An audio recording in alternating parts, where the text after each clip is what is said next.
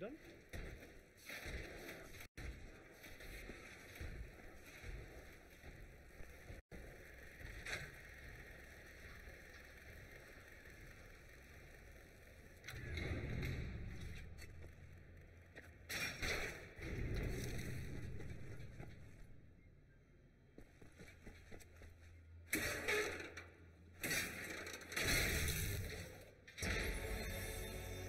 When victory seems worth any sacrifice,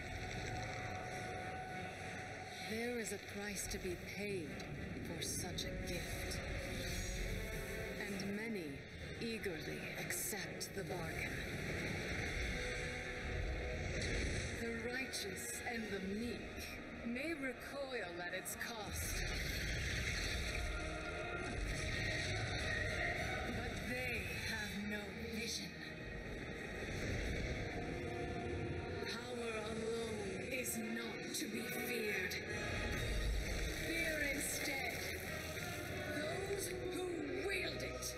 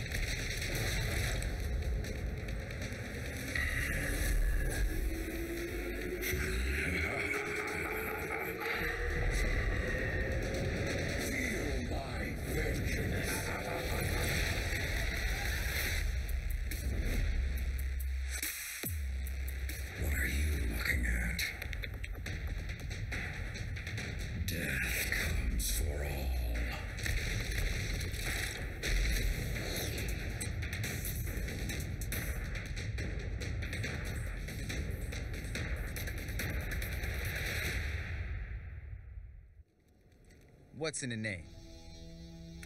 Well, that depends on what you do with it. Put it out there. Get good with it. Like, really good. Get it on a team. Get it on a big monthly check. Make your whole city know it. Check that. The whole world. Get it on the back of a champion. That's your name. Better yet, become a champion. What's in the name? Well, that's up to you.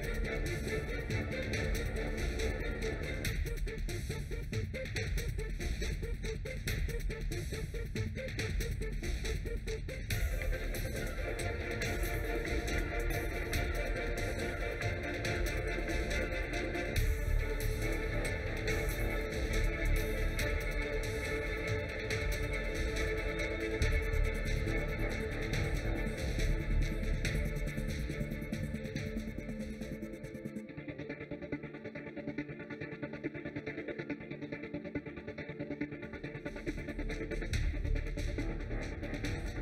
2017 Overwatch World Cup is brought to you by Omen by HP, T-Mobile, Union Pay, and Blizzard Entertainment.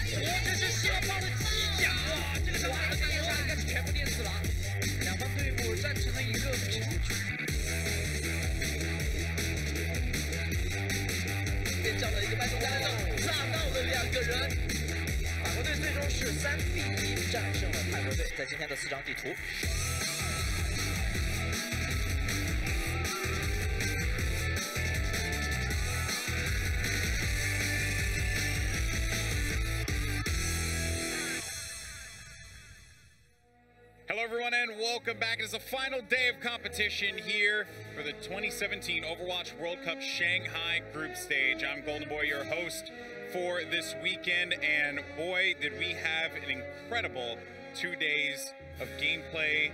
It was awesome, loved every minute of it, but now we have to determine who are going to be the final two teams that will punch their ticket to Anaheim for BlizzCon. That is correct. I mean, we've seen teams absolutely dominating, such as China, France. Started off a bit rusty, but really started to get back in shape. And we saw so many, new names out there on the board who really impressed us. And I just can't wait to see what Day 3 has in store for us. That's right. What about you, Rach? Aside from the hard-hitting teams that came here, like China and France, with rosters complete of pros, we saw a lot of teams bringing the best that they had put together just for this event, and that's where we saw a lot of our breakout stars. We saw Mui, who we're going to see in our first match of the day, really kick some butt. We saw Klaus, of course, making a name for himself for Argentina, so many great stories here. Yeah, we came into this event, I think, thinking that maybe, China and France are just going to be walking through this tournament, but we've seen a lot of teams putting up really good opposition. We saw Thailand put up really good games against them. France in particular. It's just anyone's game still, and I think that's really important and really impressive to me, especially because a lot of these regions aren't really well represented in terms of professional Overwatch right now. Yeah, and that, I think that is the more telling part of all this, where you look at China and they have the Overwatch Premier Series out here. France just came off of Apex and beat Invitational, so they are competing, in tournaments against top teams constantly. But then you have like Argentina, who they're not really getting that kind of practice in there here and there, right? Yeah. But this was a big opportunity for them. Well, and I feel a little unfortunate when we take a look at the scoreboard later. You're going to see some 0-4s against them, and that really isn't indicative of the quality of play that they brought to this tournament. And so I hope that, a lot of people are going back. Reddit is doing such a good job of pulling out some amazing clips of play, and, there's really outstanding moments for some of these guys. Very true, and it has been incredible indeed. But, we've been recapping it pretty much every day here, and we want to let you guys know how this is all going to break down. So we're going to send it over to Malik, who's going to guide us through how the format for the 2017 Overwatch World Cup works. The 2017 Overwatch World Cup is now within reach, and the world's best will fight, but only one team will succeed. Here is how we play. Only the top 32 advance to the group stage of our world competition. Players and fans from each country vote on their committee candidates to select the best 6 competitors to represent their country. Our qualified teams are seeded through a snake draft based on their country's initial rank into 8 groups with 4 teams in each group. After each team plays a full round-robin battle in their group stage, the top 2 teams from each group will advance based on placement rankings determined by overall scores across their 4-map series. The top 2 teams from each group will make up our final 16 teams and will compete in a single elimination playoff. Only the top 8 teams will advance to BlizzCon and be our 2017 World Finalists. At BlizzCon, the first team to win 3 matches will be the 2017 Overwatch World Champions. Get ready to witness Overwatch history in the making. Indeed, it will be history yet again. South Korea were the champions last year. And I have to say, want to, shift that focus onto the team that's going to walk onto the stage in just a little bit. The Chinese roster, they have one goal, BlizzCon. And the team that they want to beat is South Korea, Zoe. Yeah, I mean, they're really like wearing like almost blindfolds going in here. They're not too concerned about any of those teams. We talked to them prior to the whole tournament even starting, and we went through all the other teams, asking them like, how do you feel about those? How do you feel about them?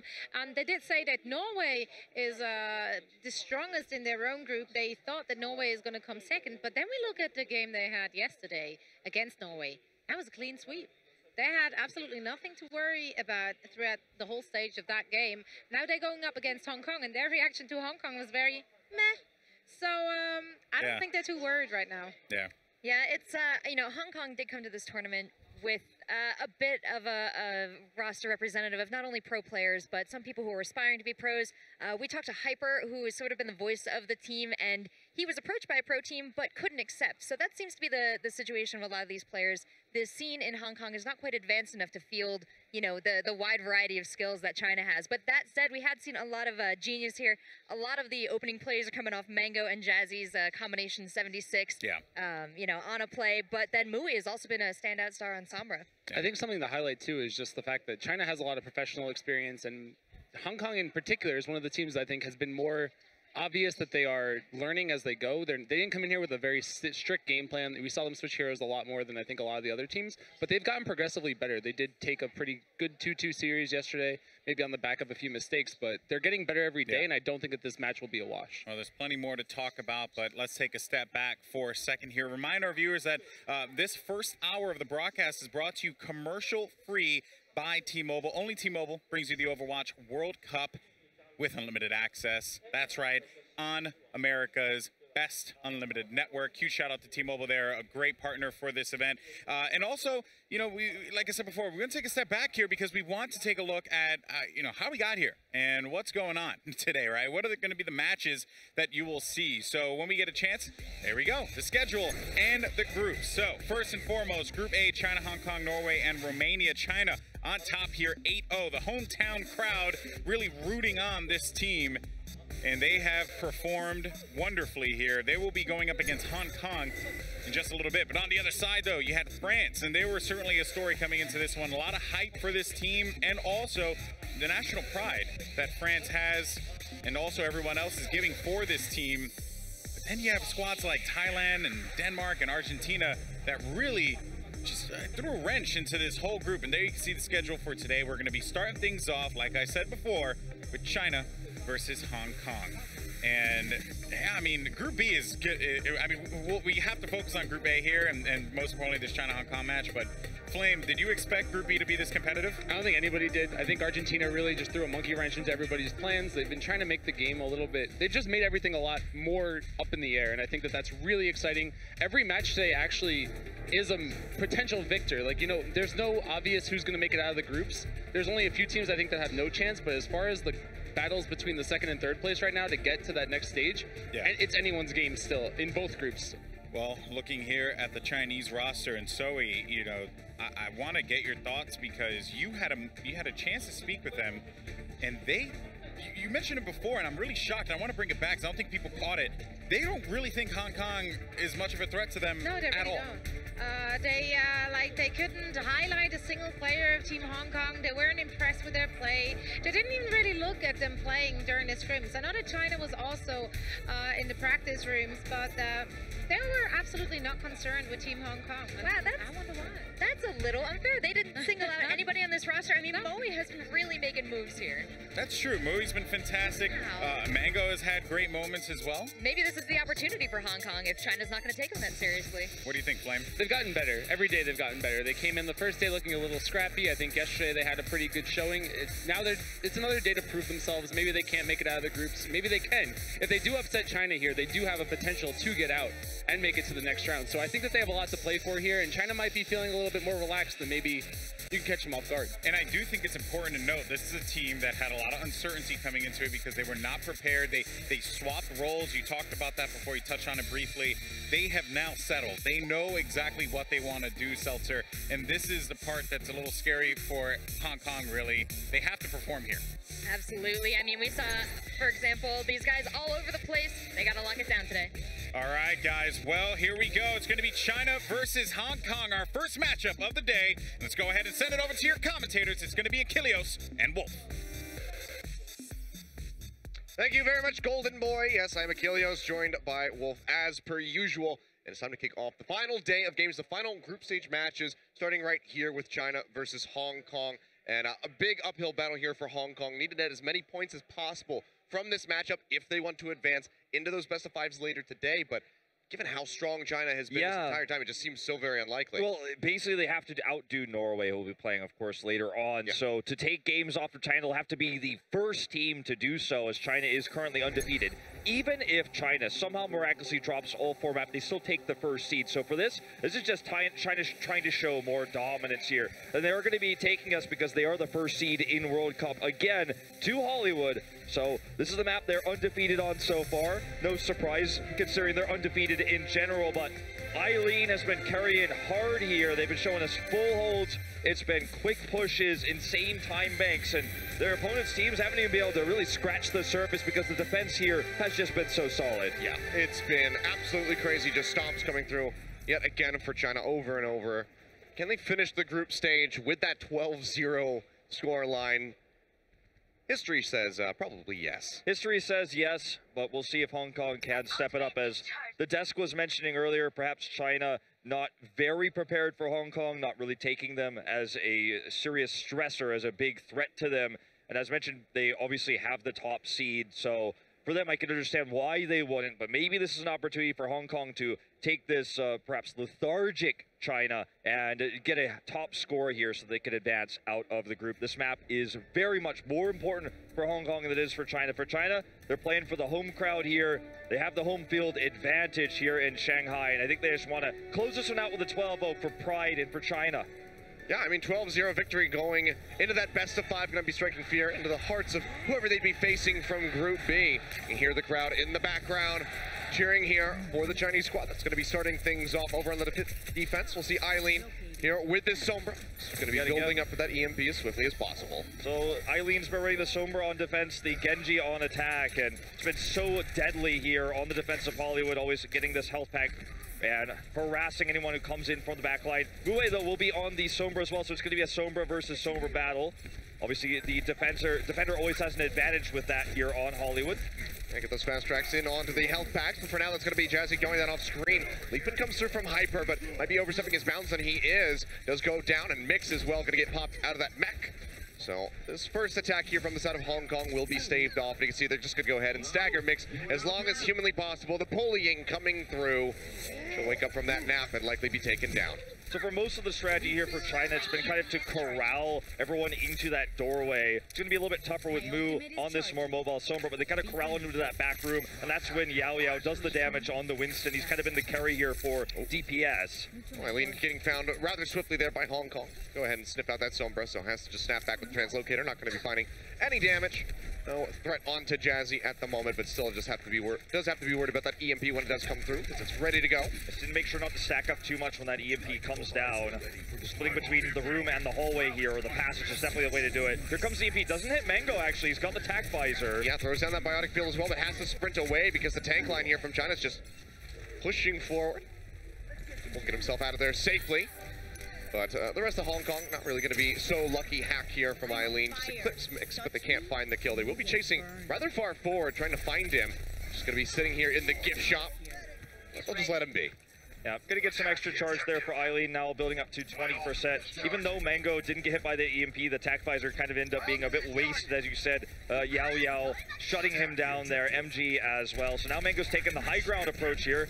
Good angle for him, actually, kind of pushing the tanks back here, so he's got free reign. Yeah, we see that EMP coming down here from Mue as they try to take the fight, but there's going to be the attack visor coming through, and already Jazzy has been eliminated. Undead just firing away, comes up with that second kill as he gets rid of Mango. Looking for a little bit more here. Biotic Grenade does come down, denying a lot of healing on the side of Hong Kong.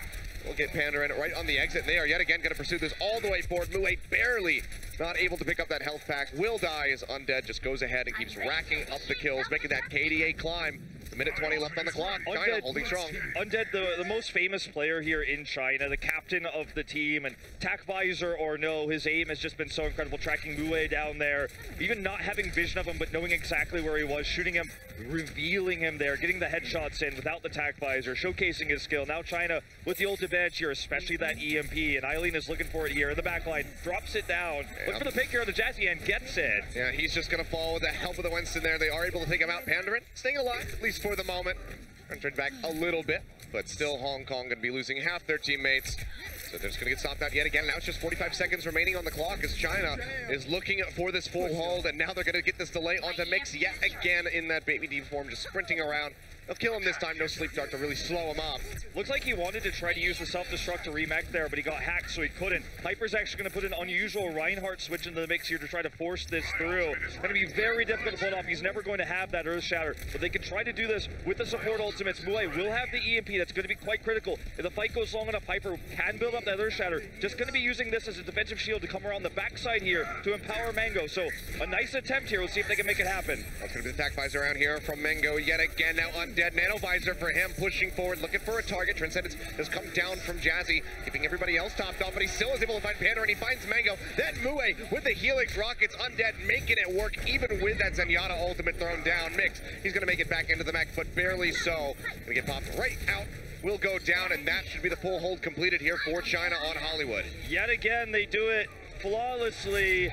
The Reinhardt pick there at the end, some desperation coming out on the side of Hong Kong. They want to do an older style push there. We've seen a few Reinhardts throughout this tournament, and it's usually at the end of desperation, whether it's on Hybrid at the end of King's Row, for example. We've seen it there, seeing it here on Hollywood. The idea is to get protection for Mango to come around the backside, surprise China. They have so many mobile heroes, though. Eileen spots us out right away to get around the backside of the Reinhardt. They can't pair the EMP with anything. The self-destruct completely useless there for Mix. He uses it just to remech, but everyone else is already dead.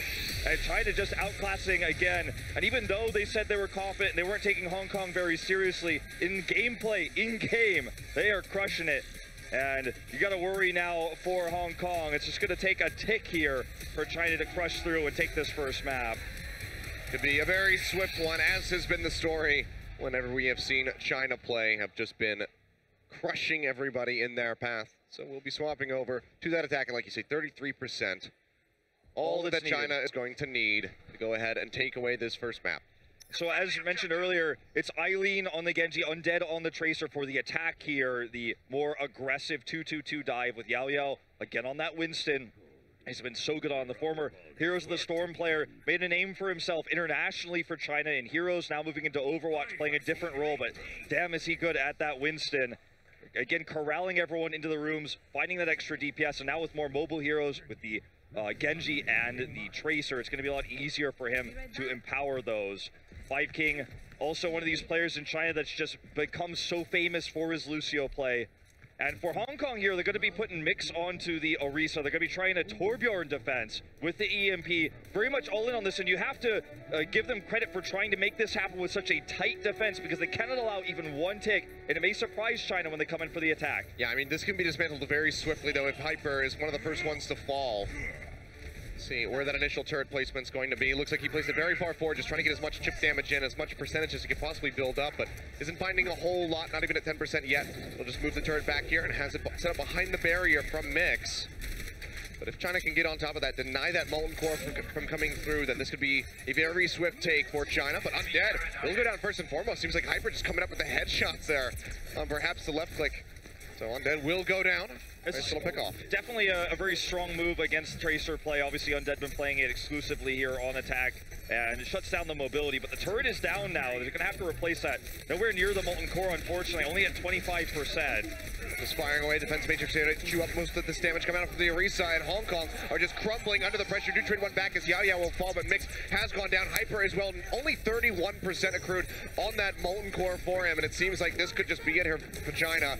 Over halfway there, EMP will come down from Muwei, is able to get Shy, but the rest of his squad is falling. He's going to get cut down, and that is just going to be Hollywood going over to the Chinese squad, just like that. Just like that, Ilios, and it may have looked like a very one-sided attack, but you have to remember, if you're watching, if you're a newer Overwatch fan, all they needed was one segment of that meter, one tick, as we call it, and it's because China had the full hold. And when you go for an all-in like this with the Torbjorn Arisa, if it gets broken one time, you're basically done. It's an all-in defense. If it crumbles for just a second, everything falls apart. So that's what happened there when they got that second push. Well, nothing too shocking here. Undead going to be the one coming up with the play of the game, has that nanovisor coming through and just cut down Mango as soon as he had popped his own and just picks up that nice and easy 3K.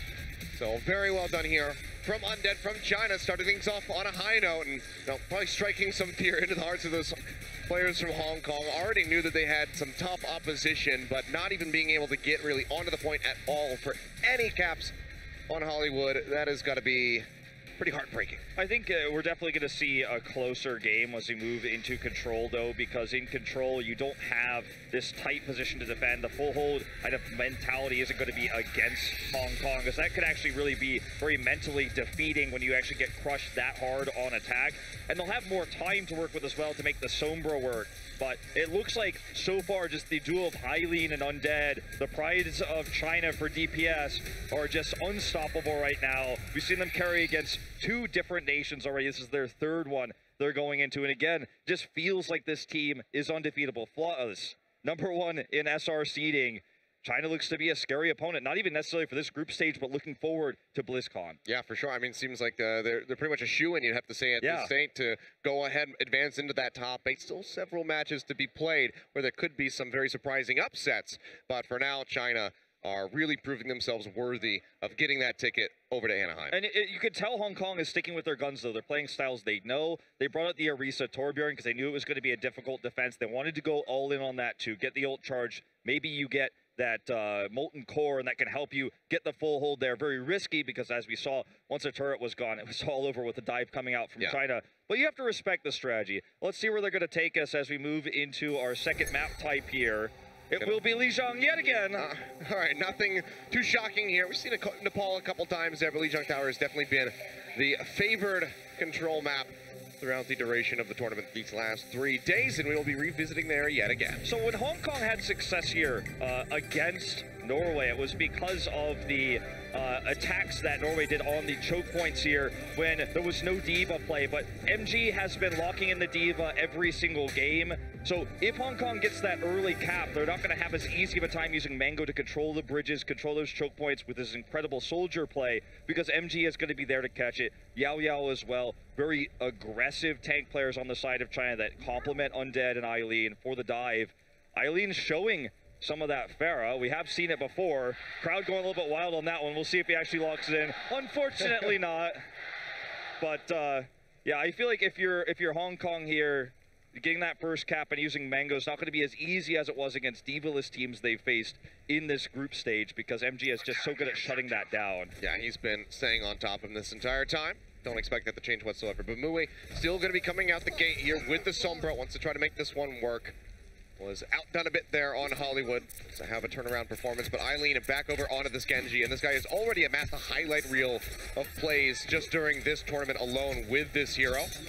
So going to be looking to add a couple more clips onto that video. We'll see if he can do so already at 54% here for the Dragonblade. That's just going to be a big deep dive in here from the Chinese side, jumping straight on top of the Hong Kong players, and Jazzy and Penderin will both be taken out right off the bat, so no heals available now for Hong Kong. Are able to trade back a couple kills to get rid of Yao Yao and 5 King, but very much seem to be losing out on the exchange at the moment. Eileen getting healed up from that Orb of Harmony, able to right-click his way to success as he does take down Hyper. Has the deflect here to mitigate a little bit of this damage for 3 HP. Can he stay alive? One more shot would do it. Bounces up into the air. Has finally gone down. Mue hunts him down, finds the kill, and will be dropping in the EMP. Gotta grab that health pack on the outside here, too. They continue to contest. The respawn's, though, so far away right now for Hong Kong. Mue making it back into the stealth, avoids the rampaging Yao Yao, keeps himself safe at the moment, but it will be a nice contention here onto the point for this first cap.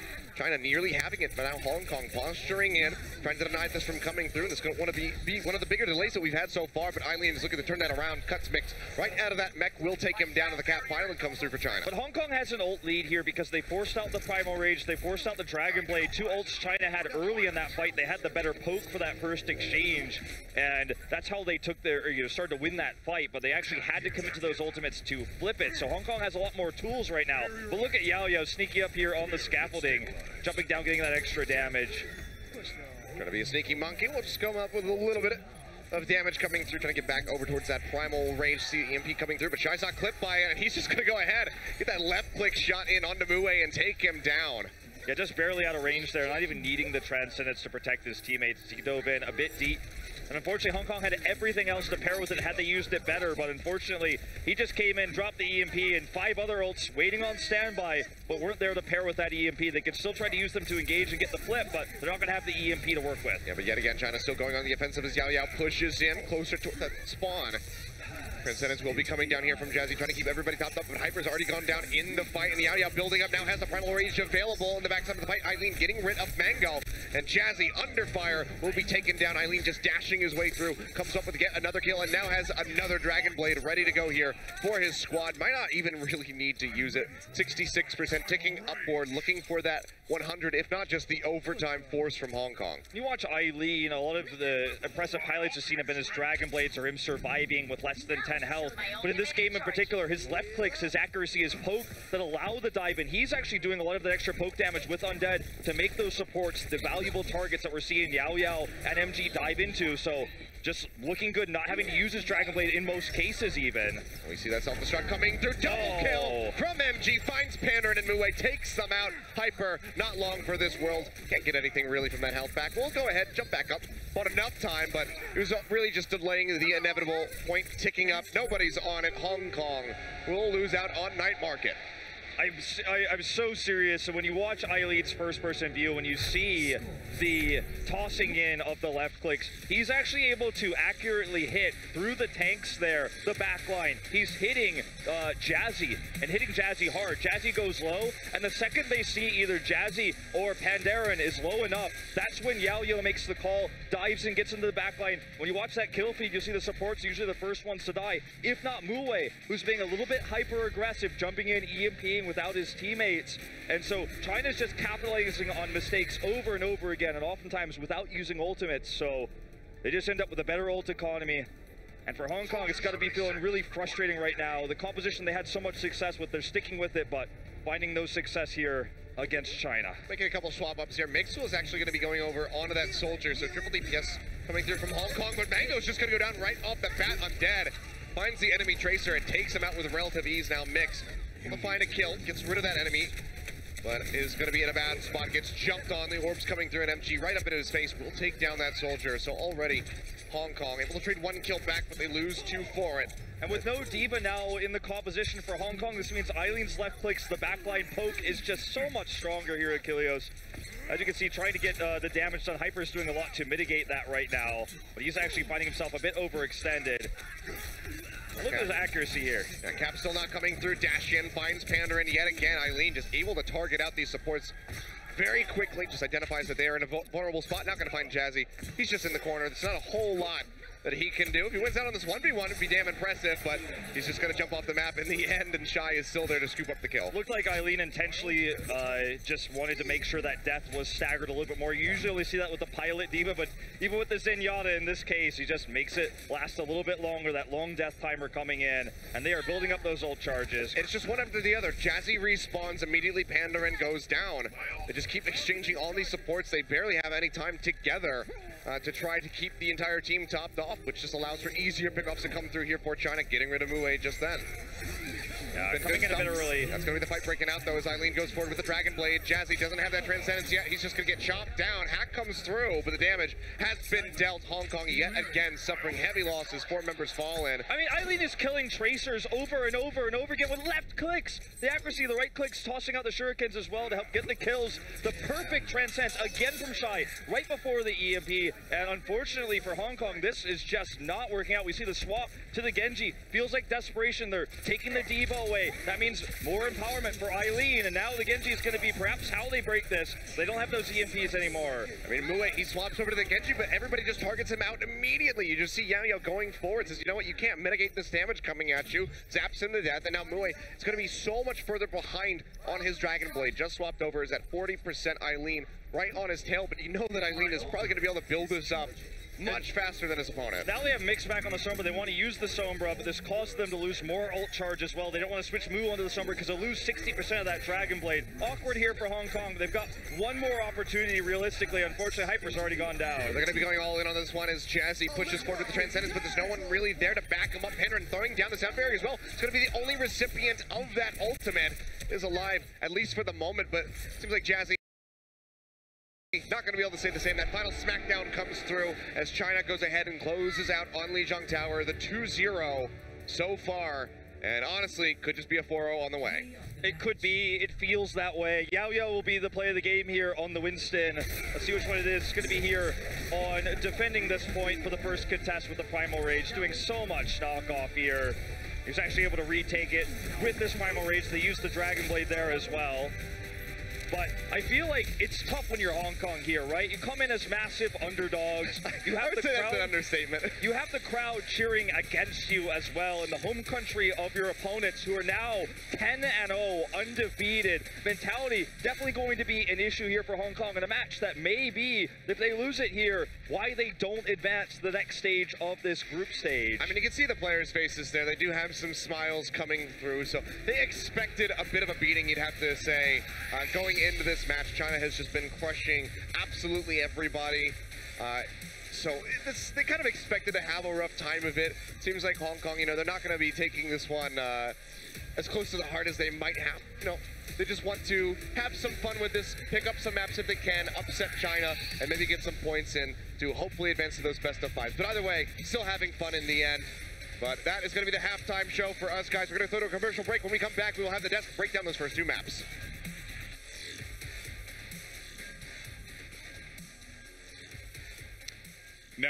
No commercials, no mercy, courtesy of T-Mobile. Anyway, all right, guys, halftime show here. This is certainly not looking very good for our friends over in Hong Kong. I'm just going to say it. This is a team, this Chinese roster, blizzcon. That's it. That's all they're thinking about. They are playing exceptional Overwatch, Zoe. They really are. I mean, it's almost hard to highlight a player. We've been talking so much about Eileen, and he's been slicing and dicing through the team of Hong Kong so hard. Like, literally no mercy. But if it's not Eileen, then it is Undead making the plays. And if it's not Undead, then you just get an orb to your face from Shy. So everyone on their team is doing their job and contributing to this absolutely fantastic performance we've seen from China. And you can just see that the teamwork is just there. They know what they're doing. You saw in this play of the game here that they just kept the 76 on the high ground. It's actually really hard to deal with the 76 at the top of the elevator on this map because you come in with this EMP, but suddenly how do you get the 76 up there? So while the Ana's hiding from the EMP and the 76 is up there, you come in with this combo that doesn't work suddenly because there's a nano visor in your face, and they executed it super well.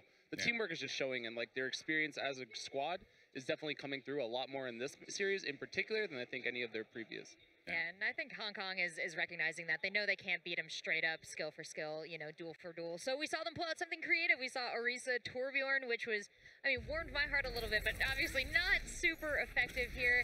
Yeah. I wonder, you know, with a little more practice, maybe that unexpected move would have caught China off guard, but... I mean, I don't even know if it was that unexpected. We've seen it yesterday already. Hong Kong played it on Horizon against Norway, and that didn't work out at all on point A either. It's one of those all-in things, you know, they have to have one tick of the point. So you just pull out this kind of wild card strat, see if it works. Maybe it'll carry you through. You get some encores up, you get some superchargers, and you can kind of win that way. But I mean, it's very all in, and clearly it didn't. Yeah, like that said, you have one game plan there. Yeah. And that's it. And they did not get them. Yeah, and for one tick, I mean, it's a desperation strategy, and that played out there.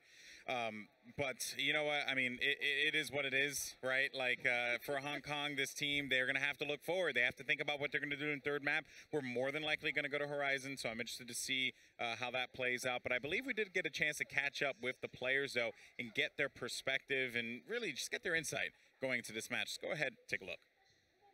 我觉得香港队的实力是有的吧，但是我们已经击败了我们认为小组里最大的对手挪威嘛，所以说我们有信心，用12-0的战绩出现。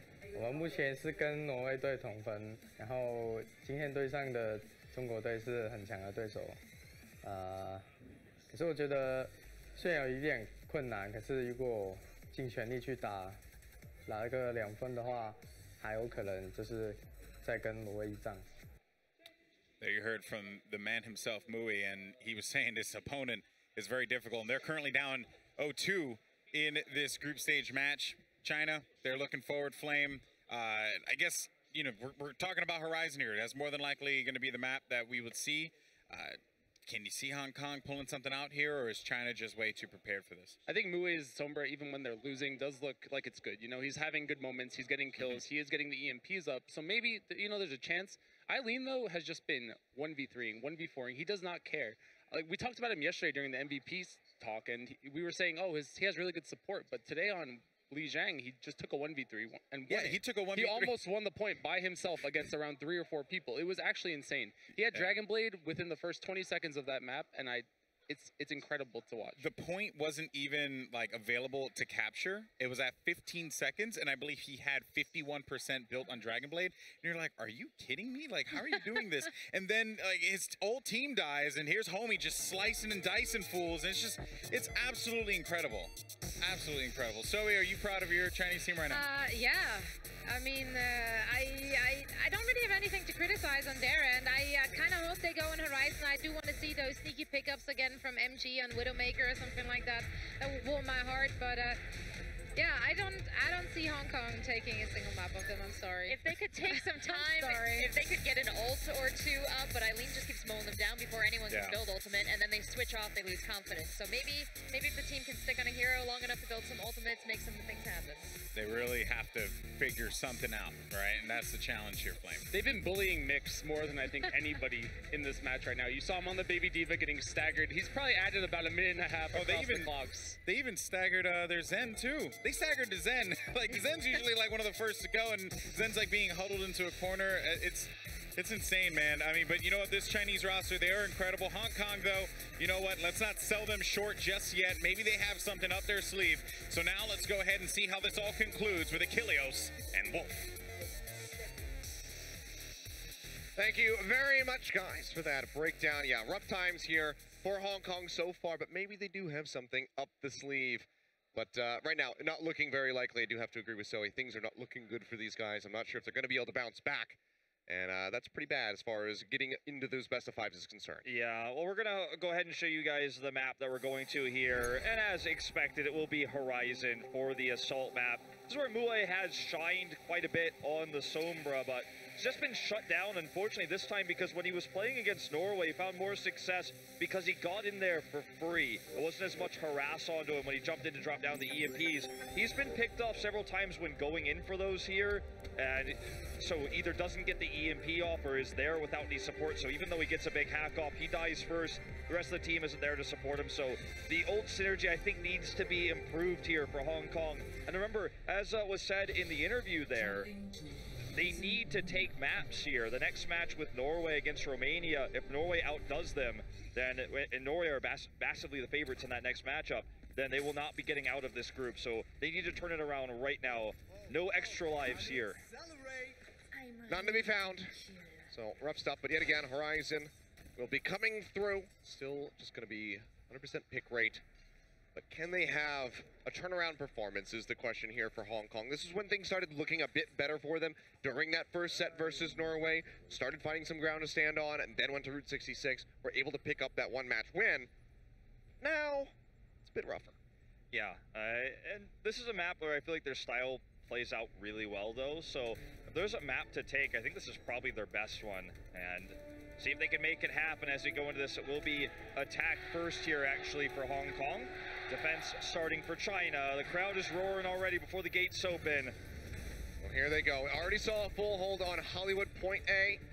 Can they do it again here on Horizon? Would be a very swift series if that were to come through. Hyper at the moment is going to be over here on this Widowmaker. Finds a nice headshot in onto MG. Almost pops him out of that mech. Now coming up around the corner. But too many members there of China. Doesn't really want to go toe-to-toe with them. So does have to kite back as they maintain that high ground. We'll be wrapping back around towards the point, where nearly that first tick has come through. Yeah, we saw actually MG ironically be the one to show the Widowmaker here when China was on attack, so Hyper kind of drawing some inspiration perhaps to try to get those picks. Shot MG first, but isn't able to get anything, and you have to wonder, is this Widowmaker pick worth it when they can't find even the body shots right now?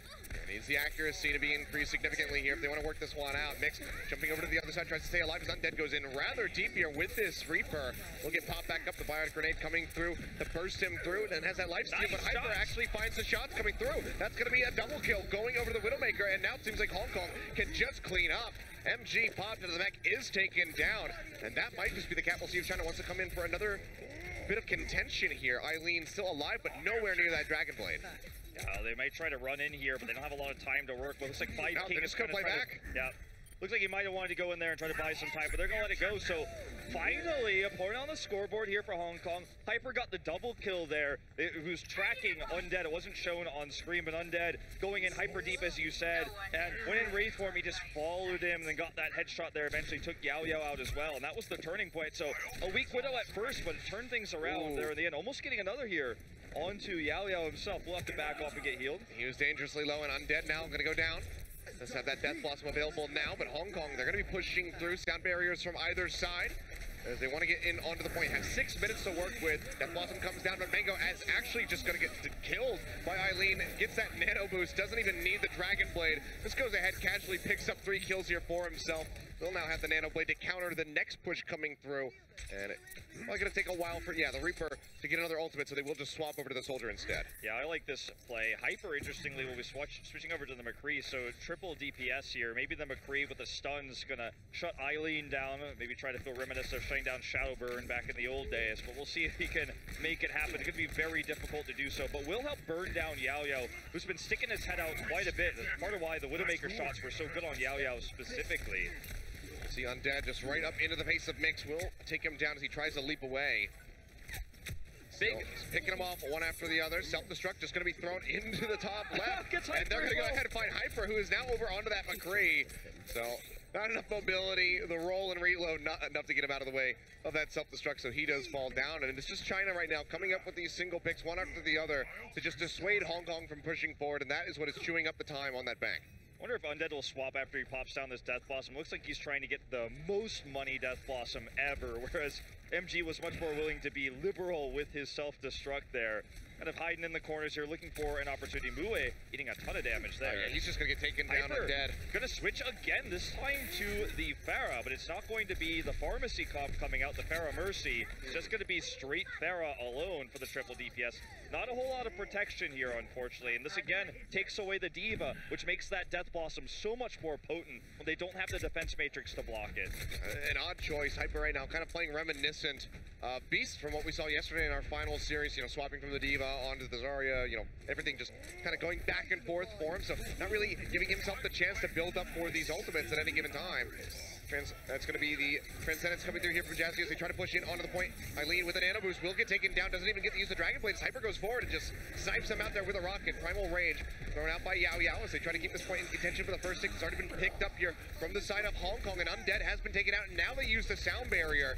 They do lose out on Mix, so that tanky frontliner is not going to be there, but the kills are still coming through as they pop MG out of the mech, take him down as well, but Eileen, doing some work off screen, finds Jazzy as Hyper just tries to throw down these rockets, but everybody focuses out the Pharah. They do take him out, and it seems like Hong Kong will yet again be staved off, but this time not without reward. Yeah, and this feels like a smart move after seeing it in practice. There's not a lot of heroes on the side of China. Hit scan to remove the Pharah. You've got Reaper on the ground, so finally Undead's going to switch to that Soldier. But yeah, Reaper on the ground, you have Genji who could try to do a little bit more there, and the Tracer, so they're switching this up completely to shut down the Pharah. But the concussive blast there actually knocked Reaper away. It's why his Death Blossom was so ineffective there in that last fight. So really good usage of the Pharah. They've taken up nearly 50% now of the meter, but now the Soldier's coming out. Here's the Dragon Blade. Another Nano Boost. He knows that Transcendence down already had to use it, so Eileen to Swiftly going to find both of those supports, looking for a little bit more. If he can get the kill in the mix, and MG comes through to go ahead and help him out with that task. So just chops him down. 3 kills there. Picked up by Eileen and friends. 2 minutes 45 remaining here for the side of Hong Kong. So, I mean, significant drain on the time bank so far. China have been holding out. That first tick did come through at least. So Hong Kong have something to work with. Yeah, the Rocket Barrage is going to be very critical. If they can somehow demech MG beforehand, that's going to be how they want to use it. So he's going to be holding on to that one as long as possible until that opportunity arises. But there's so much hit scan now with Undead back onto the Soldier, and Shy will be looking to knock him out of the sky as well. A lot of tools to shut down that Rocket Barrage. Not going to be the only tool they have with Transcendence and Tac Visor coming up soon. Looks like they want to pair them all together. They're being very patient right now, kind of doing some eco pushing to try to build those up before going in for the all-ins. They want to poke out where they can. Hyper's going to go ahead, enter into the point as Eileen tries to chase him through the skies, but not going to be nearly as effective. But it seems like Hyper, he hits the ground. It makes him an easy target here for Undead. He'll go down, as does Mix and Jazzy.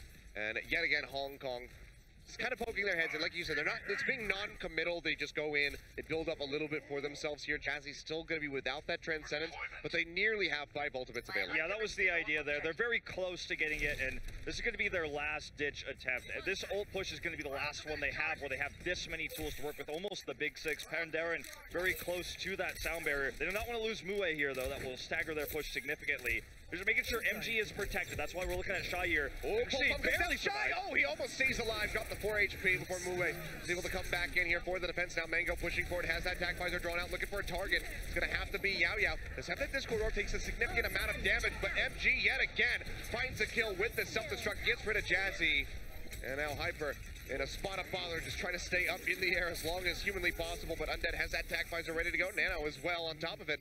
Going hunting, will find Mue as he does exit and helps find Hyper right at the end there as well. So Hong Kong stopped out, used quite a many few of their ultimates on that push, and now it's just 45 seconds remaining. They got the second tick again, so they advanced by another 33%. So they are going to give China a bit of a rougher time when it comes down to their own attack, but if they can get the completion here on this last-ditch push, that would be huge for Hong Kong. I was watching Mango's first-person view. He's just so shut down by the self-destruct there. Then Yao Yao came in, so it started off well for them, but the respawn's coming in. Undead then has that Tac Visor against No Diva. This is going to be their last chance, Ilios. Yeah, sound barrier does come through here. Eileen with the Dragon Blade drawn out. Not going to be able to cut really through those shields. Bionic Grenade connecting in onto Mix, but he gets stopped back up, has that Primal Rage to keep himself alive. And now it seems Hong Kong are just going to have to try to go all in on the fight, but already using that major delay ultimate of the Primal Rage is going to be huge here. Could really cost Hong Kong. Point ticking up at the moment. Yao Yao just coming back in, has the Primal Rage available. Let's go as low as possible before he pops this one out. Maybe he doesn't even have to pop it out at all, because it's just going to be Hyper and Mango, the only two left alive. And Mango, he's coming back from the respawn, so things not looking very good. Self-destruct done out there from MG. Just make sure that he couldn't possibly re-enter. They will be denied that full cap on point B, but they got the 2 ticks before the clock was drained out. It's definitely a lot. We're seeing a lot of swapping on the side of Hong Kong, which is kind of a weakness for some of the teams that have been less successful in this group stage, is sticking with the composition that works. And in China's case, a composition that is absolutely positively very meta in terms of top-tier professional play. Remember, 4 of these members, or LGD, made it to the finals of Premier. They're sticking with the meta that the rest of the world is in professional play. Hong Kong's trying to switch it up a little bit here, running the Pharah to try to stop out China, and that worked really well for the first push when they didn't have the hit scan, but when Undead switched to the Soldier, they made it work a lot better. The shutdowns were really good onto Mango's Soldier. Self-destruct buying enough time there, and actually MG got the remech afterwards, so didn't even get taken out in pilot form. Bought enough time for Undead to respawn. That was their one big chance where they had that really successful rocket barrage to take it. This map is not over yet. The second point, very difficult to take. And is a possibility Hong Kong could do the same here, have a full hold. Feels unlikely, but going to be bringing Mango back onto that Reaper. We're not seeing any Sombra just yet shown. Looks like Mue wants to be back onto the Tracer. So wants to play this one a bit more aggressively. But 86.5% is what China needs to beat if they want to take this. Hong Kong were able to push it pretty far, pretty close, but just shy of getting that second cap onto B. In the meantime, we're just having some fun out here. Yeah, low grav, man. And I was a kid, all I wanted to do was go to the moon. Just have those jump. I wanted to get the moon shoes. I guess now we live in a world where you can at least experience that virtually. I feel like a lot of people watching this don't know what moon shoes are. Well, Google it. All right, there you go. That's the answer for pretty much everything if you don't understand it. But all right, on the assault now is China pushing their way in, and Hong Kong, they're going to be waiting outside the airlock. A bit of a sneakier tactic, not something that we've really seen so far. MG is over onto this Widowmaker, but won't be finding any targets for quite some time. They do spot the Lucio jumping around on the backside. This could backfire really hard, though, if Yaoyo's able to get that extra damage off when they do get spotted. Looks like they didn't realize quickly enough, though, and everyone is going to get out. Yeah, so now they've identified where everybody's at. They say, okay, you know, they're hanging out in space, so we'll just push in. We'll take Pandarin, who's the one all on his lonesome. They take him out. Mango trying to get his way in there. Will also be taken down. Jazzy falling, and it seems like Hong Kong, well, they tried to go for something a little bit cheeky, and it just does not pay off. Shot comes through. Mue barely stays alive. 4 HP. Good Lord, MG almost had that kill. Can't quite get it at the end, but still look pretty stylish. Perhaps the idea here for Hong Kong was, we know MG is going to be on that Widowmaker. We watched him just wreck earlier, so let's hide outside where he can't get any value. Then immediately, Mue knew exactly where he'd be, and sure, they got the Widowmaker, but that's all they got. I guess that part at least went according to plan for Hong Kong, but everyone else was dead. And now China with just as large of a time bank as Hong Kong had to try to take point B. Well, going to be an answering Widowmaker here from Mango. Going to snipe them out on this attack.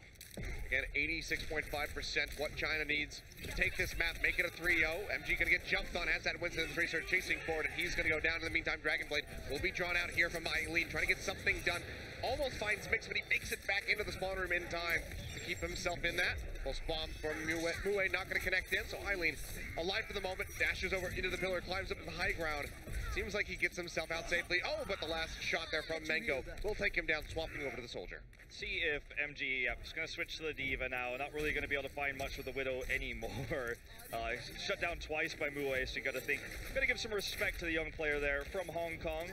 The Shy is looking to actually build up that Transcendence now. They won't have a Dragon Blade with it because Eileen was hyper-aggressive earlier, couldn't kill Mix, and Hong Kong holds firm for the time being. They've got a decent ult economy with this as well. Kind of an all-in there from China. They're switching and getting ready for the bigger push. That's going to be the nano boost thrown in here onto Hyper, who has that Primal Rage ready to go. In the meantime, Transcendence thrown down here by Shy, keeping everybody topped up for the moment. But now he's going to be a prime target. Leap over to the side as he tries to find that kill, but Hyper not going to be able to get it. Cannot take out that Zenyatta. Now Pulse Bomb thrown down here from Undead. Doesn't get the stick, doesn't get the kill, but denies Pandarin the sound barrier mid-drop. And China is just stomping their way through the members of Hong Kong at the moment. Mango rejoining the fight, going low, throws on the Biotic Field. But you see Eileen cutting forward, and he has to run back towards the spawn, and that is just going to be it. They exceed the 86.5%. And now it's a 3-0 here for China. One final map available for Hong Kong to try to put an extra point on the board, to try to keep themselves, you know, in a spot where they can actually upset the Chinese squad. Yeah, it's just so tough to do so when the fights are so well coordinated by China. I wonder if we'll see that Undead play the game there at the end. Very likely. See who we get here. Will be Eileen, actually. Over on the Genji. Taking some of Undead's fire away tonight. She comes in. It's going to be the Nano Blade earlier here for the defense. The nice 3K at the end. Get some help from his friends to take out Mix. And, I mean, a stronger start on the defense there for point B, at least. MG stuck in with that Widowmaker for a bit too long. We've seen a couple teams do that. Shouldn't have gone in for the Widow, but they did. Norway just yesterday kind of sticking to that pick, and it cost them a bit in their match versus China. Well, at least they're all still smiles here, Ilios. As you mentioned right before our halftime there, they kept the energy up, but unfortunately now they've only got one opportunity to take a single map here before Norway faces off against Romania. They need that point on the scoreboard to potentially get out of groups, and for China here, Eileen and Undead just continue to carry these fights. The man himself, Eileen, on camera there, doing so much work with these nano blades. Undead, the most famous player in DPS in China, and it's just so hyped to see how much damage he's doing now on this world stage. The crowd is cheering for China. And remember, guys, for those who didn't watch Premiere, LGD is 4 members of this roster. Of course, ID, Ice, they make up the other 2. LGD is the team Undead plays for. He's the captain there, captain of China. They didn't even win Premiere, but they made it a really close series. Really good finals. If you missed it, go back and watch it. But this guy is the big crowd favorite. A lot of the people in this crowd, in this audience right now, are here to watch him. So for Hong Kong, you're feeling the extra pressure because everyone's cheering against you. These people in the crowd are all wanting China to win. They're the home team. And now we're going to Route 66. Can Hong Kong make it work with a Sombra here? That's going to be the question. They need at least 1 point on the board. China wants to walk out here with a perfect score. It's going to be a tough one, as per usual here with this series. But Route 66, this was the turnaround for Hong Kong in their first match versus Norway. This is where they were able to go ahead and pick up a win. But against China, it's going to be such a tougher ask. It definitely will be, for sure. I wonder if we'll see the Undead McCree. As you go back and watch some of his plays in the past, this guy is crazy. Watch him get pop dead eyes and get triple kills off of jump pads on Oasis. Love to see that McCree on this map. Maybe some fan service of the McCree. We've seen it already once. It might be time to see it again. We saw it from Hyper in the that one didn't go series, as well. But I mean, he was just kind of flipping through everything. But yeah, perhaps we will see it from Undead yet again. Show off some flashy plays there with the McCree. So it hasn't really been that popular of a pick, which is a little bit surprising given the changes coming through. And also given just how good Undead is on it. But he's going to be sticking with his more comfortable soldier here on the defense. Eileen will be on the Sombra. As we see the attack composition coming out from Hong Kong, it's going to be their standard. Mue on the Sombra for their last attack. Yep, it's going to be the Sombra battle coming through. Very poor position there from the side of Yao Yao, just spotting them out as they come out the gate. Look back safely, wasn't really punished for that. Eileen has a massive ult advantage because obviously he has the health packs and he's in a forward position, just build it on these tanks as he's been doing all series long. Already at 56, 57% here for that first EMP. I mean, as long as he maintains control over the big health packs here, he is just going to be stomping out Mue as far as the ult percentage is concerned, as you say. Now, just hunting Jazzy all the way back to the spawn, keeping him contained. And he can just stay here for a little while because he could exit with the stealth, but get the call for help there from Jazzy. The rest of the squad comes back to try to deal with him. And he's got that EMP available. Look at the angle he's going to try to go for to hit the massive one. Shy nowhere near the Transcendence right now, so this could be huge. Nearly got it. Yeah, we'll be coming up here in just a couple seconds. In the meantime, both of these Lucios going to be traded out as 5 King does go down. Mixie able to track him out and takes him out. So nice little pickoff coming through here for the side of Hong Kong as they try to get this payload moving. Just now rounding that first bend. So has been slow and steady thus far, but not really gaining too much at the moment. Undead will go ahead and get EMP'd out, but that is not dissuading him at all from pushing forward into mix. Helps him pop him out of that Mac.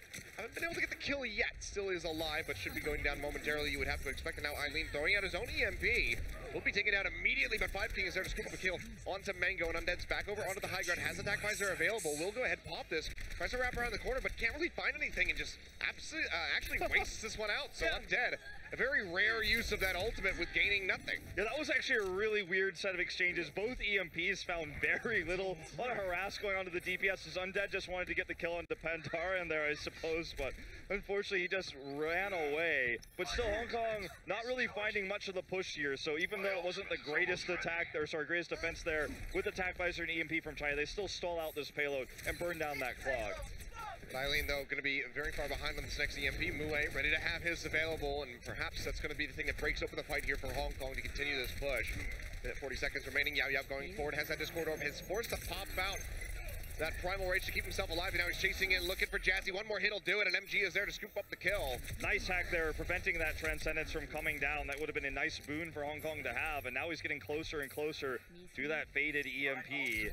We'll be able to make it work a little bit better this time than the last one. This is just health pack wars at the moment, just back and forth. Somehow Mue able to get the one inside the gas station, but right now Hong Kong, look how stacked their ultis are, have all 6 available, but if they can't make this work, if they can't complete this push with all 6, then you'd have to expect that their hope is pretty much gone.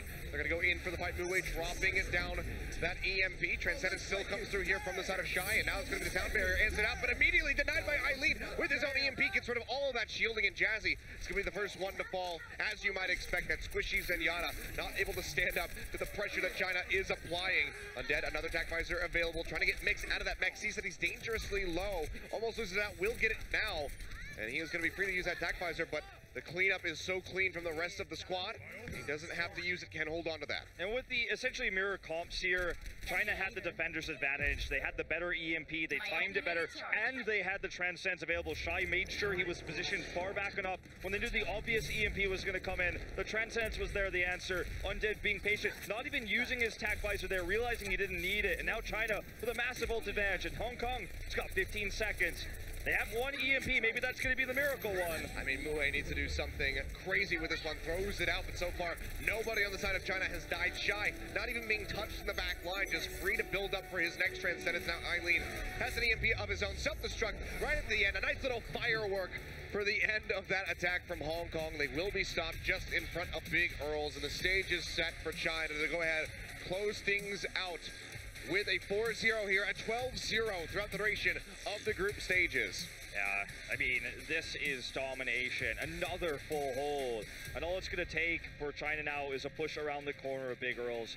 Historically, Hong Kong and the Sombra play on this map have been stronger defensively, but they're going to have their best defense of the tournament right now to take just a single map off the home team of China right now. Mirror compositions, but the ult usage by far better there for Eileen. Patient positioning from Shy, hitting those Transcendences. And now, let's see what Hong Kong wants to bring to the table. Looking like we might see something super weird here, but we're not out of the gates just yet with the tanks here coming out. The Jazzy Roadhog and the Hyper going on to the Reinhardt. I suppose it's a possibility. Jazzy Roadhog sounds like a new Roadhog skin. Sure. Or another one of Doa's high school bands, I'm not sure. That too. Either or, but it seems like they are going to be run it forward with this one. And Jazzy seems to be moving back away towards the sponsor. Perhaps we won't see that Roadhog after all, but Mix seemingly going to be running the McCree. And okay, well, not the Roadhog, but instead it's just going to be the Zarya. Well, let's hope that Hong Kong doesn't drop another HK9 on us here like we saw on our last escort map of Dorado. Oh dear. They need to make sure that with this tank composition they stick with it. It looks like they were considering maybe running the Mei last time. They had some indecisions with the comp, but this time at least they're in position to defend the escort. Altogether they've got the double tank here, an older style. They can even add some extra protection for Mue when he goes in for the dive. May surprise China. And they're just going to be sticking with the standard comp. We'll see Undead switch off of the Hanzo after he drops out the Sonic Arrow.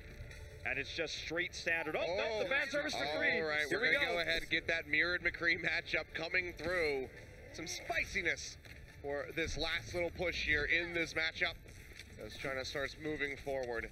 Not sure how much of the Hong Kong squad they've identified at the moment. Do find Mue, see that he's going to be operating there on the Sombra, but they likely anticipated this one. And Undead is going to go ahead, win out that McCree battle, finds Mix on the flank, just snipes him out at a distance. Nicely done there by him, and the payload already getting ready to move up into that final location for that victory.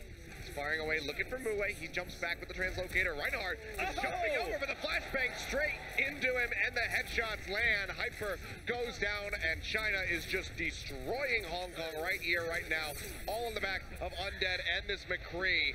Coming up with multiple kills, and that is just going to be it here. Payload slowly pushing its way in. Mix wasn't on top of it, actually, so a little bit of an HK9 at the end, but you know, he was gonna die. That's how you do it. That's how you do it. You put Undead on the McCree, the hero that he's very strong at one of the heroes. He's made a name for himself here with the home crowd of China back on LGD. Brings out the McCree to close out. The best way for China to get out of this initial stage of the groups with a perfect score will be Eileen with the play of the game. He's got so many of these here in this set. Eileen's been an absolute monster with this Genji, and is really making a name for himself as one of the best in the world. Well, you know, it's been a good run for Hong Kong. Now, in order to get out of this group stage, will have to be a massive upset with Romania taking the 4-0, and if that happens, they'll go through tiebreakers to get out of the group. But China comes out unscathed, and the old Big Earls top-down defense there with the Zarya and the Reinhardt might have worked last year at the World Cup, might have been a stronger tactic back then, but in today's meta, unfortunately, a thing of the past, and did not work out for them there in the end. So China, dominant, top seed going into this, and they have a flawless record going into the second stage. Yeah, and now the question is, can they maintain that through the best of fives have already been confirmed in for that first place spot in this group before the match even started. So we'll be going up against the second place team from Group B. We'll be finding out who that's going to be as the day goes on, because Group B is one of those ones that's pretty chaotic. It's up in the air as far as who is even going to be the first seed out of that group. Even France is not safe in that regard. Yeah. But China got to be feeling very confident no matter who they do go up against in that second place spot. But can they get the 15-0? That is going to be the question. And if they can just go straight through the group stage. The tagline, China #1, going into this tournament, is what the fans are putting on their signs, on the boomsticks. China #1 feels like the story right now at Ilios. Yeah, well, fantastic series here from China. Hong Kong still walking away with smiles on their faces, not feeling too bad about that loss. But that's going to wrap up this first set of the day. Many more to go through for us here at the Shanghai Qualifier. So we're going to go to a quick little commercial break. And when we come back, we should have that analyst desk ready to break down those games. Excited to hear Flame's breakdown on that comp from Hong Kong. The 2017 Overwatch World Cup is brought to you by Omened by HP, T-Mobile, Union Pay, and Blizzard Entertainment.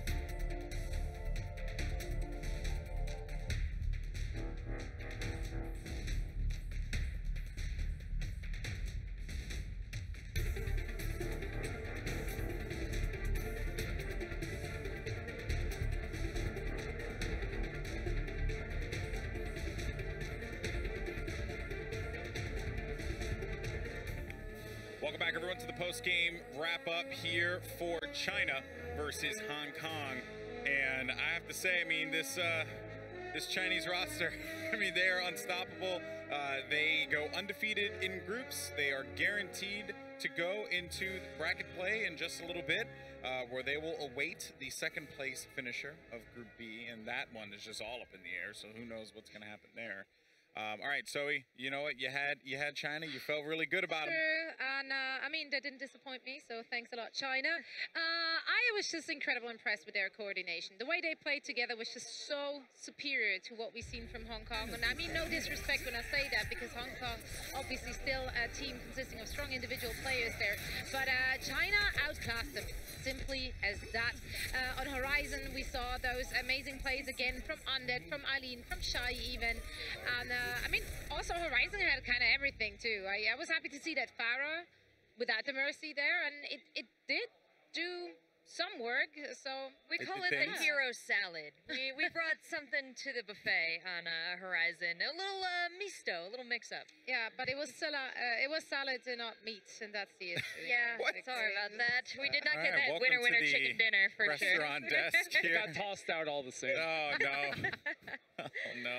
But yeah, you know, I was excited to see on Horizon. I wonder if this is an opportunity for Hong Kong to do a little bit of a showcase, because they're not feeling like maybe they can beat China, like they can take them down. So they're like, well, let's show off all our individual skills. So we saw Widow, we saw McCree, we saw Farah, Diva, and that was just from Hyper. Yeah, actually, Hyper was. It was just Hyper. Mixing up too much. I mean, I understand his game plan with Farah. Like, you know, it made sense because they wanted to move. Was it Eileen or no Undead? They wanted to move Undead off of Reaper and handle that. So that was, you know, it made sense-ish. But it's just like, I don't know, like a Flame. I mean, I just feel like there were other choices that could be made there. I actually like the Farah a lot. It's just he stayed on it. That was probably their biggest sign of we can maybe do this. Like, they had a win condition there. They did get, I think it was like 80% on Horizon, which is a lot harder than I think people give it credit for. So for them to do that was definitely impressive in itself. But then again, I don't know. I had this conversation with Monty yesterday, actually, and he was saying, you're kind of selling China short a little bit. And I was like, well, I don't think that they felt contested. But today, you just feel them. Like, you feel the power. That was a bullying. That was a straight, we are here to play. We're going to BlizzCon. Everything is set up for us to succeed, and they took the game by the horns, and they just went. Yeah. To contrast this a little bit with South Korea's play last year, it seemed like when they felt superior, they would play with their food a little bit. You know, they would, stagger people very personally, push them around the map.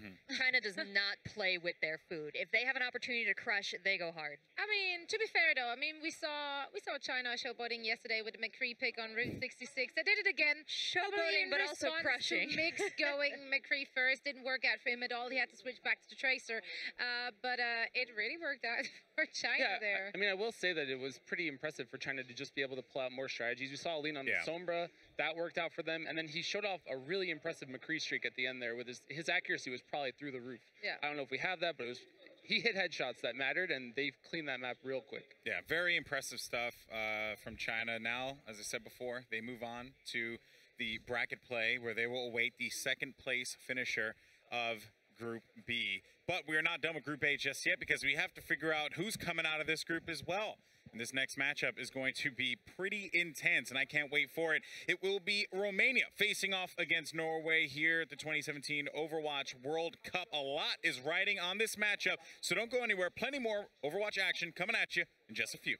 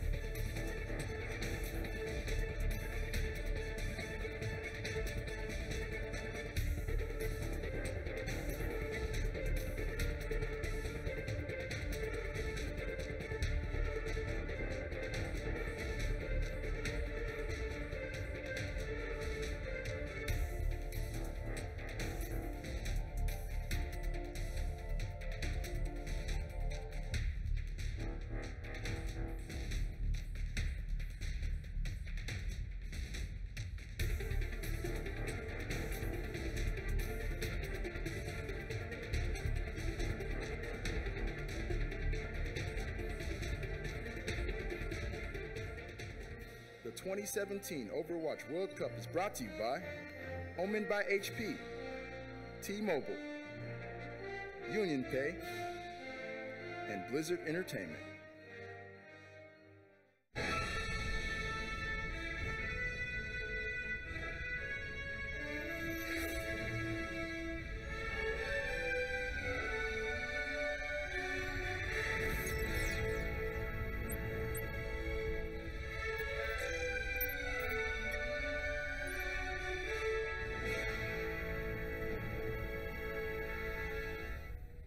Hello, everyone, and welcome back to the 2017 Overwatch World Cup Shanghai group stage as we get ready for our next matchup. It is going to be Romania facing off against Norway. And this Norwegian roster feeling, I would imagine they're feeling confident, but yesterday they got a good one. They got a lashing from China. Yeah, but let's be serious about that. Everyone got one from China, so Yeah, it's fair point, not fair like any team really avoided that going up against those guys. I know that team Norway is going to feel very confident going up against Romania. They had a really good start on the first day against Hong Kong. 3-1 was the score of that one, and they really showed us a strong performance. Onigot and Soldier, but also yesterday, yes, they lost 4-0, but I really felt Onigot's diva in some of those games. I think on King's Row, I think he performed really well. And even though they lost, I still felt like they played well. Yeah, I agree. I think that they have a little bit of a redemption here. You know, they didn't have a good day yesterday. They had a good day on the first day, and now they're in a position where they can still make it to second place rather easily, just going through Romania.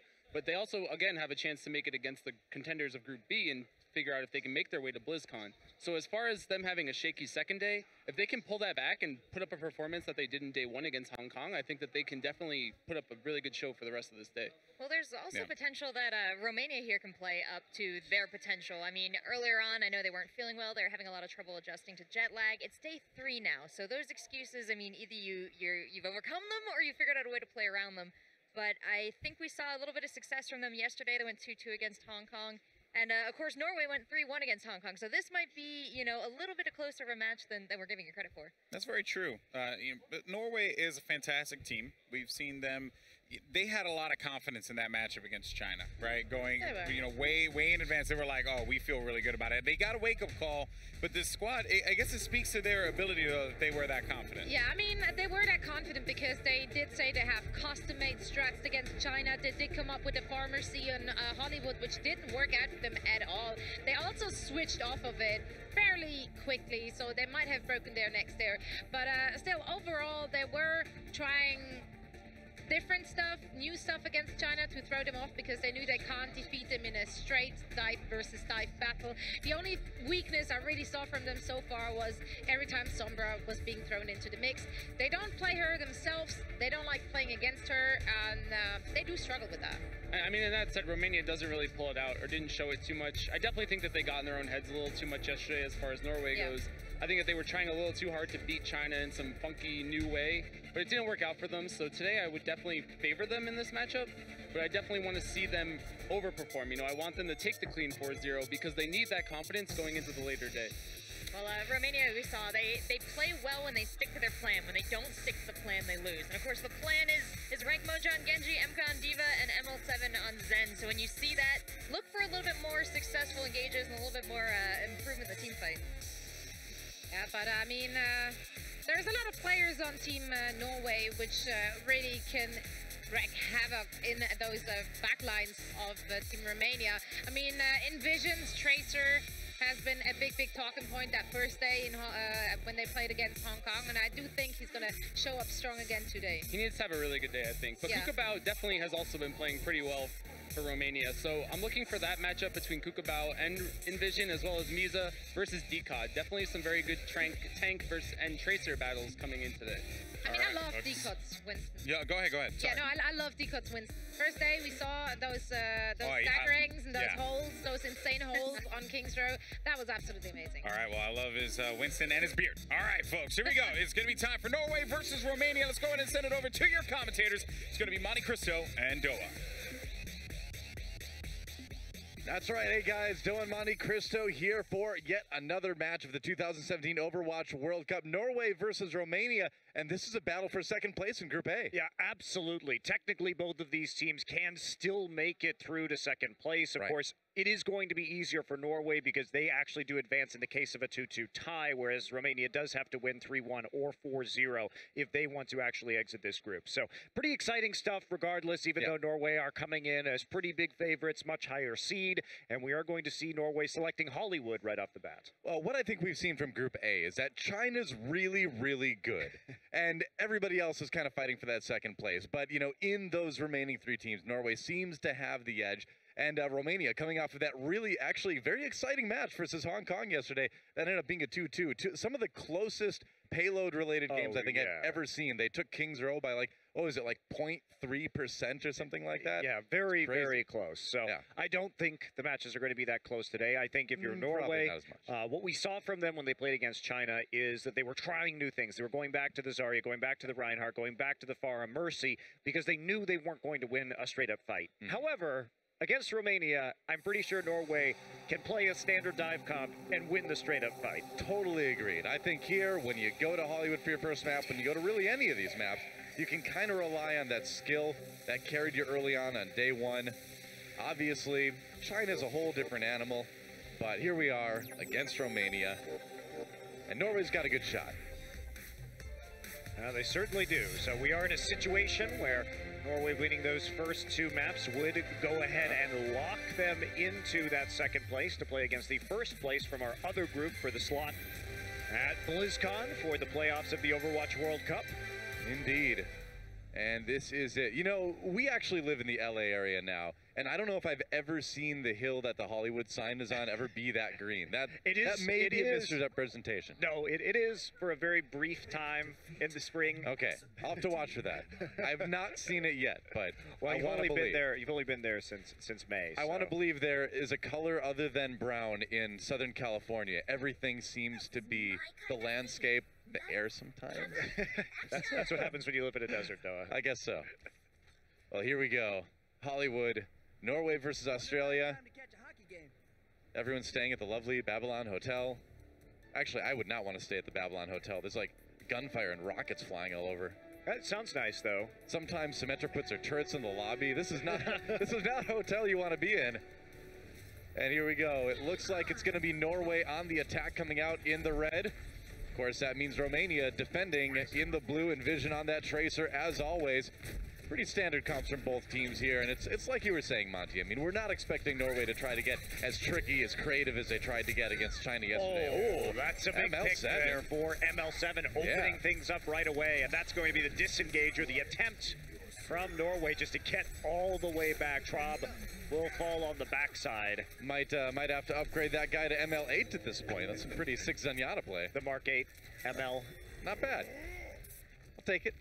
Well, it's very difficult after that first pick comes down to actually complete that attack right there. I'm actually playing on the low ground right now, so not trying to control the top of the cafe. You know, during all that, IPN gaining a lot of ultimate charge already. Ooh, but then taken out by Meza and Romania with a pretty strong defense early on. Well, they played that intelligently. They waited for them to actually commit to the point, and Meza they didn't expect to wrap around the backside in conjunction with Kukabao, so Romania holding firm here on Hollywood so far. Ooh, that's so rough, actually, that they lost in Vision late like that. Gonna slow things down even more. He does have his Pulse Bomb. IPN getting pretty close now to his Transcendence, but ML7 pulled ahead of him in ult charge on the Zenyatta in that last fight. So Norway struggling a little bit coming in here on Hollywood. Yeah, they're going to change their attack. Now that they know that Romania is trying to play all the way around for a long flank, they're just going to come around the side here and attack from the back of the point. So that's going to deny Romania's ability to make the same play they just did. And here we go in Vision. Vision, no! The self-bomb took himself out with the ultimate. I mean, all right. He literally just dashed directly into that one. It was all part of the plan because Decon gets the kill on MK. Only got pops attack fires. Oh, he gets taken out. Thought maybe Norway could pull this one out. Decon did kill ML7 as well. Self-destruct used, though, on the Romanian side, rank dropping that one. and Norway has to fall back just a little bit. They really want to try to force this one here, and Emka, a lot of that damage from the attack visor getting blocked, actually. Norway may actually be pulling ahead. Well, they were, Doa, and the nice thing about that pulse bomb, even if it also took out Envision right there, was that it did force the Transcendence from Romania. Yeah. And that, not a great place to be using it on the staircase right there. So meantime, it was early, we did see the cleanup coming in from Decod. So Romania unable to hold on, despite, you know, Norway having a pretty significant handicap to start that fight. You know, that's the thing, is you just trick them, right? You just lull them into a false sense of security by having your Tracer go in and blow herself up. And then you're like, ha! 5v6! Surprise point they take from Norway, and they're going to get that payload rolling. Romania did have enough time to hopefully get set up on the high ground. It looks like they did. See if Aiko can displace them here, but at least Romania has that. They did get a little bit of time to set up the defense. Yeah, they did. Emka getting very low right away. Kukabao trying to chase out. Onigod does succeed with Meza. Yep. Those soldiers down. Yeah, and it looks like Romania's going to keep on putting on the offensive. Transcendence forced out. Wow, okay, Romania really wanting to push that payload, using the Transcendence to try to win this fight early. They do get ML7, nice pick by Envision. Another support going down on the Romania side pretty soon here. Most likely, yep, there we go. Sema finally taken out. Norway should get a good amount of distance out of this push with the payload. That's one of those moments as Emka picks up the kill, Vision going a bit too deep, that you may actually not want to pick up that big health back if you're Zema, because it really only delayed your spawn and made sure that they are going to have a longer opportunity to push this payload. Well, I mean, the hope, obviously, you're Lucio. You always think you can get away. I understand that, but definitely didn't benefit him there. Rank getting a little bit low. Transcendence forced out by Romania to keep that Diva alive. Meanwhile, Norway keeps fighting forward here.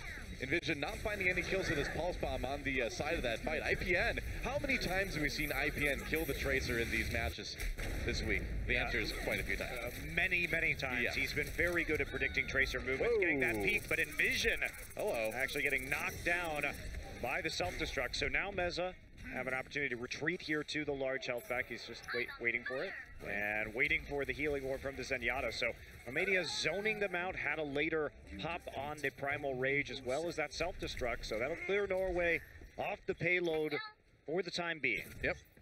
Having to reset the attack here. Kukabao has that pulse bomb ready to go, just harassing a little bit as Norway advances.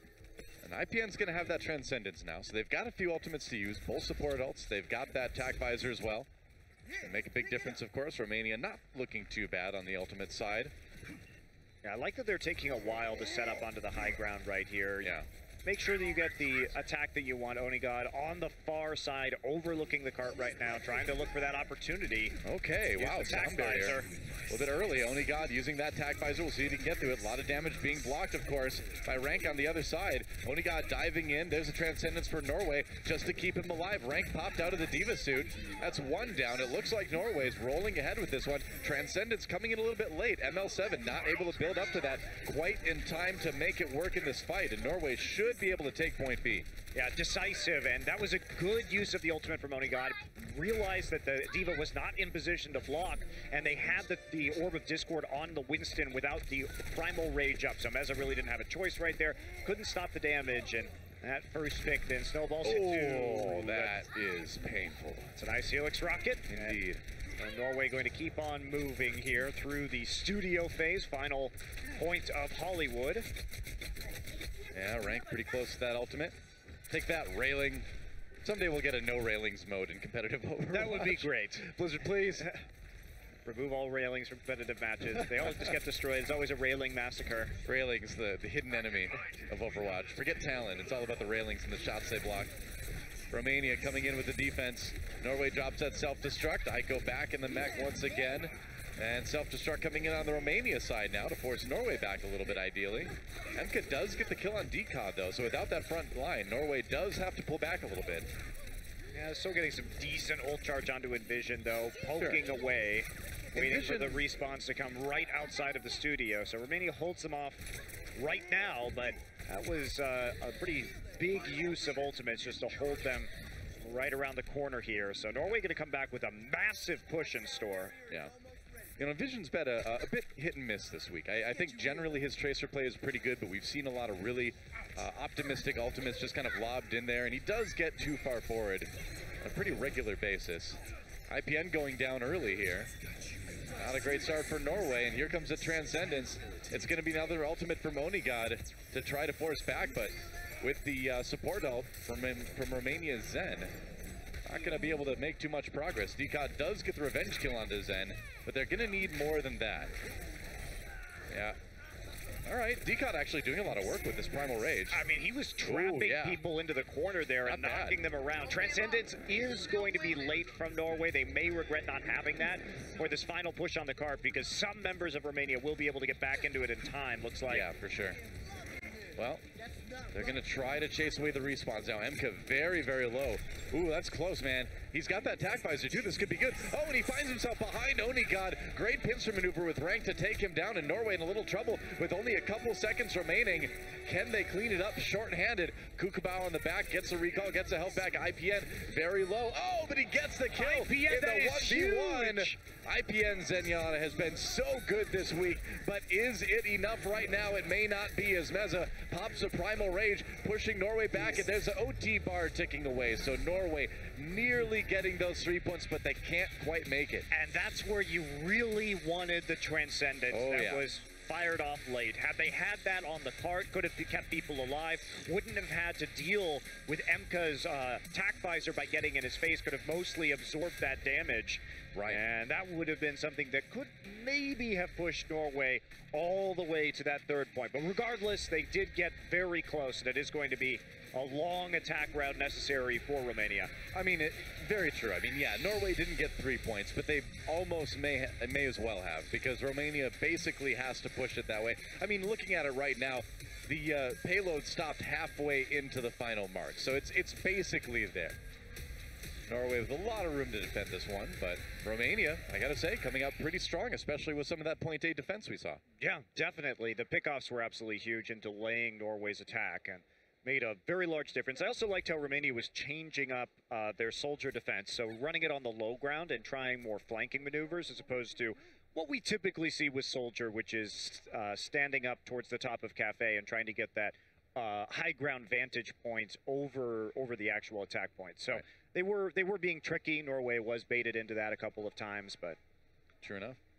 No walking allowed at all in Hollywood in the future, apparently.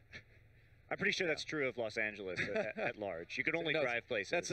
Actually, it's the opposite. Walking is much easier than driving anywhere in LA. You can't drive anywhere. Looking at your screen again, that's what we're talking about. You know, Romania basically needs to get 3 points to win this one. Office. This broadcast brought to you by Office. Well, at least it's clear, right? Right across from the cafe. I guess so. Office. Yeah, all right. Good labeling. Good labeling in Goldshire Studios. Here we go, Romania kicking off their attack round. Sema just going to check things out with that Sonic Arrow first of all, of course.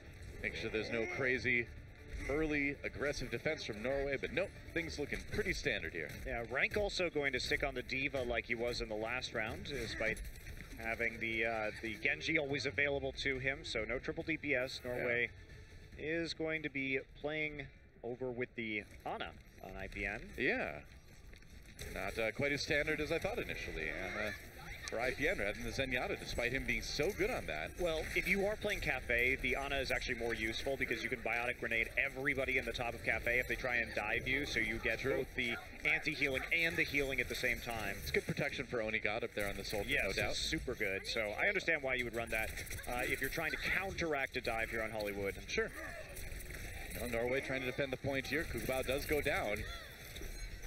And Romania, though, slowly rolling forward here. They've got that low ground, and they are gaining some control percent on point A here. Yeah, unfortunately, because Norway did lose their Soldier 76 right away, that left them in a position where they didn't have control over the point, and it's very hard to re-enter. Well, if you lose that Soldier, there's just not a lot of damage left. Transcendence for Romania now as they try to finish this one up. Emka comes in with the tac visor. No kills quite yet, but he's getting pretty close. He did enough damage anyway that Norway did come out ahead in that fight. Onigod is back now, but he's fighting from the outside looking in. Envision really needs to stay alive here. Trop trying to help him out before he goes down. And And Meza with the cleanup here. Norway, I don't think they're going to be able to hold this one too much longer. No, that's a really fast point A take by Romania. It was, and they played it well, targeting the soldier right off the bat, because everything about Norway's composition requires the soldier to be effective, because otherwise you have to drop down on the low ground, and you have this Ana who's not going to be able to offer the transcendence to cover the point like a Zenyatta would. So you were really banking on the fact that you were going to nano boost this soldier during the attack visor and make sure that there would be a withering barrage of fire from the high ground if they tried to go on it. Soldier dies first, you'll trade that for your tracer anytime. Yeah, wow, MK catches Traub with a sick Helix rocket as Norway has a little bit of trouble on their defense. They're coming in now, but Romania still the ones coming out ahead. Yet another pulse bomb without a lot of results for Envision, unfortunately. And he will actually, ooh, he wins the duel. Kukabao meleeed to death there, but Romania still on the payload. Maybe Onigod can get something done now. He has switched over to the Diva. No, he hasn't actually. He's on the soldier. I don't know what I'm talking about. We're switching heroes a lot here. Sound barrier for Norway as they try to get that defensive stability. Yeah, looks like they are going to eventually push this one out with the help of the self-destruct directly on top of the cart. And they're going to just start putting down the suppressing fire through these doorways. Norway at least getting some purchase right now after a very fast point A capture for Romania. Romania pretty close to a good amount of ultimates though, so with a bit of patience, maybe one or two eco pushes to try to build that ult charge a little bit, they should be able to get the payload moving again. Now, it's a long point and they don't have the most time in the world, so have to be pretty judicious about how many of those points they go for right now. Not finding any picks though. Envision continuously wrapping around the side trying to deal with Kukabao here. Yeah, Meza actually popping the Primal Rage. Wow, I'm a little bit surprised about that. Thought they'd maybe wait a little bit longer. Romania, though, winning this fight regardless. They did use the Transcendence to try to shore up the health pools. Onigod chased down as he tries to come to the low ground. And Romania, they should be able to get the payload moving here.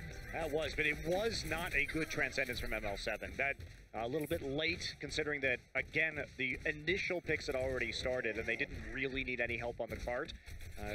Norway did commit DCOD's Primal Rage to that, but that's not necessarily an ultimate you're too worried about people getting killed in, at least not by themselves against the Winston. That was one of those situations, too, where ML7 was really close to his ultimate. You just get in that mindset of like, all right, we're going to need it in this fight, so I just have to pop it as soon as I get it, and you just kind of do it without looking at the status of things. Yeah, but the reality is now Norway has a nano boost and a tactical visor, and you don't have any support ultimates, so... That's a problem. Here we go, Norway coming in with the nano boost on Onigod. Ulting away, 2 kills already. MK pops Aiko out of the mech, but Onigod, the one coming up big before he finally does go down. A lot of kills on both sides. But that payload stalled out for the moment anyway. I mean, there's really no hope of Romania actually winning that fight. So Norway manages to stabilize, and that's one of those moments where you sort of wish you had that Transcendence back. But they are going to get it up again pretty soon here. But MK did also commit the tac visor, so bit of a problem there. Norway handily winning that, and they've got some great delay ultimates coming up. Sound barrier and the self-destruct now available to them with only a minute and a half left for Romania. This is really where you want to hold too. You want that team to start point C with the least amount of time possible, and they've got the payload in the perfect spot to just kind of be able to come in on multiple sides when Romania tries to move forward. Vision has to be a little bit careful here on the flank, but still in pretty good shape. Now, if he can get a pick right here, that's going to send it into one-fight territory. Yeah, sound barriers on both sides. As Romania goes in, ML7 with the Transcendence right after it.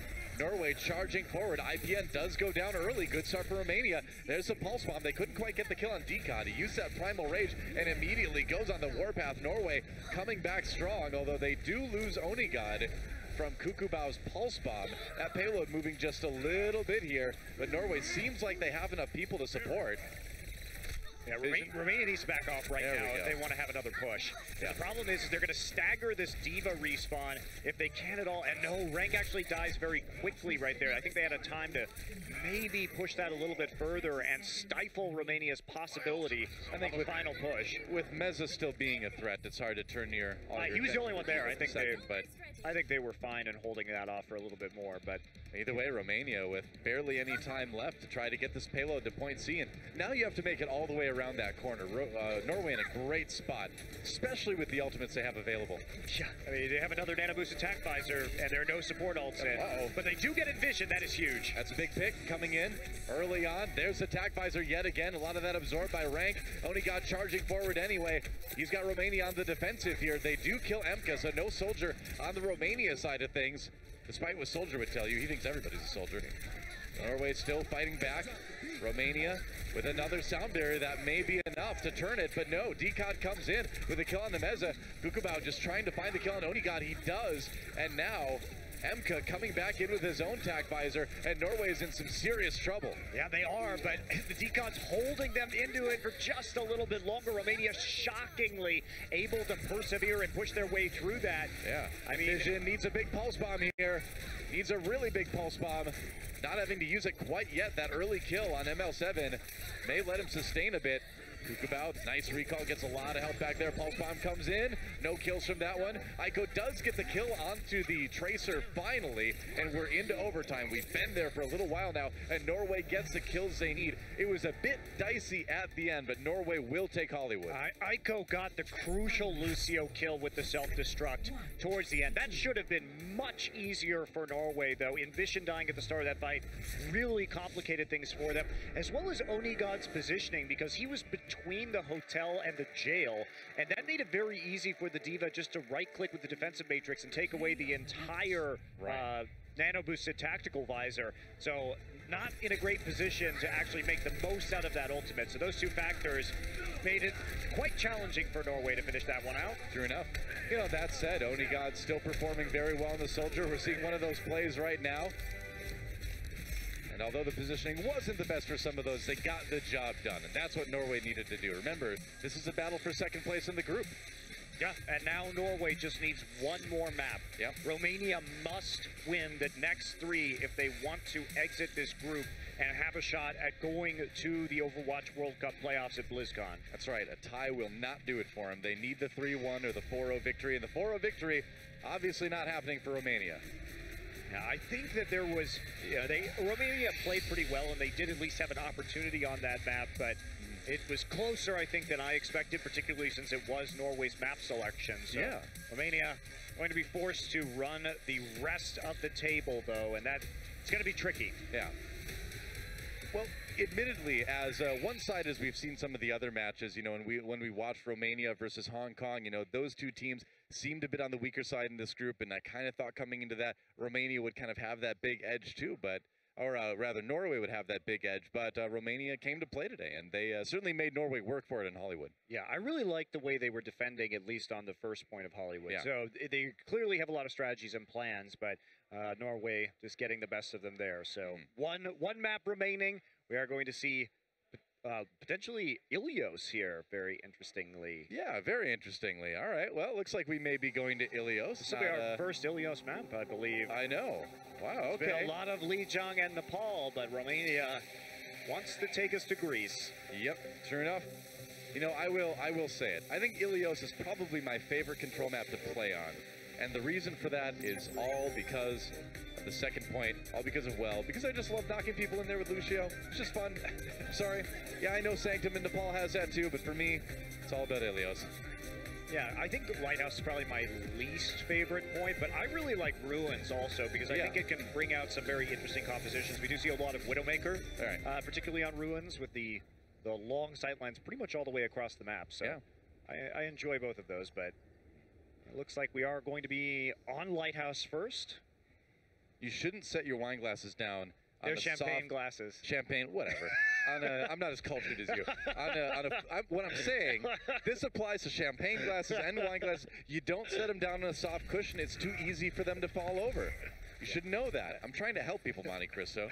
Their champagne flutes are in danger. Whatever. They're not a flute. A flute is an instrument. You're wrong there. Ha! Well, here we go. Okay, now we're in the game. Romania in the red. That was a bit interesting. Norway in the blue this time around. People fighting over the point. We are on Lighthouse, first of all. Here on Ilios. And remember, this is a best-of-3 control map. So 2 rounds and you win it. Kukubao looking for that early ult charge. as he fires away at the bigger targets. Diva, Winston works out. Norway does claim the point early, able to just sort of zone Romania out more than anything. Yeah, that's interesting. Decod got on that point really quickly, and Romania, I guess, didn't feel like contesting it. Nobody actually died over the course of this skirmish, but Romania not interested in getting onto the point itself.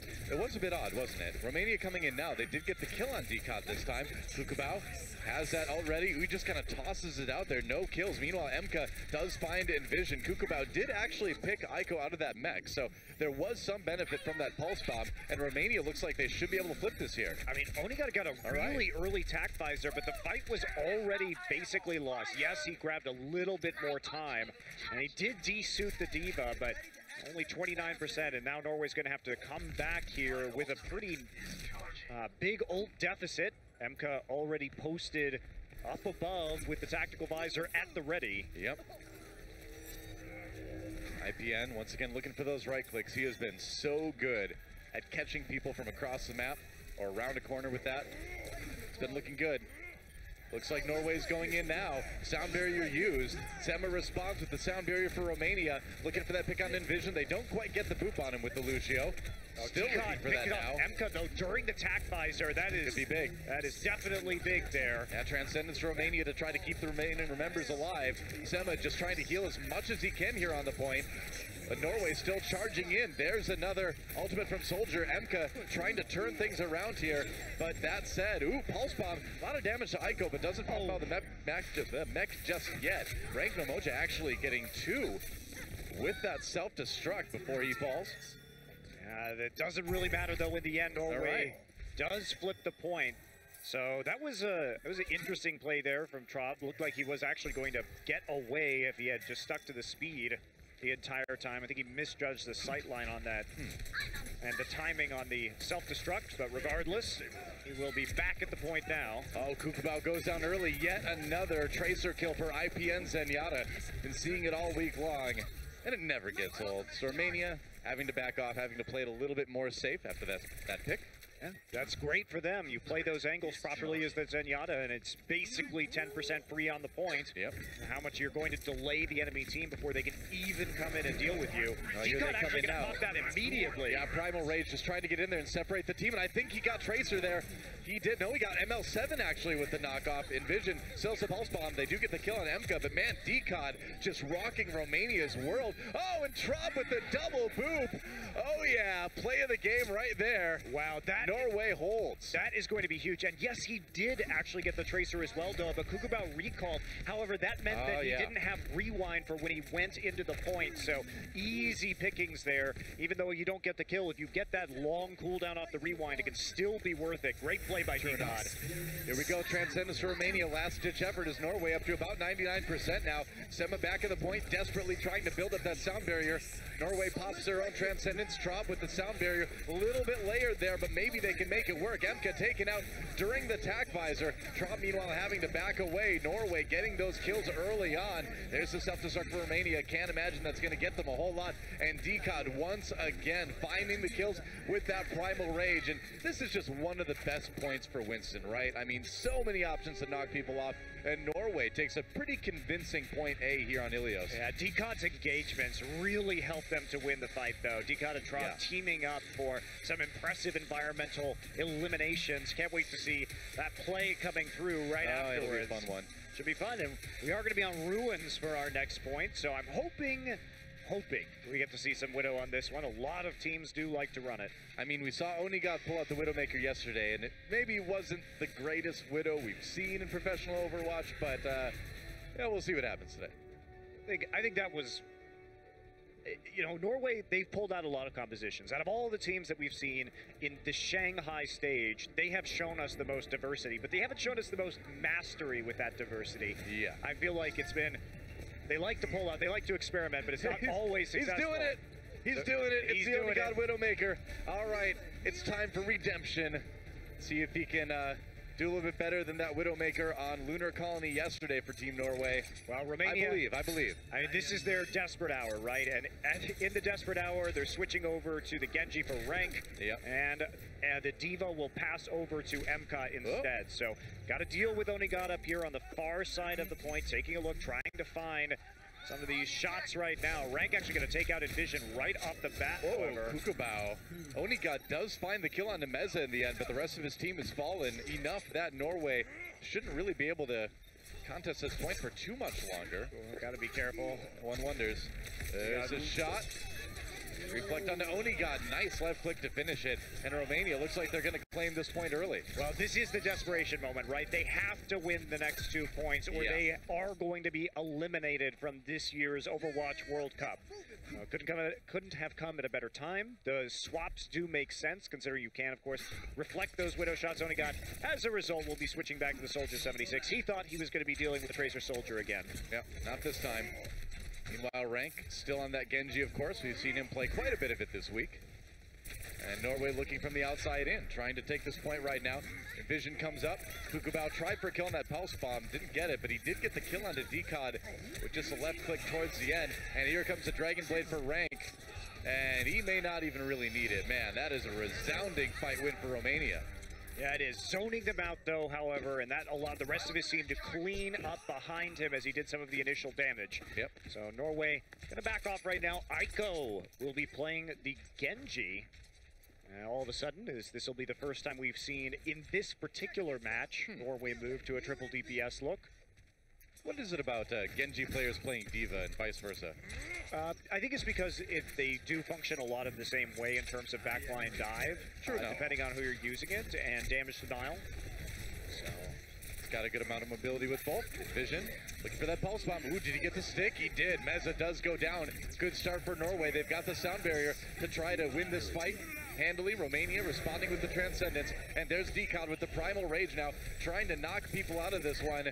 Kukubao looking for a bit more. Decod very, very low. Transcendence from IPN to keep him up. Oh, there's the stick. And unfortunately for Norway, IPN ran right back into his team, though. Decod responding with a kill onto Emka, but I don't know if it's going to be enough here. It doesn't look like it. Yeah, it's one of those situations where you think you're safe in Transcendence, which does healing over time, but if you get hit by a burst like from a pulse bomb, it doesn't do anything at all. I mean, and we saw him back right up into his team, too. That's just one of those unfortunate situations where you just don't know they're there, and that's rough. Trop goes down, and Romania, they're going to take Ruins.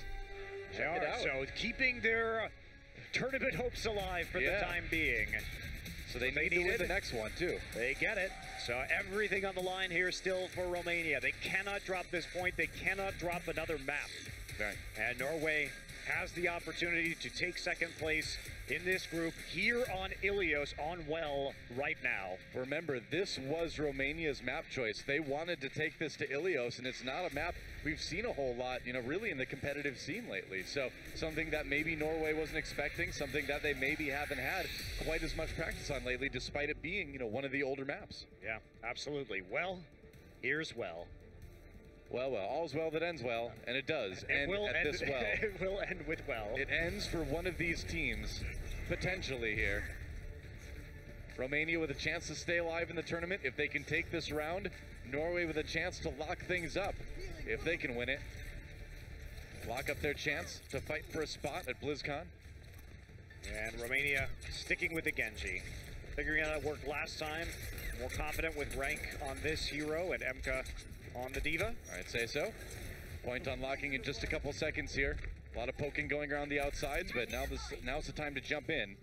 Norway there immediately. Getting a little bit of percent. They really have to contest this point. They're just going to dive right in, but Onigod. Onigod gets that kill. Onigod going crazy now. Finds a kill on the Rank as well. At Genji out of the way, and Norway in prime position to take this point early. Sema taking out. Resounding team fight win for Norway. Yeah, you got to do the reset at that point. You don't want to get trapped. Don't want to get trapped, don't want to feed them more ult charge, considering how much Onigod right there.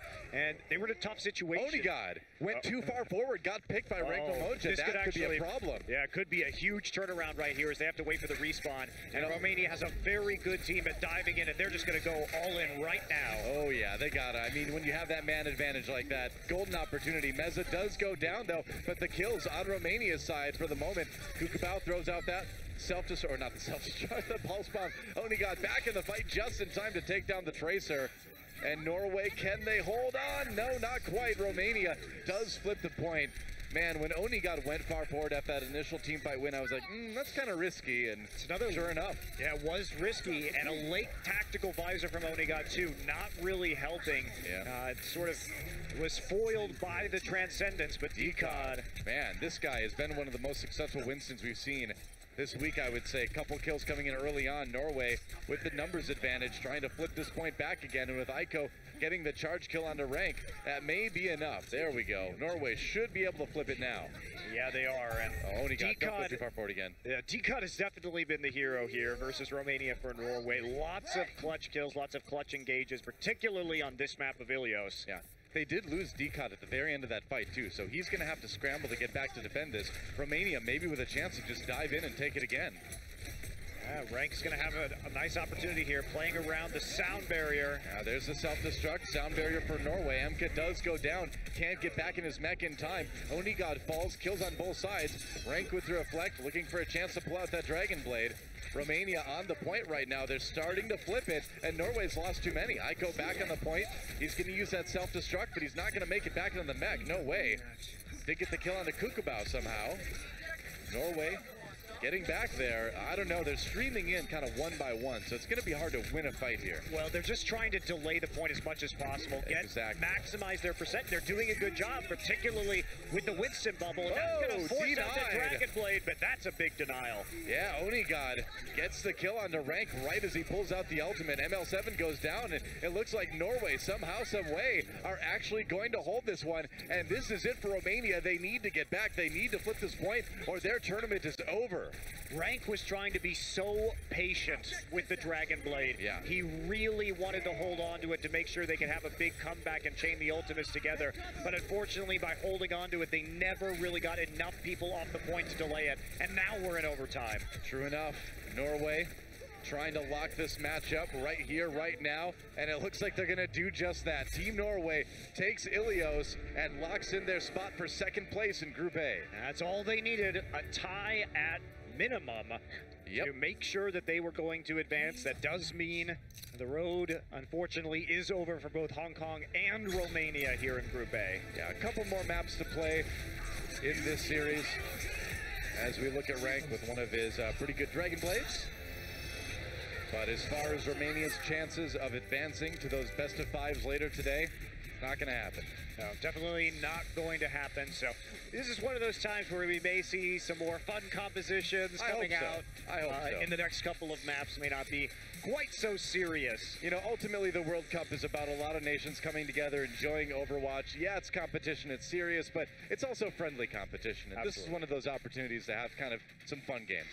Well, esports is always friendly competition, Dilla. That's why we like it so much. Yeah, you know, sportsmanship in esports has been quite good over the years. It's video games. There's no need to take it too seriously. Absolutely. We're going to take a quick break, guys, and we'll be back with another couple maps right after this.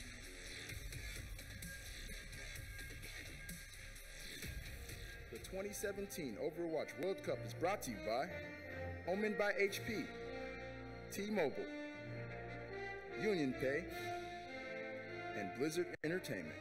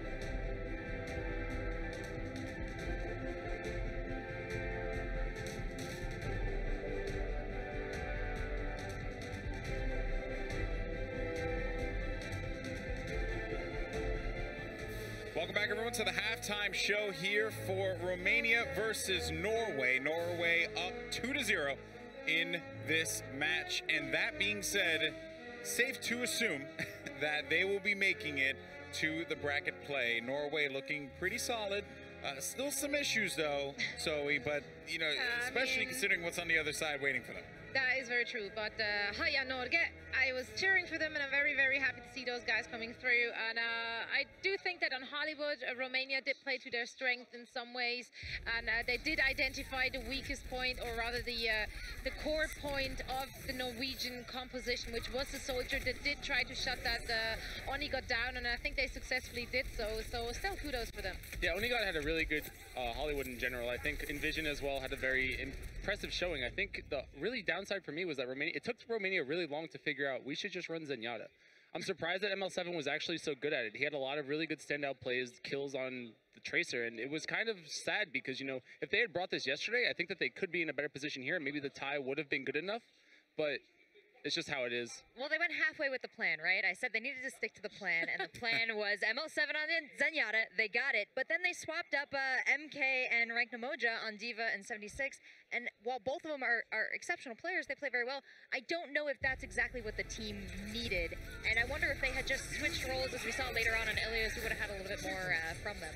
Yeah, Rank was having a highlight reel game here. This actually was a play of the game that Rank had, and then this beautiful post bomb from Kukubao ended up taking out Trav and Onigod, which really set them up there, you know, on the second cap there. But hey, you know what? I mean, for Romania now, this is, I guess, just continuing to gel together, right? They seem really disappointed. You can see their faces there. They know exactly what occurred. And on the other side, Norway, they felt great.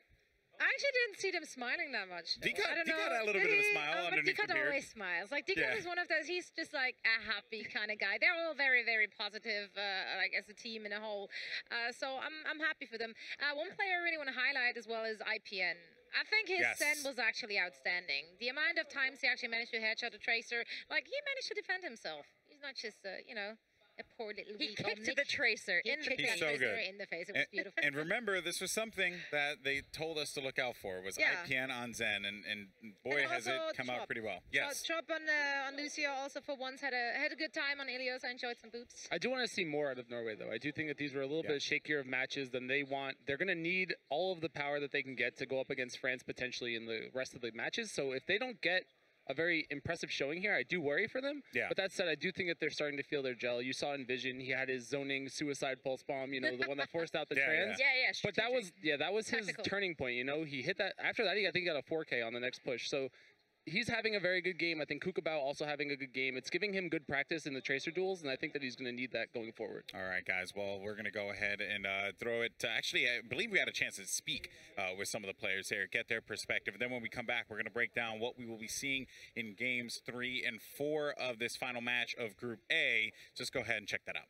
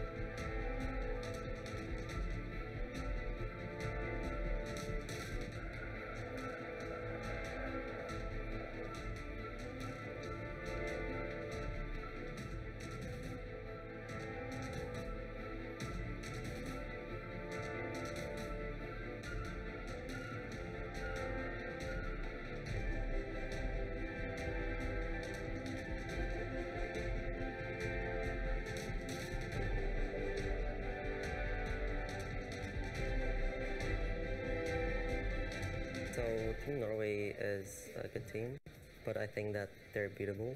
Yeah, they're most likely gonna go further, but we're gonna try our best and prove ourselves that we're good as well. So the way we prepared for this game is pretty much like we prepared for when we got here. We wanted to play our own game, like we did against Hong Kong. Against China yesterday, we tried to try some different comps to counter them and force them off their comfort zone, which didn't really work out. So what we want to do is just go back to how we played versus Hong Kong. And since they played a draw, we hope that it's going to be the same game for us. And yeah. And there you heard it from the man himself, Aiko, saying that they tried some new strategies against China last time.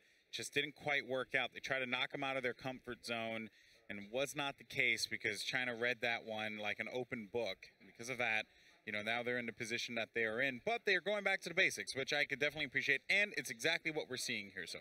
Yeah, it really is. And just the individual plays, not just them coming together as a team, which is something we praised throughout the tournament. It's just like Decot on Winston. Like, he has so many good showings.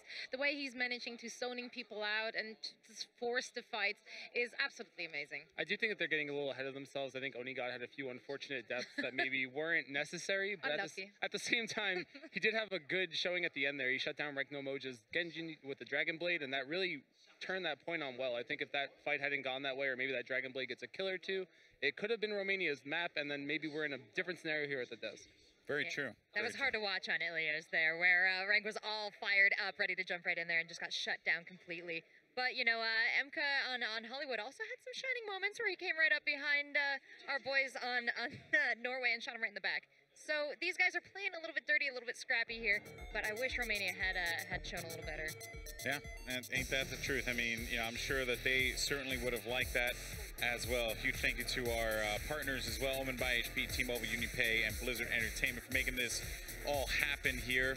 There you see the Norwegian roster. Decot, IPN, that Zenyatta, so good.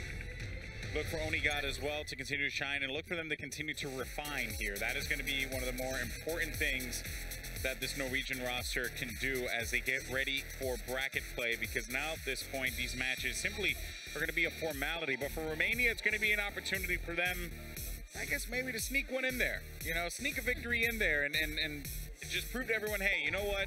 Didn't work out in our favor, but we're here to play. Yeah, I wonder how Romania plays this right now. I mean, do they help their friends out, move a little further up in the bracket, try and get some extra practice in? Who knows? We'll see how this works out. What do you think, Zoe? I think they're going to get crushed. Oh, dear Lord. Sorry. I don't know. I think it's still a showcase opportunity here. Rank Moja can bring some fire out. Pad that kill reel. Oh, boy. All right. Well, this got very spicy. Okay, so let's go ahead and get ready to send it over to the spiciest of commentators. It's going to be Doa Monte Cristo. How spicy are you feeling today, I'm, I'm like medium spice today. Medium spicy. I'm always pretty spicy. I'm pretty damn spicy. You're a pretty spicy guy. I'm a bit more palatable, I would say, you know? You could be saucy, I'll be spicy. How about that? All right, saucy and spicy. We need a few more, and then we can like make our boy version of the Spice Girls. That sounds amazing. Spice actually. Guys. Spice. We'll get Wolf and Achilleos in there. I don't think it'd be. I don't know if I want to be spicy spice. That's spicy spice. I don't know, because we can't have Wolf be like beardy spice, because like I've got the beard too now. So his beard's better than yours though, so you'll have to shave your beard. I disagree. Beard battle incoming. Volskaya Industries also incoming here in the start of our top half in Romania versus Norway. Romania, unfortunately for them, out of the tournament. No chance to take that second place spot in the group, but we still got a couple maps to play, so why not take it to somewhere other than the moon for once? Let's go to Russia. You know, well, the bass like kicked in. Like, wow. Okay, any DJ that wants to use that sample, that's fine. Let's go to Russia. Boom. Dropping the beat there. All right. Dead Mouse, it's all yours, man. I look forward to the Doa voice, Let's Go to Russia remix. Somebody's got to make that out there. That'd be good. That'd be good. Well, here we go. Someday they'll finish those giant robots. I think they finished a lot of them already. They need more, clearly. Clearly they need more. It's a very nice mural of Zarya there. Yeah. Giant robot too. For sure. You know, so when the Spice Guys gets real famous, we're going to have big murals of us too, don't worry. Just like Lucio in Hollywood. That's right. Or all over Numbani. There's a Doomfist banner in Numbani too, you know? And it's like, doesn't the thing was like, is he a good guy or bad guy? Kind of. It's like, well, I think he's pretty definitively a bad guy at this point. Isn't he like the third Doomfist though? So maybe the other. Yeah, I think he is. Oh, I don't know. So I think maybe some of the other ones were better Doomfists. Maybe. I mean, that little kid in the cinematic was technically Doomfist for a couple seconds, right? I think that's how it works. Romania on the attack here, Norway on the defense. On Volskaya Industries, first time that we've seen this map in the tournament here. Rank, of course, back on the Genji. Pretty standard stuff from both teams, although IPN pulling out the Sombra this time. See how well it works out. Yeah, it's, you can see some Sombra play so close here, considering how open that point is. Oh, yeah. Mega health pack there right on the side. So yeah, we see a lot of Sombra on Volskaya defense. Definitely do. And it looks like, ouch. Ouch, wish you could turn back time on that one, huh? And Envision going down, Romania with a numbers advantage as they come into the point. Norway has to defend. There's the EMP. They're going to get much out of it. Drop does get the boop on the Meza somehow. Would have liked to see that one happen. Meanwhile, Oniga dropping down from high to take out Kukabao. Kukabao very low. It's going to get chased away, and it looks like that will be a solid defense from Norway. Just got run over by a Diva. Yeah, these things happen. It's actually, you know, Diva's best attack, sadly. Her mech is pretty terrible, though. You know, Tracer, like, wants to race people. She's like, oh, you want to race? And then Diva's like, boom. Runs them both over. I really question how Diva was actually useful in the Omnic Wars, because her mech really doesn't do any damage. She has like the weakest, closest range machine guns. Well, I would imagine. And then her big damage is basically just destroying her mech, most likely costing Korea, you know, several hundreds of millions of dollars, and then they just have to drop another one for her. Maybe the economy is really good in Korea in the future. I don't know. Pretty good right now. Could get better, who knows? Kukabao with the kill on the Aiko there is the defense on the high ground, trying to push back Romania. But it looks like Romania just going to reset, deciding that they want to get things going all over again. But see, my biggest question with Diva's mech is having her arms on the outside of it seems like a bit of a design flaw. Especially if you're going really fast when your arms get cold. Yeah, they'd get cold.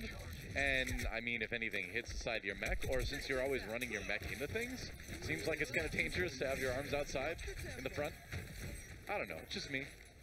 It does seem like a design flaw, but I think it's the least concern when your best ability, your most offensive ability with your mech is exploding yourself. She's really just a missile defense system when it comes down to it.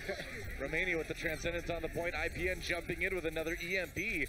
They've got that sound barrier. Actually, Romania managed to drop it right after the EMP came in. Sema on the run, and looks like Norway is going to pretty easily hold this one again. Couple kills coming in for Romania in the end, though. If they could possibly brawl their way out of this, that would be an impressive push. Still working on it. Goodbye, IPN. Is looking for that pulse bomb, and it's going to make the hit, so... Yeah. All right, couple kills for Romania. Looks like they may actually be able to take point A here. At Decon on the run, he's going to go down, and that is going to be, finally, a point A take for Romania. Only about a minute left, but they did get it. Yeah, this is definitely, you know, we thought that maybe the teams would be taking this so seriously, but definitely playing for pride here, and Romania, in those waning seconds, is going to capture the point. 4 minutes added to their clock now, so at least they'll have a chance to attack. No big ultimates. ML7 currently on the Junkrat. Okay, so perhaps this match not quite as serious than the others, but you know, I like Junkrat. All right, we got Junkrat at the World Cup, guys. ML7, let's see what he can do with this. Junkrat versus Tracer can be a tough matchup. Good luck, buddy. Unless the Tracer steps on the on the trap. You gotta wait for it to get close, and then you do that. Nice. Into the little room. That's where you want to throw those grenades. Junkrat was one of my favorite characters early on. I still love playing him, but his utility in competitive matches is... Oh, here we go. Oh, welcome to the EMP room. Romania still with a couple of kills coming out of this. Not a lot of follow-up from that EMP for Team Norway. Envision having to back up a little bit. Self-destruct coming in for Emka. Gonna jump back in the mech again really quick. And rank very low. Oh, you can't climb that wall. Well, you can. You're not gonna get very far. Sema goes down, and Norway looks like they're gonna hold for now. Yeah, looks like they will, so ML7 actually not going to stick on that Junkrat for too long. And oh, dear. Poor Emka getting herded around. Oh, my. Oh, problems. Absorbing the funny blaster. Wow, this is a really long delay. Man, that was one of the most brutal Diva delays I've seen pretty much ever. Oh. My ultimate is charging. Wah, wah. Well, Norway now sitting with a pretty massive ult advantage, approaching all 6. Yep. Romania definitely on the back foot. They are going to have their work cut out for them, probably unless they get some crucial pickoffs to start a fight. Not going to be seeing any kind of real attempt here onto the point for the next couple of minutes. Norway's got some pretty good ultimates to use here too. Once Romania goes for it, there's another EMP coming in for IPM. ML7 going down instantly, and Onigod with the free firing tac visor. No, I didn't want to go platform. Bye. It's like, nice jump back. Platform was like, all right, you've done enough. Time to go. Time to go back up to the high ground now. Yep. Really, only a couple ults used right there, but no defense as they rush in against the EMP from the tac visor. Makes your life quite difficult. And it's going to be a pretty solid defense from Norway and a pretty long wait for us. Oh, yeah. I like how Soldier keeps saying, we're all soldiers now, and I'm like, no, man, no hero limit died a long time ago. That's not true anymore, Soldier. Rank No Moja trying to cut people up. He's got a barrier to deal with. It's not going to be enough to save Onigod, though, but only one kill with that Dragon Blade. Norway losing a couple people here. Romania with a good chance to get some solid control percent building up. A control meter charging a bit, and Vision does get the kill on the Meza in the end, and Decod waiting for it. Doesn't have the Primal Rage right now. He just used it, and Romania having to use that Transcendence to stay in this fight. They're getting the focus kills down, though, as Rank Namoja gets Decod, but the EMP once again, but they don't have anybody really on the right now. They've got to get some of these kills if Norway's going to hold. Oh, it's Emma with the kill onto Envision in the end. Romania still on the point for the moment. They've nearly got that first tick. Looks like they're going to get it. Okay, first tick accomplished at least. But the respawn's coming so fast and furious from Norway that even Vin Diesel would be impressed by the respawns. Is that right? Is that what he they're so fast, so furious. Romania with another few kills. Rank No Moja, his second Dragon Blade of the fight now. Norway getting cleaned up. Romania with some serious time to get some control meter built up. And they may just take it right here. No. Norway getting back just in time. Traub delaying for just a second. We're so close right now. 95.6% as Norway brings their reinforcements back onto the point. Decod going down almost instantly. And with that sound barrier, Romania, you'd think they'd be able to clean this up. Ah, did I say sound barrier? EMP takes care of that. IPN gets low in the end. Romania still coming out on top in this fight. And it seems almost inevitable, doesn't it? It does, especially with the tiny sliver left on that control meter, but maybe Decod can bring it back here with the Primal Rage. Possible. It's possible.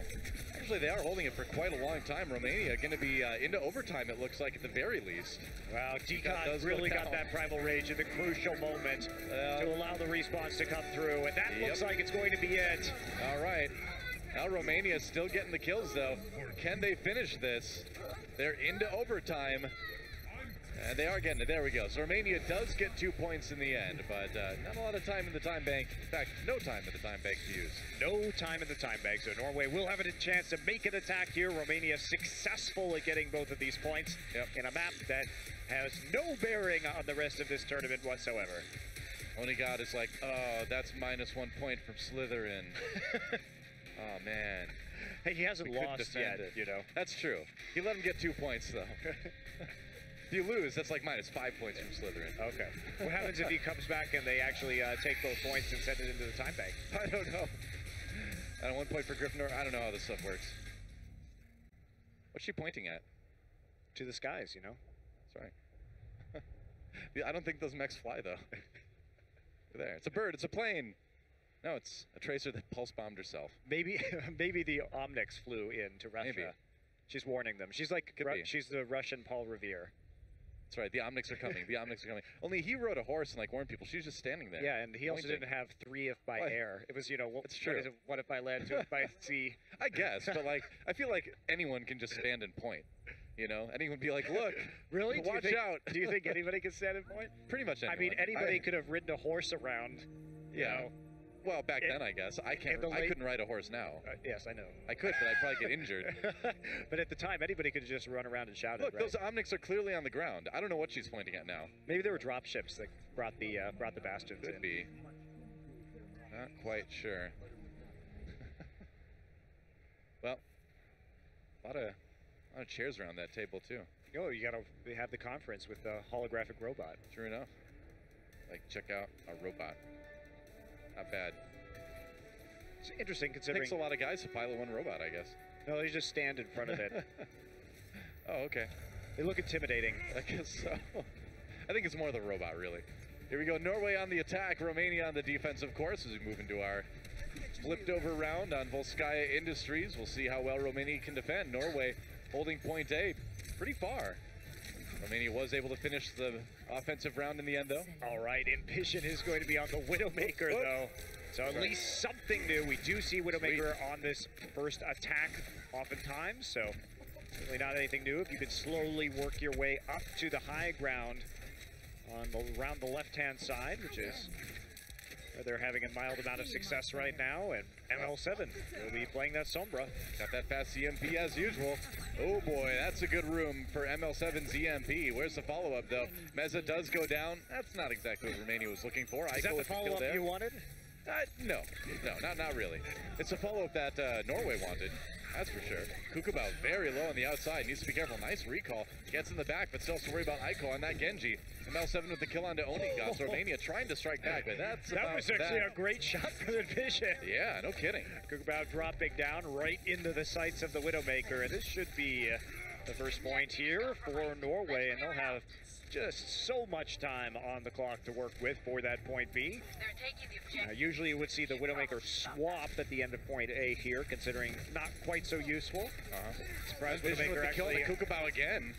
On the low ground there. Very odd decision in terms of placement of your sniper. Romania really going all out to try to defend point A. You know, most teams would have just let Norway take this one, but Romania going hardcore, man. There's a self-destruct just to buy a bit more time. Norway did lose a few people. We'll see if they can get back onto the point to keep things moving. I am so surprised they chose to position their Widowmaker on the low ground to take that point, because it was basically just fodder for Meza on the Winston to get right on top of her and gets more damage with that Tesla gun. Big EMP comes in for Norway. Transcendence, though, immediately as well. ML7 does go down. Yeah, that was actually the EMP for Romania. My bad. Onigod backing off, had that tac visor for a second, but got low. Kukubao finishes him off, but Norway coming in with the kills they're looking for. Aiko with that Dragon Blade gets one. Nice reflect into Emka. And maybe Norway, they didn't quite, maybe they got enough of a lead to take this point. Yeah, they are finally, they only have that single tick yet left, but Norway, Norway could have been in a position to snowball decisively. They had such a huge ultimate advantage as they took the first two ticks, but Romania fighting back drained them of that bank, and now Norway basically resetting here for the second point division. Of course, we'll be going back to that. Tracer did swap to finally take that point. Yep. Romania on the point B defense now. 5 minutes for Norway to push this one. Got a couple ults coming up in, probably the next push or two. Have a few economy pushes first from Norway, and then we'll see the commitment. Yeah, they just trying to get what they can. Maybe you get lucky and you get a pulse bomb onto the target, but with IPN falling back and right back, I think you got to make the Junkrat switch. You gotta get that Junkrat out. It didn't work for Romania, but who knows whether or not it could work for Norway. It's true. We're going to be in Australia next week. Better see some Junkrat there. How about Roadhog at least? Either one. Will you accept Roadhog instead? I'd accept both at this point. Ooh, wow, ML7. Sick call on IPN actually there. Yeah, nice job with nailing the headshots through all 200 HP. Tight timing. And that's a problem, though, as Kukubao falls to Onigod, and this may be the opening that they were looking for. It could be. Norway starts to peek in. Man, that is a very low Diva suit. Yeah, it certainly is. Vision waiting for that pulse bomb, being pretty patient with this, actually. There's a sound barrier for Romania. ML7 did use his EMP there as well, and Norway just kind of waiting things out. That was a great disengage from Norway. They see the sound barrier and back off. And Vision dies right before the sound barrier comes in, so Norway attacking this one short-handed, a little bit rough there. Does manage to pop Rank out of his mech in the meantime, though, and Onigod coming in with the attack visor now, gets one already, looking for the kill. Onto Meza, super low. Meza does fall. Norway with a chance here to build up some control meter. Trying to deal with Kukubao on the side, finally pick up that kill, and now the meter really starts ticking, and this should be Norway pulling out this point, just focusing on the stragglers that are going to be coming in. Still got to deal with that respawn, and that Winston bubble so annoying, along with Diva absorbing a lot of things. Emka firing from behind, gets jumped on by Decod though. That health pack may save him. Ooh, goes back onto the point. There's the attack visor, Aiko. Oh, nice dash. Didn't even wait. That was a bold move by Aiko, but it worked out just fine. That was a great hide there, too, from the EMP from Onigod. Yeah. They dropped it, ML7 dropped it right onto the point, and that is going to be it. Lots of time left over for Norway. Ton of time, actually. So all they have to do is take that first point in 2 minutes and 49 seconds, and they will go ahead and take Volskaya Industries. So good position for them, but nothing but pride on the line. Yep. Onigod playing a mean soldier that round. I mean, Soldier seems like he's always kind of mean, though, doesn't he? Really think he's mean. He seems like gruff but lovable. Well, gruff but with a heart of gold, you know? He could have chased after those bad guys in Dorado, but he chose to save the little girl instead. Heart of gold. That's right. When he was forced out of Overwatch, you know, from being the leader. That's right. He could have just retired, but no, he's back. He's back. Because he knows the world needs him, right? He's doing the right thing.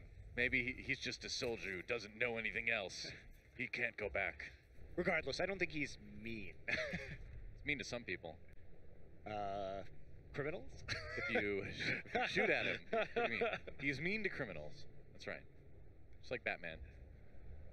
I don't know if we really consider that mean, but that's mean? okay. No. Unkind. Who knows? That's okay, though. Although I do wonder, you know, what exactly that mask does. Is it like oxygen? Is it that's pleasant aromas? That's a great question. I wonder, because you can take it off. It's probably just to protect against any possible gas, chemical attacks. Yeah. Okay. All right. I'll take that. Might as well always have it on, right? Yeah. Sure. The real question is, why doesn't he always have his aimbot on? That's true. I gotta charge the battery. I think that's why. Charges the battery by shooting people? He charges it by running around. Oh, okay. Yeah. Norway on the attack here. All they need is that one tick to win Volskaya Industries. Romania with the desperate defense here at this point. And we're going to watch people fight on the high ground as Norway tries to move in from that side. Kukubao does go down, courtesy of Envision. Wins that Tracer duel. And Norway with an opening here. Remember, again, they only need that first tick. That's big. Oh, they knew where he was coming back to, man. Transponder spotted. Wow, that was perfect. He took the burst damage from the Winston leap at the same time. And you know what, Dill? I think that's going to end this one. I think that is about it. Well, a little bit of defense. There we go. And Norway is able to take Volskaya Industries match complete. And they're looking like they've got a good opportunity to 4-0 here. Yeah, they do. And Onigod's fans. Fans out there, yep. In the audience, and well, Norway, they didn't need that one. They didn't need that one to advance, but might as well just go ahead and feels good. Pad your score. Sure, why not? It was fine. Obviously, we're not going to see anything from them that they wouldn't want to reveal to other potential teams later on this tournament, considering they are, I would say, likely to be facing France. It is a good chance they'll be facing France. A chance for France? A chance for France, yep, that's right. Like, let's dance. Let's dance, France. Here's our chance. Will be the chance for France. That's right. Well, let's see what our next map is going to be. I don't think anybody, in terms of the players, we didn't see too many wild picks that last time. Yeah. It was a Junkrat briefly. I really wonder, looking ahead a little bit to that likely Norway-France matchup, France has looked good in Group B, of course, but they certainly haven't been looking as good as China. They've been a bit sloppy from time to time, and I wonder if Norway maybe will give them a run for their money a little bit. I mean, based on what we've seen from Norway today, I haven't been too terribly impressed, but yes, I think when we take a look at all of these groups, even though you could make an argument that China was in potentially a weaker group than France, France has looked more internally inconsistent, whereas China has just clean swept every single map that they've played so far. Yeah, so I think China is definitely the team to beat, but we're probably not going to see a China-France matchup unless there's some disastrous results in Group B later today. Right. So we will see. I mean, China. I think it's pretty likely we're going to see these guys at BlizzCon. They're looking good. And they're not just looking good for a World Cup team. They're looking good for an Overwatch team. Yeah, I've been quite impressed, and it's not too surprising because mostly they come from LGD, right? Yeah. So these are guys that do have a season, this entire season of Overwatch Premier of competition under their belt. Right. But I don't. Back to the Norway possible France matchup. I'm not so convinced with Norway's caliber of play today. We haven't really seen that same crispness when they were forced up against China into skill matchups. It's wishful thinking. So, it's wishful thinking. Like, unless Norway has some crazy counter strats that they are going to execute nearly flawlessly, I feel like it's sort of a rehash of what we saw from Norway versus China, which is that if they try and play dive, they're going to be outdove. Way to kill the hype. That's Thank what I you. do. That's what I do. I'm excited about this matchup. Monte Cristo, like, well, it's probably not going to be so good. Thanks a lot. Thanks a lot, Monte Cristo, yet again. We're going to Dorado for our final map in Norway versus Romania. I'm still going to have fun in France versus Norway. You can't stop me. Okay, I'll do my best, though. How about I try and bring you down as much as possible? I'm used to it. I've got years of experience now with this. I'm not concerned. I can take it. Hey, there's Roadhog. He's just a bot, though. Oh, synchronized Roadhog then. Huh. Have we seen any Mei yet? I'm trying to recall. No, I don't believe we have. Yeah, even for stalling, of course, usually you might see her come out sometimes on point B stalls of assault maps, but I think especially Volskaya. Yeah, especially Volskaya. We have not seen, I don't think, any Mei so far, which is unfortunate. I was just thinking about that because you were talking about the Australian heroes being used in Australia, but we haven't seen the Chinese hero used in China yet. That's a good point. We've got a chance yet. A lot of gold bars sitting around there. And here we go. On the attack is Norway. And we're going to have Romania on the defense as we get things started on Dorado. And time for McCree, because I guess that's the hero that comes out when matches don't matter. Yep. There's been a bit of a trend here so far. When a team is confident, there comes the McCree. It's fun to play McCree. It is fun. I really like playing McCree. I'm not good at it, but I enjoy it. And his new Deadeye is really fun to use. Oh, missed a flashbang there, but he rolled away. That's right, Decod managing to take out the Genji. So, speaking of rolling forward, 2 DPS now down for Romania. Oh, gotta watch out. Only gotta deal with the Winston. Does just fine with that. Norway really rolling forward here. Nice shot onto MK in the end, and Norway should be able to take a pretty clean point A here. Maybe one more chance at a defense from Norway. I don't know. From Romania, rather. Sema died so late that they're going to have to stall for quite a long time. Oh, yeah, they're not. You can see him. That was very definitive. I think if you're Romania, you give that one up and you try and take high ground instead. Set up for a more successful defense through the streets instead of trying to fight in that marketplace. And he's creeping though. You can hear his spurs jingling. I'm a sneaky cowboy. That's what he said. Was Sneaky Cowboy one of your bands in high school too? That's right. It was. That was my pop punk band. A little bit on the lighter side, you know. Only God wants to land that flashbang up on the high ground. You see this a lot. Defensive set up there. McCree flashbangs. And then you try to take advantage of it with a dive. Ooh, but Meza actually dropping down. There we go. Oh, fires into the soldier. Tracer, nice body block there.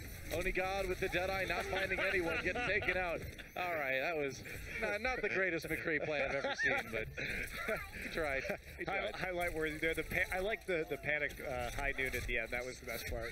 More like it's Psy noon, am I right? Slash Psy. And Norway with a lot of ultimates still when they push forward. It didn't really slow him down, did it? No. He's still in the McCree. Why not? Why would you switch now? You got to make up for that last high noon. Yeah. The big Deadeye has to come in at some point, right? More like it's Cry noon. Okay, I won't cut it out. I will not cut it out, no matter what you tell me, Winston. Self-destruct. Whoa, 2 kills from Aiko. That was a great combo. They were actually CC'd into the wall there by the Primal Rage. And Decod held him up, and Aiko knocked him down. We've reached a whole bizarre new world now at this point, Monte Cristo. What world is that? The world of self-destruct kills? The double self-destruct kill because of the Winston CC world. I love that world. We're still working on the name. Welcome to Lumerico. I hope you don't mind all the gunfire around our power plant. Yeah, are I guess they're taking a bomb into the power plant, or are they taking the power source into the power plant? I've never figured this out. I mean, the lights are on, so clearly the plant has power, but I don't know. IPN with a kill on his opposing Zenyatta. I think it's like an EMP, right, that you're bringing in to shut down the plant? Maybe, probably. It's on that, like, I think so. gang truck. Is that what kind of truck that is? Yeah, it's the Los Muertos truck. It's the Los Muertos truck. I don't know if I feel comfortable with you stereotyping trucks like that, Monte Cristo. The truck that's supposed to be it's the truck that's owned by the gang. That's right. It's supposed to be an accepting broadcast of all trucks. I am accepting of the truck. It's fine. Yeah. Let's break it. Oh no. High noon. Anybody? Anybody? Rank? All right. Well, that's what happens when Deadeye gets absorbed by Diva's right click. I haven't seen that in a while, so nice to see, I guess. Meanwhile, yeah, Helix Rocket does find Onigod as he's fleeing down the hallway, but there is no way to get out of that line of fire. Yeah, so Romania will hold for the moment. All right, Onigod's on Soldier now. He's had enough of this. Yeah, that's right. The Deadeyes have been failures. This is what happens. See, this is actually McCree and Soldier are the same person. It's just McCree, after he had a hard life, became this grizzled old soldier who's like, I'm tired of everybody. And his accent changed. Got rid of it. That's right. Yeah, get rid of that southern drawl for a while. Razor battle. He had the accent training. Yeah, Sema goes down. Norway trying to finish up this push, looking pretty good. Onigod, they have to watch out. MK does have the tack visor. IPN comes in with the Transcendence, so kind of negating that soldier ultimate. Norway's still pushing forward there. They're kind of grinding their way through Team Romania. Meza doing what he can with his Primal Rage, but that's going to be a bomb on the backside. IPN actually does fall, though, so this is an opportunity for Romania to bring this back. Norway's still getting the kills, though. I mean, it's going to take a long time for IPN to get back to the fight. Zenyatta's not exactly the speediest hero in the game, but Norway's still pushing. Yeah, they are, but the Transcendence, I think, is going to just really push them out here. Yep. Too many people reviving, so they weren't quite able to get the number of player advantage that they needed on the card to actually snowball that. Yep. Meza with that Primal Rage straight into the trance, bought them enough time, but Norway has the sound barrier right here for the engage. And Mel7 trying to hide behind the payload. Ico's still actually in mini diva form. That's going to have to be fixed right now. Oh, Onigod caught with a right click. I don't actually know what he thought he was going to do right there, considering the rest of his team was out back by the main doorways and they hadn't resuited their diva yet. Like, that was a really dangerous place to run to. Yeah, I agree. I feel like he was trying to run in there and then take a right to go up the stairs, but that's a pretty big risk. He had no backup and he had no diva to try and protect him with Defense Matrix, so that was a bit of a silly position there. 2 minutes left for Norway, and they've got a pretty huge ult advantage at this point. So, man, that's a big one. Okay, that helps. Self-destruct thrown in there, no kills from it, but Norway charging forward. The payload is moving. Contested now. Onigod dead again. To use. How in the world? Onigod getting taken down yet more. MK does die. Norway still okay with that sound barrier, though. They should be able to keep pushing. Sound barrier for Romania now. As Norway tries to change it up, both support ultimates used. Now for Romania. IPN with the kill in December, though. IPN just one of the most bloodthirsty Zenyatas I've ever seen. It is beautiful stuff. And that payload is nearly there. Here comes Onigod. All part of the plan. Comes back at the last minute to save the day with the tack visor. And that should be the end of the round. Indeed it is. Norway able to take it with about 1:15 on the clock. Yeah, pretty decent time actually, Good because for Dorado, how fast they got through point A and B on Dorado, even though they were held up inside the power plant for a little bit. Doesn't end up mattering all that much, and Romania going to be forced to full push all the way through the map if they want to go ahead and take a single point versus Norway. Yep. And Romania looking at their last map of the World Cup coming up here, and they've been a fun team to watch. Their match against Hong Kong yesterday was certainly one of the most entertaining we've had, I think, this week. Yeah, it definitely was. Man, some of those maps really came down to the wire. Yeah, it was tense. And at the end of the day, isn't it just all about fun, Monte Cristo? Isn't that what you value most in competitive esports? Yeah, actually, yes. Is it really? I don't know. I'm not sure if I believe you on that one. Of course, how could you not? It's just entertainment, man. At the end of the day, it is entertainment. I don't consider it a life or death scenario. So yes, actually, fun is the most important part. Good. Glad to hear that.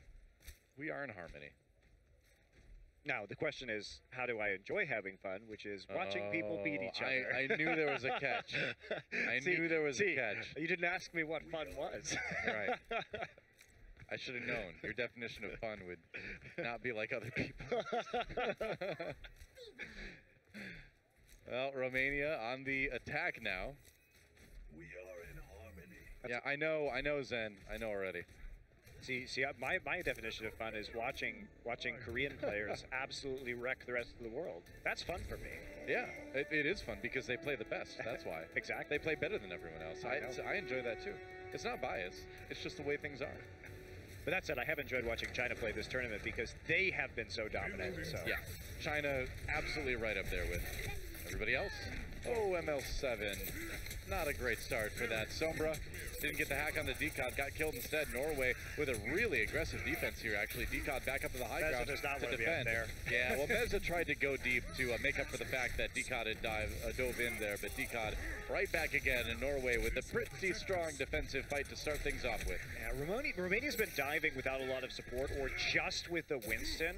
And that's led to some pretty decisive target selection from Norway and taking him down early. Yep. They need to coordinate some of these dives onto the high ground just a little bit better. Yep. And no Lucio for Norway, going with the Anna Zenyatta defensive package, support package, I should say. ML7 over on the Zenyatta now, deciding that Sombra's not working out, and I can't disagree with that. The first couple seconds of their attack round. I just don't think you're going to have an opportunity for the big EMP here. You want to use that once you actually push the truck into the marketplace. That's right. And here we go. IPN coming in with the kill on the Meza. Onigod using that tack visor, not finding a whole lot of targets, but buying more time anyway. Ooh, Emka taken out, destroyed by Onigod with that Diva. In the Diva. Yeah, Rank's still on the side. Everybody taken out though. Norway having a lot of success thus far. And Traub going to be waiting there. Probably will actually end up popping the nano boost onto Decod now that Onigod has already used that tactical visor. Yep. There we go. Rank really close to that Dragon Blade. That might be able to make the difference. IPN feels it, pops a Transcendence, but he's going to wish he had that right about now. Good opportunity for Rank to come in and get a lot done with this Dragon Blade. Oh man, an IPN feeling the worst feeling a Zenyatta can feel, where you use that Transcendence right before a Genji Blade or a Soldier Ultimate. That is rough. Wow, what the Transcendence super late there, and also the Nano Boost went on to Onigod just to help him charge up, but that fall-off damage from where he is on the far side of the map, not very useful. I mean, that Nano Boost was, was not effective at all. Guess what doesn't have fall-off damage? Zenyatta's balls. Zenyatta's balls, that's right. true. They do not have fall-off damage. They do tons of damage at any range. That was a really awkward. Oh no. All right, Sema somehow close enough to that mech to get taken out by Envision's Pulse Bomb. Romania still going to capture point A in the end, and they're going to keep this payload moving. But Norway really making them pay for it time-wise. I mean, save the soldier. Oh, that was close. Man, that Onigod really owes Aiko a lot there. He kept him alive for a long time. Yeah, but with the late death and the fact that he used the tack visor to try and contest in the market there after the point really effectively been taken already means that he's not going to have it for a longer hold here on top of the church. Yep. Very difficult position now. Romania should get some nice pushing time in. Finally, the Romania's dives are actually working for them, though. They are sending the proper amount of people onto the high ground. Starting to stabilize a bit with that. Norway on the high ground. As you often see the defense there, Pulse Bomb comes in, does take down Decod. Good opportunity for Romania here to push through. Aiko going to get popped out of his Diva suit. Kukaba with another one. Romania really coming alive in this push now here on Street Space. Do they have enough to keep the payload moving though? Yes, like they do. I mean, Onigod just delaying right now. Norway throwing bodies on top of the cart to have as much time as they can to reset their defense, and IPN will be the last one, and maybe they can actually set up here, but Romania's been rolling pretty efficiently ever since they almost came close at least to getting full held, but point B has been a bit of a cakewalk for them. Yep. Norway ready to come back in again. Kukabao on that tracer, diving in. There's the Transcendence coming out for Romania. They really want to finish up point B here. Try to take it anyway. IPN zoned out on the outside rope. Oh, wow. Nice positioning for Onigod on the top. A lot of free firing going on. Has to worry about the Diva now. Can he deal with it? Ooh, wow. He's got the Winston to deal with as well. And Meza does go down courtesy of Trop. And Onigod somehow, some way surviving despite that Winston Diva assault on the high ground. Well, at least he was able to deal some damage to the Winston after he was knocked back out of the defensive matrix. So rank also not there. Picked up right as that fight started. Norway in a pile of ultimates right now, looking to make their final hold. Romania needs to draw some of those out if they want to contest this in the final minute and a half. Bruno. Norway with a lot of time. They can stagger these ultimates. If they can use these efficiently, they might be able to just end it right here. That's the idea anyway. Decod going in under rank, backs away. It's fine just to zone that Genji for a little while anyway. Gotta be careful not to get too far forward. Low rank jumps in. Needed that sound barrier to stay alive. Norway drops theirs as well. Decod with the Primal Rage now. Aiko with 1 kill already. There's the self-destruct. That payload nearly there. Doesn't quite get there. IPN with the kill on Kukabao. Yet another Tracer kill to his name. And Norway comes in with their own Transcendence. Looks like they're going to win this fight. And now under a minute left for Romania. But Norway did use all their ults to hold that. Yeah, they did, but they're also staggering this Diva. And Onigod,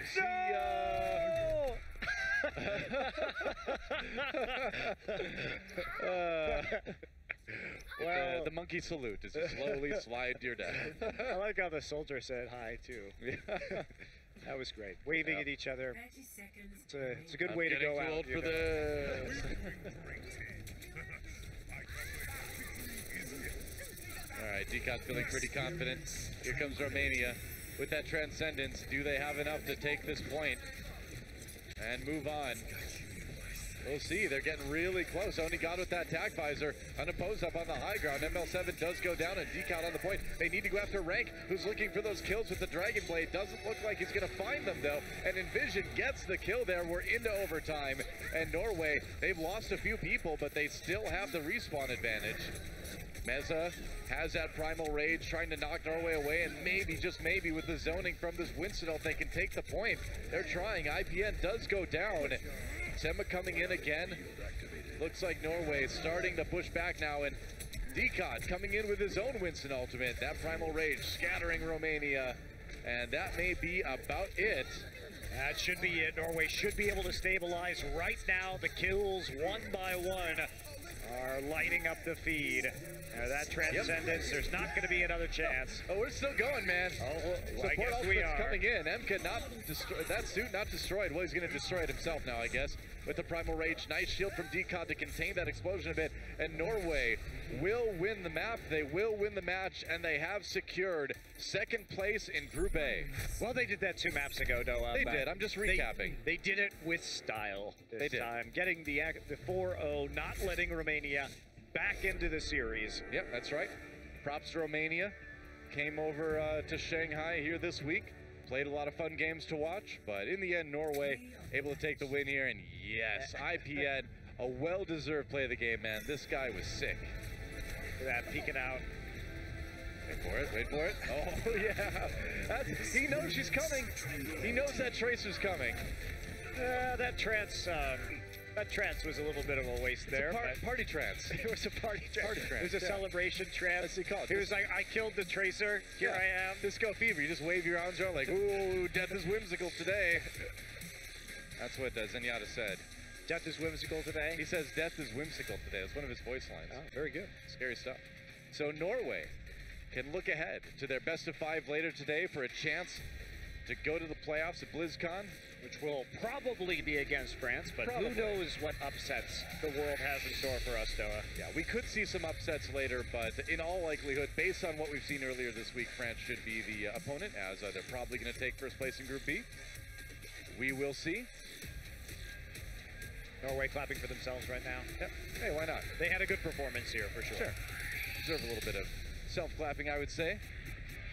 Norway coming out pretty strong this week, but again, you know, nothing compared to China, and they're really going to need to step things up if they want to beat France later today. So still a long road ahead for these guys, but at least giving themselves the opportunity. Absolutely. That's right. So that's going to be it for us to, at the moment, guys. We'll see you a little bit later. I don't know. That transitions in me. We go way back. See you guys later. The 2017 Overwatch World Cup is brought to you by Omen by HP, T-Mobile, Union Pay, and Blizzard Entertainment.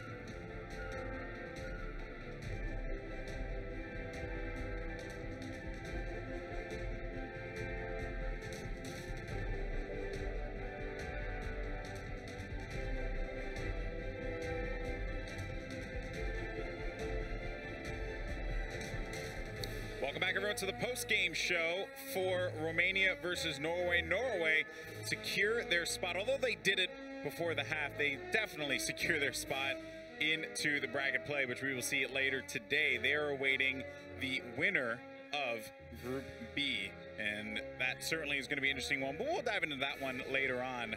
Guys, Norway looking pretty solid so far. So you do it again. You seem to be a good luck charm for a lot of these. Yeah, am I not? Am I not? Well, Norway, I mean, to be very honest though, I still felt like the first day I was the most impressed with their performance. It felt the most solid. I still think they're looking a little bit shaky still today.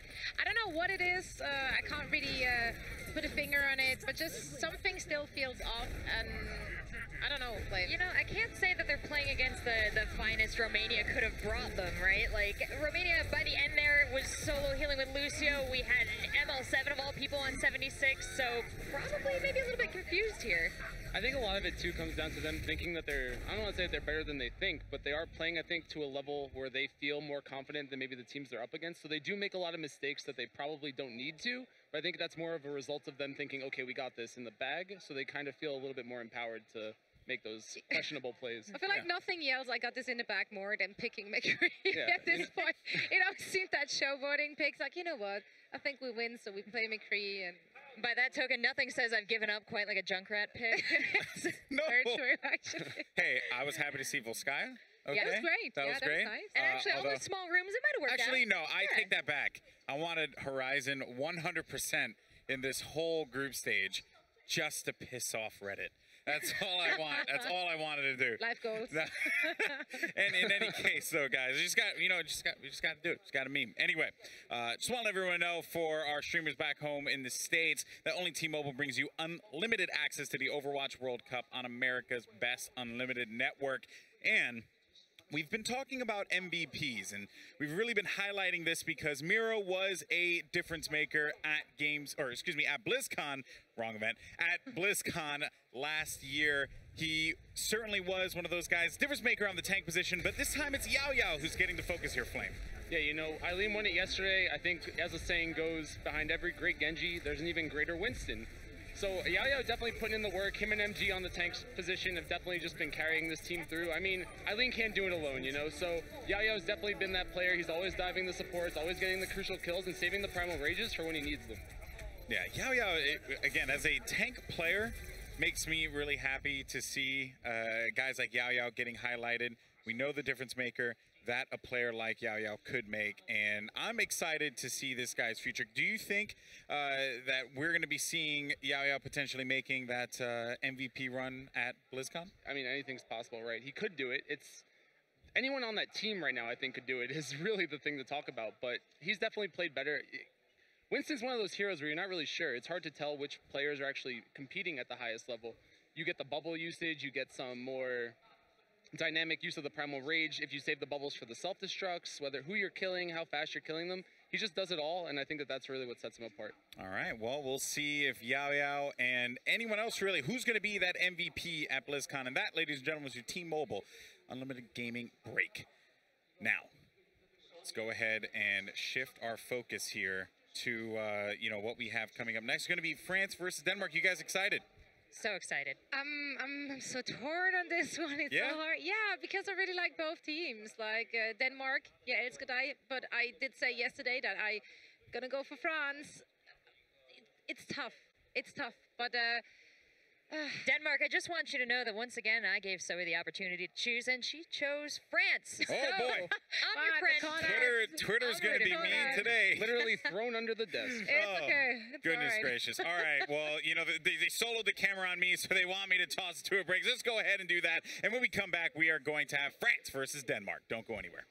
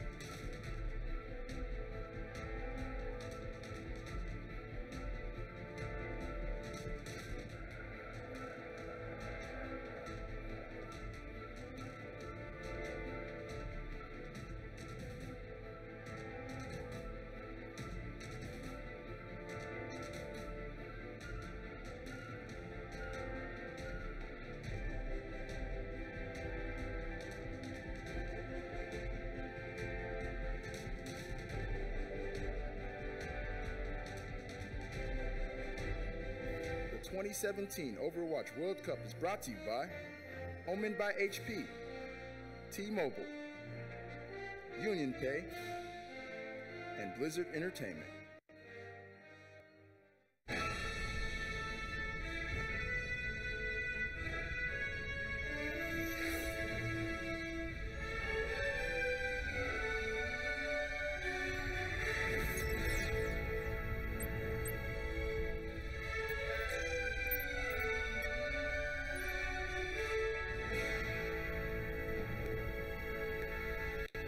Shut the door on Group A, but it is now time to open it up for Group B as we get ready for France versus Denmark.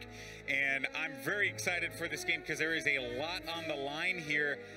This whole group has just been so competitive, but so you had a chance to talk to France, and I want to know what they thought. I saw you talking to Alpha Cast earlier. Yeah, Alpha Cast and Trauma came up and had a quick chat with the guys, and I did tell them, like, I was happy to see that at the end of the day yesterday, it looked like they figured out Sombra. They started to really spread out the guys from their team, and so the EMPs just didn't come in as effective. So I asked them, like, so what could Denmark possibly do in order to, like, throw you guys off your game. And the first thing they instantly said to me was pharmacy. Okay. Yeah, because Figured in the out. games against Arc 6, which aren't that long ago, they actually really struggled to deal with pharmacy. The only thing they actually could do was switching to pharmacy themselves, which was odd to me because I personally always felt like I wouldn't go Pharah if I have an AKM soldier on the other side, but they don't feel like AKM can actually deal with it, so they do have to like switch up their whole composition. I found that very interesting. It's hard, you know, running that pharmacy comp I think requires a lot of prowess. You need your Diva in the right spot, your Winston in the right spot to shut down that 76, and your Tracer. It's a very complex problem. It seems like a straightforward answer, but I don't know how good that'll work out for them. I think Denmark really needs to figure out what they need to do. They can try that, but they haven't shown the Sombra throughout the tournament. I think France has had a difficult time against it. We saw Opudo run it yesterday against them. We saw DDX run it against them as well, and that was kind of the problem for France, which I don't think Denmark can actually bring today. I don't think that they have the experience as a team to run the pharmacy as well, so I think that they have a...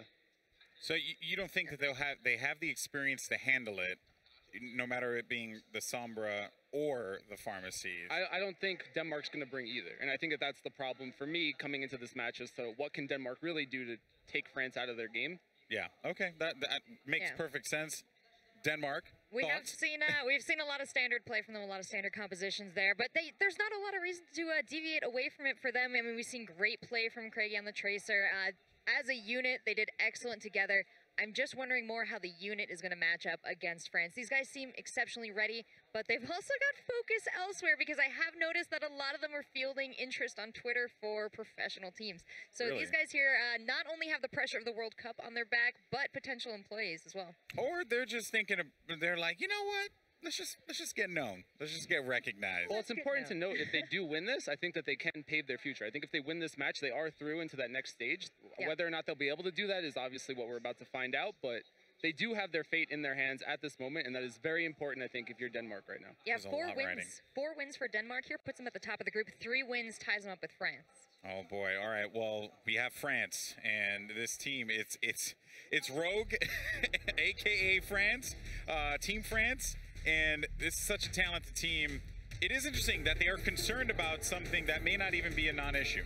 Yeah, it really is. I mean, again, I do think that Sombra is definitely not something we will be seeing from Denmark, so they don't have to worry about it. But even if we would be seeing Sombra, it wouldn't be an issue because they figured it out yesterday how to deal with it. And I think it's only going to continue to come up here. Go up here for France. So, yeah, it's going to be a tough one for Denmark. And any players for Denmark in particular, Seltzer, that you're looking out for? I mean, I love watching Fischer on 76. He's pulled off some incredible plays here. The only one, of course, not from the Singularity roster there, but he did want the world to know that he is allowed to try out for other teams when he comes home, and he's ready. All these guys really stand out, but Craigie as well. Another Tracer player, a lot of DPS focus. All right, really good stuff for them. And just so you know, for streamers back in the States, one more time, T-Mobile brings you unlimited access to the Overwatch World Cup on America's best unlimited network. And here come the players now going up to the stage. Flame, any players in particular that you're looking out for on either side? I really want to see Craigie's performance here. I think that one of the biggest things that we overlooked when looking at the Argentina match was just how good Klaus was on that Tracer. I think Craigie actually got the better of Klaus yesterday, and I do want to see how him and Soon fare up against each other in this match. This is going to be very exciting, folks. It is going to be France facing off against Denmark, and I couldn't think of 2 better commentators to take us through the action than none other, Ilios and Wolf. Well, shucks, thank you, Golden Boy, for the kind words. I am indeed Ilios, and joining me yet again is Wolf, and it's time to get down to the nitty-gritty Group B. The last one that we have to figure out, and there's a lot of pressure on not just Denmark coming into this one, want to take that first place seed going into the playoff stage, but also on Thailand, who are waiting backstage watching this match because any win for Denmark will cut Thailand out of playoff contention. That's right. So they're cheering for France back there for sure to make sure they have the best. So I got like a frog in my throat for a second there. Worried for Thailand, getting stressed out for sure as they are, of course, backstage watching this upcoming match. This match doesn't just matter for these 2 teams, but of course for the Thai team backstage. You know, as Flame mentioned, I feel like the duel between Soon and Craigie on the Tracer is going to be a really exciting one. might see some more attack Bastion as well. This is what I know a lot of fans are waiting for this series, but France has looked to be the more dominant team overall, taking the 4-0 over Argentina. So they are the favorites coming into this one, but I feel like we've seen more flexibility out of Denmark throughout the end of their series against Argentina yesterday, running more 2-2-2, not necessarily always the triple DPS. Lin's finally showing some Sombra, so I think the team has evolved throughout this group stage. Yeah, and flexibility is something that's going to be key. If you guys were watching the Apex Season 3 at the start, one of the big reasons why Rogue wasn't able to make it out of that group stage is because they were not flexible, really kind of almost refused to play anything other than their triple DPS. They didn't want to to swap and to try to play against their opponents, and they really suffered for that, fell out of the group stage, didn't even get to go into the round of 8, but now back on top, have been dominant coming off that win versus Immortals at the Peak Tournament. Now here looking very strong in Shanghai, and they want to go ahead and ride that momentum all the way through into the playoffs. And of course, France is the most pure World Cup pro team, right? That's why they're jokingly called Frogue, FR Rogue, because they're France and Rogue combined. The full French roster is being brought here, so they have so much competitive experience, so much LAN experience with this roster itself, as you mentioned, playing in online tournaments. But the Apex there is, a stage like this with a lot of fans, a lot of people cheering for them, a lot of expectations. So Denmark, not to say that they do not have that same LAN experience, they definitely do, talking about going back to Copenhagen games and things like that, but France has been the more successful pro team overall. But they shouldn't, of course, rest on their laurels and their experience here. They have to take Denmark very seriously because they want that first seed. They do not want to face off against China, who's undefeated currently in groups. Yeah, definitely not. Everybody wants to avoid China right now. That is going to be the big boss to beat, the David and Goliath story. So if you can kind of write yourself out of that one, that's definitely the path you want to take. So Denmark is going to have to put on one hell of a performance if they're going to pick up that win. Avoid that matchup, because otherwise things are looking very good for China going into the playoffs, and then also potentially Rogue, who are going up against, would be going up against Norway as that first place seed out of B. So they want to go ahead, set that stage for themselves, get those, I don't want to say weaker opponents. That sounds unfair, especially for Norway, who have been doing a very great job so far. But they want the less stiff opposition. Yeah, I mean, results speak for themselves, right? So when you see the team that's dominating as untouched, the massive 12-0 there for China, that's the scary one. That's the one you don't want to face, especially here on their home ground, right? So looks like we are getting set up for our first map here. It's not quite set up and ready yet, but of course we will be going into hybrid for our first map type. Yeah, just want to get everything squared away, make sure the players are ready. And it looks like they indeed are. So let's go ahead and figure out what the map is going to be as we get ready to load it up. All right, looks like we're going to show that map now. Looks like ready it's finally for it, ready. Apparently not. All right, let's show it now. All Where right. we're headed here for hybrid. It will be Hollywood, in fact, yet again, an old French favorite here. All right. We'll be moving over to Hollywood. And I mean, something that was talked about on the desk was, the concerns here for Team France. The pharmacy, something that we could see. Denmark haven't really been running that, but this is a map, especially on point A, where it could come out, can very heavily impact that point A and allow for those very fast takes. Yeah, it would be a very risky composition to run, but it's a surprise tactic we've seen a lot of the time. I think the bigger concern for that one is going to come into when we get to control. If they want to hide it, I would say save it for that one, but it's a tactic that should definitely be considered by France here, that Denmark might run out.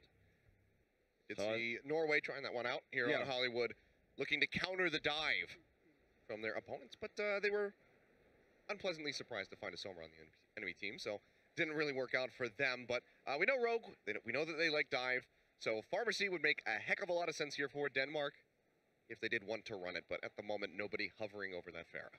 Not at this moment in time. It will be the attack first for Denmark, and France will be on the defense.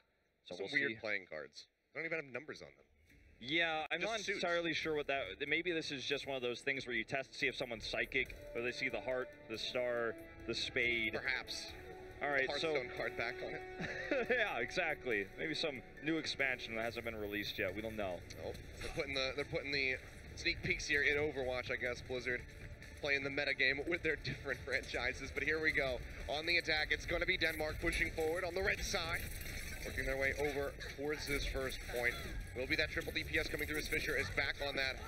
Soon-to-be namesake soldier, you have to say, has had some star-studded performances so far throughout the tournament. Yeah, I'm not going to be running the D.Va this time. We'll see if he sticks with it throughout this series, because showing a lot more D.Va yesterday. And already, this is a great start here for Denmark. Nerf getting the damage done here. Nox just trying to buy time, trying to survive here, but will be taken out. Crowley showing great tracking. And Denmark already going to grab this first take. Because this was taken so quickly, unfortunately, France doesn't have any ultimates to delay time. And this may just be a very quick capture here. They have time to come back. Yeah, the first tick comes through. Second tick looking like it's going to happen here for the side of Denmark. We'll go ahead and get that. And still going to be going up for it. France should have time for a last-second contest. You can see soon we'll be dashing in onto the point. Pulse bomb comes through, but it will be eaten. AKM just snatching that one up for himself. And wins is going to be the first one that goes down. Nico also traded off here as Fisher. Fires away the soldier, but he's going to lose his life as Nox finds a double kill. Craggy still dashing around, offering DPS from the backside here, trying to get these flank spots. Does find Nox, now looking for Unco, but we know that Unco can very well come out on top of these trades, but not this time. Craggy popping off here for his squad, will take down AKM. Almost single-handedly get this cap here over for Denmark, so very swift with 5 minutes on the clock. As we enter into the street space, Denmark showing some prowess. Yeah, definitely so. And as Flame was wondering earlier, one of the exciting parts of the series is Craggy versus Soon. And Craggy is definitely getting the better ends of the trades so far. And Denmark basically did this with no ultimates. They're actually about to have 6 together here for this street space. So a nice ult advantage in France. Sticking with what they know, but unfortunately so far so unsuccessful. And look at this, Nico's already taken out with another pulse bomb. Yeah, I'm sorry, Nico. That deflect will not save you from the pulse bomb explosion. Throws that up and just goes down. Now Discord Orb in onto Nox, who did pop that Primal Rage. He's going to go ahead and eject himself away from that payload, try to keep himself alive. They're chasing and looking for him. Goes dangerously low. Can they get the kill is going to be the question. Too much damage coming through here onto Craggy, so he will go ahead and back out. But the payload already moving up pretty darn far, you'd have to say. Craggy with the performance of a lifetime right now, just the insane tracking, trying to find these squishy members repeatedly, even just building pulse bombs, looking for Unco now this time in the back, actually finds him. Tranquility is up, and he's going to get the pick here, you have to imagine. Down it goes. Yeah, self-destruct coming through, not really going to find anything there for the side of AKM, but it's still just the kills coming through for Denmark. Craggy will fall as Nico hunts him down, but Krytox finds Soon. It's the dash through, now looking for Nox, will have it in the payload. Still going to be moving forward. AKM now going to be the target. Discord Orb comes through, he's going to get popped out of the mech to poop away, just to make sure that he's not contending the payload so he can keep moving forward. And Denmark are making record time right now on Hollywood. It just feels like France is struggling to deal with this dive, especially of Craggy. Krytox doing a decent job as well, but it's more Craggy, and we're going to try to use this Transcendence to deny this push. Going in for this one, that's the sound barrier thrown down here. Fisher going to get jumped on by that dragon-bladed Nico, but the Helix rockets will finish him off. And even with the Transcendence engaged, France are still going to be the one suffering at the end of the fight. AKM yet again will be the last one to go down, and that is just going to be point B over to Denmark. 4:40 remaining on the clock. Crazy strong push for them coming out. Look at this. They are just dominating. Now even trying to stagger the spawns further on the chase, and France is falling to pieces left and right, and Craggy holds onto that pulse bomb. He is just finding targets over and over again. AKM switching back to the soldier, but I don't know if this is really going to be the right choice. Strong here, of course, on the high ground, but no protection from the D.Va. When Craggy comes in, they're having so much trouble, so the D.Va could be the better option here, but he's confident with the soldier, and they will push Denmark back, at least for this stage. Yeah, I mean, we already saw the one consumption on that pulse bomb at the beginning of this map here for AKM, so moving with free from the D.Va, potentially a bit of a detriment here for them. The Dragon Blade will now be coming through here from the side of Krytox, looking for some kills, but the sound barrier is there from France to answer. Nox going dangerously low, gets the Primal Rage off in time to keep himself alive, but is in the backside of the fight, surrounded by enemies, so he just has to leap back here to the safety of his squad. Still going low, jumps back down, keep himself alive for the moment. Going 40 yet again, has the bubble to buy a little bit of time, but Craggy and Fisher are both there. They just cut him down soon, following very shortly thereafter. The Helix rockets do get the connection. Nico has that nice little reflect, at least to trade back one kill, but still Denmark in these skirmishes. They're all over the place with the Winston leaping back and forth. They are still coming out on top. AKM looks really frustrated. You can see the camera shot here, taken out very late there, but it was really the survivability of Fisher, the extra protection brought there by Nerf, and also just the pressure that Craggy's putting onto these backlines, shutting Nico down so many times. We've barely seen any Dragon Blades out of the side of France because Craggy is just getting these kills. Well, Nico coming through here with the Dragon Blade, but yet again, that's going to be the sound barrier out to answer. They're trying to keep everybody topped up. Can't quite get that final slice in onto Kelix, which certainly would have taken down the Lucio. And in the meantime, Denmark are still just coming up huge with these kills. Nerf will be traded back. That gets rid of that tanky front line here for Denmark, allowing some access to the squishier targets. But you can see they're just riding this one through. The Boopin comes down. Can they get the tag? Yes, they do. Unco able to get back onto the payload, but Nox goes down right off the bat as the pulse bomb comes through. AKM trading one back here onto Krytox, looking for a bit more as Unco fires away, trying to keep everybody topped off, trying to get some hits in onto this very elusive Lucio, but he is still going to go down. Craggy just wreaking havoc with this Tracer time and time again. Sound barrier now down here for France, trying to buy some more time, trying to get that rollback going on the payload because it's just 0.54 meters left to go. Denmark, they will go ahead, concede the fight, but they still have 2 minutes to push this just a couple inches. I feel like AKM on the Soldier here might not be the way to go because he's just simply not able to have the space to find damage with the crazy good dive coming out from Denmark. Fisher even adding some extra pressure in there. And even though there's no diva on the side of Denmark, you just can't get the kills, and it's really Craggy that's carrying this. They're going to go for another push here with the sound barrier active. Sound barrier does come through here. Nox still up in the front line, and Nico draws out the Dragon Blade, finds Fisher right off the bat, but already AKM and Unco have been taken out. Now Nico will go down as Krytox dashes his way through. Pulse Bomb comes through, but will not find the stick there for Craggy, but he's still able to pick up the kill in onto Wins. Pulse Bomb thrown in onto Nerf, but he does not go down, stays alive through it all, and that is going to be the completion. Denmark taking it all the way to point C with 1:27 remaining on the clock. Could have been even better if France didn't have that last minute heroic defense there. It was actually Nico who was able to get the kills that shut down Craggy in the end. Besides Nico having the really cool dashes and some denials when the pushes started to get a little bit softer there on the side of Denmark, they got dominated. And the triple DPS, the Soldier, the lack of mobility there, the lack of defense, and no defense matrix on the side of France here, I think it's costing them big when Craggy gets into the back line. And we've seen his first-person view. We're seeing him smashing the DPS. He's killed Nico 1v1 several times. He's caught Soon on the retreat. This guy's knowledge of when Soon has already used his recall, going to chase him, picking him off. Soon was the carry for France in their last matches. Especially against Argentina, most would argue, because he was able to help shut down Klaus, but he was the carry, and he's just not standing up to Craggy in this direct matchup, which I think is a big surprise for a lot of the Western fans that expected France to dominate this.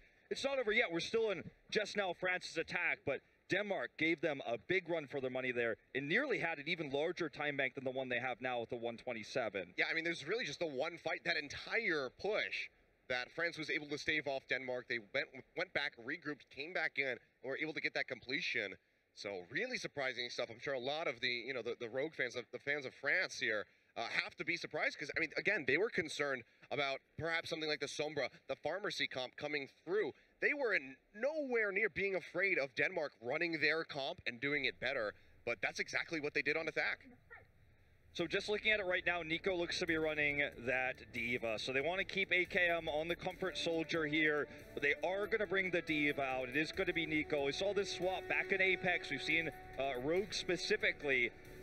Now, of course, France's roster, but in the past, Rogue using this swap to more success. So I like this over having AKM on the Diva because it's good to run that Soldier.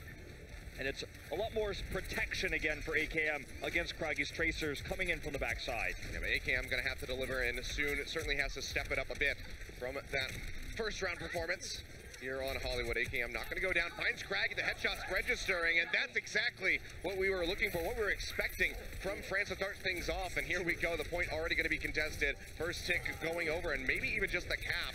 We will see Fisher coming in. He's on that Diva, trying to buy some time here for the rest of his squad, but he's going to get popped out. He's going to go down, and that should be a second tick at least coming through here for France, if not just the cap. So finding it is about as quickly, if not a little bit faster there than Denmark. Yeah, just a little bit faster, it looks like here for the cap. 5:40 will be the time for France, but as you saw there, the only thing AKM really had to do was kill Craggy in the back line, and it was what we saw from Nico coming in, mitigating the damage for the rest of Soon to clean up Denmark there.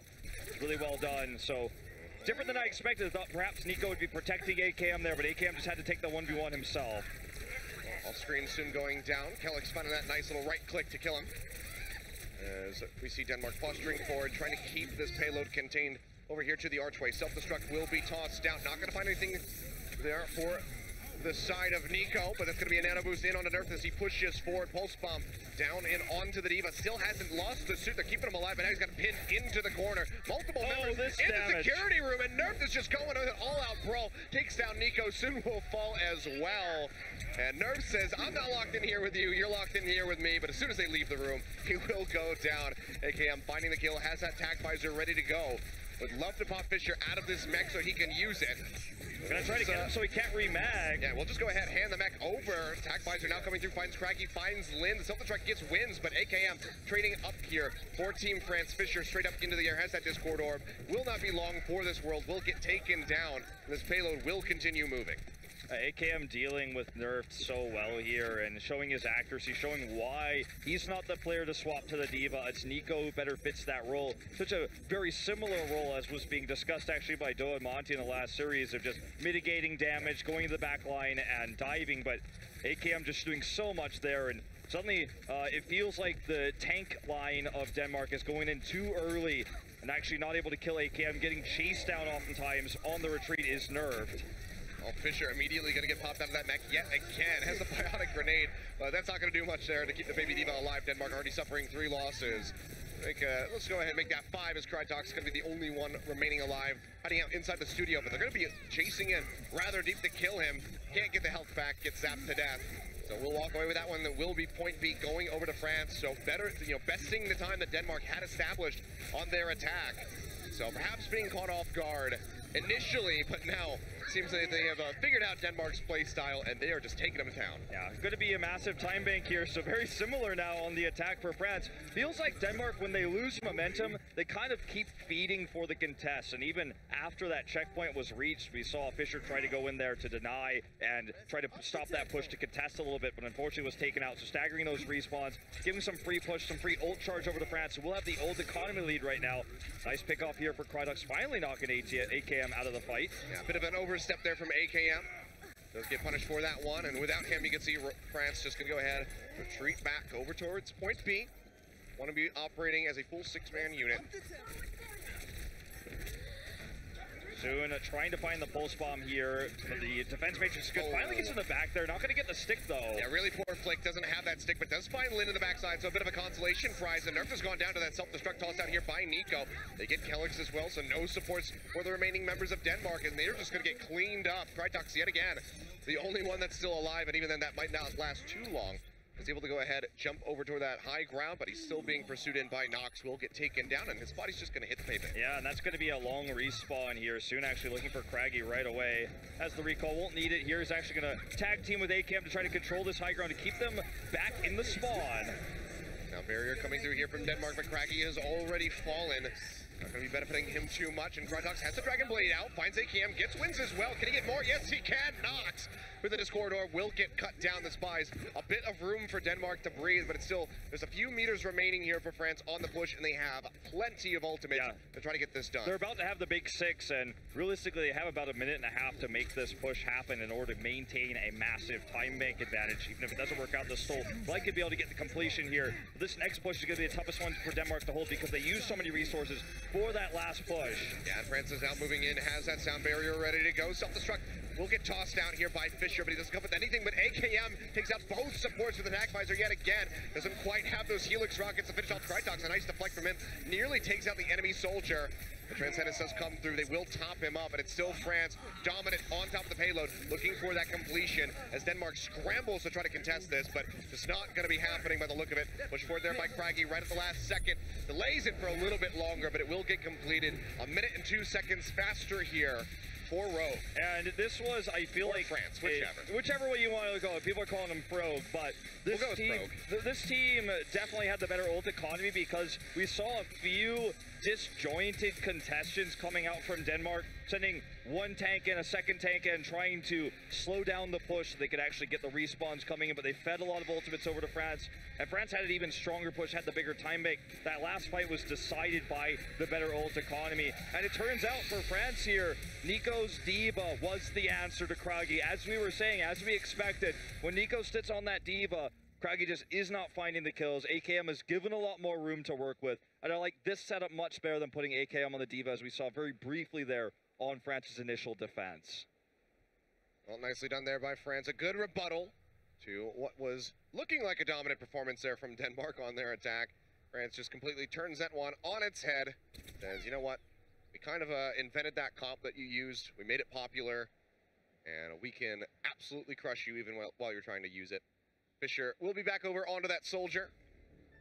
It looks like they want to run their triple DPS again. They're going to be going back to this one. We did see him on the Diva, and Nico was doing a bit of a better job, you'd have to say, as far as staying alive. So Fisher will just go back over to that soldier, which is tried and true for him throughout the duration of this tournament. But now out the gate, Denmark yet again going to be on the attack. Minute and 20 seconds here as they approach point A. Okay, they scout out Nico already on the Genji, which means Craggy can be more aggressive. They know this. They know there's no Diva on the side of France. Or actually, it's AKM on the Diva. My mistake. Did switch over to that. So no soldier on the high ground there. Just want to, again, stick with the protection against Craggy. Well, this time, defense going significantly better here for the side of France. Craggy getting a little bit of a back cap. Got a bit onto that meter, but can't quite get that first tick. And we're down under a minute. Craggy just going down. A nice stagger will be there for France. I suppose the idea here is they want to have both Nico and AKM for this short time bank for Denmark because they know they're not going to really be dealing with that many ultimates. And Nico has much more mobility to chase down Craggy and shut him down. AKM can give the protection there. And Nox is just looking for the extra damage there in the room with this composition with a solo tank on the side of Denmark. The leap in comes through here from Nox looking for Fisher. Identifying him as one of the key targets, but Nico will go down as Nerf finds a double kill, getting rid of Nox as well. Soon throwing out the pulse bomb, not going to find anything, and Krydox is there to pick up the pieces. And from the sidelines, Fisher firing away, gets some of those final kills coming through. That's going to be the team wipe as Denmark postures up onto the point. 15 seconds remaining. France likely going to be sprinting back in here, perhaps to try to contest this. But it seems like they're actually just going to get prepped for that streets phase. Yeah, they can't contest this. They're not close enough. But still, this is basically just going to be an overtime push for Denmark. They do have a lot of ults to actually keep this going. They should be able to stick to this payload like glue. Don't get bopped away by Nox. That is going to be the big ultimate there. The Primal Rage could actually just end this run for Denmark straight away. So targeting him down is going to be important. Lind is going to need to put those Discord orbs out. Well, sound barrier comes through here from Denmark, but Craggy has already fallen in the fight, nerfed. Looking for that Primal Rage, waiting to lose a little bit more HP before he feels forced to pop it out. Nico goes in, tries to get another kill with that Dragon Blade, but can't find it. Will get taken down, and Fisher's just firing away with that Tag Visor. Gets rid of Unko as well.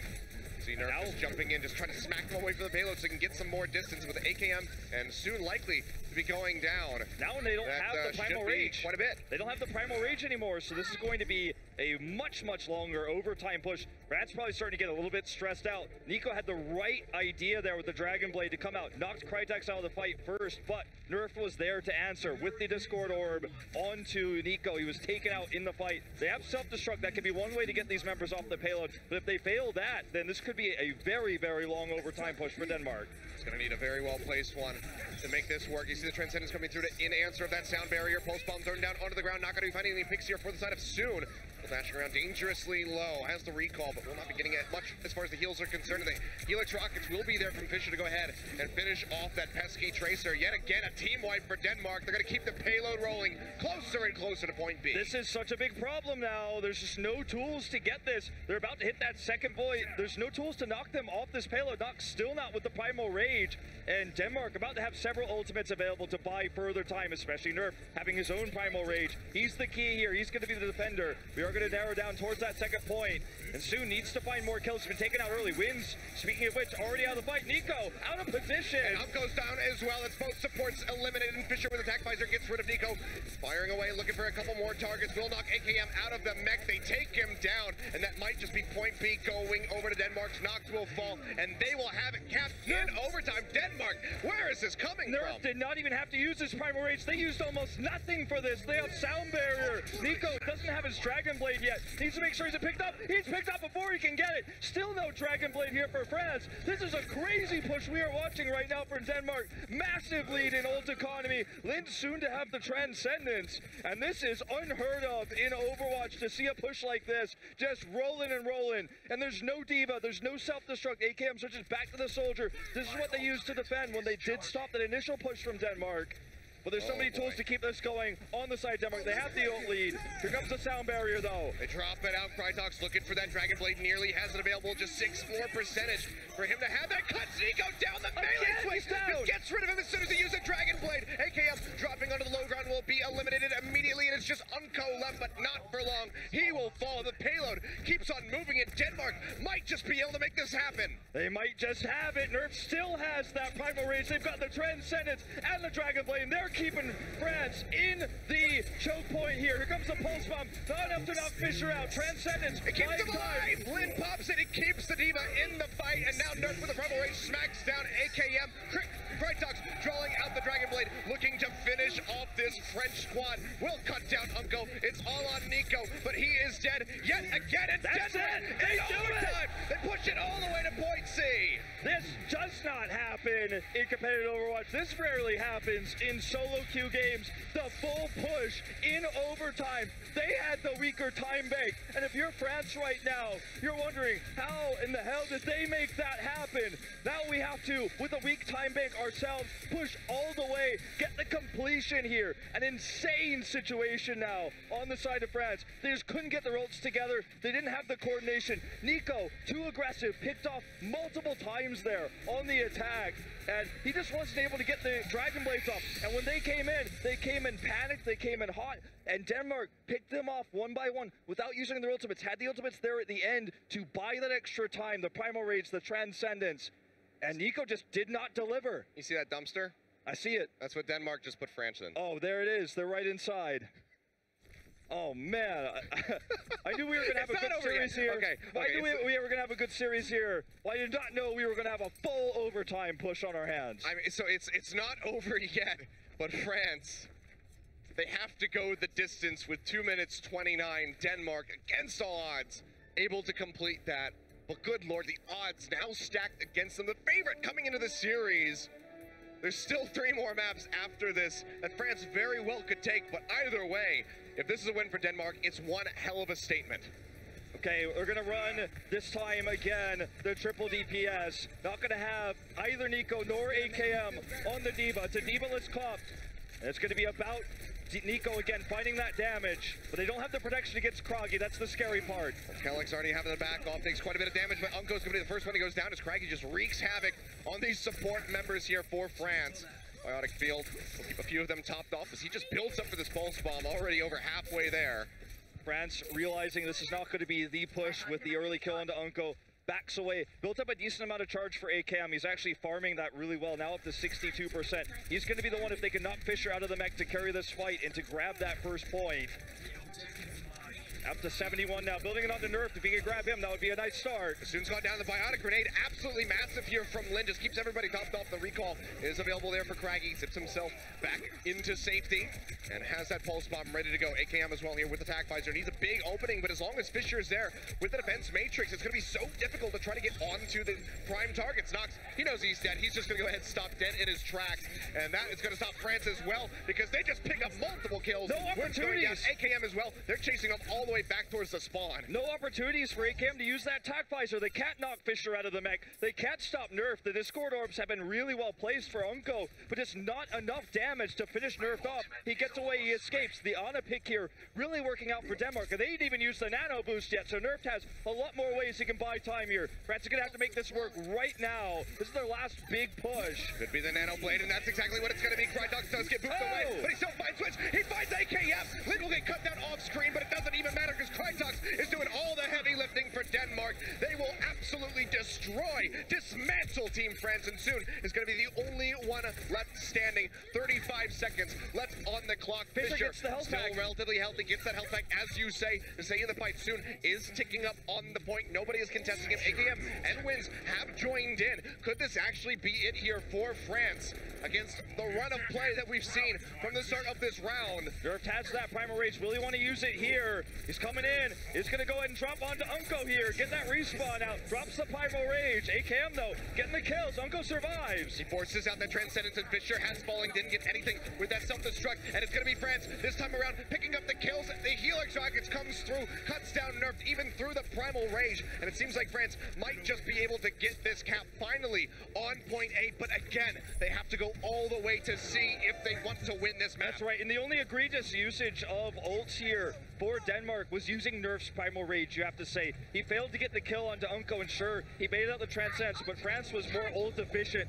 otherwise. Now, sure, Denmark has a lot of time to work with as we approach point C. So many meters left to go, so they can build up those ults again. But Nerf is going to have to make sure he does not repeat the performance of Nox earlier with those Primal Rages to knock them off. Of course, Fisher with the self-destructs, another opportunity to clear this overtime. Soon, not going to be finding the stick there with that pulse bomb, trying to get it in onto Nerf. Might just fall anyway, and he does get knocked out up the sky as they desperately try to contest this payload.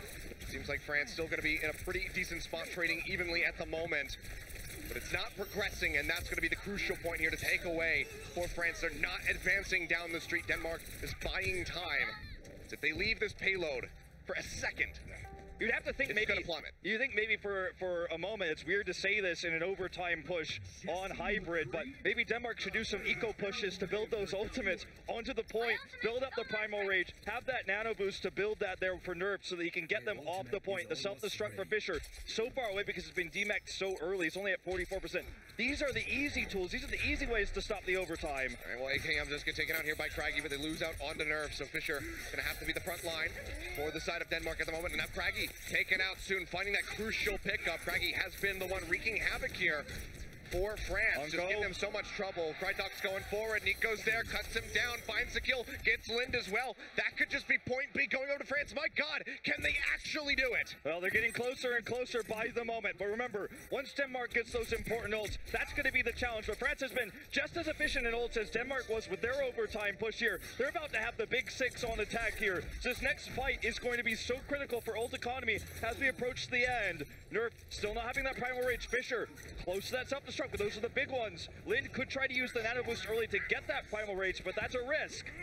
Nico does have that Dragon Blade, just trying to harass here in the back lines, looking for Nerf as the first target. Dashing in, so has the Dragon Blade ready to go. Big heal tonight comes out, however, in the meantime, Krydok's drawing out his own Dragon Blade. But the Transcendence is there, and he is not going to find anything for it. Near Team Wipe onto Denmark, comes through from France, and they will finally be pushing through the final gateway, approaching point C. And again, so many ults used for Denmark. They use that Dragon Blade. I say so many, but that's so important because France basically only used the Transcendence here. Not going to be available for the next fight, but Krydok's already used the Dragon Blade, so it's kind of an even trade in that way, and the payload is still rolling. The Self-Destruct and the Primal Rage are going to be the big ones, though, and they're finally ready here. All right, double sound barrier coming through, but Kellis is still going to be the first one that falls. Nico finds the kill, looking for a little bit more, but now that Self-Destruct comes through, makes it out of range in time to keep himself alive, but the overtime nearly ticks down. They cannot step away from this one, but AKM with that tac visor takes out Craggy, one of those pesky delay tactics that Denmark can rely on.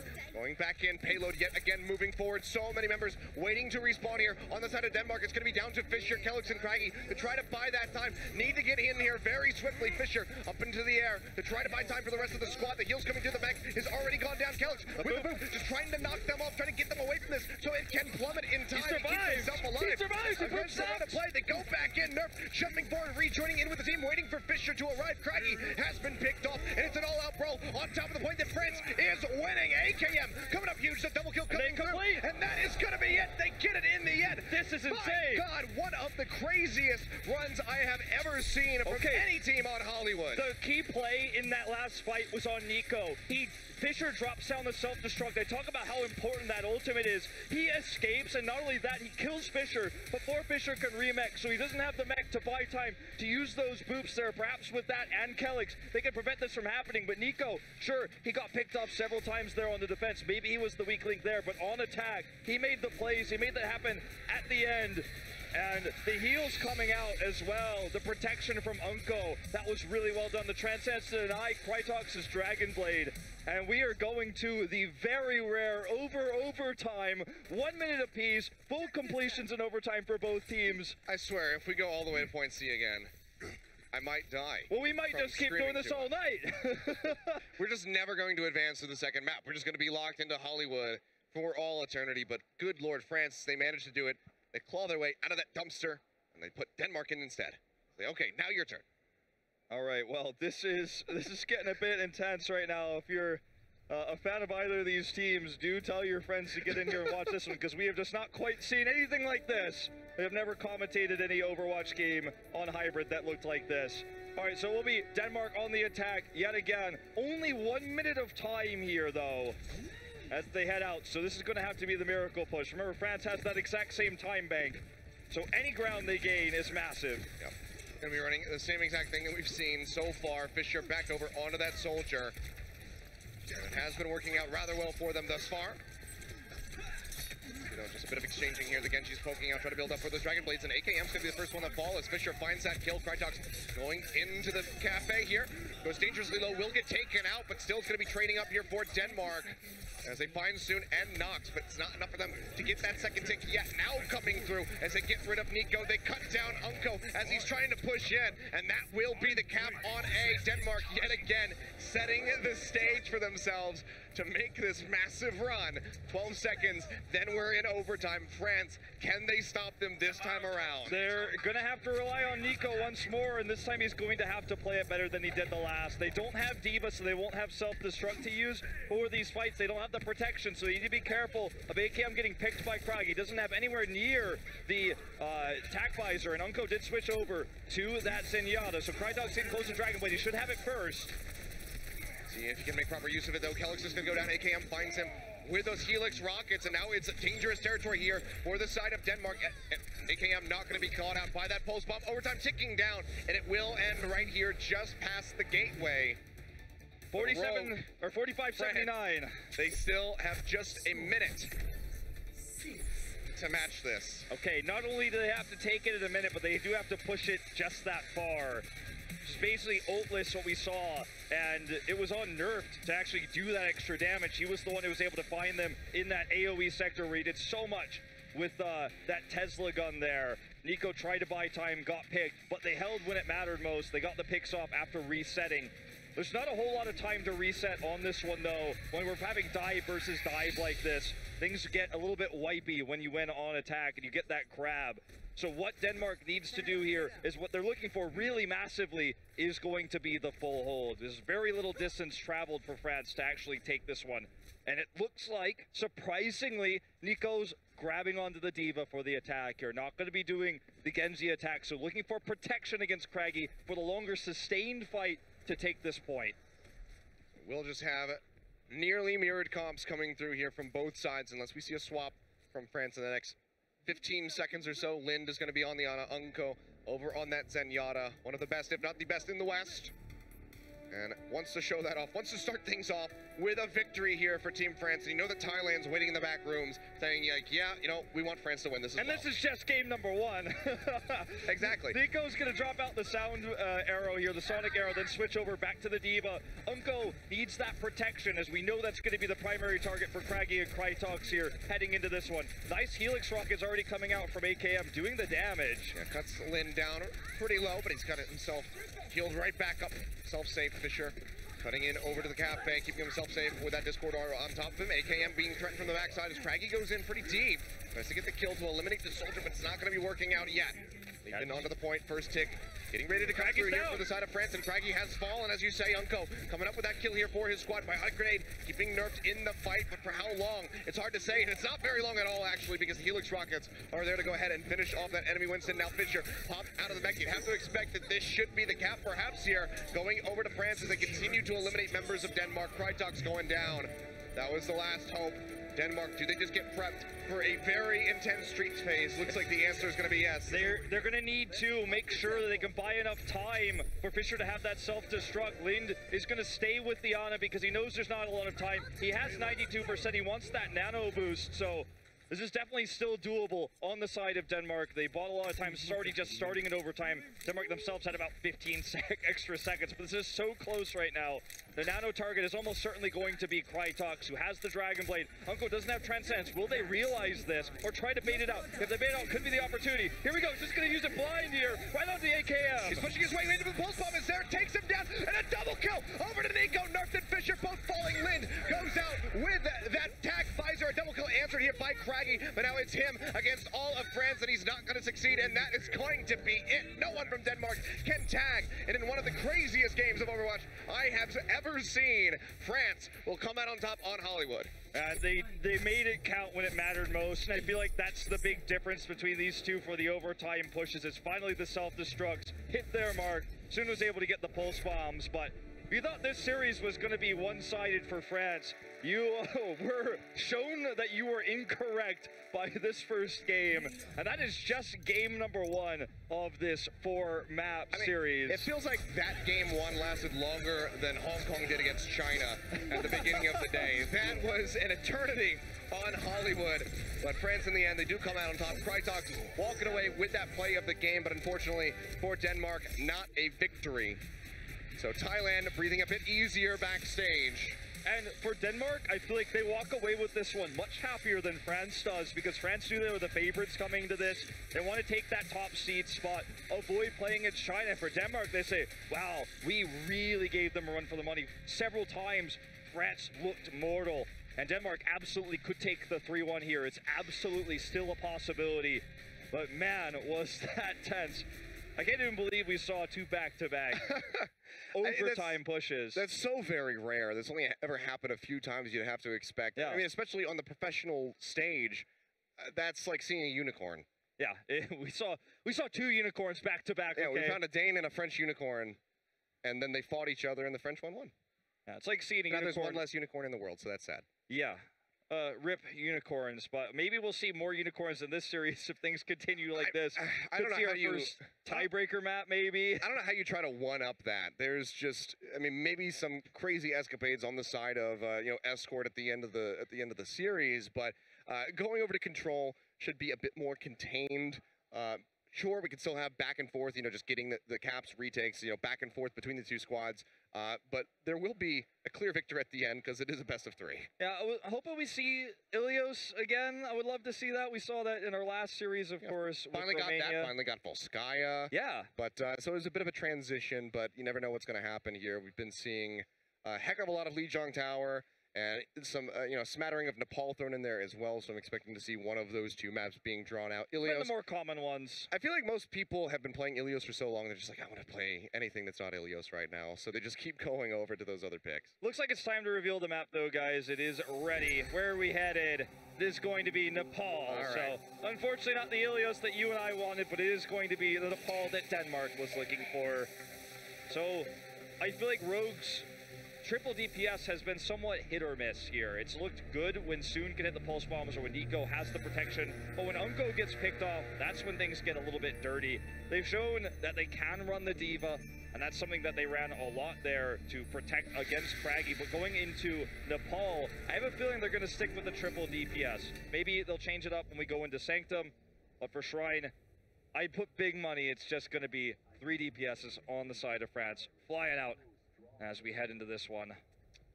We'll see what they do. I mean, Fisher moving over onto the Diva. When he was playing that, those are the rounds that they were losing. So could just see the triple DPS from both sides, perhaps. Give it a couple more seconds and see what is going to happen. At the moment, Kelix showing the mercy, but Fisher, yeah, he's not going to be playing Lucio. So they will go ahead and just swap that out. Will be the soldier coming through here for Fisher. So keeping things rather consistent. It seems like we will have the triple DPS on the side of Denmark, as well as France, so we'll just be going right back at each other. This is not going to be the map to see Pharmacy on, not on Sanctum, I should say, on this round. Maybe we see it later on Shrine, but not here. Fisher going low already, has to kite back, picks up that health pack, and gets chopped up there by Lind, as Krytox does find Soon, so eliminating one of the DPS threats. Gonna be a nice start, but they lose out onto Nerf, so now Denmark gonna be without a tank. See if they can still posture forward, get in onto the point right now. They are capping this one through. It seems like they will get the first. They take that away, and actually Krytox dashing in from behind takes out Nox with the help of that Discord orb. And fighting a man down and still making it work here. Krytox doing some serious damage with the flex too. They hold on to this Nerf's back.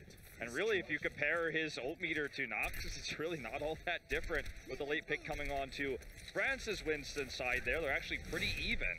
Anyone need some healing? Well, for now, let's see, Denmark just going to be looking to operate around this left side of the point, up onto the high ground. My tactical visor. France hasn't really found their way onto this one yet to try to get the cap. Unco under threat here from Krytox. Has the deflection to take him down. Says, thank you very much for the bullets. I'll just go ahead and kill your support with those. And Nico falls as well, so this should be Denmark holding pretty firmly here onto the point, especially as Fisher draws out with that tac visor, finds the kill in onto Win soon. Cannot possibly escape. He will go down as Nerf picks up the double kill. Denmark gonna hold on to this one, taking upward just about the past 50%. Fisher using his tac visor, so that's pretty nice for France. That's one thing they could take away from this failed fight, but 52% here on the side of Denmark. This 6-ult push, if it fails, it's going to be pretty telling as to how the rest of this first round is going to go, because Denmark has the weaker ult economy right now. Krytox already down. Yeah, in no man's land will get taken out. Had that Dragon Blade available, so maybe this is the opening here for France, but losing out on Unco. Might just trade that one right back. Nico will be working his way down onto the point. Get this one ticking up here for his squad. Sound barrier coming through as Denmark will go ahead and rejoin to delay this from coming through. They didn't really use all too much for this, and they're going to go for the reset here, but this one needs to work. I can really appreciate that France was not willing to just go in there and take an abysmal fight because they felt like they were out of time, because they had just enough time for one push. They baited out the sound barrier. Nico was not willing to Dragon Blade into that. Now that it's gone here, if they can bait the Transcendence, they can absolutely get the flip. Again, going to take a lot of resources to do so, but here comes the approach. Great ball coming through there. Craggy working his way around the back. And he's here right on top of Unco. Can he finish him off? Yes, he can. Cuts him down, but Nico does have that Dragon Blade out. Gets rid of Fisher. Nerfed and Lind also falling off screen. The near cap here for France will be able to get the flip at 99% in overtime. But they had to use pretty much everything for that. The Transcendence, the only thing that they have to try to hold this point at the moment. Looks like the idea there was to kill Unco, so he couldn't use Transcendence, so Krytox could win the fight, but so many resources were spent to kill him. Krytox wasn't involved in the fight there, so basically they couldn't find that value. Krytox still holds onto the Dragon Blade. They won't have the sound barrier to pair with it, unfortunately, though. Transcendence could be the way. They could build a second one, because they have so much time here. Pushing back in, only 25% so far here for the side of France. Transcendence comes through from Unco. Gonna keep everybody topped off. They do find the kill in onto Nerf, so we'll be delaying Denmark a bit more. But there's still a ways to go, just a third of the way there at the moment. Get this first win on Sanctum. Not gonna go for their attack until they have all their ults ready, or unless they get a pick, and that's where Fisher is gonna come into here, or Craggy, depending on which one is able to get those headshots off. France just taking a defensive stance here, waiting to try to catch this push. Pulse bomb there from Craggy, not gonna go with anything, and AKM comes in from behind, takes down Krytox. A crucial target eliminated, but Lin coming up the kill onto the soldier. Nico going down as well, pulse bomb thrown out, will get rid of Nerfed. So nice trade backs coming through here from France as they try to maintain this hold. The near cap was there for Denmark. Will start draining out as it's just Kellix all on his own. They use basically everything too here. I mean, he survived. Oh yes, he does. Actually, the poop takes down soon. He has to go over here and get the speed up to try to go for another good test. They're going to have the sound barrier and that primal rage. The Dragon Blade wasted because those Helix rockets hit home there for AKM.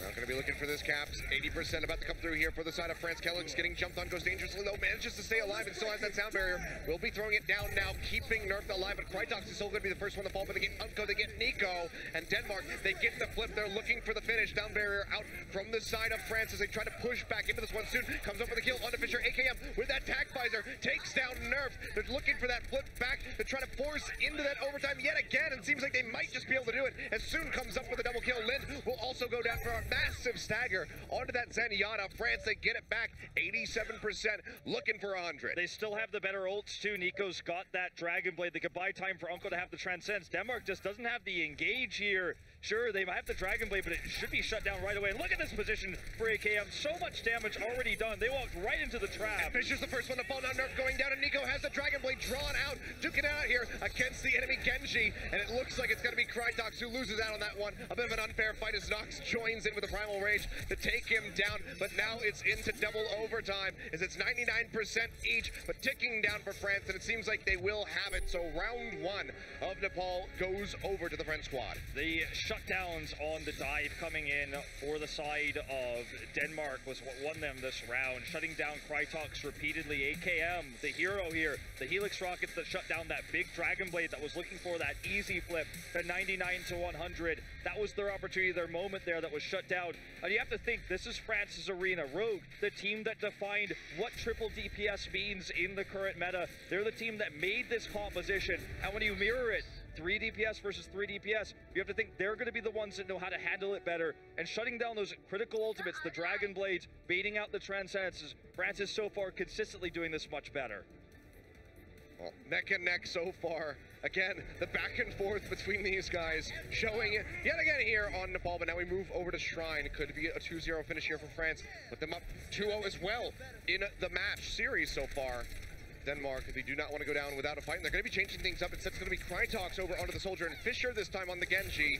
So, trying something a little bit different, see if they can find success with this. But already France posturing forward onto the point, have a bit of an advantage, but Krytox is going to turn that one around as AKM goes down. Those Helix rockets flying straight and true, find their target and now wins under fire, tries to ride up into the air, but he's got that Discord orb on him, and Krytox's aim is beautiful. His tracking is great, and they will go ahead and get this first cap.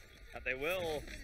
Sometimes you worry when you see a swap like this just from roll to roll directly. Almost feels like it speaks to a lack of confidence to Krytox's Genjis. Wasn't able to get anything done with that Dragon Blade in the last game, but they're making it work here, so I can't even say it's nerves. Perhaps they just were feeling it better this way with the swap. So Fisher, we've seen the Genji from him already this tournament, but this is looking to be an even better version than what we saw last time. Already building up to that Dragon Blade. Sound barrier going to be close with it too, so France with not a lot of resources to contest this initially. They try to bait out some ultimates with this next push. Yeah, soon trying to sneak around the back. Nearly has that pulse bomb ready to go. Is spotted out there by Krytox, forced around the front here, but Nox is going to go down first and foremost as Craggy finds that kill with the pulse bomb. Dragon Blade out here from Fisher, but he's going to go down. Couldn't get the kill in onto Unko, but that's still not going to be enough to undo everything here for Denmark. They still are coming in on top of these exchanges. 50% about to come through. Unko will be hounded down. Krytox going to get the kill on the wins. The arrival of Nox means he's got to go ahead and peel back, but actually, Craggy and Lin will just join in, and they'll say, okay, you know what? Let's just kill the Winston instead. Yep, now he's going to get into this high ground position. France isn't going to necessarily see this one coming, but France does have a large amount of ultimates, but not as many as you would think. Denmark pretty efficient with that hold. I feel like the thing that we're seeing best from France is the shutdown of the Dragon Blades, the shutdown Krytox, the shutdown Fisher, but they need to win the rest of the fight after that. Once again, going to be looking for the pick onto the Genji. Fails the pulse bomb stick here onto Krytox as well. Yeah, he's going to go low. Oh, Biotic Field comes through. AKM is able to get a kill off screen as he takes down Nerf. Krytox on the high ground does have that tack visor, but Nox just Goomba stomps him down, and that's going to be the sound barrier coming through here from Denmark. Finds it onto 4 members, and still will be maintaining control at the moment. You can see France trying to posture for it, trying to get this one completed, but Kellix and Fisher are doing their damnedest to go ahead and delay this one. 92% still ticking upward. Sound barrier is used here for France as they try to get this cap. Pretty desperate. Still delaying very heavily. We'll go into overtime. France, they need to stick onto this one. They need to get that flipped. And they will go ahead and get it right here at the end. AKM with attack visor takes down 2. But again, the long journey begins for France 100%. Yeah, it's going to be they a did big it last time, but the France shutdowns of these ultimates, the Dragon Blades, the attack visors, that's what I'm most impressed by. Krytox on the high ground there had a really nice place to use his tack visor, but France identified it early, shut it down. They were harassing him non-stop with Zune. They have a decent amount of ults here for the defense. They could buy a lot of time. Denmark is going to have to make the first Dragon Blade really happen on this control point. Here it comes. They didn't make it right now. Fisher going in, finds one as he gets rid of wins, but needs a lot more than that. Gets the slices in, but it doesn't have the damage to get the kills. And now 3 members down on the side of Denmark make it 4 as Craggy will just walk straight into the barrel of AKM's gun. Takes them down, and France will go ahead, maintain control. And yet again, a more efficient hold here for France, shutting down these important ultimates. So I'm most worried about Denmark just reflipping. Talk about control. Usually the 99-0 lead is so massive for the team that got it first because they have that 6 ult push. The synergy here, there's no support ultimates for the Dragon Blades, and France is just able to find these, punish these sloppy ult synergies, or lack of synergy, I should say, for Denmark, and win these fights over and over. Now we're at a 60-99. I mean, this has just been a game of anything you can do, we can do better for France. You can see Primal Rage used out there by Nerf, but he's still going to go down. Unco with the Transcendence keeps himself alive through that onslaught and soon finds Lin in the back. Fisher falling as well. They are able to trade up here for wins, but Denmark are still suffering heavy losses, and it's 80% now for France, who are yet again looking to lose out 99%, get the flip, and then take it all the way home. Maybe 3rd time's a charm for Fisher on this Dragon Blade, but he doesn't even have it yet. They're going to have to use maybe Transcendence to allow him to farm for that.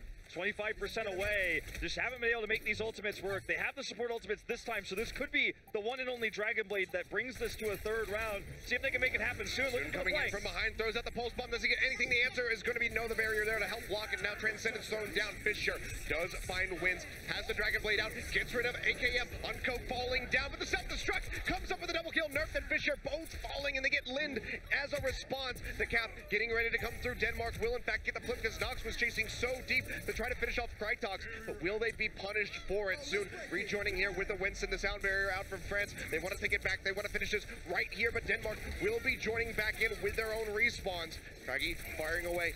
Very far away from that pulse bomb soon. Dangerously close to his as they try to get rid of Nerf. He will go down soon. Finds the kill. And AKM Pulse or Discord Orb comes through the dashboard. The melee from Craggy is able to finish him off, but it's still just so many kills going over to the side of France. Kelix desperately trying to stay alive. You can see his health bar just going down and back up, but he does fall as Unco finds the kill. Krytox taken out as well, and yet again, it's all on Craggy. Gets that recall, but the flip will still come through for France, and now it's all down to Denmark yet again to try to delay, but he is tied up here. Can't get in onto the point. It's dropping so very quickly. He dies. Nerfed is dead, and that will be it. France, again, so back and forth between these two teams, are able to come out on top. They get the 2-0 on Nepal by finishing off Shrine. They have the 2-0 in this series. Thailand, again, feeling a bit less, stressful watching these games, but Denmark, their hopes of making it into the playoffs are dwindling. AKM here, man, he is just totally dominating on the Soldier. This is a attack visor play of the game, but he was getting so many kills. He had the extra survivability, surviving through those Dragon Blades.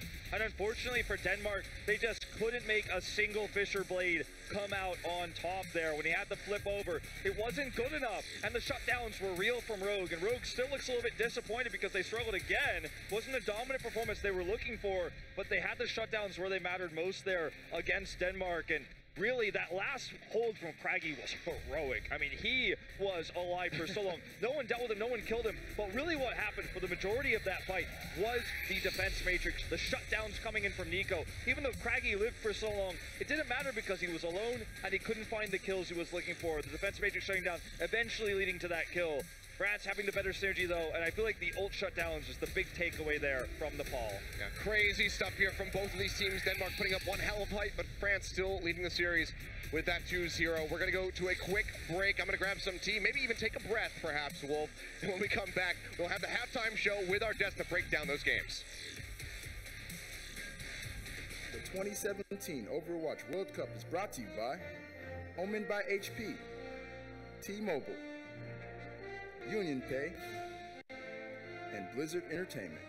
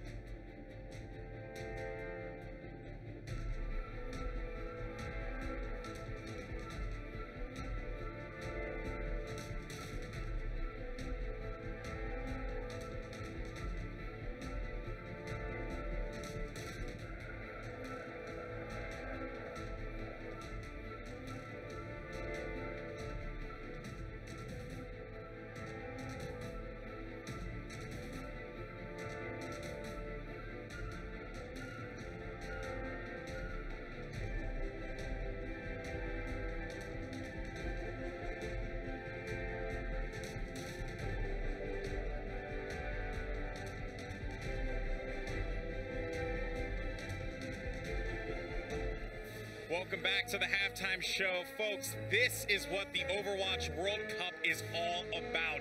Finding new talent, new opportunities, and also testing your mettle against some of the best in the world. This matchup has everything you could possibly want in a competitive Overwatch match. France versus Denmark, certainly one for the ages. I cannot believe Like, I felt so bad for Ilios and Wolf because that Hollywood game seemed like it never wanted to end. No, it Never really wanted didn't. to end. And I personally didn't want it to end. You could have done a few more overtime. It was an emotional roller coaster, all right? Like, I was I'm worried a big and professional happy wrestling fan, and one of the chants in pro wrestling is "Fight Forever." When two wrestlers are like just going at it, "Fight Forever" is like one of the chants. I just wanted them to play forever. Like, that was so good. Yeah. But I do think though that Denmark. Teltzer, this is going to go to you because you mentioned before that these players are looking to seed out opportunities, right? These guys are in teams, right? In Singularity and Hammers as well. Hollywood Hammers. Yes. For Fisher, yep. But I mean, what we saw here was a great display from a lot of these guys. Actually, the standout player for me here is Kellex. I've never seen Lucio put down that much damage or show up that much in the kill feed. He was an essential player on his team there, but we saw so much great work from Krytox as well, and the Genji, and our favorite, Fisher, just doing work over there on Denmark. Yeah, but AKM, he looked unstoppable once he switched back to that soldier. On soldier. On soldier. Every time he's on D.Va, I'm a little bit like, eh. But I mean, we saw in the very first round on Hollywood, like the D.Va was missing, and once they switched Nico onto the D.Va, that seemed to be the answer to Craggy's Tracer, who ripped in the backlines there. So. I don't know. Yeah, Craig has just been having a really good game. And I I do feel for Denmark a little bit. I think when they go back and they watch that VOD, they'll realize that they had a huge window on Hollywood, even in that first overtime. Yes. They had the Nano Boost, they had the Dragon Blade, but they didn't go for it. They should have known that Unco didn't have the Transcendence, but for some reason that comm didn't come through, or they just didn't capitalize on it, and they allowed Rogue to finish that map out, which I think obviously hurt them at the end of the day. But soon, pulse bombing that Dragon Blade at the very end there was probably one of, I mean, it's like his third clutch moment of this tournament, and it's only been 3 days. He's had many clutch moments here. This moment, AKM, I just want to comment on his incredible positioning at 76. Really, that last push got thwarted, I would say, on that particular one, because of how he was able to position himself on the right side of the map, really not allowing anyone to like go in through that door. It's just little details like that really have pushed France over the edge. But Denmark, so good. Oh god, the entertainment factor of these matches has been through the roof. First of all, like I've never seen a score like that on Hollywood. I think it ended 8-7. But then Nepal was amazing because Denmark kept coming through with those early caps, holding on all the way to 99, and then we had these high stakes flips at the last moment. I've not seen anything come this close at Overwatch World Cup. I want more, and I want Denmark to finish out a map. I think that this might be their best opportunity. They can take them to Lunar Colony if they want. I don't think you take them to Volskaya. You want that map win. You need the map win because you want to try to force at least a tiebreaker, if not just win it out just based off how the Thailand match goes next. But if you're China right now and you're looking at this Denmark squad, you're probably not as confident. I think everyone in Group B is just playing phenomenally right now. This group is on fire. That's a great point too, Flame, because now with these 2 losses for Denmark, they're in range of being challenged by Thailand. So if Thailand can tie it up here, if they can get 4 wins, they can totally tie up with Denmark. If Denmark doesn't win anything right now, it's an open field for Thailand. So the opportunity is still there for Denmark, but they have to seize it. That is going to be the question. We're going to break down what we might see in the coming games, so don't go anywhere. This matchup has been incredible. France versus Denmark doesn't get any better than this, and although the scoreline is 2-0 in favor of France, do not count out Denmark at all, because this team is bringing the thunder. We'll catch you guys on the other side for more discussion.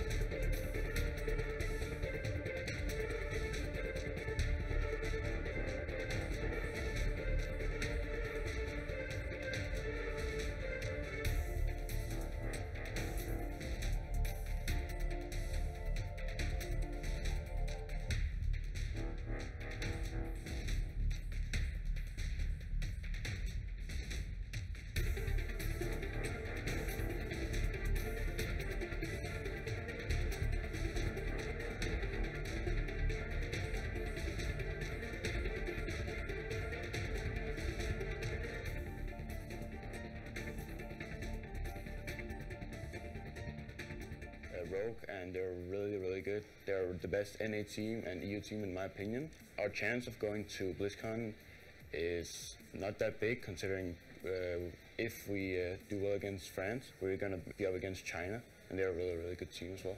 Denmark will be the hardest team we play. I know it's players from Team Singularity. Most of them are Team Singularity. So they are good communication, good coordination like us. But we watch VOD and we know what they will do. All right, well, there you heard from Soon and Craggy, as a matter of fact, which has certainly been the battle of this matchup. Soon, one thing to notice about Soon is he's really great, and you were talking about this before when we were watching a match. You said that Soon is great against everyone else, but sometimes in 1v1s he struggles. Could you elaborate on that? He doesn't want to take them. I mean, it's risky. You know, you go in for the Tracer 1v1. If you die, it's over. You don't get that life back, and you don't want to take the 1v1 unless you're super confident, and it doesn't look like he wants to. He kind of wants to rely on the pulse bombs for his plays, and he's been delivering throughout this entire tournament. But Craigie definitely forces the issue. Klaus also knows there's Tracer that was forcing the issue. I don't think Soon's used to playing against Tracers that really want to kill him so much, but it's not hindering Rogue at all right now because he is making up for it with those huge pulse bombs. I mean, also Soon is getting away from those kind of 1v1 situations. We already saw that yesterday when NZNR tried so hard to chase him down. Didn't even get him in the end, but failed to be with his team instead. He's been a little more focused on going after AKM, though, it seems, and doing a really great job, at least on a Hollywood, of shutting him down, not so much on Nepal. All right, so now we're looking at map 3. More than likely going to be Horizon.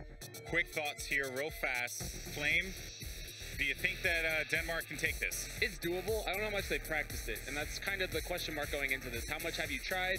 Do you know the map that well? Your composition's a little bit different. They're not running the Sombra as much. I don't expect we'll see it, but it will come down to these big skirmishes, and I do think it's going to be another Craigie versus Soon Tracer battle. Okay, and what about for you, Zoe? How do you feel about France here? I just think France did such a great job in shutting down the ults from Team Denmark, and Denmark really has to shake something out of their sleeves, because on a straight dive versus dive battle, I don't think they're going to take it on this map, even though France didn't practice that map very much. It's a tighter map, it's a closer map, but this could create a lot of opportunities for Craggy here to get behind the enemy team and do what he does best. That's very true. Craggy has been on fire. Definitely a person to look out for. Also, Kelix, we gave him some praise before. You gotta love it when a support goes out there and does the work, man. Adds the much needed DPS, much needed damage. But guys, this is gonna be a good one. Looking forward to seeing what Denmark is gonna pick. But most importantly, can they do it? Can they get their first win in this group? Because so much is on the line. So let's go ahead and send it over to Wolf and Ilios. All right, welcome back, ladies and gentlemen. Time to dive into our third map. France, with that 2-0 lead right now, has confirmed himself for the first place spot in Group B. Means that they will be playing against Norway. Still have to figure out who the second seed is going to be, because Denmark still has a bit of a chance. They can't take first place, but they still can take over Thailand's spot. Yeah. Or take that spot from Thailand, I should say. Thailand doesn't have it yet, but they could earn it. Their victories are going to make it tougher for Thailand, but moving back into this specific 4-map series, we're going to Volskaya. You and I are going to get it now for the first time. Well, we can't get it. We're not in Apex right now, Wolf. Sure.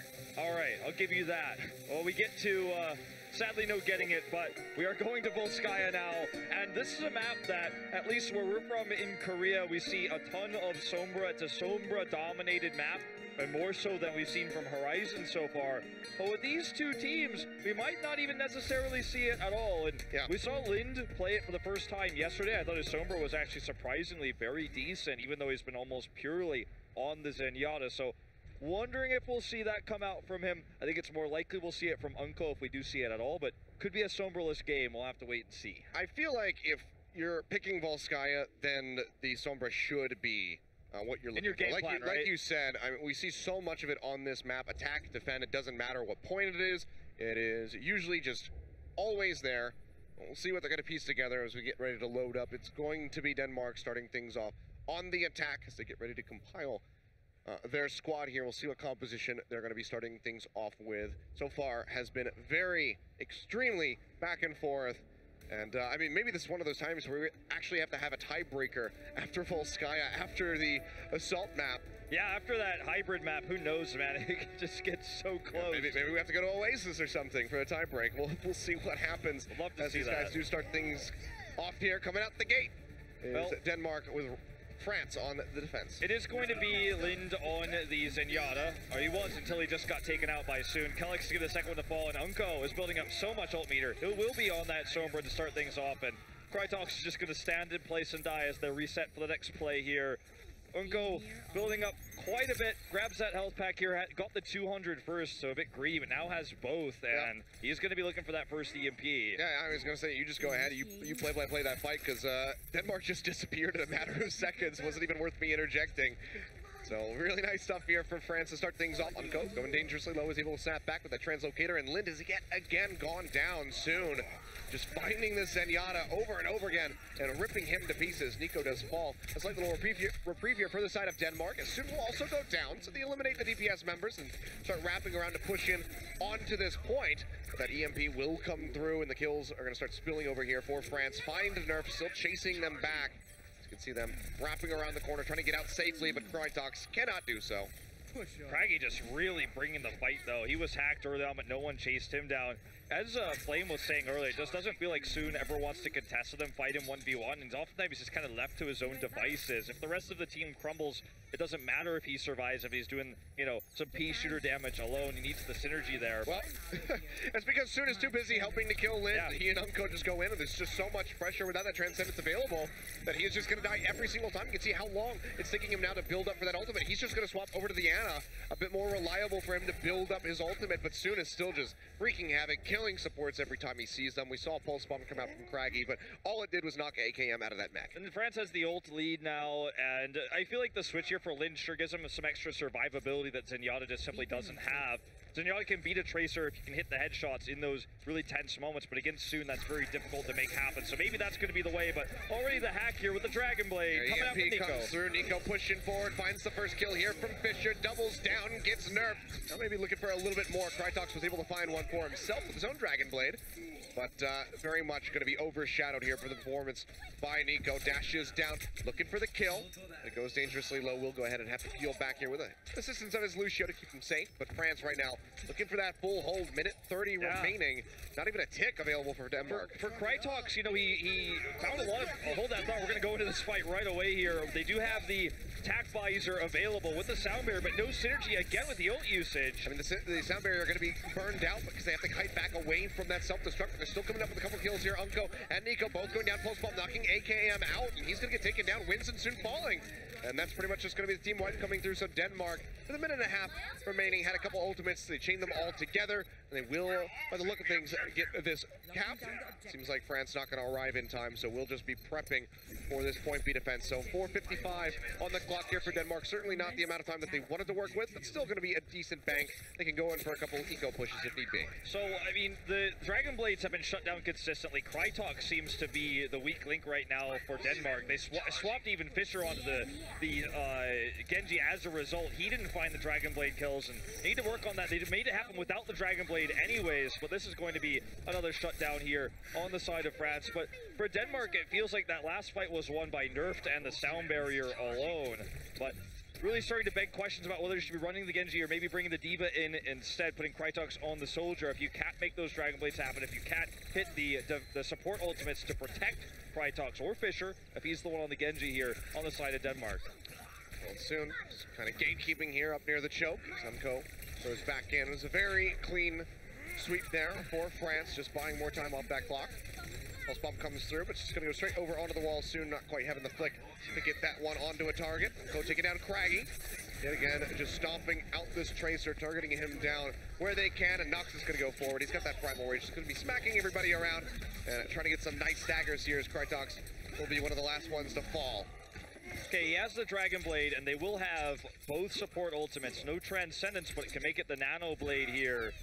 And this is kind of what they've been banking their comp on while Craggy harasses. He's down, so they'll probably want to wait a little bit before they go for this next push. I mean, he chased so far just to try to kill Nox. He had a sliver of HP, but doesn't get it, pays for it with his own life, and that just is more time spent, you know, just wasted there for Denmark. Sure, and I mean, this is the crux of their push, is this Dragon Blade. If they can knock Nox out of the fight or AKM out of the mech, maybe that's when the attack visor comes out for Fisher, but it's going to be about the Dragon Blade first.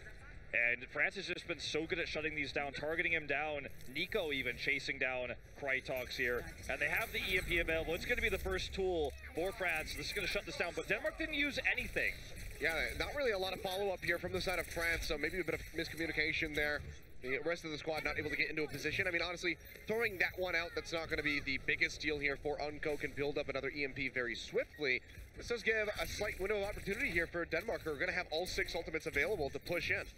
Yeah, see, that's why this is the best opportunity. They have everything, but they also don't have the EMP against them. This is the best opportunity they may ever have right now with the 6 ultimates. Sound barrier first here. Oh, but it's going to be the pulse bomb coming through, and Fisher will fall right as that tac visor gets triggered. Now Krytox for the Dragon Blade, trying to make up for some lost time. Finds a double kill, looking for a little bit more. Gets rid of Soon. Absolutely just devastates the ranks of France, but is it going to be enough to nearly have that second tick coming in? 64.1%. Need a bit more to get that, and they have to go through AKM, but it looks like that's not going to happen because Wins arrives. He says, I'll just go ahead and scoop these kills for you guys. They hold on to the second tick and deny that away. And again, they shut down Fisher so quickly there. Tac Visor did nothing for them. And this was, like I said, the best opportunity Denmark was ever going to have. No EMP against them. They had the amazing Nano Blade that got so many kills, but they needed more. And already, another EMP can just drop it down. Hits nearly everybody. Well, this time the rest of France is there to capitalize as Fisher will be the first target to fall yet again. Lind now going down as Nox takes them out, and it's just going to be the rest of the team desperately trying to kite back towards the spawn. A few of them will escape with their lives, but for the most part, Denmark, their ranks have been shattered. 1 minute, 20 seconds remaining, so already 3.5 burned off the clock. It's just a very defensive setup here for France, using AKM on the Diva instead of the Soldier, having the extra DPS for Unco to kill those targets. Fisher's always the first one to go down. And Denmark, not with a lot of tools left now anymore because the EMPs kept coming through. And if they can't make something happen before Unco gets his next one, that's probably going to be lights out in the full hold here on the second point. Well, a big start to that would have been getting Wins, but he's able to trade Craiggie's life right back, and the rest of the squad is falling around the map. Just the 2 kills picked up here for Denmark. Going to lose pretty much everybody on their squad. And now Unco is going to have that EMP, is going to have that miracle ult here to shut everything down. Not only that, but they're going to have, yeah, basically the big 6, the self-destruct and the Dragon Blade. Sound barrier not going to be able to pair with that, but they can use it later. They can stagger these ultimates, and Fisher yet again under fire. Yeah, will stay alive this time around. Has those shots coming through from Lind to keep him topped off as well as the far out of field, so will not die, but 20 seconds remaining on the clock. 66% to go here for the side of Denmark. Can they get it done? They're already being jumped on right here at the choke. Pulse bomb does take out Unco, but Lind has fallen soon. Down to 6 HP, gets the recall off to keep himself alive and still has that pulse bomb. Hear that Dragon Blade being drawn out here from Krytox, looking for a kill, but he's just getting smacked into the wall by the Primal Rage. Winston and soon has found Fisher. Sound barrier down on the remaining members, but is it enough to keep them all alive? Overtime has come through. Nerf falling. No tank here for the side of Denmark as those respawning members desperately try to sprint over to this point to help the remaining squad out to get this capture, but it's just not going to happen by the look of it. Fisher trying to run his way in here. They will be stopped. 64.1%, all that Denmark was able to gain. And the big question we had going into this was going to be, will there be Sombra? The answer was resoundingly yes. Unco with consistent EMPs coming in, and I feel like when it comes to individual plays, Craggy seems to be the better tracer. He gets in the back line. Soon's not even willing to 1v1 and makes him feel a little bit uncomfortable. When it comes to making big 6 ultimate pushes happen, they couldn't do it on Control on Nepal, and they are certainly not doing it now against the EMPs coming out from France here on this map, Volskaya. So a risky pick they chose here. And already he's calling the win. He says this is going to be number 3. Yeah, looking for the number 3. And I feel like if they couldn't make that push happen with 6 ults and no EMP, will they ever make these pushes happen is the big concern. Lind will be playing the Sombra, and we've seen a lot more Unco Sombra than we have seen from Lind. We saw it pop out at the end there yesterday.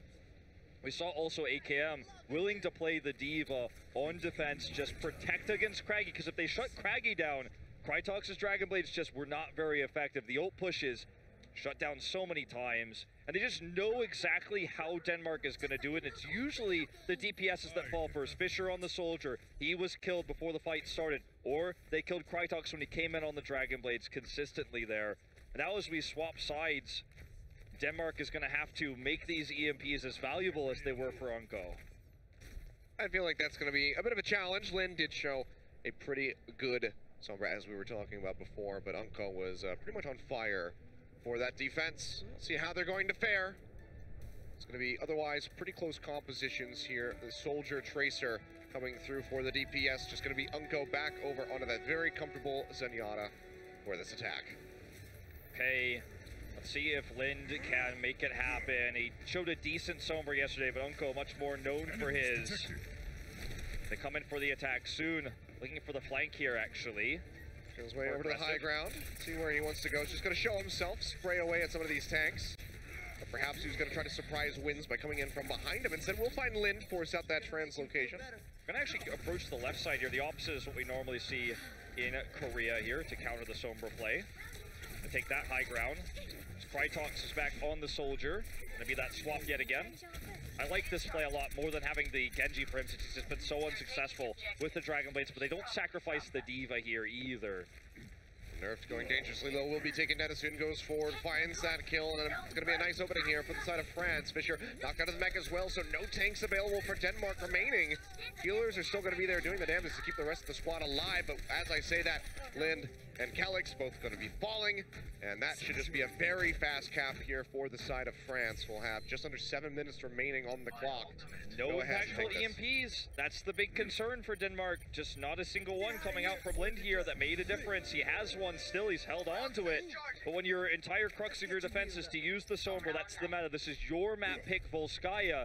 Then, you have to think that this is the way to do it, but he just couldn't make it happen. Now, Krytox switches again back to the Genji. Wants to make those Dragon Blades happen with a larger area to use those EMPs. And a kind of a wonky pick here for AKM on this Reaper. Going to see the Talon coming out. I mean, you say that, but he's already gotten rid of Lind. Just goes ahead and just takes him as soon as he shows himself out of that invisibility. And that is just going to be a huge amount of kills coming over here for France. Krytox and Lind, the only ones alive at the moment. And Krytox, well, he goes down. See if they can get this contest. Just needs to hit that second tick, and they have it. There you go. So the Talon comp, man, they made it work. Bursting down the Diva. I mean, it wasn't even the full one, because AKM didn't even get the opportunity to throw out the Death Blossom, which is where it really excels on top of the EMP. You don't necessarily have to have the EMP to make the Talon comp work, because part of the strength of it too is that you burst down the tanks that are the big time buyers. They had a lot of ults to pair with that too. So they shut the tanks down, burned them down, because that's what Reaper does. And it was more about the Reaper itself more than the combination there with the quote-unquote Talon comp, as we call it. Krytox is going to somehow get the play of the game here, even though most of his Dragon Blades didn't find effect. This was the best one he had, and it still wasn't good enough. I mean, this was mostly because he was doing all the work while the rest of his squad was dying. So it was a nice flashy play, one that you put in the highlight reel without context for sure. But Rogue, yet again, looking for a 4-0. Currently going to be sitting at 10 points. Can they get the 4-0, or can Denmark pick up a map? Well, that's going to be the question, and I still don't want to count Denmark out here because of how close the majority of this series was. The control map, everything before Volskaya. Yeah, even though the control was 2-0, it was 99-0 leads for Denmark both times, so just very close to completion, but unable to get it done. And it kind of feels like that's the story for Denmark. They had all the ultimates there, they had the EMP baited, still couldn't make it happen. And it's just really good coordination on the side of France to lock down the DPSs, whether it's Krytox on the Genji or if it's Craggy coming in on the Tracer. They shut that down too. And the Dragon Blades really just didn't find anything. Fisher shut down with his tack visor. There's never a moment besides that one Dragon Blade we saw in the highlight reel where you see Denmark with a 6 ult and say, okay, they got it. They made it work. They got the kills, but not enough of them because the team died. The faster respawns coming in there for Rogue. And that doesn't work out. France is looking to close this one out 4-0, and you have to think that with the momentum now shifted in their favor, they'll just continue to do so. I mean, the big problem here for Denmark is that their fate is leaving their hands if they can't pick up this win. They have to rely on Argentina to take down Thailand for them to maintain that spot as the second seed. And even then, they have to play against China. So it's still a really rough spot to be in. They do want to be advancing as far as humanly possible in this tournament, but the odds are very much stacked against them in both regards. So picking up a win, we'll see what their map choice is going to be as we get ready to go over the final one with the escort. But I mean, every time they have something, Rogue has an answer for it. I feel like it's time for some attack bastion, Ilios.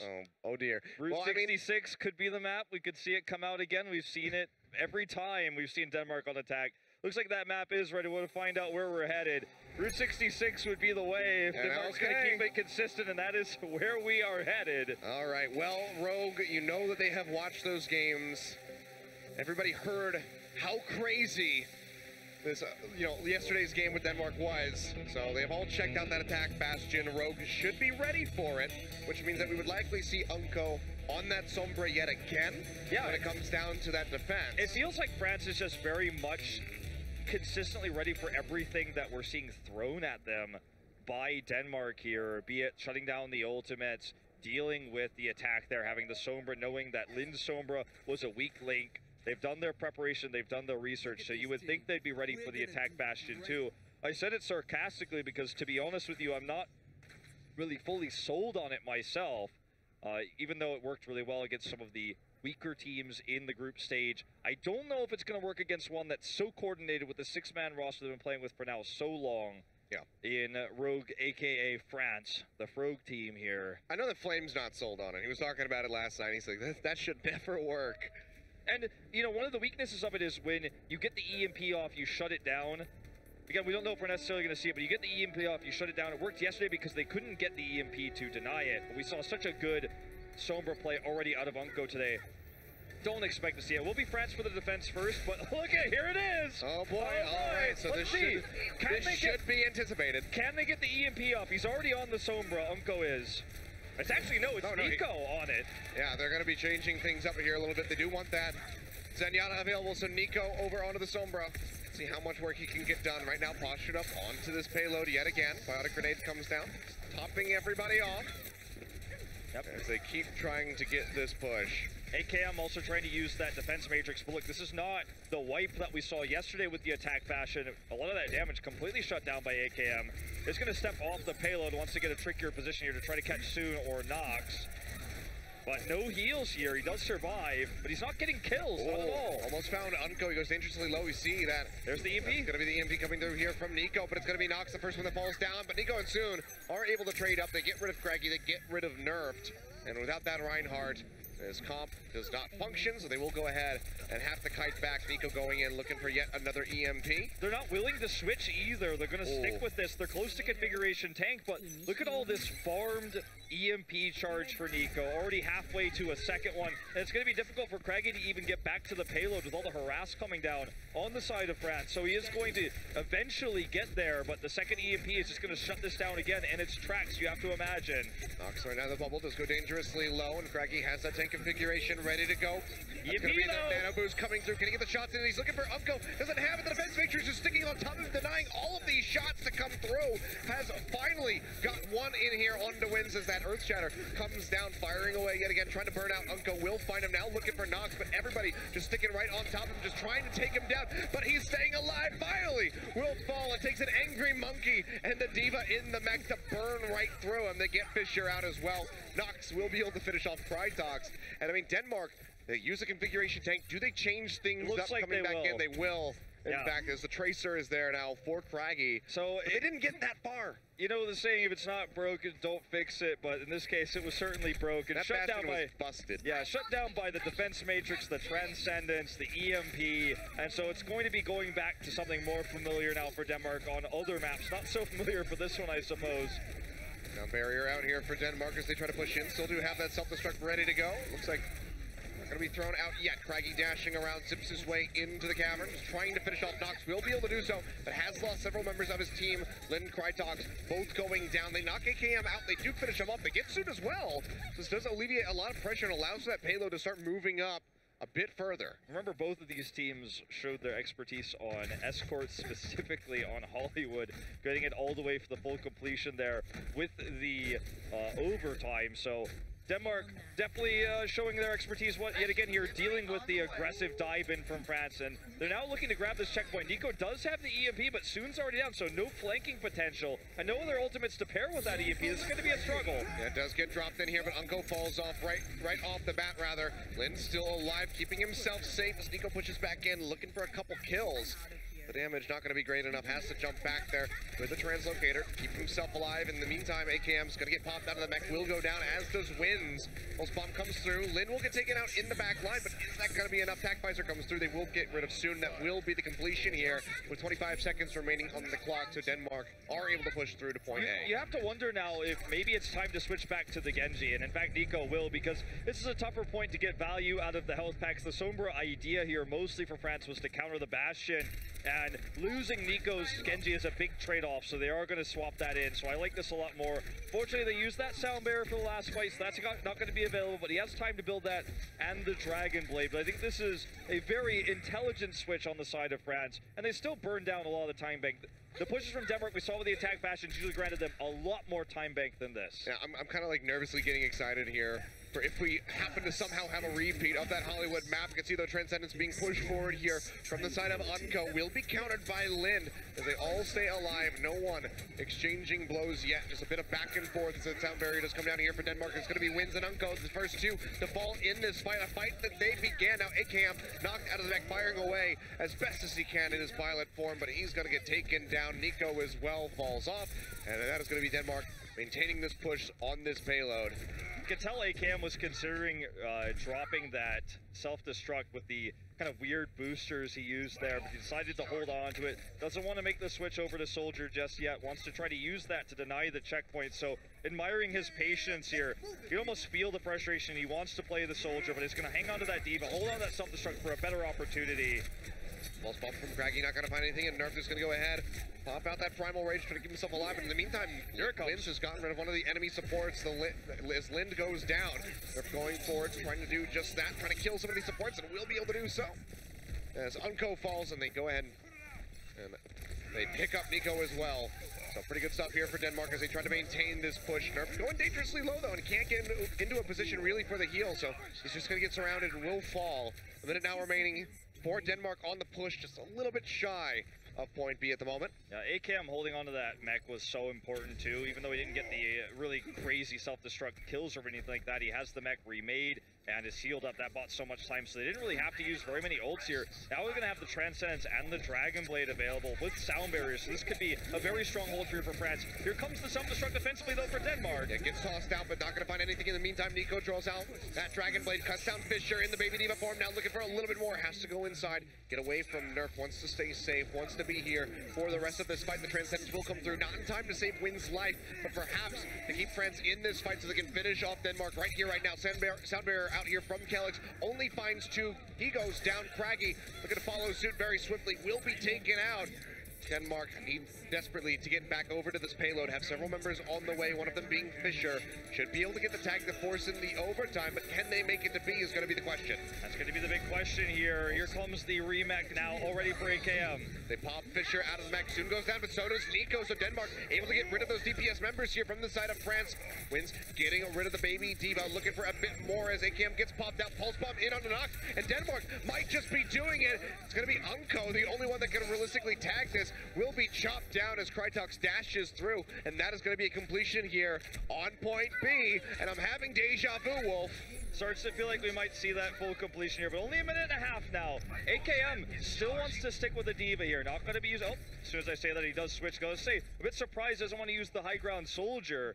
Doesn't have a lot of self-destruct charge, so might not even have it for the contest here, for that final checkpoint, for the completion. As Krytox is just looking for a farm here on the Dragon Blade. They do have that Transcend, so we can try to pop it once he does have it. Wrap around for the backside there. In comes Nox. Pulse Bomb finds Lin. Knocks Fisher out of that mech, and he'll be finished off here by Nico, who's just going to pick up that quick little double kill. Craggy able to get soon as he tries to exit here with his life. Actually comes up with a triple. Nico and Unco both going down. Craggy is carrying so much weight here for his squad, but he does die in the end. AKM does cut him down. And but Kellex just got so much ult charge from that too, because everyone was so low, especially Nerf. So now he almost has a sound barrier. They nearly have the big 6 to complete this. 35 seconds and a long, long push they need. But they're going to have so many tools, more than France will have. About to have that sound barrier though is France. Here comes Unco, the Transcendence on both sides. Double Transcendence here, as you say. Nico drawing out the Dragon Blade, not really going to be able to find anything. Gets left on. Wins has gone down to that Pulse Bomb, and AKM falling as well. Unco able to answer one kill onto Craggy, but he gets chopped out as Krytox just dashes his way to multiple kills, looking for a little bit more here. As soon dashes around, will get chopped out here as Nerf zaps him to death, and now the payload moving in a couple more meters to go. And Point C is looking like a pretty realistic goal here for the side of Denmark. Still several ultimates in their bank at the moment. Lead forward coming through from Nox, has the Primal Rage to try to buy some time. It's going to be double sound barrier, but France has already lost members, and it's looking like they're going to lose more. AKM chopped out here by Krytox, now chasing in, looking for Nico, who has a Discord orb on him. Won't be able to find the kill, at least at the moment, but France has lost both of their supports. Fischer finishing off wins is a massive opening here for the Danish squad to complete this push. So dangerously close to having this one. Pulse bomb in, takes out AKM. Can they get it now? Soon with the recall. Keeps himself alive, at least for the moment, but he doesn't have any more dashes, and wins is pushed off the payload. Unco doesn't even get a chance to touch it, and Denmark will get the completion yet again. Krytox carried that without the Dragon Blade. He got so many dashes, and it doesn't feel like France took him seriously there. Did it with the first support ultimate coming in. Saved the Dragon Blade for the later fights. Denmark had the confidence to know, hold on to that Dragon Blade, because we're going to go swinging in to close it out at the end. And soon, unfortunately, just unsuccessful there to try to find those picks in the back line. He was picked off by Craggy, who made a great start with the Bastion there, but it wasn't the attack Bastion that led Denmark to victory. What's more impressive is with such a weak time bank, they were still able to make this work. See if they actually want to run the Sombra now on the defense, because it's still strong here, but it's not going to be the counter to Bastion on the side of France. That's not going to come out. Looks like they just want to use it for some EMPs to attempt the full hold here. Yeah. And the big Bastion question is definitely not going to be in France's wheelhouse. No.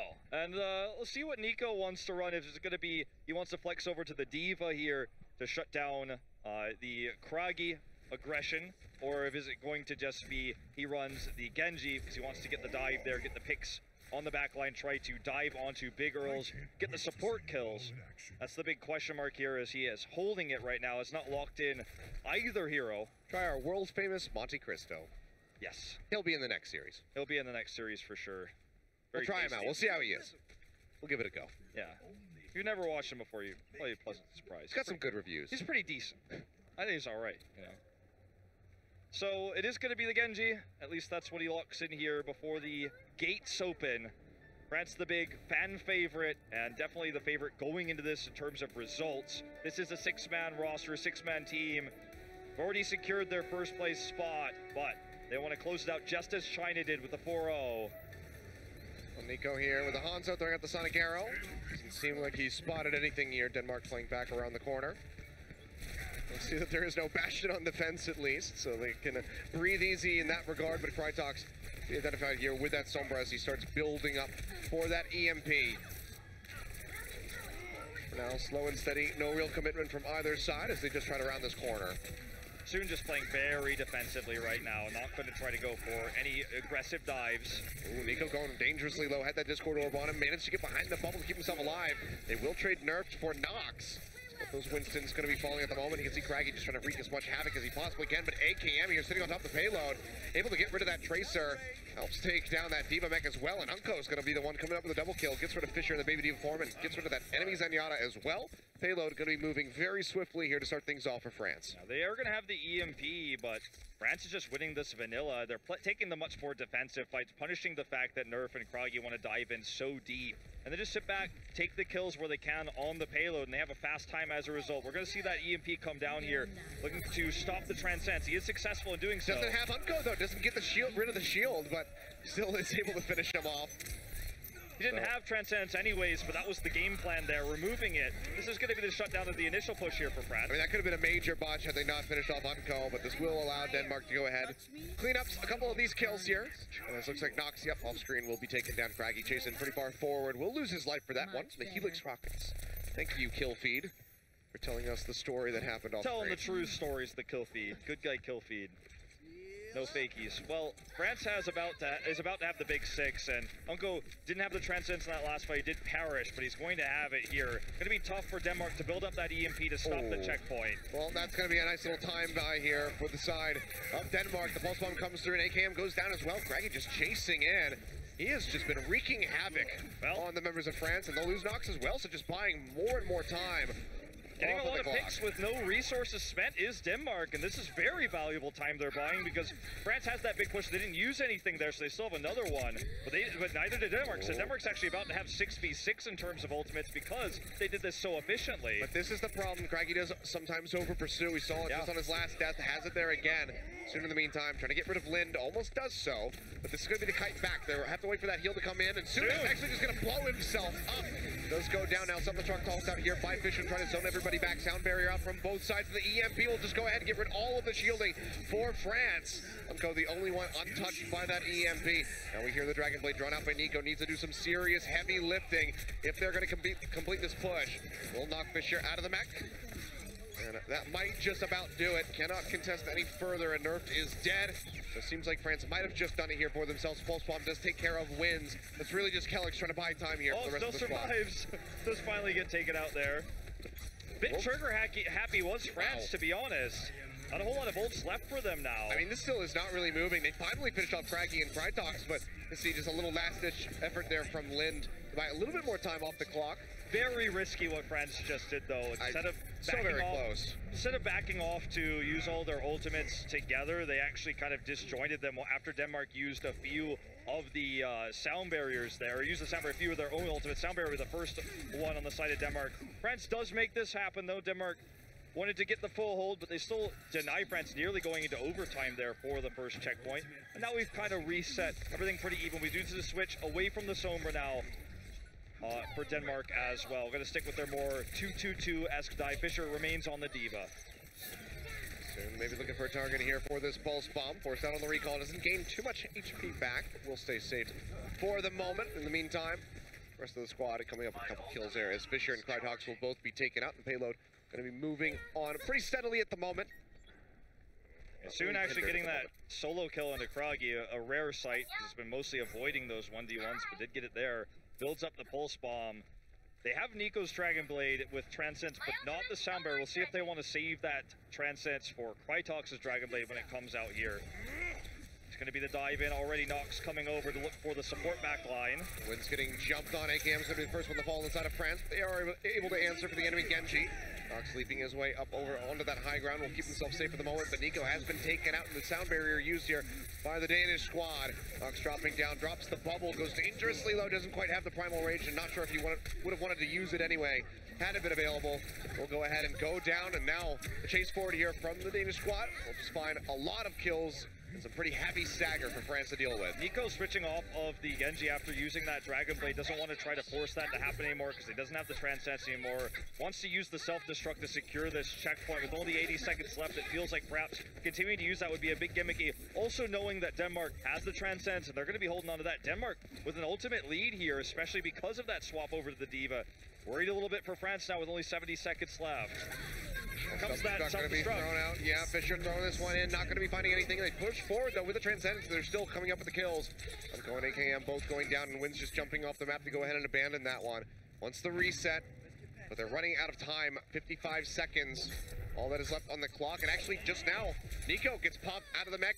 Rocky comes up with that Pulse Bomb. That's actually huge. That's a lot of time massive time buy. Massive, massive. He's got to run all the way back to the spawn, you'd have to think, and then he's got to swap back onto the Diva, so he loses all of that ult percentage that he had built up for himself. It's already back here now. But France is going to have to make this push work. They're now kind of limited to this last final one. If they mess this up, then it's over. Denmark's going to take it. They have to make this happen now. Going to be the Sound Barrier to lead off. When it comes down to payloads, it's been working out for both of these teams rather well so far. Sound Barrier down here for France. Traded in onto Lind, but they do lose out on Unco. Pulse Bomb goes through onto Nerf. Takes him rather low. Has a primal rage to stay alive for a little bit longer. Still has not died. And actually trades up a kill here onto AKM as they desperately try to delay this push to stop it right here into overtime. As we get ready to enter that, Krytox with the Dragon Blade finds the swipe in onto Soon, takes Nico right out of the mech, should be able to finish him off, and it's just the rest of the squad desperately trying to get over here to tag in onto the payload, are able to do so as Nox rejoins the fight. The rest of the team not going to be that lucky. Nox does get finished off as Fisher comes up with a kill. Tac Visor out here from AKM, gets rid of one, goes dangerously low, stays alive, looks for Lind. Can he get the kill? Finally. He gets it with the melee hit, but Craggy is there to pick up the pieces, takes him down, but he's traded back very swiftly by Nico in the Baby Diva form, and they have this running. He makes it back into the back. was really worried there for France when they lost Soon. He's been really a great defensive tool for France here when they are defending the dive that's coming in. And the pushes continue. It feels like we might be going towards another overtime round here, Ilios, this time on Escort. But France using Soon defensively. I like how he's altered his play style here a little bit. Not going to be chasing down Craggy, just wants to defend the back line when Craggy comes in to shut him down. He's beginning those 1v1s with the rest of his team a lot more consistently. Well, here we go. Fisher going to get knocked out, has to self-destruct, doesn't throw it, however. Just going to get killed eventually. Lasted quite a long time. It's many a kill spilling over here for France. Denmark needs to be careful not to spill these over if they want to stop this completion. This is why France was able to get that overtime win on Hollywood, just because they kept feeding in one by one, staggering those respawns. France has so many tools now. Nico finally is going to have that self-destruct. Took him ages to build it. Finally, the Diva swap is going to make a lot more sense, helping protect against Craggy. And here comes the Transcendence to lead off. They're going to be pushing in here, looking for the fight, but they're not going that far forward. Is France, so they're not really gaining anything for this one. Pulse bump down onto Nerf, not quite going to kill him, and he gets popped back up, but Craggy will fall. AKM finding the kill. Self-destruct's thrown out, will find Fisher. Nico coming up with the pick, but can they get more? France so very close to completing this one with 10 seconds remaining.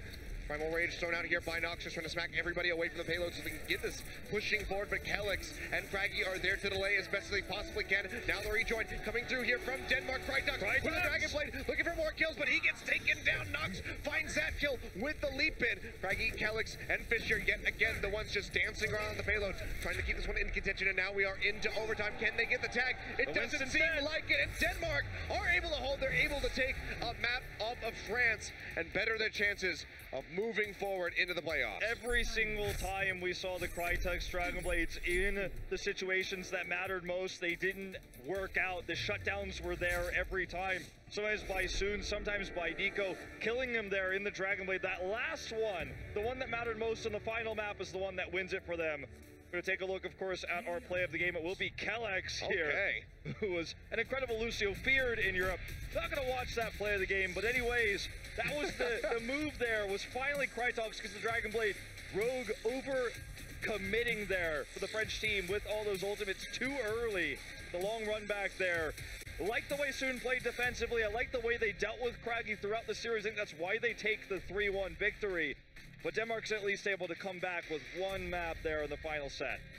So that's going to be Denmark advancing their score to, I believe, 6 at the end here of the group stage for themselves. Thailand just a little bit further behind them with 3 points.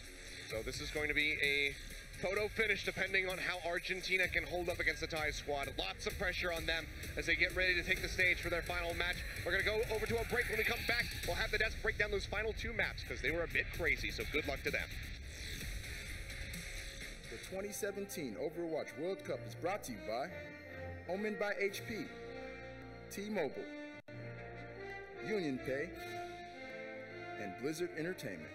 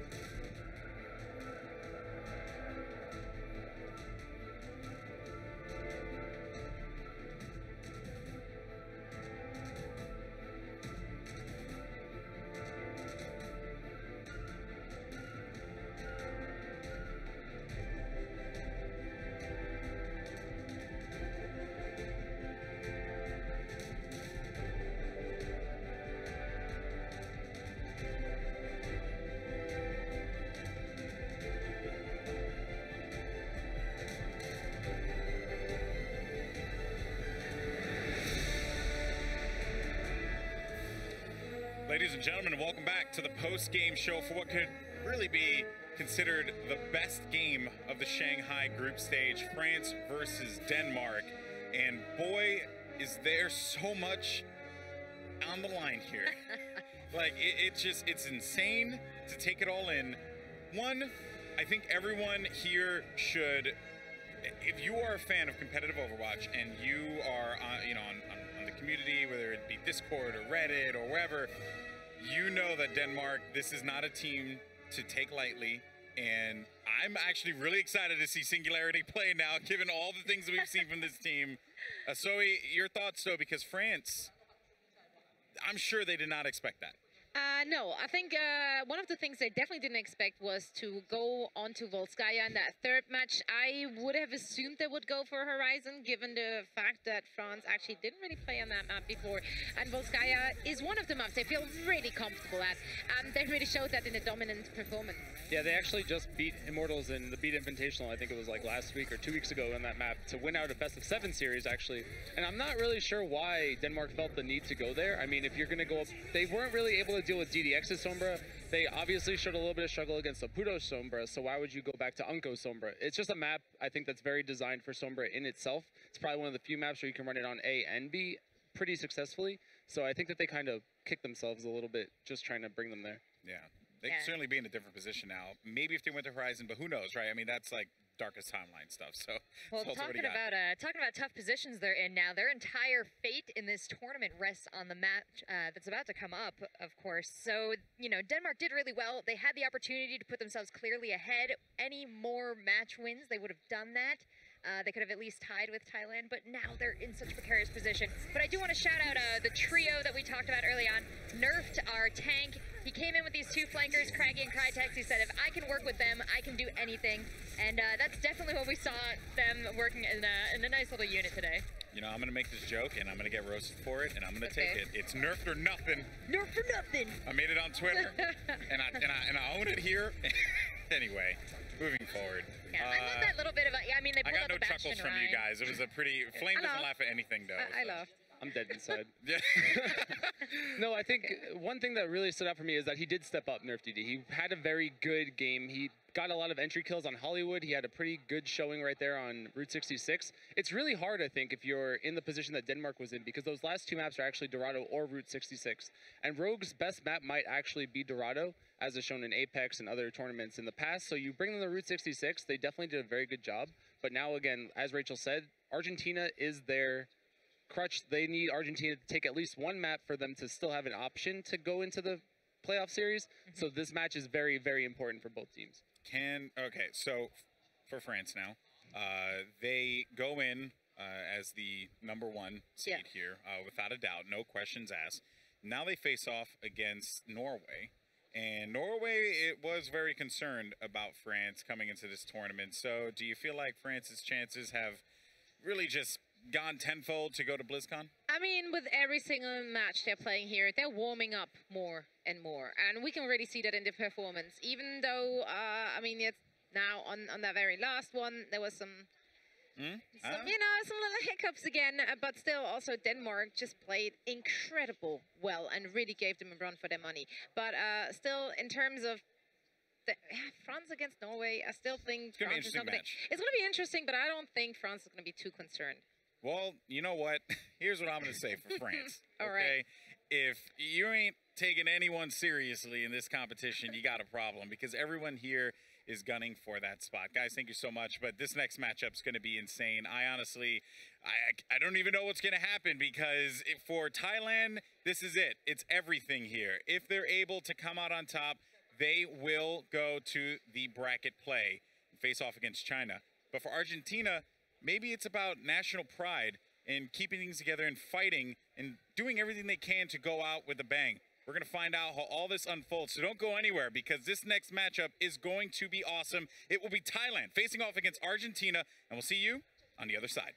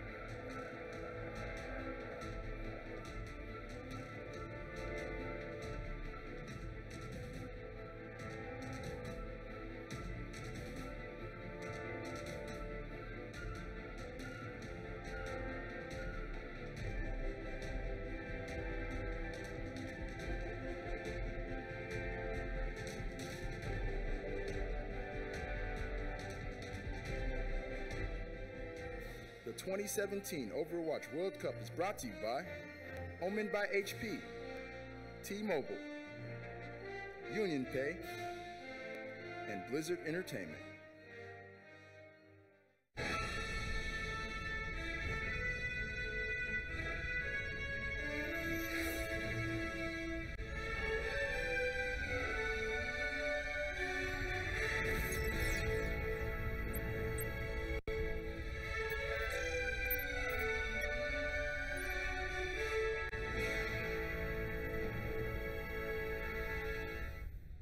Welcome back, everyone, to the 2017 Overwatch World Cup Shanghai group stage.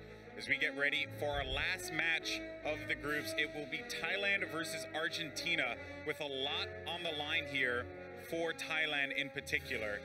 So let's go ahead and just jump right into it. Thailand, this is it.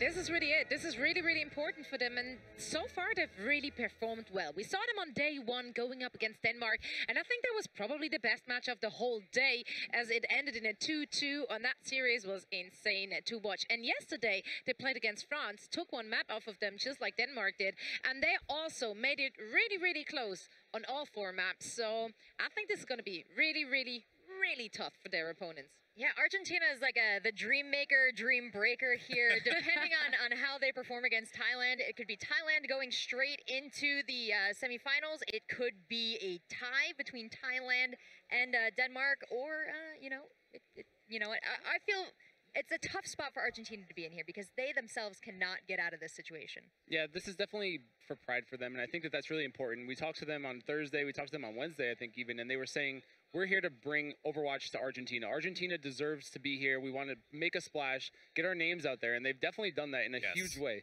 I think if you're Oputo right now, you're maybe a little bit afraid of DDX. We're going to have this huge Sombra clash right now, see which one of them can actually turn out the lights. Apagando los luces, as Sombra says. Yeah. It's going to be a very big game, and I really think that there's this huge pressure right now on Thailand because they can determine their fate. Three wins in this series will give them the tiebreaker against Denmark. 4 maps will just get them straight through. So there's a lot of pressure here on them. There's a lot of pressure on Argentina. It's going to be probably the biggest match of the tournament thus far. Oh, 100%. And what's insane is we just came off of an insane game with France and Denmark that I don't even think a lot of people really expected to be that crazy. And, you look at Argentina, you look at the situation that they're in right now, and I don't want to say it was something, it could easily be different because they were facing up against some really tough competition. But the truth is, they could have easily been in a position where they're going to playoffs. Well, you know what? I think it's a factor of time and practice. They have not stopped scrimming since they got here. And actually, Thailand's one of the teams that have been generous enough to scrim against them. They've constantly been looking for matches, and they're improving throughout just these 3 days. Now, the question is, they did scrim against each other. Who won? Apparently, it was pretty close, but Argentina told me they were keeping some things secret, so there's still an opportunity here in Argentina. Is that what you're saying? No, they tied, but they okay. all their bullets. Oh, Lordy. Okay, well, here you go. Here's the Thai roster. Mickey coming into this Mega Thunder team here. This is a squad of 5 that added Mickey into it. Mickey, of course, one of the most well-known names for Thai esports there, or Thai Overwatch, I should say. Because but the other players really got their names out there too. Puda on his Sombra. Tito Watt really stepped it up yesterday as well as their tank. And NCNR fought some interesting battles on his tracer as well, was very over-eager. I'm interested to see. Can I say Tito Watt's 16? Yeah, I would not know that from his team photo. No, you wouldn't. Argentina here, unlike Thailand, this is an amalgamation of a couple different pro teams and some non-pro players, but we've had our standouts. Definitely Klaus making a big name for himself. I do want to shout out Battletoad. He's been sitting on the Lucio a little bit, but he's been flexing into some other roles. Great performance all around from these guys, and I hope I do get to see them more after the Overwatch World Cup. Beautiful mustache as well. I was going to say. I just want to add that in. I want everyone to know. We were talking a lot about, decon, and here you go. You got Battletoad. All right, guys, just so you know, before our stream is back in the States, only T-Mobile brings you unlimited access to the Overwatch World Cup on America's best unlimited network. Big thank you to T-Mobile once again, our partner here for OWWC. Players are going to make their way out to the stage. So much on the line here. Thailand always smiling, this team. Yeah, I've never seen any one of them frowning or being in a bad mood, even if they're losing. Like, they're just keeping their spirits up, and that's just such a great attitude. Yeah, Argentina, they said, you know, Thailand's so kind and to scrim with them, but also they love Mickey. Everyone here in this tournament loves Mickey. Who doesn't love Mickey? It's hard not to love. You know. Argentina loves Mickey. Yes. Well, guys, here we go. This matchup is going to be absolutely insane. It's going to be Thailand versus Argentina. A chance in the bracket play, but also pride on the line as well. And who better to take us through the action than none other than Monte Cristo and Doa. That's right, Doa and Monte Cristo here for our final match of Group B. It's going to be Thailand versus Argentina, and Argentina may be out. They have a chance to play spoiler, but Thailand, the team really with their destiny in their own hands, huh? Yeah, they can, and as we heard on the desk, coming into this match, if they take the 3-1 victory over Argentina, that will result in a best-of-3 Oasis tiebreaker. But if they take the 4-0, they will just leave in second place here in Group B. So absolutely important. Every map is very crucial here. Right. But Argentina, they're already out. But it's not really about playing for pride for them, because talking to this team, they came in after having scrimmed for months with this roster. They have put in, by far, I think, the most preparation time of any of the teams here. And they're looking to make a name for themselves. So it's not about the pride, it's about showing off. We've seen what a player like Klaus can do on an international stage.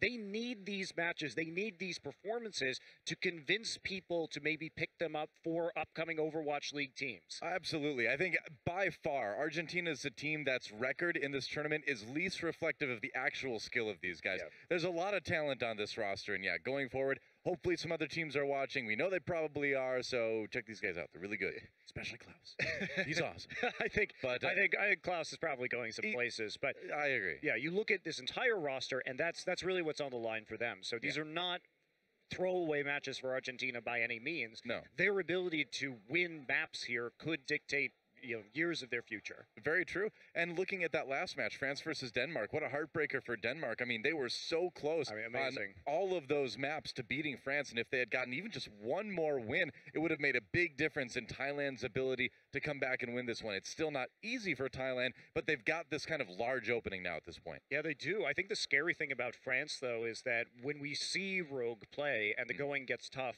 they are so clutch in the waning seconds of a match. And to me, that's what's the most impressive, is that it is incredibly difficult to fluster them, because when their backs are against the wall, they perform their best. Well, how in the world do you let your opponent full push in overtime to get 6 points on Hollywood, and then you're just like, I think we can do that. And they just come back and do it again, and then they win the match like, what, 7-6? That was insane. I've never seen a Hollywood map go like that. I don't think anybody has ever seen that.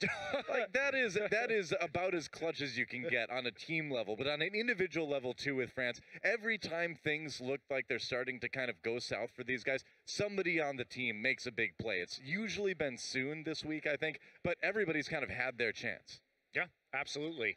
And I think we're about to enter the game, too. So we're going to get this kicked right off, actually, on King's Row, which will be our first map selection here. Should be awesome. I'm excited to see Thailand play against, of course, a lot of great players on that team. Aputo has been really fun. Flame mentioned on the desk. It really is a battle of the Sombras, isn't it, in this one? I really like that about this, because the Sombra versus Sombra matchups have been quite fun to watch so far at this particular tournament. For sure. Whether we were looking at sort of Unko getting denied at EMP by getting EMP'd himself after a flank, you know, a lot of big plays have come through, and both DDX and Aputo have made waves on that particular hero. You know, we've been watching Sombra sort of come up in the meta over the last few months, and I feel like in this tournament, finally, we're starting to see Sombra really hit her stride as a really integral part of a lot of strategies on a lot of maps right now. Even in Contenders a couple weeks ago, we didn't see this much Sombra play. No, and it has been dictating a lot of the wins here for teams as well. Teams that play Sombra, or at least have the flexibility to select her and play her well, have made a much bigger impact. She is very important to the current meta. Yeah, I wonder what being at a Lucio concert is like. It's like 1 second you're just like, you feel like you're moving around faster than normal in the audience, and then like suddenly you're feeling really good. Like you got a paper cut and suddenly it's gone, and then you're like moving really fast again. I'd be really confused. Lucio concerts seem way too disorienting for me. Is that right? I'm getting old, man. I would say to that, Toa, perhaps you've never been to an electronic music festival before. Not a festival, no. I've been to a concert, yeah. Okay. I did. I saw a hybrid theory way back when. Oh, that's a ways back. Yeah, like I said, I'm old. What do you know? Not as old as that building on Kings Row, but, you know, I'm getting there. I don't think I can catch up, though. Here we go. Early Hanzo arrows come out just to see if they can find those picks. See if you can scope something out. Looks like we have Argentina on the attack in the red, Thailand defending in the blue. Leviathan already being backed into a corner here. He's got the health to handle it. Manages to fight his way back down the stairs. Ooh, that was a close call with the dive from Thailand, but they pulled out very quick. They didn't commit to that more than they needed to. Well, they couldn't really, but you could see the placement of the Winston shield there very good, so that Oputo had a place to fall back after the reflect came through. And Oputo, you know, back on the Genji. We saw him virtually playing the exclusive Sombra before, but that's going to be a nice reflect. At DDX, you know, not on the Sombra either. But again, this isn't really a Sombra map, Kings Row. So not too big of a surprise there. Thailand does hold that first big push from Argentina. Burns a little bit of time off the clock here, but Argentina coming back not too close to too many ultimates yet. On the Thailand side, though, they're going to have some stuff to work with. This could be a pretty long defensive hold. Well, what I like about Thailand's composition is you have a couple of great targets if you're going to run the Ana for the nano boost. You have both the blade and you have the tactical visor, so a little bit of flexibility and staggering of those ultimates could work quite well. Yeah, definitely. And it's also something that Thailand really hasn't done up until this point. Although NCNR is going to go down, that could be a little bit disastrous, and Oputo going to go down as well while he's pulling out the Dragon Blade. Not looking good for Thailand. I kind of cast a curse in there. As soon as I said this could be a long defense, I knew something like this would happen. Thailand falling apart a little bit here. Maybe Mickey can bring it back with this tac visor, but not if all the damage is absorbed by Beast. Gets a little bit there. Gets a kill on Leviathan, but that's about it. His Ana desperately trying to keep him alive, and she does. Beast backing away. Has to pop that self-destruct. Gonna give Argentina a little bit more time on the point, but yeah, I think that's when you run for it. Thailand not gonna be able to stop this one from being taken. And they got to get it set up for streets. Yeah, the zoning self-destruct there, preventing anybody from possibly getting in and isolating several members of Thailand on the point to be cleaned up afterwards. Not really convinced that Battletoad needed to drop the beat there, but other than that, excellent use by Beast of the self-destruct. Not bad. And the payload is moving. So Thailand not able to hold on to point A too much. Argentina getting a pretty quick start. A couple ultimates to use in the streets phase here. And I mean, Kings Row, the streets phase never tends to last too long. We don't see a lot of teams get held. Oputo gets an early kill on DDX though, and I realize that as a caster, as soon as I say that, I'm kind of guaranteeing we're going to see a long streets phase. Huh? That's right. That's how it goes. Thailand did have a chance to regroup and actually push forward defense. So, you know, they gave up on the point pretty quickly.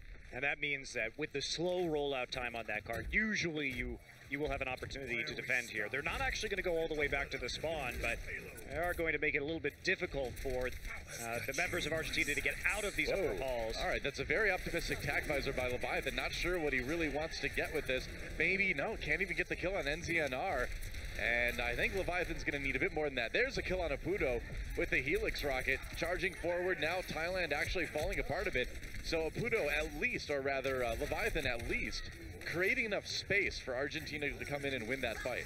And as good as Oputo has been on the Sombra, his Genji performances have not been stellar so far. Agreed. And Thailand is trying out some of these triple DPS compositions that have been successful for teams like France, but really they've been better when Mickey's been on the Diva and Oputo's been playing the Sombra. But well, unless I'm wrong, they're the ones that picked this map as well. Yes.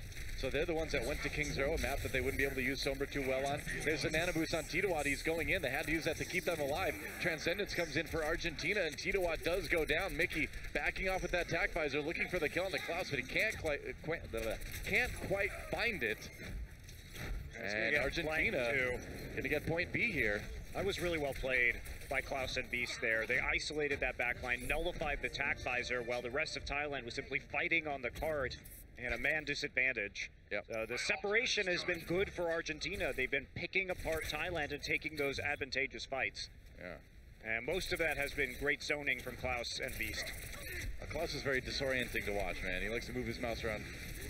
And he's just moving in a straight line. Titowat gets caught by the self-destruct. Whoops, Thailand not looking too strong on this defensive round. Sound barrier comes out for Argentina as they keep pushing forward through point C. Panties finally gets the kill onto Beast. Thailand may be able to push back a little bit here. Klaus kind of finds himself on his own in the Tracer duel, along with a little bit of help from everyone else, and Mickey picks that one up. So Thailand finally getting a little bit of breathing room. Battletoad really needs to make sure that these sound barriers are more useful. There was no way to actually engage onto Thailand there, as they had already backed off and were hiding out of line of sight. So second sound barrier in a row that Battletoad hasn't seen a lot of value from. Mickey just taking a little bit more of a defensive position. Apudo goes down early once again, and yeah, that Genji not working out too well for him. Nice biotic grenade onto Argentina. We'll see if Thailand can capitalize. Not looking so good so far. NZNR goes down early, and Leviathan just pulling back. Good little disengage from Argentina to let that biotic grenade fall off before they go back in again. Got to deal with Titowat yet again, but you know, he's kind of on his own. There's attack visor. Is he going to get enough? Looks like he is. Yeah, Argentina just rolling forward. Oh, nice rocket onto Mickey. With the big knockback onto Mickey's tactical visor there, opened up the room for Leviathan to get the soldier versus soldier kill. That's big. Once again, the nano boost onto Titowat, but not a lot of support from his team. Now he's got the sound barrier. Apudo needs to come up big with this Dragon Blade. And he gets two, gets three. And that is exactly what Thailand needed to try to stabilize so close to the end of this offensive round. They've got 2 minutes yet to hold it, but at least now they've got some time to regroup. Yeah, they do, Doa, but they're also going to be behind in a crucial support ultimate game. Necta's going to switch to a Reinhardt right now, so trying to move forward through this push, give a little bit more protection to his team and maybe hit the shatter that will win this game. It is tough to dive onto this point with Winston, so I agree with this change. I think it's easier to approach the payload here. It's also easier to shatter the spawn for sure. You can do a lot of damage. Definitely. Apudo gets a kill on the Klaus there, so good start for Thailand again on the defense, and yeah, now they seem to be doing okay. Necta does fall, and Thailand have bought themselves another 30 seconds, just a minute 20 left. Yeah, Mickey up top right now, just raining down the death from above. They are going to stick with the Reinhardt. They do have time potentially to build up an Earth Shatter. Sure. I mean, yeah, it depends. If he can get in there, land some fire strikes, land a couple hits if possible. Well, it's a lot easier to land those fire strikes when there's no diva on the enemy team, so. Yep, for sure. Argentina moving in now. A couple ultimates to work with. And Thailand still trying to hold at the very end of King's Row. It's been a rough defensive round, but they've given themselves a chance to deny Argentina those 3 points. NZNR coming in from behind, doesn't find the kills, but he does a bit of damage. There's a sound barrier for Argentina. They do get Apudo in all that. Thailand losing some members. Klaus on the side there.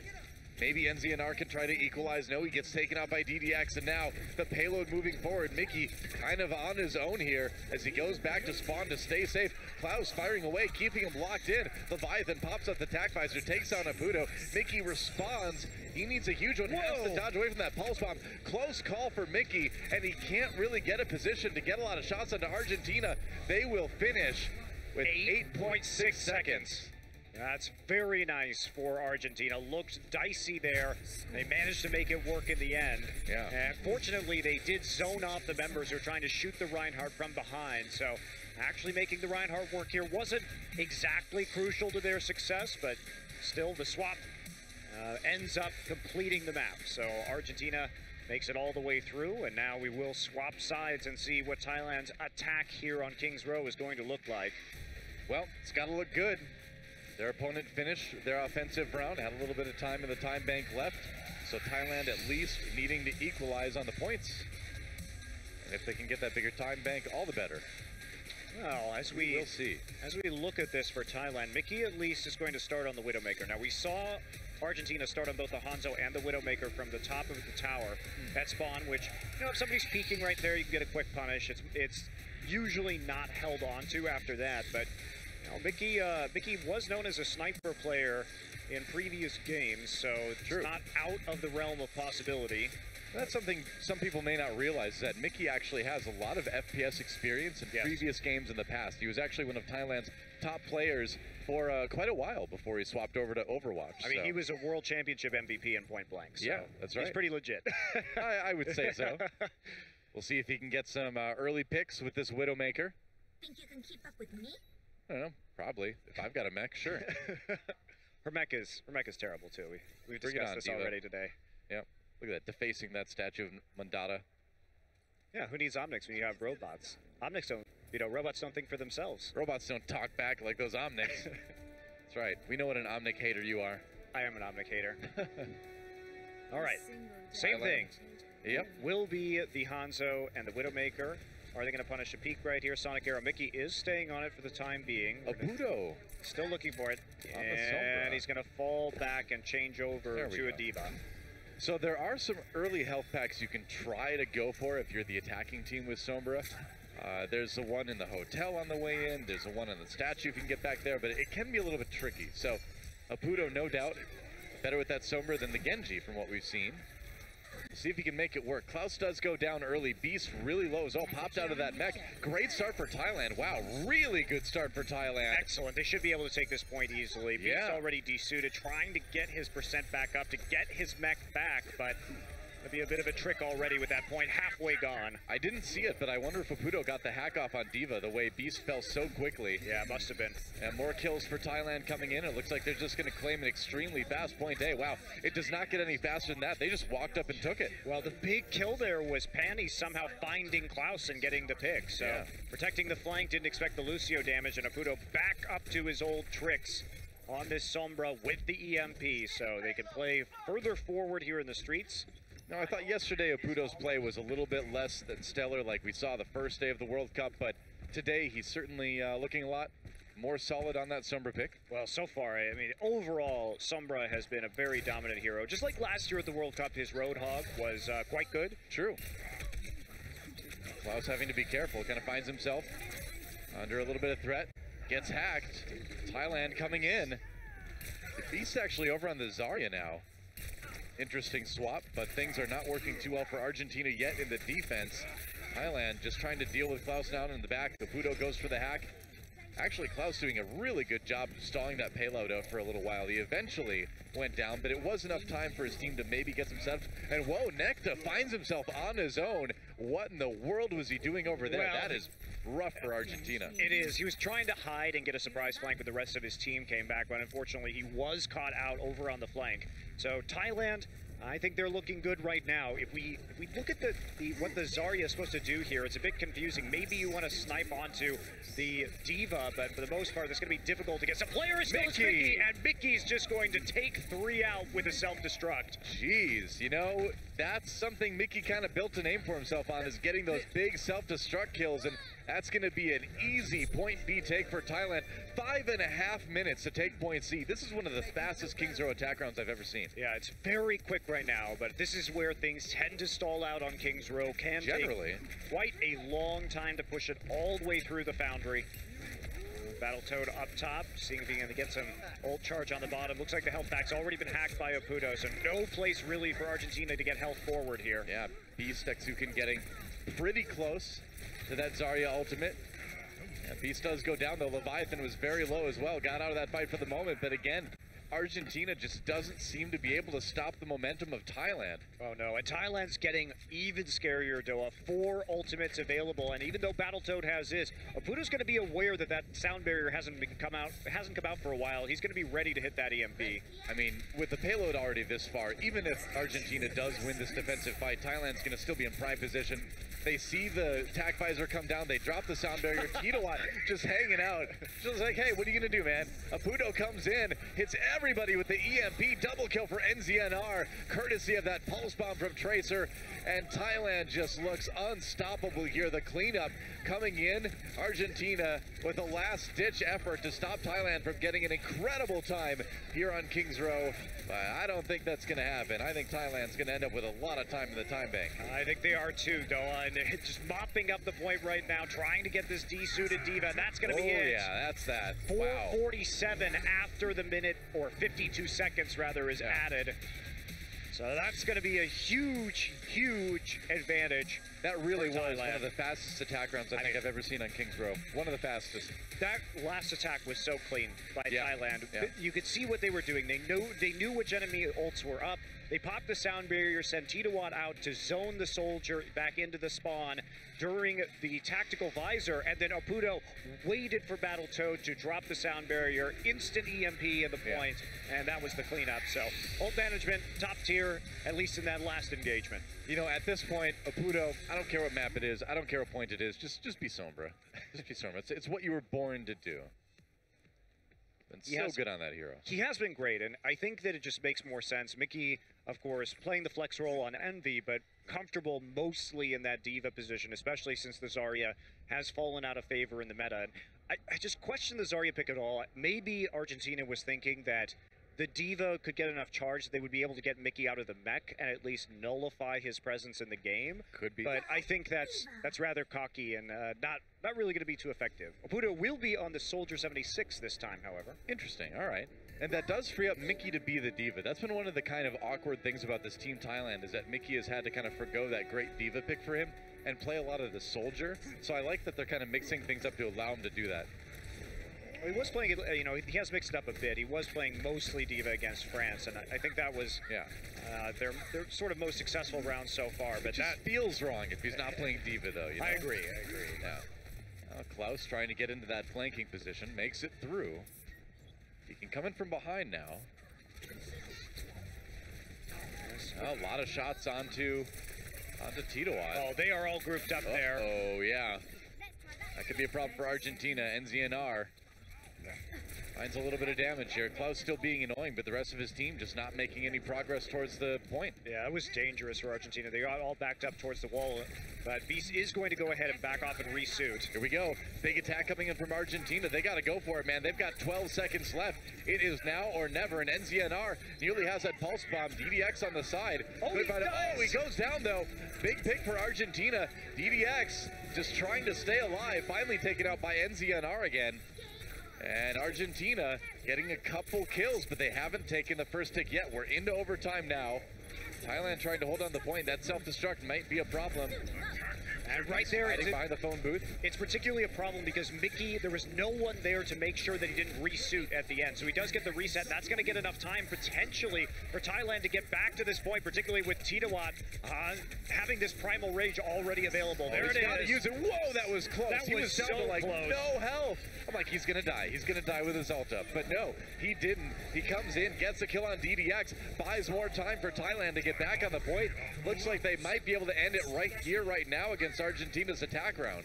Yeah, I think it's going to be it. And that was great from Thailand. They lost the fight, but Argentina, they split their resources up a little bit too much. They didn't have either the Winston or the Tracer there so that they could actually kill Mickey while he was using the self-destruct. And that resuit got just enough time for the nano-boosted Winston to pull through and then be able to pop the Primal Rage. That was extremely close to being a cap for Argentina. A clutch defensive effort by Thailand, and now they have basically all the time in the world to just take slightly over the first tick here on Point A, Kings Row.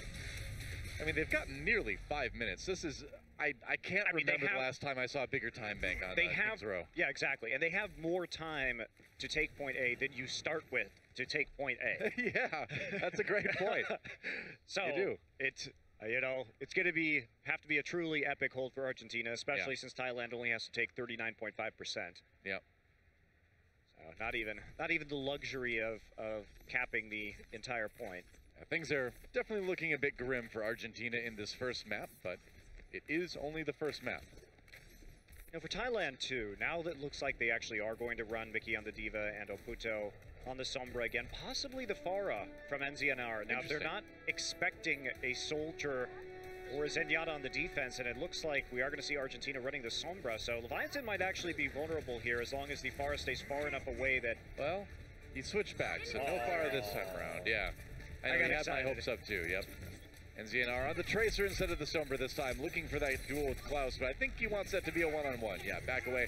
On the point already is Thailand, and Argentina can't let them really build any percentage here because they don't even need to take the whole point. Well, NZNR zoned 2 members of Argentina out, and that allowed them to get onto Necta and pick up the kill nearly instantly, and now that control meter is building, Doa. Yep, I don't know if this one's going to last too much longer here.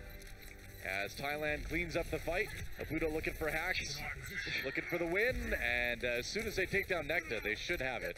That's that. Wow, Thailand Took a pretty quick point A. It was. Took a little bit of time to find DDX, considering he was invisible on the point right there. So you can see just a lot of spray and pray going on, which is why the timer wasn't going up. Right. But they do eventually decloak the enemy Sombra, and that looks pretty easy for Thailand, but it did at least go the distance in terms of the original push. So yeah, Argentina looked like they had a strong thing going, but man, Thailand responded so decisively with their own three-point shove of their own. I mean, well, that's the rough part for Argentina, right? Is you put all this work in, you barely take your offensive round with a few seconds left, and then your opponents just come back and crush you. I mean, that's tough. That is tough, but it's still tougher for Thailand. They want to get this 4-0. They want to blank Argentina so they don't have to play a tiebreaker. Yeah. They're 1-0 up now, so 1/4 of the work is done, but now they're going to be dealing with a situation where they're going to have to beat Argentina on Argentina's map picks every time if they want to guarantee themselves that second place. Yep. Did Tito shave? I swear he had like a beard thing going earlier. Yeah, I thought so too. Yeah. All right, good. It's not just me. That's just me hallucinating. Who knows? All right. Well, you know, maybe thinking the clean-shaven look gives him a little bit more power, perhaps. Who knows? I obviously don't believe the same thing, but you know. Yeah, that's true. Well, but you were already proven wrong by losing some of your power when you grew the beard. Did I? What power did I lose exactly? You're slightly diminished now. I'm sorry. Am I? No, of course think not. So? What does that mean? I don't know. It's like you get diminished if you use like a ring of power that doesn't agree with you. You're not if you grow a beard. Well, you're assuming the beard agrees with you. That's the assumption you're making, right? It hasn't complained yet. I haven't heard whispers at night. Shame. Maybe if I did, I'd just be going insane. Maybe it's more that it roots itself in your mind and convinces you not to get rid of it, even though it's bad for you. And this is how beards. Did you think about that? So beards are actually like a parasitic organism that have survived through mankind by altering our brain chemistry. Who knows? Yeah, that's right. That's why I always just You think that beards would have expanded to women then in that case? Why only go for half the population? I mean, just a male weakness apparently. I guess so. The story of beards. Thanks to Don Monte Cristo. You're welcome. There you go. Book's coming out later. Looks like we're going to Nepal next. See if Argentina can tie things up. It's really the wonderful analysis that people tune in for from us, you know? I'm pretty sure that's it. Yeah. Well, here we go. I think if you can ring that bell that's way up high, you could just win Nepal. Is that it? If you can climb up there and ring the bell, then it's like Mulan. It's the golden snitch of Nepal, sort of, or Mulan. I don't know. They have to get the arrow from up high in Mulan. That's right. Was it? Yeah. I have not seen Mulan. I admit. It's not ringing the bell, but that is a common thing for climbing up ropes. I was wrong though. My reference game not on point today, though. Well, if only you had a beard to help control your mind, you'd be a little bit better. Is that the trade-off you make? Better references? Yes, that's what it gives me, I think. Yep, the beard just whispers, "Be a man." There's another Mulan reference for you. Yeah, that one was actually right, though. Yes, score one for the beard. Here we go. It's going to be Thailand in blue and Argentina in red as we move into Nepal. Sanctum will be the first point we start things out on. And Apudo already finding those shots from the outside. Argentina, of course, taking that high ground, being very aggressive. They're moving pretty far forward, but Thailand is like, all right, that's fine. We'll poke and we'll wait for the point to unlock. Apudo actually getting a lot of damage done while everybody is stacked up from Argentina in this corridor. Yeah. They're really committing to the far side of the point. And nobody's on the point. Nobody's on the point. There we go. All right, well, now you can jump on there. The fight's been won. Argentina pushed back. And Thailand will claim the point early. Look how much ult charge Apudo got off of that. He's actually beating DDX on the Sombra right now because everybody was lined up for those dashes for him. Yeah. So they are not going to be expecting him to have a Dragon Blade at 10% of the control point right now. This will be quite surprising for them. Yeah, we'll see. I mean, of course, we've seen Apudo struggle a little bit on that Genji pick, but so far so good here on Nepal. This is one of those times where you start thinking about maybe pulling out that Dragon Blade early. Just because you know you're going to have the element of surprise. They are going to come around the backside, though. He's going to run straight into it. Oh, here we go. Yeah, coming in from behind as Titowat jumps in, gets a kill on the Leviathan. Apudo trying to pair that in. Diva hacked out of there. Yeah, that's right. Hack taken out. Klaus coming in for the kill as well. And Argentina fighting back. Oh, until NZNR gets the double kill with the pulse bomb. And Thailand will hold the point. That's right. DDX and Klaus going on the backside. Mickey holds on to his tack visor. He was approaching that too, even as the fight began. So Thailand, judicious with their ultimates, only using a couple to start things off, and Argentina still in an uphill battle. DDX actually switching over to the Zenyatta right now, deciding that the Sombra not going to be working for them. And Kurlos has that Transcendence too if they need it. It's attack visor for Mickey, just kind of forcing Argentina back. He actually got the sound barrier out too. Yeah, had to use the sound barrier, but then zones everybody back off the point at the same time. That's great value for a tactical visor. I mean, Thailand already up to 75% here on Nepal. They need to be careful here. Mickey does go down, self-destruct, not claiming a whole lot. Meanwhile, Kurlos does pop the Transcendence, has to keep everybody up. Apudo with 1 kill, and now Klaus trying to find some kills on the supports on the outside. He may get both of them, looking for the kill. He does get panties. Full supports taken by Klaus. And Thailand may have to see this point flip over. They will, it looks like, as soon as NZNR goes down. Yep. That is going to be about it, and Argentina gets some control percentage going. But Thailand stalled it out nicely all the way to 97%. Panties also still has the sound barrier to use. Back cap. What in the what? Thailand got a ton of control meter built up on that attempted flip. Yeah, Titawat actually managed to find himself on there, and now they're going to have the sound barrier to work with. All right, DDX has to pop the Transcendence. Pulse Bomb came in. Klaus did get the kill on the Titawat. Argentina looks like they might be able to hold on the Saputo. No, he can't come up with a big Dragon Blade. That Dragon Blade was not necessarily at all right there. Titawat had already died, and Panties was dead too with the sound barrier. That's a miscommunication from Thailand. They have time to work with, but still, you hate to see those kind of mistakes. Yeah. Got to come back in now. Necta getting very, very low. That's a good pick for Thailand. Maybe something they can exploit.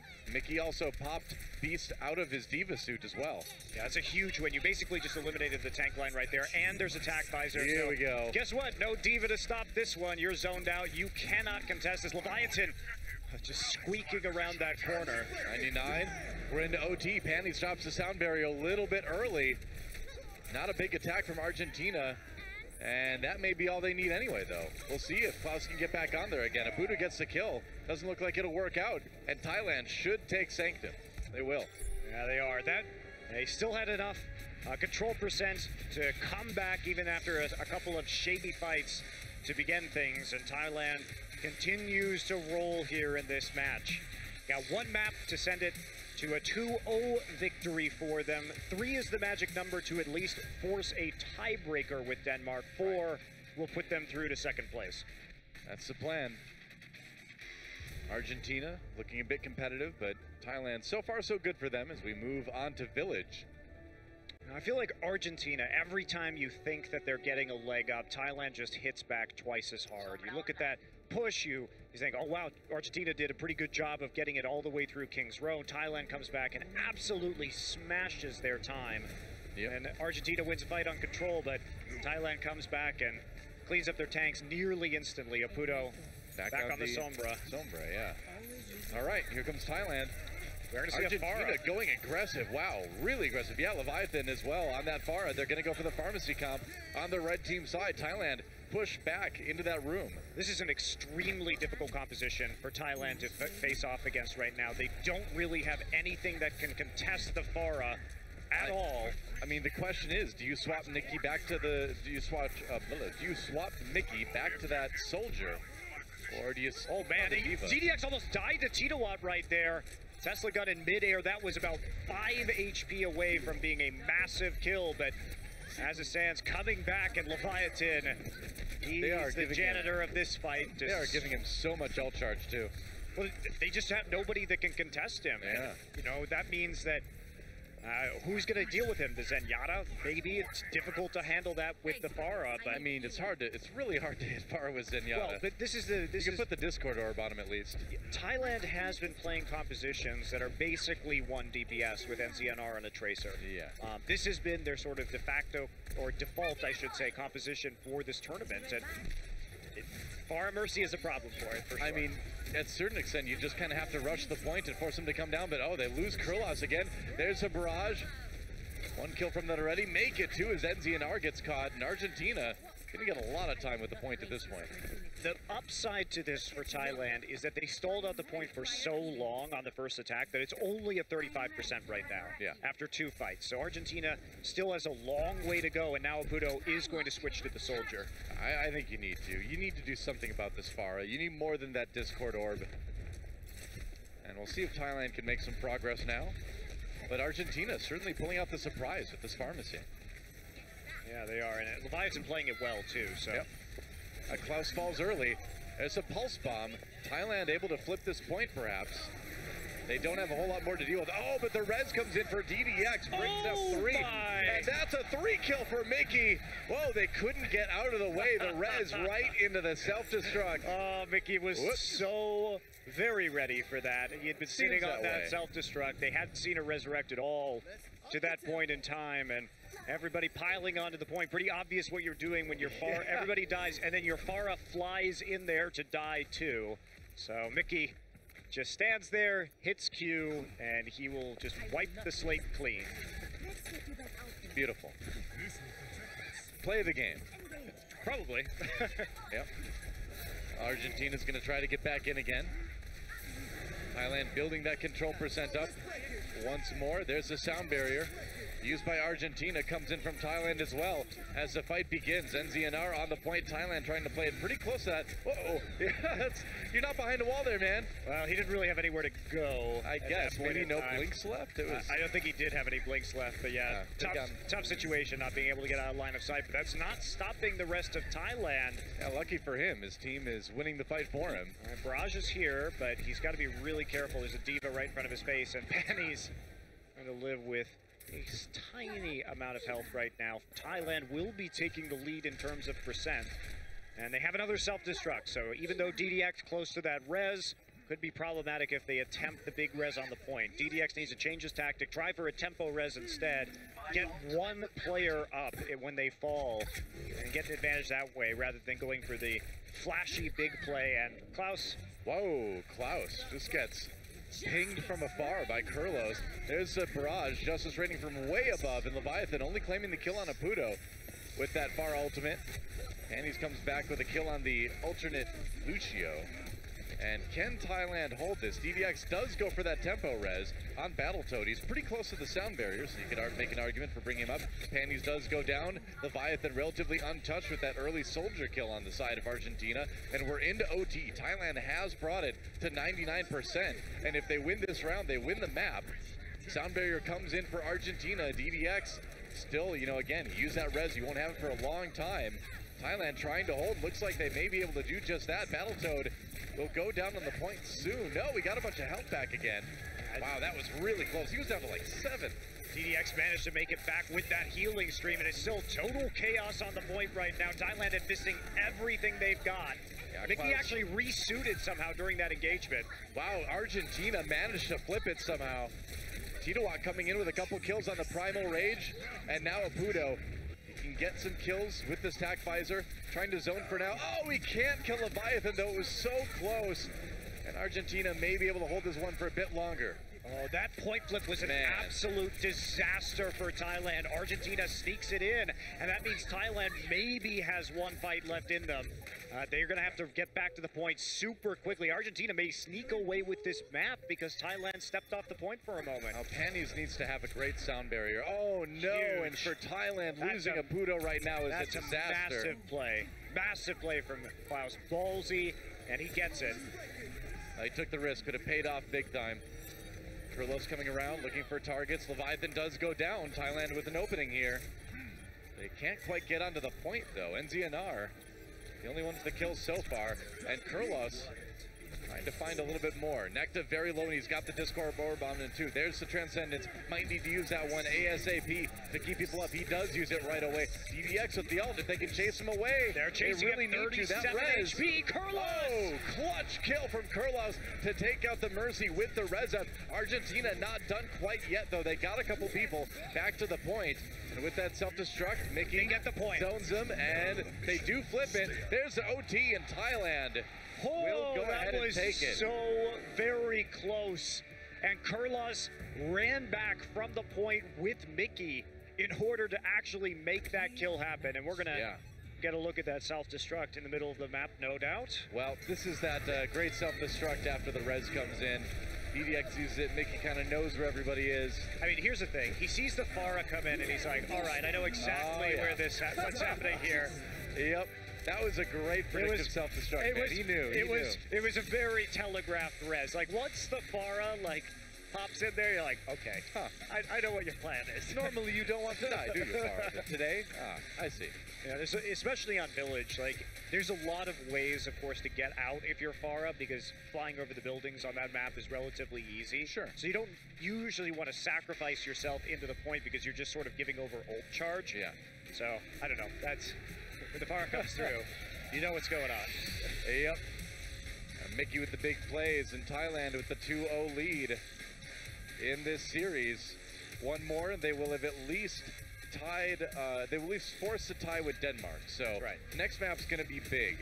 Yeah, they only have to have a 50% win rate from here on out if they want to at least contest for that second place position. And Argentina's, they made that last point very, very close, but Thailand clutches it out in the end. Yeah, tight map. So we are going to take a quick break, and when we come back, we'll see if Thailand can close this one out against Argentina. The 2017 Overwatch World Cup is brought to you by Omen by HP, T-Mobile, Union Pay, and Blizzard Entertainment.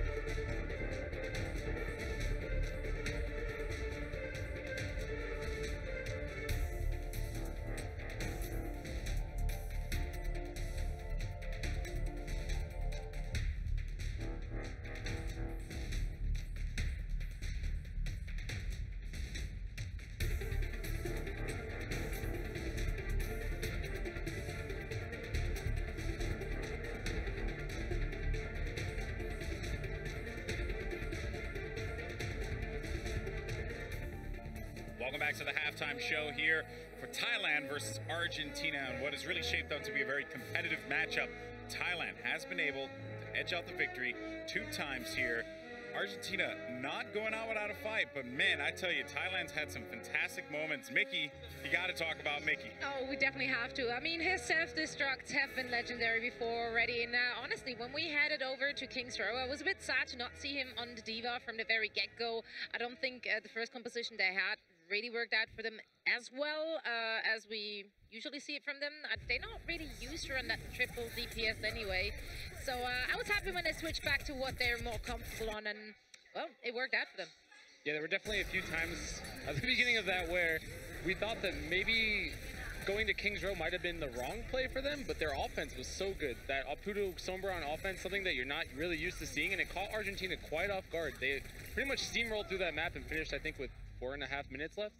Yeah, it was very impressive stuff. I mean, Thailand, they're throwing the unconventional out there. It has been working, but Argentina has been toe-to-toe with them. It has been a very competitive match here, Seltzer. Absolutely. They did, prepare really well for this. They did get to scrim against Thailand a little bit, and I wonder if one of the things that they decided to hide was a little bit of that swap-out Reinhardt play on attack. Just a couple tweaks to their play. They haven't made any big changes, anything too shocking, until we saw the Pharah on Nepal, which I was quite happy to see Pharmacy back. This is one of the things that they're really, really good at. Leviathan is an excellent Pharah. Unfortunately, DDX was a little too accurate for the Mercy Curler's a little bit too accurate for DDX to get that res off. Yeah, the way Mercy works, you either live by the Mercy or die by the Mercy. And Mickey, again, showing that he is one of the best divas in the game, if not the best diva in the game. He stalled out King's Row in their overtime hold, like by himself for around 20 seconds, which is incredible. And then obviously he turned up in this Nepal match way more than I think anybody expected. It's those big moments that you only really learn about in high pressure situations. And I mean, he's won in Apex, you know, he knows about big LAN games, and this is definitely his time to shine, and he is shining. He's putting this team on his back right now. They didn't have him, I think, the first day. Maybe he was playing too much 76, but now that he's on the Diva and he's comfortable, he knows what to expect, and it's definitely shining through. That's the major thing, right? Day one, they were trying to get Mickey to play more. Like, he'll play 76 when it's necessary. I mean, the kid's incredible. Like, he has a fantastic game. He's gonna kill it no matter what.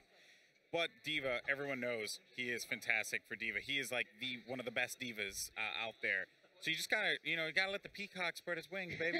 Just gotta let it flutter. Well, this is something too that Argentina stressed a lot. They were like, "Wow, what an asset Thailand has in Mickey." I mentioned to him, well, he's played a little uncomfortable. He's played 76, trying to accommodate this other team. And they said, no, that is Mickey's strength. That is what he brings to the team, is not only this knowledge, but this flexibility and this positivity and teamwork. Yeah, one thing's for certain, this squad, this Thai squad is definitely confident with a guy like Mickey at the helm.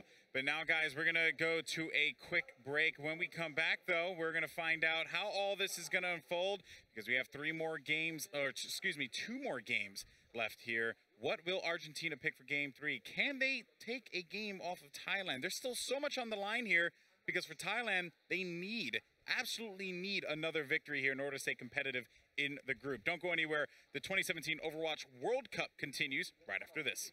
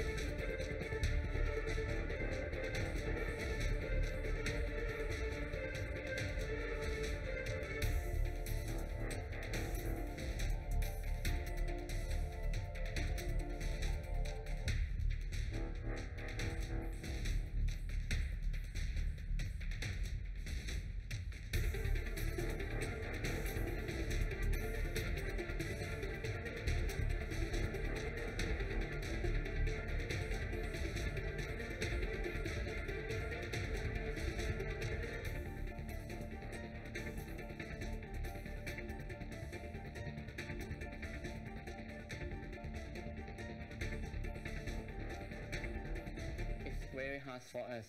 If we out of the group B and we against China, they're very stronger than us. But I trust my team. We can beat them. We can win them. We just trust my team. I think we can win. Yeah, I think Team Thailand is strong, but it also has a lot of weaknesses. I think we can capitalize on that. Coming to this tournament, I've learned a lot, playing a lot against very strong teams. We got a lot of practice, and I'm feeling good about that. There you hear from the players of Pudo and DDX. I love a Pudo. It was so adorable, wasn't it? Cute. I want to adopt him. It's decided. He's a champion. He is. He's a killer, but he's adorable as doing so. And then there's Flame over there. Yeah. He does all right. He doesn't need our help. Oh, my goodness. Okay, so let's bring this back here. Actually, Pudo and DDX, 2 players that everyone was looking out for going into this match, right? Pudo has had pretty amazing Overwatch World Cup thus far. Oh, really? He definitely had. I mean, he hit some EMPs, which were absolute playmakers and really, really helped his team out. And I mean, looking at that team, the majority of people were like, Mickey, Mickey, Mickey, Mickey. And then Pudo showed up and was just as strong, but also like players like NRNC. He also had some really, really good moments. Oh, NZNR. Yes. NCNR. Yeah. The other way around. Yeah, Close. You got it. You got it. I got Close this. enough. I do. Yes, NZNR, though. Yeah. He has been a talking point in this, because yesterday, not the best of days, so he really needed to show up. And what makes matters worse, he was going up against Klaus, who is absolutely incredible. But so far, things have worked out pretty well for NZNR.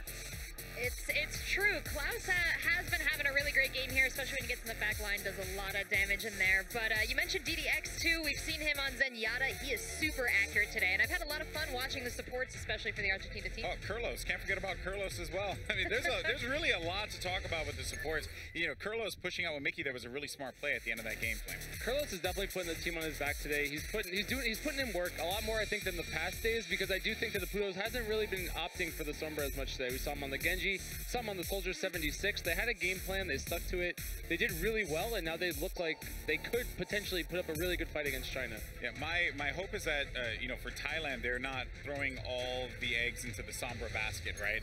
And I think Argentina, certainly a great team to kind of go up against, because you know that they're going to bust out the Sombra. Can I say this, Al? I really hope Argentina can take one map off here, because I would love to see that tiebreaker on Oasis for Thailand. That would be a nail biter for sure. All right, guys, time to see how this one concludes. We have 2 more matches to go in this group. Will Thailand be able to secure their spot in bracket play, or will Argentina shock us all? Casters, take it away.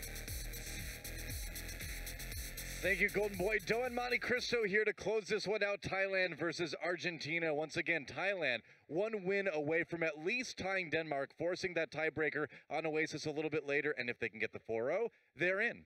Yeah, and I think that with the way things are going so far, I would be surprised if we didn't see the 4-0 from Thailand. Yeah. But Argentina has made things competitive, you know, sort of fight by fight, point by point. But Thailand's coordination, remember, most of these guys do play on a team all together, and they have been playing actively, you know, in leagues outside of Thailand, admittedly, in Southeast Asia. But now they've got Mickey as well, who, of course, is an Apex winner, now an Apex top 4 player as well this season. So it really is, I think, an upgrade for them in a lot of ways. And there's just tons of LAN experience for this Thai team, and I think it's showing now. Oh yeah, well, we are going to Horizon Lunar Colony, way outside of Thailand. In fact, it's on the moon. And it's been a map that we have seen a ton of this week. It's been really interesting to see how the various teams have approached it. Seen a lot of different strategies, a lot of different picks, a lot of Reaper, in fact. And here we are one more time. Probably going to see some Reaper. I would imagine, yeah. I think we'll be Reaper, some Sombra, some peanut butter. I mean, yeah. That's my favorite part of the moon, though, the peanut butter. Peanut butter? Moon peanut butter? I think it's Earth. I think it's squeeze it out of a tube there. I think it's Earth peanut butter. That's actually a good question. You don't know How do they get the peanut butter there? Because there aren't peanut plants, trees in the actual hydroponic bay. That we know of, because we're only seeing part of the Horizon Lunar Colony. So they could have another hydroponics bay where they grow the plants that produce the peanuts that produce the peanut butter. Honestly, growing nuts in a hydroponic lab is probably like the worst use of water ever. Why? Nuts are delicious. Yes, but they're very inefficient. Sure, but if you make peanut butter with them, then you've got sandwiches, and a peanut butter and jelly sandwich is one of the most efficient sandwiches. Oh, really? Is that how it works? So it justifies the tremendous amount of resources you would have to spend to grow nuts? It's easier than raising cows and making like roast beef sandwiches. They're probably all moon vegetarians, given the limitations, Noah, honestly. I could never accept that. Here we go, guys. Welcome to the moon. Argentina in the red, Thailand in the blue. Argentina on their attack run. And we do see a Reaper and, in fact, Beast back on the Zarya once more. Yeah, that's going to be a very dodgy, I think, attack for them. They're looking for this close range, sort of brawling composition, trying to fight in these little corridors, but they're getting poked and sandwiched in from either side right now. They have forced their way out. One of the entrants is slowly moving up, but they've got to watch that flank. I mean, Okudo's just peppering them from behind. Yeah. It's hilarious watching Leviathan's health when he shoots with this new Reaper passive, just regaining that health as he fires away at NZNR. Thailand still on the point, though. Holding for now. Wow, that's a lot of charge for Beast. He is at 100% on that Zarya, and he is roasting Mickey. Yeah, so there's the EMP on the backside. That's not going to save NZNR. Doesn't seem that way. Titawat trying to run away. He stays alive for the moment. He's got the nano boost. He is so low. There's the Primal Rage now. And as Argentina comes in with their own sound barrier, Thailand going to struggle a little bit. There's a really fast Revenant surge. Doesn't even need to use it, though. 2 kills already. Make it 3 for Thailand. And it looks like, or for Argentina, rather. And it looks like Thailand is going to have to give up point A. And Leviathan, having that Death Blossom is huge. They're going to lose DDX, but I think they're going to take this one. Well, at some point. Yeah, they will eventually. And Argentina has looked stronger, at least on Horizon, compared to many of their other maps in this tournament. So this is definitely going to be the map that they are going to be looking to win. And with that push, they stayed patient. You know, one of my complaints was that they tried to defend the point too aggressively with a Reaper before. Yeah. That time, even though they were sandwiched in and getting peppered with bullets, they decided just to slowly and methodically push out, look very deliberate in their attempt, and now they're rewarded with a pretty quick capture on point A. And Klaus. All right, Klaus on the McCree, and there are a lot of mid-range firing options for this point, so I can see where the McCree would work. If you can get on the high ground with the Deadeye too, I can definitely cause some problems for the other team. So I'm curious to see how well this is going to work. Voodoo does have the EMP up, so keep an eye on that. But the flashbang can be useful, especially if you see the Sombra, because... Oh yeah, that works. Nice flashbang onto Titawat. The EMP does come in, though, and Thailand does force Argentina back again. Oh, Panties lives, though. Close call. Oh, yeah. Oh, so close. He hit the flashbang, but couldn't hit the headshot.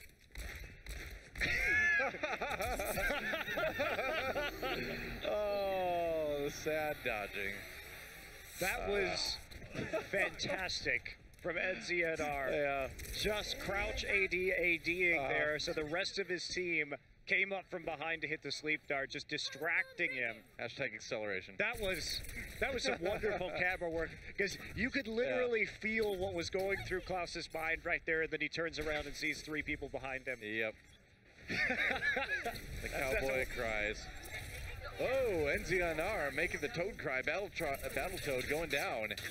Thailand with a good early defense, and yeah, Argentina gonna have to wait, but that's okay. You know, they've got a decent amount of time, and they've got a lot of ultimates to work with now coming into this next push. They're basically at 6 ults. That was fantastic. You couldn't have scripted that better. I'm still hung up on that. Everything about that moment was perfect. That was like the I'm retiring from Overwatch moment for McCree. Well, he's not retiring from this game. As you yet. say, still looking for the high ground advantage. Worth noting, Thailand does not have a diva. Mickey's still on the soldier, so there isn't going to be a good Deadeye denial besides this sweet release of death. That's right. All right, there it is. Let's see what the combos are going to bring us. EMP comes in. Titawat has an Animus. There's a Deadeye. Gets a Pudo and NZNR with that. Mickey very low up top. Klaus has to be careful. Mickey having to fight Necta, though, and he's having a little bit of trouble with that. Still, that said, Argentina not getting any control meter built up on the point yet. No, not too many people on the point, and actually... That's rough. Yeah, Leviathan goes down, doesn't have a great chance to use the Death Blossom. And that was 5 ults for nothing on the side of Argentina, and now it's Anna's turn to be very sad. Wow, Thailand just staggering. Oh, DDX gets away. Oops, when stalling goes wrong. Oh, when stalling goes very wrong as Beast picks up a kill. NZNR going a little bit too far out. It's all right, he'll be back soon enough, Doa. We don't have to wait very long for the defense to respawn. Yeah. All right, well, if they can get an early pick on the Titawat, which they do, that's a great start for Argentina. Sound barrier or not, Klaus able to really put a lot of pressure onto Mickey and Kurlos there. Back on the point now, still no control meter built up for Argentina just yet. Now it's finally rising. Nice kill on the Mickey. Goes down in the end, and Necta, we'll see what he can do with this nano boost now. He does get hacked, but he still has a nano boost on him for a moment. That's probably that might be the point there, Doa. Argentina not deterred. Yeah, that is a lot of control meter, and that's the team kill. Can Thailand get back on the point in time? They barely do. Get somebody there. NZNR able to stall it out, but not long enough. And Argentina with a very good attack round. Yeah, absolutely. And the heroes there were Beast and Klaus, because the zone was so nice from them. Between the Zarya, or between the Diva rather, and the Tracer, preventing Kurlos and Mickey from doing harm to the members on the point. And actually picking up the kills too. Klaus, you can see, really timing out with his Diva's defensive matrix so that he could grab the kills. Great teamwork. And now Thailand going to have to push all the way through Horizon, pick up both points. Mickey is almost not smiling there. I mean, it's like only the hint of a smile. That's how serious this has gotten. Battletoad, sick mustache, sick blue shield play. Pointing over to his teammate. I'm not sure which teammate is sitting on his left. And Apudo, Thailand needs to come up big in their attack round. Again, you know, I mean, if they lose Lunar Colony, the best they can do is tie with Denmark, and then it goes to that Oasis tiebreaker. Yeah, that's the pretty dire scenario here for Thailand. Yeah, but you do not want that if you're Thailand. You'd rather just get the 4-0, move into that match, get your chance, get your shot at going to BlizzCon. I mean, you have 2 maps left for Thailand, and every possibility is on the table. They go out here, they have to go into a tiebreaker, or they advance as the second place team. That's a good point. If Argentina does win out, if they do force the 2-2 overall with Thailand, then Denmark just goes through. Yeah. So every option still here. Not like our last match, though, where these maps wouldn't matter. Every map matters in this one. That's very true. Okay. Whoa, Reaper. That's some conflicts of feel the healing there, yeah. beat and then time to kill. So time to kill with beats. Argentina is going to be playing with the Reaper on the defense, like we've seen them do before on Horizon, and they want to play with the Zarya again. So this is again very low range. They would be. Oh, nice sleep dart. Start on the Tito out right away. Time to sleep. Leviathan working on his logo skills. This is one of those times where we've seen a few Widowmakers on attack from teams, and a Widowmaker would be very effective against what Argentina's throwing at them because they simply would not be able to deal with it. Yeah. We're not going to see any swaps right now. Instead, Thailand happy just to move in and try and take some damage, build up that EMP. Looking for the hack. He gets one on the Necta. Apudo trying to stay safe here. Argentina really hasn't lost anybody yet. NZNR goes down on the Thai side. And Thailand going to need to maybe back off and regroup a little bit. Apudo about halfway towards that EMP. Yeah, they needed just to play a little bit more reserved right there. Thailand, you know, there's no issue in going for a hero swap right now. Maybe a soldier, maybe a Widowmaker that would allow them a little bit more free range chip damage without having to get down and dirty with the Zarya and the Reaper in close range. Yeah. Just a scratch. Zarya's not worried. Beast staying strong on the point, getting pretty close to his Graviton surge. Buddha comes in, there's the EMP. This is Thailand's moment. They need to have a big fight here. Beast goes down almost immediately. NZNR throws out the pulse bomb. No kills from that. Has he at least forced better positioning for his team to take advantage of? Looks like he has. And Thailand looking in position to claim point A. There's not a great way for them to snowball, though, Doa, because one of the issues with running the competition that Thailand's working with is you don't have something like a Dragonblade, you don't have something like Attack Visor to immediately wipe the second point. So it is going to be a bit more of a grind, especially because it's going to take not very long, but still a little bit of time for Apudo to get that EMP up, and Argentina approaching some very important stall ultimates, like the support ults, and they already have the Primal Rage. Yeah.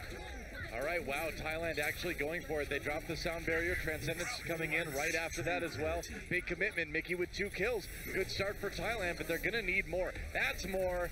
That definitely works. They do put the nano boost on the Leviathan on the other side, though.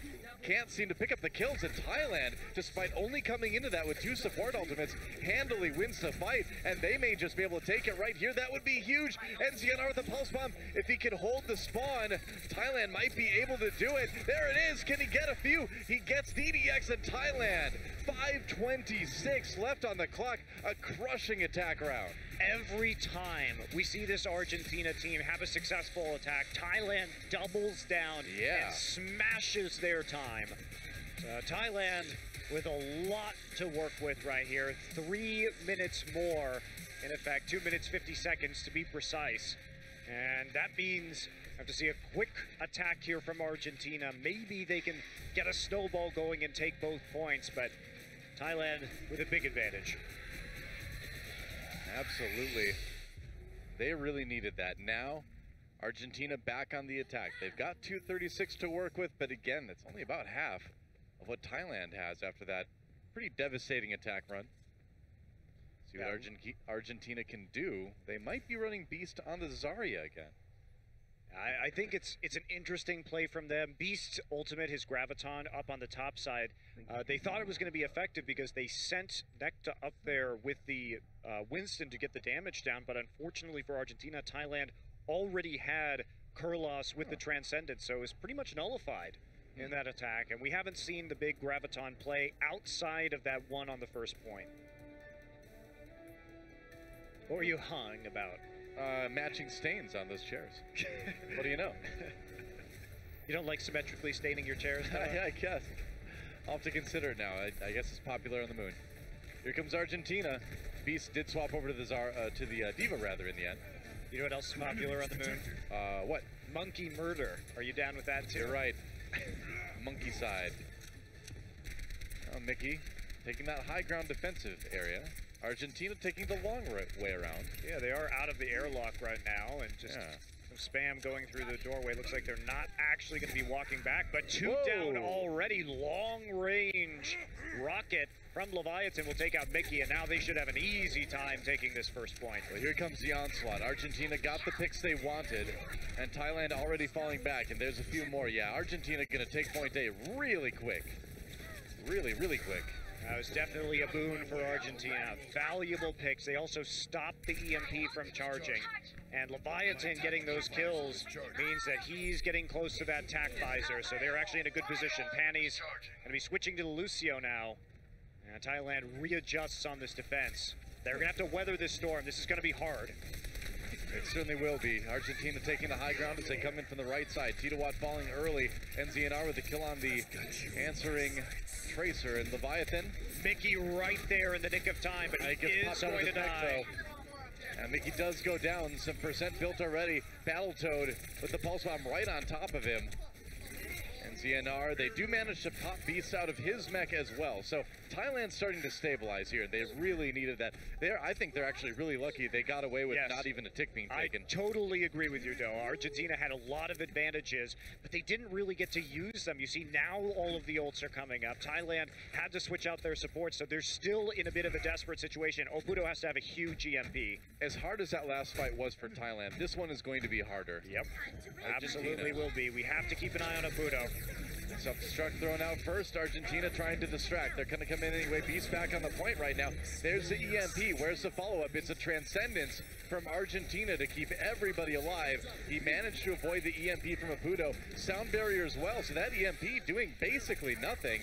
Argentina looking for the kills now. Klaus will see what he can find with that pulse bomb. Doesn't even need to use it. Well, actually, Titawat goes down. He did throw it out a little bit earlier.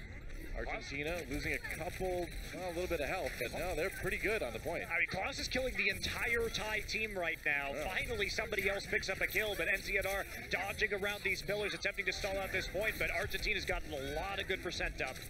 Yep, Thailand, the respawns coming in really fast on this map. They're still stalling it out a little bit. Argentina with nearly 2 ticks. There's a sound barrier just to keep Titawat alive on that big Winston. Opudo back again. Titawat still has some health. He's got the nano boost to keep him alive for the moment. Manages to live. He got so low, and we're going to be into overtime. Hiding from that self-destruct now. Beast gets back into his mech. He's going to be removed from it again immediately, though. And Titawat does have that primal rage. Going to go ahead and use it as overtime ticks. And can he knock Argentina away far enough? They've gotten 64% on point B, not too bad. But with those kills coming in, it looks like Thailand is going to end it right here. Yeah, Leviathan just playing a game of hide and go seek on a pillar, and that'll be the last of it here as Argentina makes some progress on point B, but not all the way. So Thailand now has 5.5 minutes or so to equal that score and go ahead and take Horizon. Still doable, definitely for Argentina. Will have to be a pretty tough hold for them, but we've seen lots of teams really fail to take point B in the past. Well, that is going to be the tough one. Point B is always a challenge, but Thailand, really with a lot more time to work with than a lot of other teams have had, and as dominating as their attack run was, you'd think they're going to be still in pretty good shape here.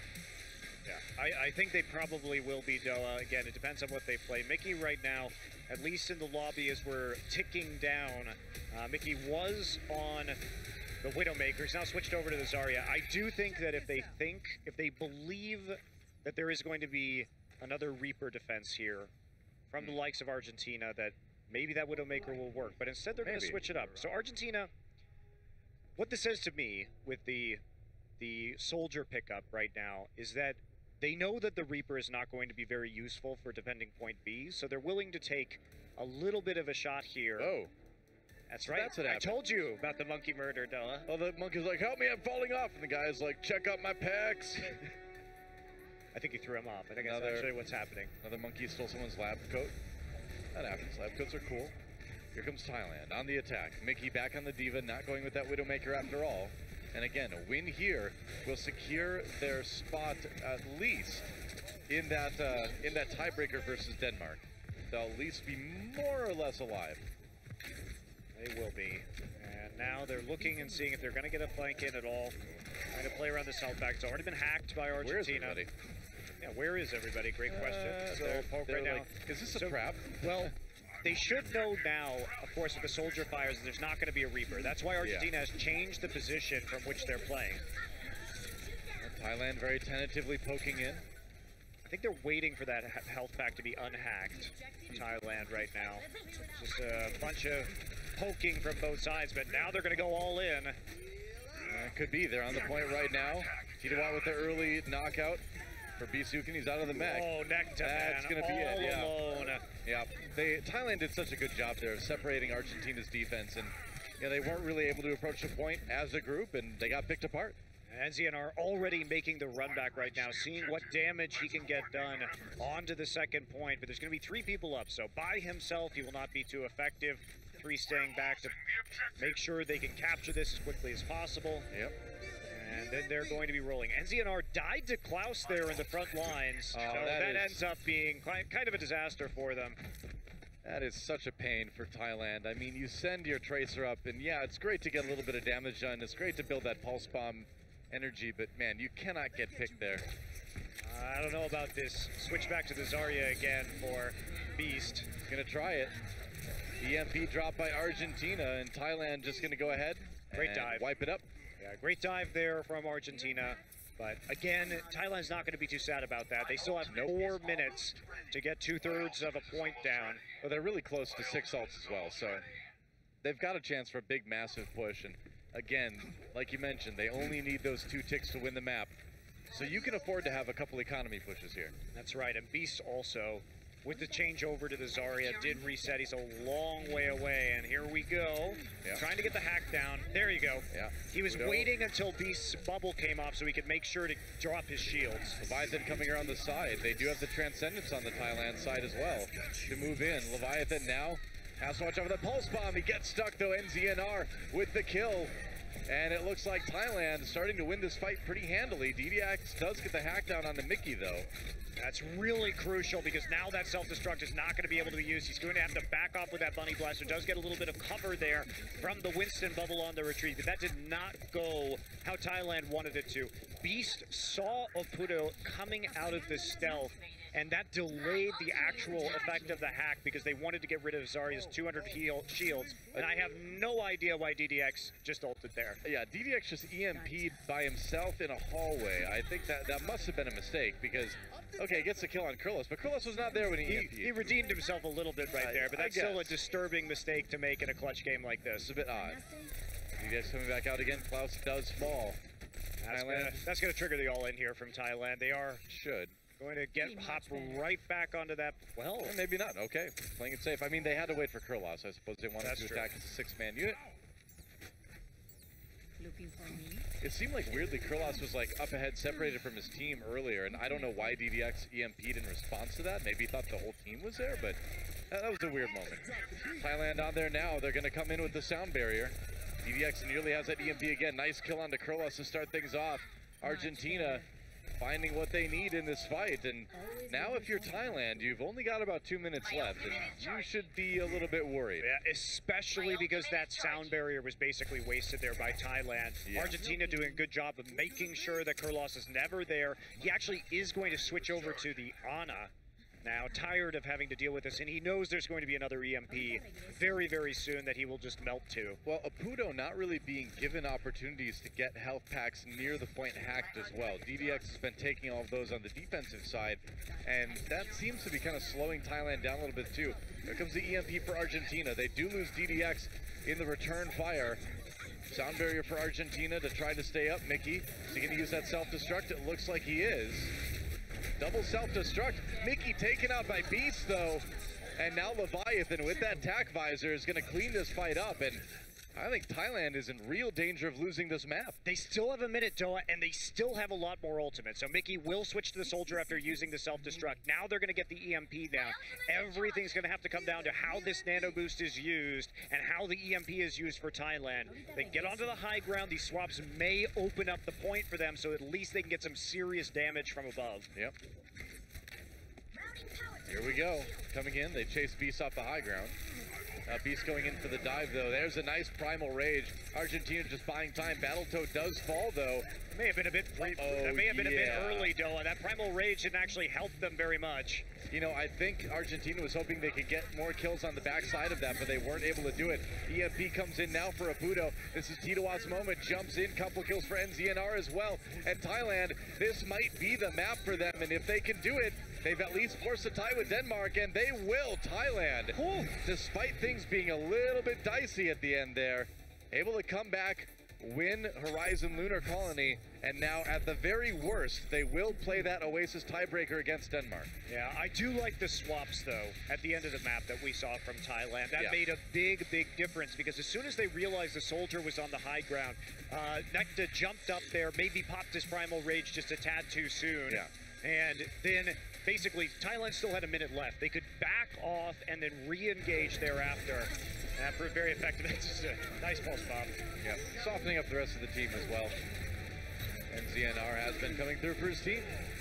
So now if you're Denmark and you're watching this match, you've been cheering for Argentina this whole time, obviously, but now you are really cheering your heart out for Argentina because you know you're going to need to play that tiebreaker no matter what. But if Argentina can't win the next map as Team Denmark, you are out. You're done in the World Cup. You are done. Yeah. And you know what? That just makes those losses on Hollywood and on the control map so much more bitter if you're a Denmark player or a Denmark fan, because both of those maps could have easily gone to Denmark. It was so close, so clutch. It's, you know, we may never actually see another, 8-7 Hollywood map again. 7-6. 7-6. That's right. It was 7-6. Yes. No, it was 8-7. Was it really? Yes, because both teams captured the point in the minute attack as well. You're right. You're right. Okay, it was 8-7. Wow. That is just a shocking result for a hybrid map. I've never seen that before. 8-7. That was crazy, right? I mean, you know what I'm gonna do? What are you gonna do? I'm gonna talk to the guys back at Blizzard HQ after this, and I'm gonna ask what percentage of Hollywood games, because of course they have all the data, go to like at least like 7-7, where we see 2 full pushes and then the caps afterwards. It must be like 0.00001%. It must be something crazy. Yeah. I'm very curious what those numbers are, though. Don't rub it into Denmark, though. Denmark is feeling very bad right now, and all they have left, their only hope, is in Team Argentina to win on Route 66, it looks like. If Argentina can win this one, at least Denmark gets a chance to play in that tiebreaker Oasis match against Thailand. If Argentina loses to Thailand, if Thailand gets the 4-0 right here, Thailand goes on to that match against China, takes second place in the group. Yeah, that's pretty big, obviously. Yep. And Thailand will have to play pretty soon again, too, against China. They're not going to have much of a breather if they do advance. And another map pick for Argentina. Route 66. Well, we've seen a lot of interesting games on this one. A lot of those interesting games involve Bastion, but I don't think we're going to see that this time around. No Denmark this time, so. Yeah, right over the hill there is where the movie Cars happens. Is that it? I've never even seen the movie Cars. It's, well, it's fairly self-explanatory. I've heard it's the worst Pixar movie. Confirm or deny? It's hard because most of them are good. I'm not a huge watcher of those movies, but I think Ratatouille was worse. Really? I think most people really like Ratatouille. I'm not most people. I know, Noah. You're very special. I like cars. I like cars. I like cars. You like cars, huh? I guess so. And you like shouting, I like cars, apparently, too. How do you feel about the American Southwest? I like the American Southwest. But here we go. Crucial match in this series, in this tournament. I like do or die situations, Doa. That's what's fun for me. We've got one right here, right now. Do or, maybe die slightly later for Thailand. Meanwhile, Argentina already dead, but they can strike from beyond the grave to ruin things for Team Thailand, or at least make them a little bit harder. Yeah, Zombie Argentina here can do some real damage. Zombie Argentina. That was also one of the names of my punk band. That actually is a fantastic It's a great band name, isn't it? Yeah. Well, here we go. Leviathan on that Widowmaker early, looking for those shots. Mickey, though, the one to claim first blood on the defensive side. DDX taken down, and Argentina has to back away. I don't know if this Widowmaker is really worth it for Argentina. Well, they haven't managed to get the picks yet, and now it's very evident that it's there and looking for those angles. Meanwhile, Apudo sneaking around on the Sombra, trying to find his way into the back lines, close to at least getting that EMP up again. I mean, when you take one of the best Sombra players we've seen this week in Apudo and put him on one of the best maps for an early Sombra defense, it's tough for Argentina. Yeah, I have to agree with you. It's going to be an uphill battle. Yeah. I think the most dangerous map for Thailand in this whole series was Horizon, and they've managed to overcome that hurdle. What is Klaus doing here? Waiting for his teammates to respawn, I suppose? Well, he needs some heals right now, too, so DDX gonna have to get that orb on him, and Thailand looking very comfortable right now, waiting for the cart to pass around the corner, and Apudo looking for those opportunities to get the EMP down. Yeah. Here we go, Argentina coming in. Klaus so close to that pulse bomb. As Thailand jumps down, he throws out the pulse bomb. No kills from that one, though. Taken down by Titowat. And Argentina pushing that payload just a bit. And Thailand lost a few members here, but they should still be able to defend. Yeah, it looks like they are going to stabilize, although that late kill is going to make a big difference with the run back time. Mickey not going to have the self-destruct any longer to try and stall this one out. Maybe have to use this nano boost in a not the greatest fashion as they have to back all the way back out into the tunnels. All right, they've got another chance to come in and defend here. Apudo slowing it down with that invisibility on the Sombra. Wants to get back in and hack that health back. Here comes Titowat over the top. Got the nano boost on top of him as well. Transcendence, he's going to pop the primal rage, and as Transcendence ends for Argentina, they are going to get pushed way back here. Yeah, Leviathan in big trouble. Leviathan Has to take a bit of a sprint here away from this Winston. Yeah, he'll be able to get away for the moment anyway. Gets the kill onto Titowat as well. And Argentina with that sound barrier really wants to try to finish point A. EMP, Argentina fighting back. Thailand, though, with not a whole lot of follow-up after that EMP. Another self-destruct. Mickey's been building ults very quickly this map, and that has made a big difference in terms of the time delay on the cart. A minute remaining, but it looks like Argentina is going to try and delay this for just a little bit longer, but the members of Thailand streaming back onto the payload. Klaus trying to pop Mickey out of that mech. Meanwhile, Leviathan just trying to push Thailand back, but with that sound barrier, I don't think this attack device is going to do a whole lot. Has the MP, so we'll watch for it when he comes back. Yep. And Argentina having to regroup. They lost Klaus, they lost a couple other members. Pretty tough. Thailand buying a lot of time here. Only 30 seconds left for Argentina now. And if they get full held, it is almost certainly going to be a Thailand 4-0. Yeah, that's going to have to be a truly epic defense. Yeah. Apudo has to come back, get some heals back up from his teammates, but he's got control over the health packs already, trying to punish Beast for walking forward. Klaus is slept on the ground. All right, Transcendence coming in. Apudo still has that EMP to use. He's going to go up in the air, drop it down on Argentina, and with a couple losses on their side already, they may not even be able to contest the payload. We're into overtime for the moment, but not for long. Thailand looks like they have full held. Route 66, Apudo comes through again. He does. EMP after EMP with those two big health packs right next to each other. One in the gas station and one in the tunnels can be a tricky defense to break, but we'll have to see if we have the likes of Argentina using the Sombra as well. DDX has also been good on that hero, and I think they're going to try the same thing. I would imagine so. Thailand basically has to push the payload most of the way through point A to win this match. It'd be a Herculean effort for Argentina. Oh, now look. Oh, I got shivers. Apudo's shivers, booping. Monte Cristo. He's booping you. I've been booped. You've been booped. See, Obupo. It's definitely the Sombra, channeling the Sombra right now, and it's been working for Thailand thus far. So yep. This is their opportunity to go ahead and move through in second place to the playoffs, have a chance to fight for that spot in the Overwatch World Cup playoffs at BlizzCon. We've got the right stuff. Mickey is... Well, we'll see, Necta. We'll see. Not going to be sticking onto that Roadhog, but Argentina, no surprise, use the Sombra on the defense. Leviathan back on the Soldier 76. Yep. Don't think I'm happy about that. All the clocks are at high noon.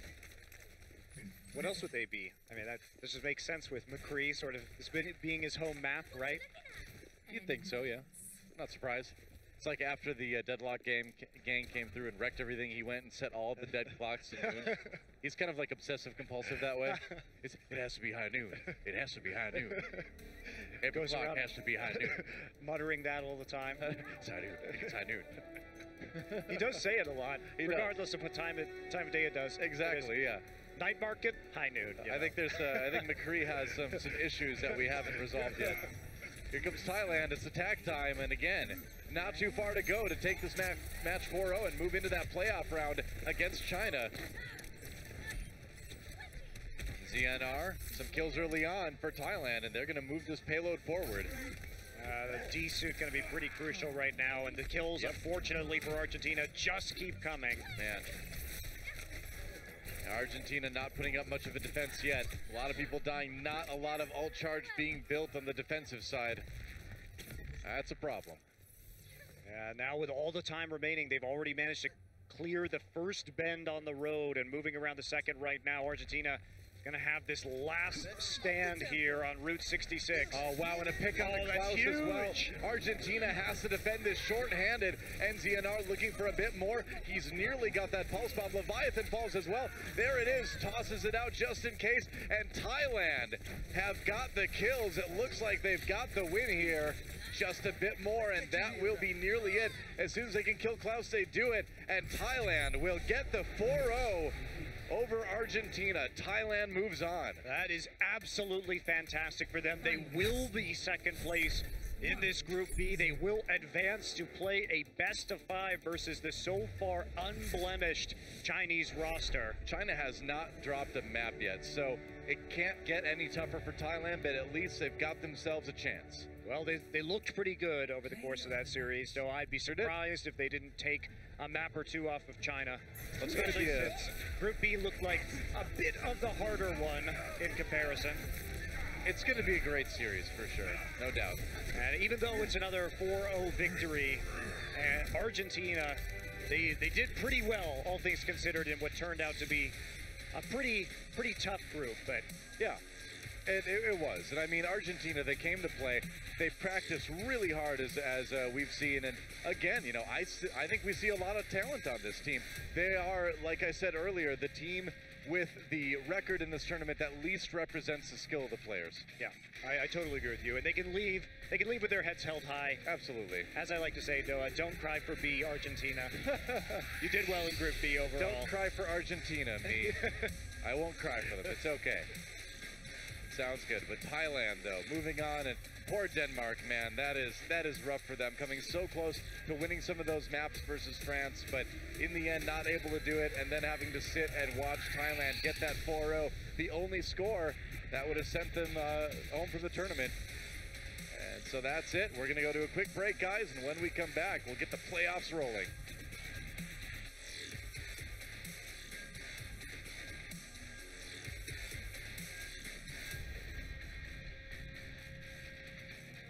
The 2017 Overwatch World Cup is brought to you by Omen by HP, T-Mobile, Union Pay, and Blizzard Entertainment.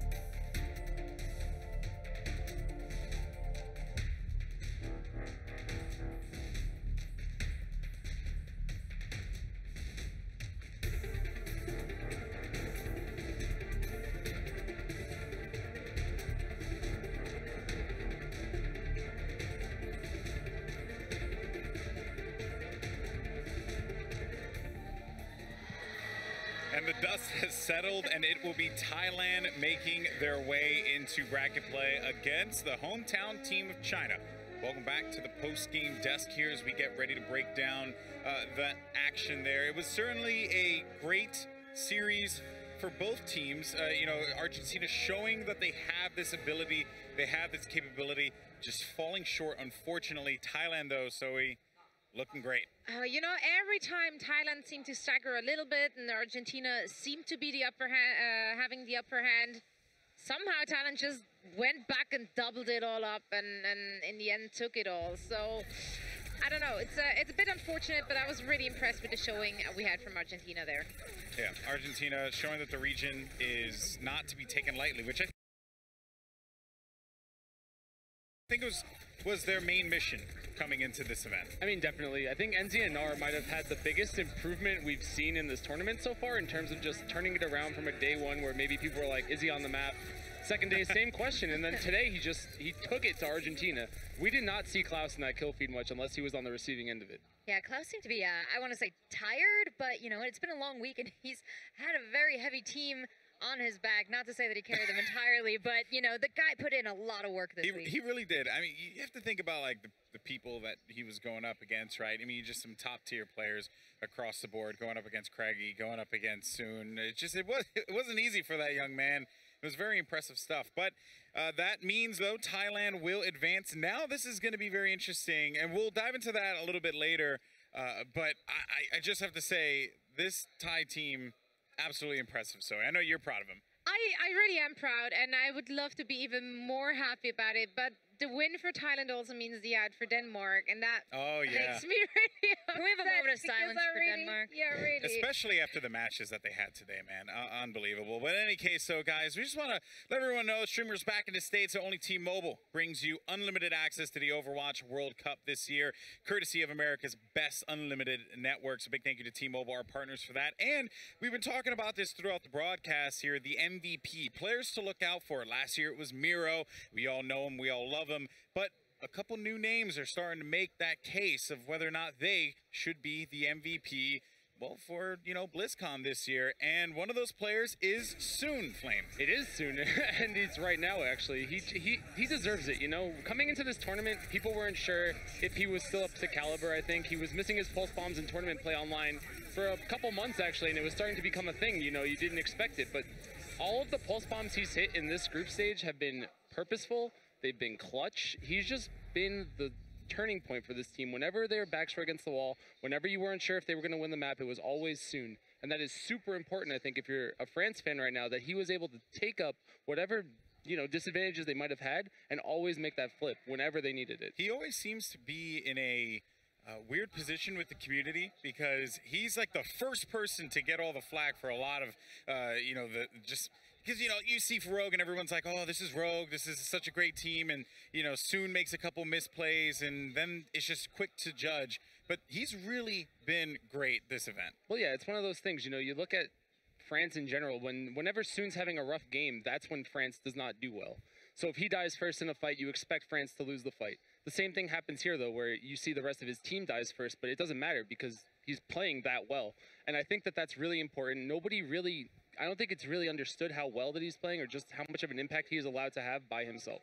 Well, there's Soon right there, folks. And that was your T-Mobile Unlimited Gaming break right there.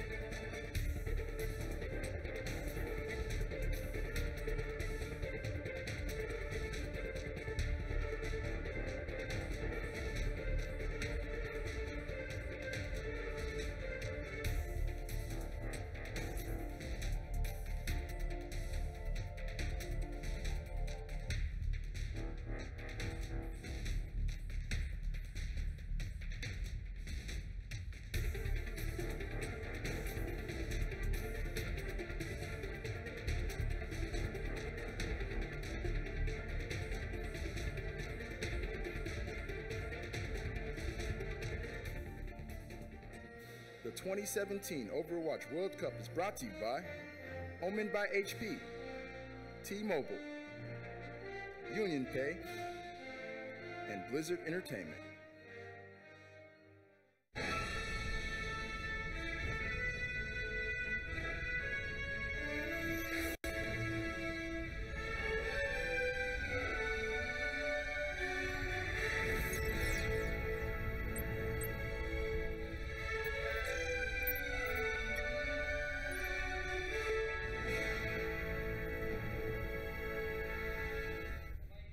And that is a wrap on group play, but now we look forward and determine who will be the two teams that will go to BlizzCon this year to compete in the 2017 Overwatch World Cup. It all comes down to this, folks, and our first matchup is China versus Thailand. I expect this room to get absolutely insane in a little bit because this is basically what this team was put together for. Every team was put together for this, but for China in particular, Rachel, this squad has this mission on their mind from the very beginning. Nothing was going to stop them. Absolutely. Right before this match, they came by, they screwed the desk down, they made sure everything was locked down because this whole venue vibrates when the Chinese fans get excited. You'll notice also China, the only team to come to the front of the stage and take that bow when they win. I feel like they're so confident. They don't want to drop a map here, and you know what? It's almost like all these other teams seem so small to them. Ooh. Okay. Little Cersei Lannister perspective for China. What do you got, Flame? Not the Iron Throne. I mean, it's one of those things where you look at it on paper, China should win, but I will say that China has not had the level of difficult matches that Thailand has. Thailand, if you look at just the teams that they've played, they played Denmark, they played Argentina, they played France. 3 very big teams, 3 very good teams. Whereas I feel like China might have had the way easier groups, at least throughout this weekend. So it's not as straightforward as I think people will think. You have to look at it from also the perspective that Thailand just finished playing. China's been cold. They might have played like 3, 4, maybe 6 hours ago, actually. So there's a lot of factors coming into this more so than just, oh, is this team better on paper? Very, very true. But their opponents on the other side of the stage, coming off of a victory, a very tough victory there was a Thailand. tough one, but a victory nonetheless. And I do think that Thailand really outperformed themselves over and over and over again this very tournament. And Mickey with his awesome diva plays. We saw NCNR really stepping it up today. Apudo on his Sombra has impressed us really a lot. And Tito Watt and Penny's also as Carlos. Carlos. He turned Spanish all of a sudden. That's okay. Oh yeah, Carlos. But I know they all put their work in to get the team where it is right now. And I do think China it's a big opponent, but I think they can still make it. This is doable. It is doable. I don't know why I think that, but I think it is. Doable. I have no idea. But guys, we just want to let our friends know once again, back in the United States, their only T-Mobile brings you unlimited access to the Overwatch World Cup on America's best unlimited network. The players are going to be coming out to the stage here in just a little bit. I don't know. I feel like this is doable. You know, this matchup's going to be insane, Flame. Nothing is impossible. To put it, you hear the crowd behind me. They're ready. They want China in this. They want China at BlizzCon. They want representation at BlizzCon. This team wants to be here. This LGD, IG, ICE combination. They've been practicing. They know what they're up against. They've seen them. They just watched Thailand. That's another thing we didn't talk about. So they know what to expect. I don't think that they've gone up against the Sombra as good as Apudo yet. I don't know that they've seen a diva as good as Mickey either. So there's a lot of things that are going to come into this that might catch China off guard. Indeed, this is going to be a good one. Now we want to get some thoughts on the players, so let's go ahead, send it over to Malik, who has members of China and Thailand on the stage. All right, our first World Cup qualifier match is getting ready to go down. I have Undead from China and Mickey from Thailand here with me. I'm going to start with you, Undead. You guys have been relentless this entire group stage, just extremely dominant, haven't dropped a map the entire time. How important is it to you guys to be perfect? I know the ultimate goal is to get the BlizzCon, but how important is it for you guys to get perfection in this group stage? 中国队的亡灵，这个问题是问你的，就是说，目前为止，中国队的战绩非常的惊人，你们是12比0，以不败的成绩一直到了最后这场比赛。当然，我们知道现在你的队伍的目标，那队伍的焦点是赢下眼前的比赛，然后去晋级暴雪嘉年华的那个决赛圈。但是对你来说，你的队伍有没有完美主义？想不想要就是说以不败的记录进入到暴雪嘉年华？就是在中国的赛区 OWPS 里面，我们 LGD 战队就惜败了一场，失去了冠军，但是其他都是连胜没有输过。我觉得这是我想带我的团队保持这种风格，从未输，就是一路赢下去。It sounded like a confident answer. So in the Chinese regional tournament Premier Series, my team never dropped a single series in the entire regular season. So I'd like to carry the momentum and leading my team to BlizzCon without dropping a game. Lovely, lovely. All right, so as the team captain, you know, a lot of people are going to look at the score and they're going to be like, these guys are 12-0, and they're going to focus on that. But for you as the team captain, what has made you the most proud about you guys' performance so far? 王林，就是说，现在作为中国国家队的队长，就是在目前一个非常完美的表现下，你作为队长来说，这支队伍最让你骄傲的一点是什么？就我们队伍是以2个不同的风格的队伍组合在一起的，然后近期就只有10天的融合程度的执行力，以及队友非常信任我，这点是非常满意的。So the China national team are coming from 2 teams, and the 2 teams are, playing in very different styles.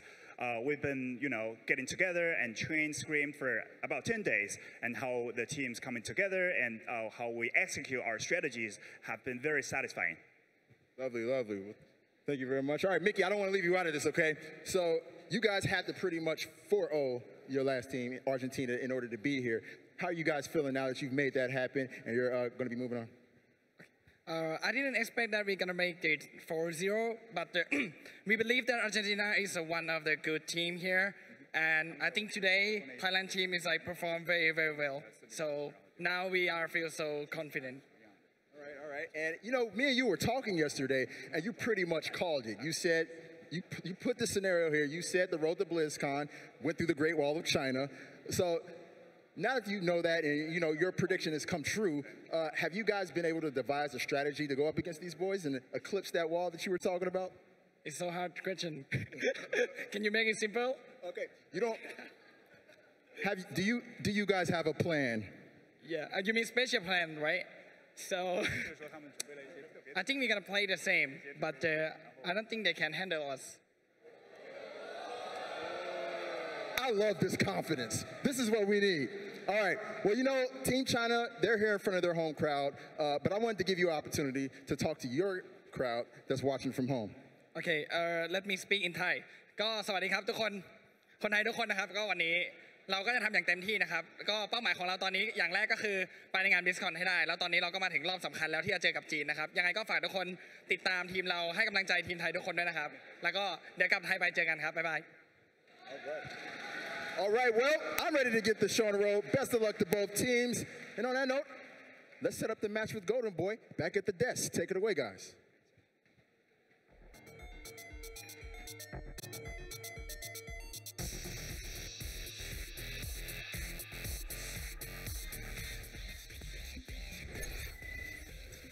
All right, so here we go. It's going to be China facing off against Thailand. A lot of confidence, and I'm sure we're going to have plenty of opportunities to break down all the things that we heard in the half. But let's send it over to our casters to take us through the action. It's going to be Ilios and Wolf. Thank you very much, Golden Boy. Ilios and Wolf back here at the casting corner, and we are ready to send one of these teams over to BlizzCon. China coming in undefeated right now, 12-0 Thailand.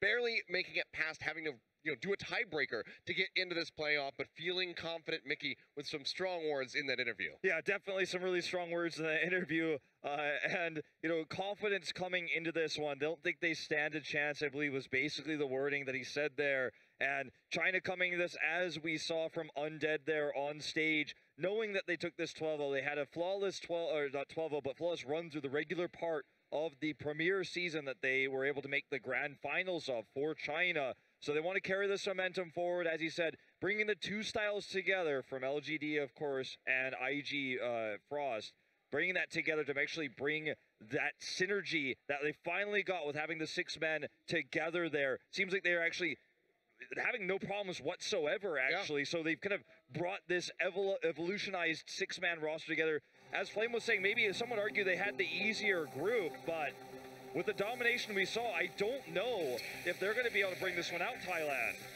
Well, here we go. Map pick over to China. It's going to be Hollywood as per usual. So we'll be starting out in sunny LA for the beginning of this best of 5 series. So just to go ahead and clue you guys in, and now best of 5, not just going to be 4 maps per set, will be first to 3 wins, same map order, same map pool. Final map 5th will be Oasis in a best of 3. So we could see that map for the first time here today. Very much a strong possibility. We have 2 best of 5s that could go the distance. Now, this has been the map picked every single time, 3 times in a row for China in the initial group stage. As we move into playoffs, it'll be their 4th, moving into Hollywood as they are the highest seed here. So they've had full holds aplenty, strong pushes on attack, and they are just dominating with the dive comp. The defensive Eileen Sombra and the aggressive Eileen Genji has kind of defined the playstyle for this map, getting to the back lines. And sometimes on attack, they're getting it with the very first push. Pretty terrifying team to go up against. As was mentioned, though, on stage, Thailand did just come off of that 4-0. They've got the momentum on their side. They're warmed up. They didn't even have to change their gear, but the crowd is against them. Absolutely, the crowd just chanting in unison in favor of China. And we'll have them here on the start. Moving forward, we'll be going up against Saputo with that Sombra. Has proven to be one of the best that we have here in the tournament. We'll see how they fare. So far, shy from the back line. Just trying to keep everybody alive, but Undead will be the first one to fall, but Eileen able to answer onto NCNR very quickly after. So both Tracers falling here. You can see Thailand contained back into the cafe. The hack now down in onto that health pack to try to offer up some added healing here for his squad. Saputo going to have to kite back and maybe just even take him down. Seems like he is staying alive at the moment, but the rest of the team can't really see the same. Panties and Curlos both going down. Saputo just now getting killed. That's the second tick already coming through for China. You already mentioned it, maybe just getting this take on point A on the first push, and that is exactly what they're aiming to do, and it seems like they got it. Huge roar from the crowd after this one. Going to be the first push, and they're going to have a massive ult economy lead here. Saputo playing the risky game, trying to run the Sombra. When you run the Sombra here, you have to defend at least that first push, not get stopped over to have that EMP. They failed here. Mickey will be switching over to the Soldier. No surprise given that their hunkered down defense there, they're kind of back on the first floor defense failed, so the D.Va not going to get as much value here now. So just wants to go ahead and build that up as quickly as he can. Saputo going to look for a better opportunity than that one, though, for the EMP. Does have that one waiting in the back pocket at the moment. You can see going forward there is Didawat, just really oversteps his boundaries. Has to really respect the Discord orbs that'll be coming through there from Shy. Has had excellent target selection throughout the duration of this tournament thus far, and right here in this match, it's not going to be any exception. Panty's trying to make it out of here. Makes his way over the roof. MG not that interested in him. We'll let him go separate way in the meantime. Pulse bomb coming through, but MG's still going to be sticking alive into this one. The Transcendent's coming down. And even though that heal deny is through from the biotic grenade, they will still stay alive at least for a little bit longer. Self-destruct coming through, finds NCNR. Sound barrier helping keep the rest of China alive for the moment, but Yao Yao will fall in the end. Payload halted for a little bit here. Sideline starts playing forward, but with these heavy losses that they are suffering, they might have to peel back and try to regroup for another defense. Puto and Kurlos both going down. Dragon Blade available here for Eileen. You can see they're trying to retreat, but China's just not giving Thailand any chance. It feels like this is the biggest struggle China's had so far, realistically, on Hollywood, but still, it feels like a walk in the park. The sleep from Kurlos there coming in, shutting down the Tracer for a moment. Also, the kill that came in there onto Yao Yao early. MG getting DMAX, but they still just couldn't find the synergy afterwards. Eileen now holding onto the Dragon Blade, trying to grab this checkpoint. Here it comes. Yeah, throws it down. Biotic grenade already used here from Kurlos. Stays alive for the moment, but Eileen does find Mickey, getting rid of one of those DPS members and helps take down Panties as well.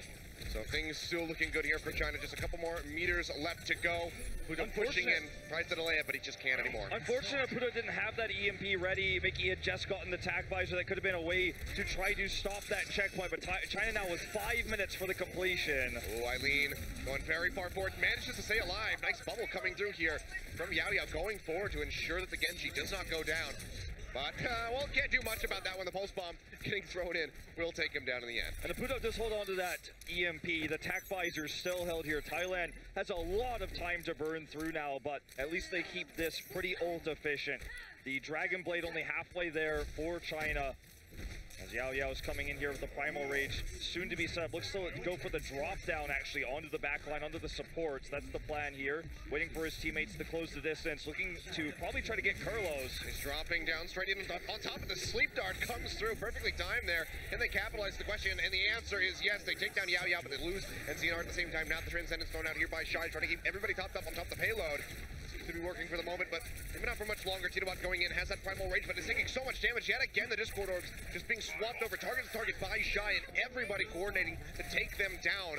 Now more kills spilling through. Mickey and Panty's both suffering losses. Aputo going down as well as Five King picks up the double kill. Kurlos will go down. The supports going completely bloodthirsty and basically tearing apart Thailand. No ultimates really used here for China. They've got so many here. Mickey's shut down. They can't even get out of the spawn. Eileen with the Dragon Blade, and this is going to lock in this one. Kills him before the sound barrier can go down. And that should be the completion here for China on Hollywood. Dominant performance yet again to start off this best of 5. Aputo just doing as best as he could to delay, but it just was not enough. 3 minutes, 32 seconds remaining. China shoving all the way down to point C. And we're seeing sleep darts connecting consistently from Kurlos. We're seeing these tracer dives for Undead shut down decently.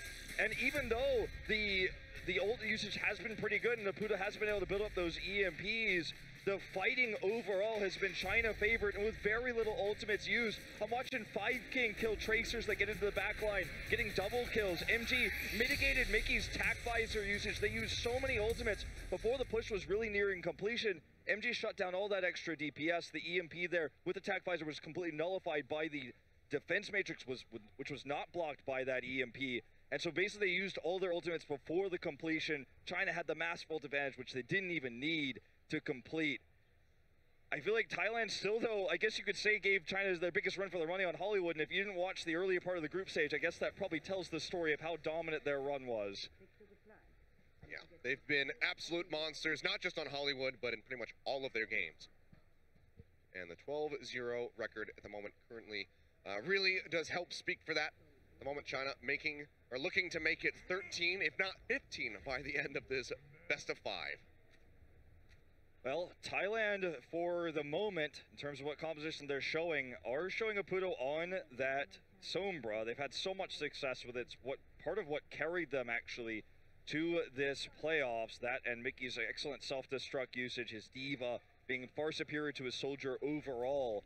And they're going to stick with it. They're going to stick with comfort here. China has been full holding on this map over and over. Maybe Thailand's the one to break that streak. It's all going to start with this Aputo Sombra. Well, even that would be a step in the right direction, but Thailand going to be looking for a lot more than just taking point A. Need to go all the way to the end if they want any chance of competing here on Hollywood. Want to start off this map with a victory to carry forward that momentum that they just gained versus Argentina. Shy up on that high ground to snipe it away, but Eileen's actually going to be the first one that goes down, and Xenar finding him sneaking around in the shadows does take out that pesky Sombra. He will be able to rejoin the team very swiftly, however, and already did get about 35% there on that ultimate. Now Aputo pushing in, getting the hack thrown down here onto MG. Tries to break that mech, but the rest of the squad not really in a position to go ahead and knock him out of that one. So for now, will be still remaining as a very tanky Diva. Getting left off. The kills now coming through here for the side of Thailand. Five King and Undead both taking out. Yao Yao, Shy, Eileen all going down. MG pop out of the mech in Thailand. They're just going to go ahead, likely get that team kill. There we go. A bit of a delayed one as Undead does respawn, but will not make it back. 2.8 in time, and Thailand does take this. 5 minutes, 34 seconds on the clock for the Streets phase. They've got the ult lead too, and just like what we saw when Thailand failed to defend using the same Sombra composition, they didn't get the EMP. Eileen being picked at the beginning part of that fight meant not a lot of health pack feeding there to get that EMP available. Wasn't able to build up the ult charge the same way that Aputo has. He's got the EMP available for this next fight. See if they can make good use of it. So far, Xenar going to be the one getting picked off. Nice fire grenade coming through there from Kurlos, and a bit of a botched leap there for Yao Yao. Probably hurt his head, slamming it into that elevator. Not exactly what he wanted. Aputo going to look for an opportunity here, pretty far away though. Probably would just wait for this translocator, just let it time out. Just going to spout out there. On Eileen knows exactly where he's placing his translocator up onto this high ground. See what sort of avenue of approach he can take at the moment. Just going to be sitting inside the building. EMP going to be dropped out here by Eileen, and China going to go ahead, crashing forward. Pudo throws out. Here's to try to counter, but NZNR is going to be first for the falls. Undead has that nano visor coming through, finds a double kill, getting rid of Kurlos, but now he's got a very angry scientist on top of his face and will get smacked into the ground. Tidawat coming up with that one. MG also knocked out of his mech off screen. The payload not moving at the moment here for the side of Thailand. Undead had that great high ground position, but got greedy and dropped down, so got punished there by Tidawat. Pretty even old exchange here, but the payload is halted for the time being. Yao Yao holding on to that primal rage. Here comes a hack, unfortunately, onto Eileen. He won't be able to build that EMP as quickly as he would have liked to, but the payload is so far away from this checkpoint. Thailand's having trouble here with the fast respawns. Still a lot of time on the clock, but that's going to be the sound barrier out here from the side of China. Already losing MG, now Undead also going down as Mickey picks up the double kill. They will be able to pop him out of the Mac. Yao Yao going back up to the high ground, has that primal rage should he need it. Meanwhile, NZNR coming up the kill with that pulse bomb in on the Shy, finds the stick and takes him down. And Thailand will be keeping this payload moving, albeit slowly, but still getting it closer and closer towards point B. Still 3 minutes 30 on the clock for these guys. Very well could make it to the end if they can maintain this pace. But they're about to hit the hardest point of this second checkpoint where they have the longest runbacks. China has been very conservative with ult usage. They have the nano they can use on Yao Yao here. They have self-destruct. Here comes the EMP to start things off. Drop that in, nano boost in onto Yao Yao. Got slept out for a second, but they immediately wake him up. Not exactly what Thailand had in mind now. Going full primal, gets the smack around, takes out two right off the bat, looking for any stragglers. They get that big stagger coming through. Does find Mickey. And they're just going to go ahead and try to slow him as much as possible. Oh, nice That's sleep. And here we go. The cruelty. Time to celebrate. Yeah, go ahead. They put him away, and Undead will go ahead and pick up that kill. Not that big of a commitment either here from the side of China. Just the three ultimates, rather. Nano Boost will come back very rapidly, as well as the EMP. The most impressive part of that, too, was Yao Yao went sub 100 health before popping the Primal Rage, so got the maximum value out of that there, even when the heal deny came out from Kurlos. So Pudo going to be looking to engage to start things off with the EMP. They have self-destruct and the Primal Rage. So a lot of ultimates here they could use if the EMP is good. That's a nice hack there, Pudo. Capitalization is going to be another question. Doesn't find anything there. So now back over onto the payload. Goes both of these teams. Undead popping that tack. Visor Shy being threatened in the back line. Does not land the sleep dart. Now he's just smacked into the jail cell and will go down. Tidawat finds him, quarters him, and comes up with that one. So nicely dismantling the healers here on the side of China. Fight King still alive, still in the fight, and has that sound barrier ready to go. And I just don't feel like Shy's sleep darts have been good enough to warrant the honor over the Zenyatta when you're playing against an attack Sombra. The Transcenses are going to be so useful, so important to deny those, and he just hasn't been able to do so with the sleep darts, especially when Tidawat's coming in. All right, well, that's going to be EMP dropped out here by Eileen. Pipe King still holding onto the sound barrier, has not used it yet, but Yao Yao's already been taken out of the fight. Eileen going down as well, but Undead trades one back here onto Tidawat. Seems like China, though, they want to just go ahead, regroup. They will allow this push to come through. 3 minutes on the clock here for Thailand as they start advancing towards point C. So already have less time in the bank than China did when they completed it. But China, they don't want to go into those overtime rounds. They want to stop this here now. And that's why China decided to back off here, hold on to their ultimates, not contest that checkpoint, contest the end game, because they already have the time advantage. Why push it there for the checkpoint when they could just play it safe? ZNR staying a lot, being quite elusive, gets himself away from Eileen. We hear that nano boost coming through. Yao Yao yet again going to be empowered, pushing forward. The heal deny comes through. And he is hacked out. Can't use the Primal Rage, which he would be unlocking here at about 3%. Makes it back around the corner, keeps himself alive, but it's still just going to be kills exchanged on both sides. Both teams losing some of their tankier members, and Eileen going down as well here on the side of China. But for now, Thailand going to be held at bay. This payload around the corner, a bit of a difficult spot for them to try to get to. So we're seeing basically the idea for China's defense is to put all of their eggs in the Yao Yao basket, protecting him, giving him the nano boost, using him to carry these fights when the EMPs go down. That's why they're continuing to use Shy on the Ana instead of the Zenyatta, not really using those Transcenses, not looking for those. And Thailand is just trying to win all fights off of EMPs and tack visors. Here comes the sound barrier here, very far away from that payload. Yeah, they toss this one out. They want to go ahead and try to shove Thailand all the way back towards the spawn. Tack visor still available here for Undead. Self-destruct actually finds Kurlos. Nice little pick off there for MG, getting some value out of the ultimate. And now Tidawat jumping in just a bit too aggressively into the thick of all of these Chinese players will get taken down. And it's going to be a nice stagger to finish things off as Panties is the last one to die. All right, they've got one real big ultimate push available here. and the payload is rolling back, so it's going to be very difficult to actually chain this into a completion because China has the fast respawns. They're going to have the nano boost for Yao Yao. Could be used for the nano visor as well for Undead. They have options here if they can bait out some ultimates. Eileen drops this down but dies actually in mid-cast. Right before he goes down, the nano visor coming through. Undead finds Mickey, and that pilot form follows up onto a Pudo, gets a triple kill as Kurlos goes down, and Undead, with the help of that nano boost, just rips apart the Thai squad, denies any hope of a push here on this attack. They finish off Pennies yet again, right at the end for the maximum stagger. Undead now backs against the wall for Thailand. Drops down there with the nano, totally catching Thailand by surprise. They just were not in position to defend that. No one to deny him, and since Mickey's not on the Diva, they're so reliant on the EMPs coming down to shut down ultimates like this. They don't have that defense matrix, and that's why this was so effective. Now Thailand desperate to make this work. They've still got the EMP. Here it comes. They use it, but can they capitalize on top of it? You can see Eileen will be caught out, can't jump back. MG knocked out of the back as well, so things so far going rather well here for the side of Thailand. Undead trying to spin around, goes on the biotic field, keeps himself alive as Yao Yao dives in, takes out NCNR for the payload, is moving forward right now, uncontested.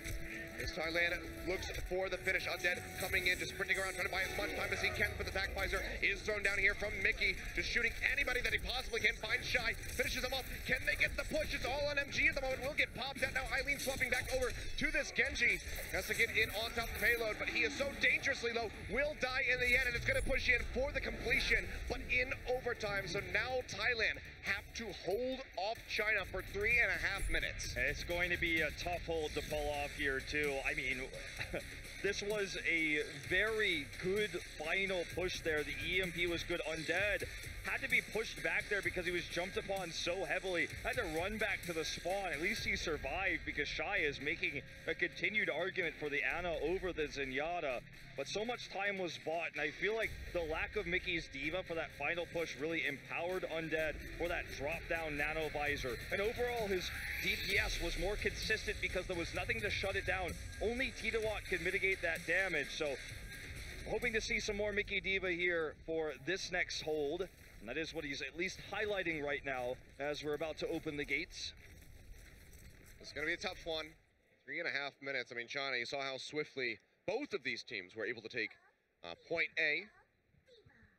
So to hold off for pretty much triple the amount of time is going to be a very difficult task here for Thailand. So China still with the upper hand. Very well could be walking away with this first map win. But Thailand, if they could pull it off, would show that the immortal China team does in fact believe that they are mortal. That they are mortal. They are merely men. This is the toughest time China's had in any map so far this tournament. But still, as you said, only one tick of this capture for them to win it because of the overtime finish for Thailand. Will be a Pudo on that Sombra for the defense. Looking for the hacks here and the flanks. Very safe and slow push for China. Not going to try to dive in just yet. Eileen does find an angle potentially, though, to go and take out the Ana. I mean, he's just wrapping around, has that back shot here on Mickey to try to pop the mega. Titawat and Opudo, the first ones to go down. Mickey going down very swiftly thereafter. Now Kurlos dropping in to try to contest the point, but to no avail. He's just going to get cut down. That is, in fact, going to be the wipe, but it doesn't seem like Titawat will arrive in time to contest this one. And that's just going to be Hollywood, just like that, going over to China. Certainly given the most trouble that they've had so far on that map in particular, but still do come up with a win, still are undefeated. And that's for the Thai fans to really consider, because that really was a great showing from Thailand. The EMPs were really good, and they gave a run for Undead's money there on the Soldier, shutting him down, even on the Tracer, in fact. Titawat will actually have play of the game here. Looks like we're going to go ahead and check this one out. Going to be on the attack here when they did get the break. He actually broke that high ground. Undead didn't have any protection here, and then it was just a cleanup. Got woken up from that sleep immediately, and that was the fast cap.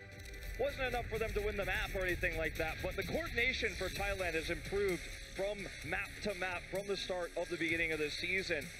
China took the map, but we have to give credit where credit is due here to Thailand because they gave China their hardest time yet. Yeah, I mean, that's one of those moments where you maybe get a little bit annoyed at your teammate. They woke up the very angry monkey right when he was zapping everybody to death. But still, a good showing here from Thailand. One of the teams that started things off a bit shaky in their performance, losing 2 matches to Denmark, then able to fire back, pick up 2 themselves. But this is still a strong performance. It's still great to see that they were able to make it this far, but they still need to take a map at least off of China. They need to take the next step. And Mickey's Soldier, you know, from day one, we were a little bit worried about it. It wasn't as consistent as his D.Va. He certainly improved it quite a lot, as we saw throughout that map of Hollywood. But it was missing the D.Va defense matrix that caused Undead to have that big pop-off there. They had really only two ultimates to work with, Attack Visor and the Nano. So the Nano Visor was what did the big work there to buy the extra time, which is what forced the overtime and gave China that massive advantage going into the defense. So seeing a little bit more D.Va against Undead, whether it's on the Tracer or on the Soldier, I think would provide more protection for the Thai team, provide more protection for Oputo as well to get those EMPs, to build those more consistently. Well, you know, try to stand out with that Soldier had a bit of effect there at the end of that push, but overall, I do have to agree with you. I think that the D.Va is the way to go. Mickey is one of the best, if not the best in the world, when it comes down to that hero. Play of the game, shutting down the res there against Argentina. That was just dirty. I mean, the timing of that and the read, knowing that the res was going to come through right at that moment, was just really well done by Mickey. And that just goes to show the prowess that he has with that pick. So, you know, maybe just kind of relying on that a little bit more might lead to some success here for Thailand. Exactly. I mean, it's his main hero on his pro team, Envious, as well, the one that he is so famous for, what allowed him to be picked up by Envious and end up winning Apex Season 1. This is the hero he's most experienced with. So we're going to head into Control now, a map that China has also really dominated. Looks like our map pick is ready. Dominated everything. That's so true. Pretty much anything that pops up on your screen, China has dominated it. But it's going to be Lijiang. Yeah, the pick here for Thailand will be Lijiang Tower. Going to China within China here, as China has the crowd advantage as well. You guys can probably hear that through our mics every time a play is made. Oh, they definitely can. But I mean, you're giving them the crowd advantage, the home field advantage, both in and out of the game. It's a bold move by Thailand, but feeling comfortable here on Lijiang Tower. It's one they've been able to study the most games out of, China. So they've been playing a lot of it throughout this group stage as we move into playoffs. So perhaps they think they have seen a hole in the armor of the Chinese team here. But I think we're probably just going to see that standard 2-2-2 dive. Most likely with Shy on the Zenyatta over the Ana, you would have to think. The Ana was really useful there, empowering Yao Yao to buy a lot of time on the defense. And a little more of an uncommon pick, because Shy is normally so good at actually breaking Tracers that try to harass him, doing a lot of extra damage. We saw it on Attack there on Hollywood, how much damage he was able to do freely there. I'd also be interested to see if either of these teams are going to be looking to run the Pharmacy comp, especially here on Gardens. Absolutely strong, can get those, you know, random boops off the bridge at the start of the map, but for now it seems like we're actually going to be having a Sombra from the side here of Thailand. Yet again, Oputo going to be pushing forward with this one, wants to make it work. With a nice contained, you know, point here on the map. Those EMPs can go a long way, but for now, Undead actually going to be the first one getting taken out here as Panties comes up with a kill, but Mickey's going to get popped out of the back at the same time, and Eileen is able to scoop up that one with those right clicks coming through. It's a bit of even back and forth here from both the squads. Thailand shoved back towards that bridge in the cap, getting ready to come through here from China. We'll peel off of that one for a little bit to go ahead and ensure that Thailand is held back. Now moving over, should get this first cap coming through. Yao Yao, dangerously low, will get taken down in the end. NZNR pushing forward, pulse bomb thrown out, not going to find 5 King, but he is still in danger, has to try to kite his way back. You can see Titawat just pushing in, now with the Primal Rage available, getting the smack around here. In onto MG and 5 King, but the sound barrier comes in to keep himself alive. Now Undead with the pulse bomb. Can he set something up? Winston will leap out. Seems like Thailand maybe looking to regroup. Pulse bomb comes down, but the eat is there from Mickey. Great reaction to throw up that defense matrix. Such a heavy dive there. It gave the ult advantage to Thailand. Eileen will finally have this Dragon Blade, though, to turn it around. And China actually had control of that cap the entire time, despite Thailand having the ult advantage. So they won't get the flip here. And I think the reason why that was so successful for Thailand, even though they lost the point in that first fight, is because China dove in so deep. Mickey was there this time with the defense matrix. Titawat had that very early Primal Rage because it was a build it up so quickly. Now they've got the ult advantage for this flip. Here comes the Transcends, though, to try to shut it down. Yeah, they're already thrown out here just in case that EMP were to hit, but now Oputo can just wait for it to come through. Now throws it down. Undead still just working his way around, is getting jumped on, has no way of getting away from Mickey at the moment. He's just going to take him out, and there's going to be a near wipe coming through. 5 King now goes down. Team kill completed, and Thailand will get the flip on the point for the first time. very well executed here by Thailand. As you said, waiting for the Transcendence to come down, dropping the sound barrier right afterwards there with the EMP just to make sure they didn't really have to use many other ultimates. So they held on to the self-destruct. Pulse bomb not needed here. And Titawa is building very close to that primal range. Oh, and NCNR comes up with the double. Eileen and Five King both going down undead there to get a little bit of vengeance here for his squad, but then they lose out on Yao Yao as well. So Thailand went up nicely there with those pickoffs from that pulse bomb. And they will maintain control for the moment, still ticking upward about to hit 30%, about halfway there to match China. Yeah, Eileen looking for that Dragon Blade. He will have no support ultimates ready by the time he gets it, but they'll be ready soon. And China, luckily for Thailand, doesn't have the 99% flip, so they're going to need more than just the flip to secure this one. They're just waiting for that Dragon Blade. Yao Yao already gone. That's a lot of peel missing. Yeah, really nicely done there. Kurlos just going to go ahead and flick his way into victory. Now has the Transcendence thrown down to keep everybody alive. They knock MG out of the back undead as well. Will fall. MG just going to jump up to try to get the fast reset. And nearly had the cap, but Thailand will hold on. And with that, they're going to surpass the percentage of China. The scary part about this, though, for China is that they're going to have the support ultimates. This time for the Dragon Blade, they used a lot for this. They used both support ultimates and the Primal Rage. So China has a great opportunity now to retake this. As long as they can execute the Dragon Blade correctly. Aputo can shut this down if the EMP is good. Undead is going to look for the first pick to actually open this up. Coming around the backside right now, wants to actually grab Aputo if he can. Looking for now, just firing straight into the back of Mickey. Gets that full heal coming through. Dropped down at 7 HP right at the end of that one, and can't really poke his head into the point at the moment because that self-destruct is coming through. And Yao Yao, well, he's in the wrong place at the wrong time, will fall now. Sound barrier thrown down here from the side of China as they try to stay into the fight. Eileen with the Dragon Blade coming back out, finds Panties, looking for a little bit more, but he is just slicing blindly and will get taken down. NCNR just a bit too elusive for him. Flip does come through, however, for China. Got it now, 66% going upward, 95 to stop for Thailand. No EMP here for the engage for Thailand, but they will have some time to build it. There's really triple ult being used there for China, both support ultimates and the Dragon Blade, but they hold on to the time-buying ones, the ones that are most important to make sure they can get that 100%. The self-destruct, the Primal Rage. Aputo's going to have to do a little bit more farming here to get that EMP, which is going to be their engagement tool. No support ultimates yet, but they're getting very close. Five King staying alive. NCNR already suffering a loss here as Eileen takes him down. Undead going to the back, throws out the pulse bomb. Can he get the kill? No, not going to happen. This takes a little bit of HP off there. Mickey. So falling off the side there. Yeah, looks like he just got himself ejected off the map. And Titawa coming in. Does get the Primal Rage oftentimes. Nearly had died. And is delaying this one here for his squad in overtime. But now there's going to be the Transcendence thrown in here from Shy. Kurlos nowhere near his own. Just firing away with the left click desperately. Trying to get some of these kills, but he's going so very low. But Five King gets taken down. So it's exchange of those supports at the moment. Shy also falling. MG knocked out of the back as Mickey charges in. Thailand looking for the recap. It seems like they may be able to get it unless China can get in onto the point. They cannot do so. And now Thailand, they're going to be the ones looking to force the fight in overtime. Undead tacked here. Does get the recall off. Needs to get onto the point, though, to continue that overtime. Yao Yao's picked. Gonna be Eileen, Yao Yao going down already. A nice start here for Thailand to try to close out this first round. Undead getting hacked out yet again. Will get killed, but MG has made his way back in onto the point. Self-destruct being thrown down. Mickey having to go ahead. Wrap around the backside as Titawa does get popped by that explosion.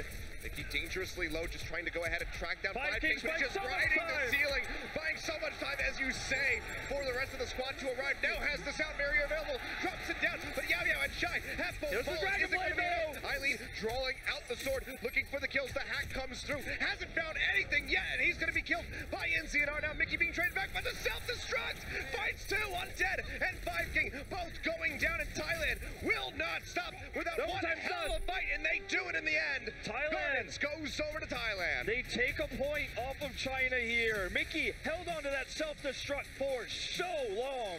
There were so many opportunities. He could have dropped it down to try to stop 5K from continuing that overtime, rolling around on the top, but waited until the most valuable moment ever to use it. And there were so many tools on the side of China that were staggered one by one to buy time, but constantly the momentum was in Thailand's favor. Undead bought some time, Five King bought some time. We saw Yao Yao almost had the Primal Rage, was killed by Mickey, which is what guaranteed that point for Thailand. And Thailand's now the closest anyone's ever been to taking a map of China in this qualifier here, the Shanghai one. As we go into this, we are going to see some more Mickey on the Diva. I think that is one of the main reasons why they found more success. They're shutting down Undead's harassment. They're shutting down Eileen with the left clicks. Going so well for him, so it's not broke, don't fix it. We'll be sticking through with this one, but you can see already China pushing very far forward up towards Thailand's spawn room. As we wait for this point to unlock, 10 seconds left on that one as the poke continues, just trying to build up steadily as Eileen here for this Dragon Blade, already over halfway there. He builds this so quickly. But MG, he's going to be the first one that suffers any sort of loss, gets popped out of that mech. Mickey as well will lose his, but neither has died yet. Jumping forward to Puto, already having that EMP, throws it in. That's going to lead to Undead and Shy both going down. They follow up for the Baby Diva and Yao Yao, and it seems like Thailand, they go ahead, they stop that cap from China. They say, no, we're taking this first. And the whole strategy was identical to what we saw against Hong Kong earlier from China, was to allow Eileen to farm up for the Dragon Blade, win the first cap with that, with the support ultimates, if they can grab them. But Eileen was shut down hard there. Didn't get the kills he was looking for. Last time we saw him, look for the pick onto the back line there. The back supports the Zenyatta. Goes in, gets the dash reset. Allows him to harass more. Didn't happen this time. They're going to have an ult advantage here, obviously, as Thailand used a lot of resources for the cap. But already trouble on the side of China with the initial plan here. See how long it takes them to get that recap. Ball spawn thrown out, but the Devourer is there yet again from Mickey, just nomming that one up with the defense matrix, keeping his team safe. Now the Transcendence coming through immediately from Kurlos. As soon as he sees that Tracer just push up into his face, Eileen trying to slash away. Will take out NZNR, gets the one kill, but that's all he gets from the ultimate. Now, the rough spot's still gonna get healed up, back over to full, and it seems like China will be winning the fight back over onto the point, as Yao Yao with that Primal Rage takes out Titawat. Self-destruct thrown down by Mickey, looking for a couple kills, but everybody able to make it back around the corner for the moment, but Aputo drops down the EMP yet again as they try to clean up something. Shy going down, they get rid of the Zenyatta, but Mickey, Panties have fallen, and it seems like that will finally be the flip here for China. It's delayed a little bit longer. Aputo sprinting around, and Titawat in there as well. The idea, a bit of time, but seems like this is going to be a little bit inevitable. The idea here for Thailand with the self-destruct usage for Mickey, it may look wasteful, but had he been able to be a little bit more successful for buying time for Titawat there, they could have gone for the 99-0 split, which would allow them time to build up those ultimates anyways. Because this failed, China could be very happy about that, because it's going to take Thailand more than just a build-up of 6 ultimates to get the 1 recap. They're going to need more than that. So, nicely done by Thailand anyways, making a maybe 40 flip into a 66. Expensive, but still, they have the advantage. Well, Undead gonna go down. Kurlos yet again showing off that accuracy with those orbs, just tossing them out. But Eileen goes in a bit deep, takes out MZNR. And now China gonna be cutting back in over onto the point. Keeping MG alive is Shy, throwing out those orbs of harmony consistently to try to keep them up. Now Eileen going forward has a Dragon Blade, but the sound barrier comes down and everybody turns straight in onto the Genji. They take him out first and foremost. Now looking for a little bit more. Another Transcendence coming through here from Shy, trying to keep everybody alive, but it's a Transcendence match by Kurlos plus the EMP on top. Pulse Bomb comes through. Yao Yao going to drop, and Thailand are desperately looking for this retake. They have all of China pushed out of the point for the most part. As Five King goes back in, tries to get the delay. And China's able to do so for a second, but they don't have any ult lead anymore either. They use so much to try to hold on to this. Eileen not getting value with the Dragon Blade. The answers coming out from Kurlos have been so good. The Transcendence timing's always so on point. Patient there, waiting for the expiration, using the EMP. Udo getting jumped on, does go ahead, drop back, recall out here from Undead. Now the hack coming down, and he is just going to get ran over by Mickey, just plows right through him to kill him, but Yao Yao is doing so much work with the Primal Rage. Meanwhile, in the fight, as he gets rid of Pluto and Kurlos, self-destruct thrown down, not going to be finding anything here. And seems like it's just going to be a near immediate flip here, back over into the hands of China right as the overtime starts ticking. And they used this time as well to build up a lot of the ultimate charge for Five King. He's going to have the sound barrier here when Eileen has the Dragon Blade. Undead holds onto this Pulse Bomb.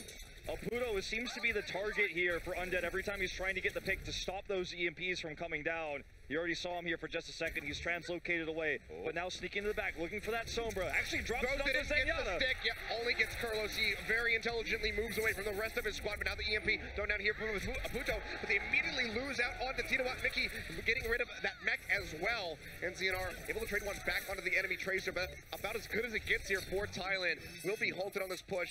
Will not be able to get in there for the recap yet. They only have a few seconds remaining as it's 90% for China. They've got both support ultimates and the Primal Rage, and will have it soon if they use the support ultimates and don't stack them on top of each other to buy enough time. But the Dragon Blade's going to be the biggest issue. Kurlos yet again going to be the target here. Eileen going to wrap around the backside. The Dragon Blade is available. That's going to be the self-destruct thrown out. Goes outside of the point actually, and will not find anything really for here for MG, and he's finished off immediately. Kurlos has gone down with the Transcendence available. Sound barrier used by Panties, but he's still dangerously low, and Eileen has that Dragon Blade out. He cuts down a Poto. Now Mickey popped out of the mech, makes it back onto the platform, but for how long he's going to live, I cannot say. Seems like it's not going to be very long. at all. Still sprinting around, will go down here, and that is going to be the tick down. China able to take Night Market, and now it will all end on Lijiang Tower in the control center. In the control center, that's where we're going here. It's been very back and forth for these two teams on control. I have to say, Eileen's Dragon Blades have not found the impact he's looking for because of the Transcendence usage from Kurlos. He's always hitting those very well timed EMPs too to shut down the support. And it seems like Yao Yao is the target for Thailand. He's diving in, he's the first to die oftentimes. But had he had that Transcendence get off right at the end of that fight, could have been completely different. Could have been Thailand getting the flip, taking Lijiang Tower and handing China their first map loss. For now, going to be tied up 1-1 as we move into control center for the conclusion of Lijiang Tower. We'll see if Thailand can do it. Can they make the gods bleed? No adjustments here for China, keeping the same roster. Thailand will be doing the same, as you would expect. Eileen going to be looking to farm up that early Dragon Blade he's so famous for. But not able to find any picks here with Yao Yao, as he's been doing against the weaker teams in the group stage. Eileen taking a heck of a lot of harassers, have to peel back, which is going to delay that Dragon Blade build-up. It's still going to be China pushing forward, finding 2 kills already, one of them being Kurlos, which just calls for the full retreat there from Thailand. Will be the first cap handed over to China. So they see how they want to approach this retake. They do get the Zenyatta pick. It wasn't with Eileen like it normally was, but they're still able to get it and grab that take. The first time China's going to be able to build up this ult lead from the beginning. Aputo looking for that EMP, actually trying to chase down the Tracer here. Unsuccessful. Yeah, actually can't find anything. Couldn't find a better target, so it's like, all right, I guess I'll try for the Tracer, but she was already gone. Now Undead going forward yet again. Uses that recall to keep himself safe. Now poking back around the side for a shot here onto Panties. Can't quite find him. Kurlos and NZNR both going down. Mickey popped out of the back. Tito fall in. And that is just going to be China holding firmly, denying this cap from coming through. Thailand nearly had it in their grasp, but they do get denied yet again. And Undead is finding all the secret passages through all these corridors. He's completely uncontested here, doing so much harass, finding so much extra damage for Yao Yao.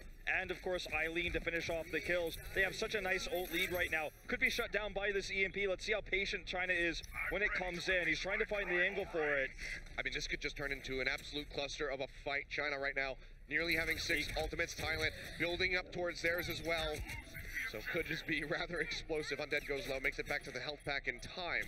As Pluto just keeps trying to poke him out. Kurlos off screen and forced to use that Transcendence. We hear it coming through. Shy will be matching as they move down in onto the point for now. We'll be ticking up here for Thailand to get it about 30% of the way there. Shy goes down. A nice pickup here from MZNR, but they need a lot more than that. Pluto throwing in the EMP, but Dragon Blade is drawn out for Eileen, and everybody's just clumped up here in the hallway. But Panties to the rescue, has that sound barrier thrown down to buy so much time and to eat up all of that damage from the Genji. He will die in the end, but the rest of the team is standing there strong, desperately trying to get the fight here onto the point. Titowat in that primal rage, going low, stays alive at least here for the moment. Kurlos doing his damnedest to make sure that the monkey does not fall. But despite all of that, all of the ultimates thrown in, Thailand, while they only lose 1 member, do not get anything on the point. And here on the control tower, just feels like Eileen always having the positioning advantage over Aputo. They're being so much more careful about the going into Sombra. the back, just dashing his way to victory yet again. Overtime getting ready to take down. NZNR going in, but has the Discord Orb thrown down onto him. Almost kills himself with the pulse bomb. Yao Yao is able to claim that one right at the end, but now Panties jumping in, trying to buy some time, but the Discord Orbs just keep shifting over to every single member of Thailand that jumps in onto the point. It's now into desperation mode as they pile into this one, but Eileen has another Dragon Blade. He's ready for Mickey to pop out. He'll go ahead and take care of him. Kurlos, he'll be spared for the moment, but that will be China remaining undefeated and taking a lead in this series 2-0. And on control tower, you could see the big change from China, taking the Sombra a lot more seriously. It'll be NZNR who gets the play of the game, but really, the reason why China was able to do so well in that control tower was they always positioned themselves around the Sombra, and Undead was unchallenged. He could always call out the positioning exactly where Aputo was going to be at any given moment. They had the Transcendence there when he was going to drop out the EMP. When he did drop it out, the sound barrier came down, and on top of that, Eileen was outside of the EMP range, could still use Dragon Blade with sound barrier there, so really good usage of the ultimates to avoid the EMP when they had the ult advantage. So China, they are just 1 win away, Ilios, from advancing to BlizzCon here to be the first team out of this group in the Shanghai Qualifier for the World Cup 2017. 14-0, looking for the big 15 to go through the entire Shanghai Qualifier without suffering a single map loss. Thailand. They have some time to gather their thoughts, to think about how they're going to approach this next map. But is it going to be enough time? Because China are just looking unstoppable. Certainly the most trouble that they've had so far in a map, in a series. But still not suffering a loss. We're going to go to a break, guys. When we come back, we'll have the desk break down those first two maps. 2017 Overwatch World Cup is brought to you by Omen by HP, T-Mobile, Union Pay, and Blizzard Entertainment.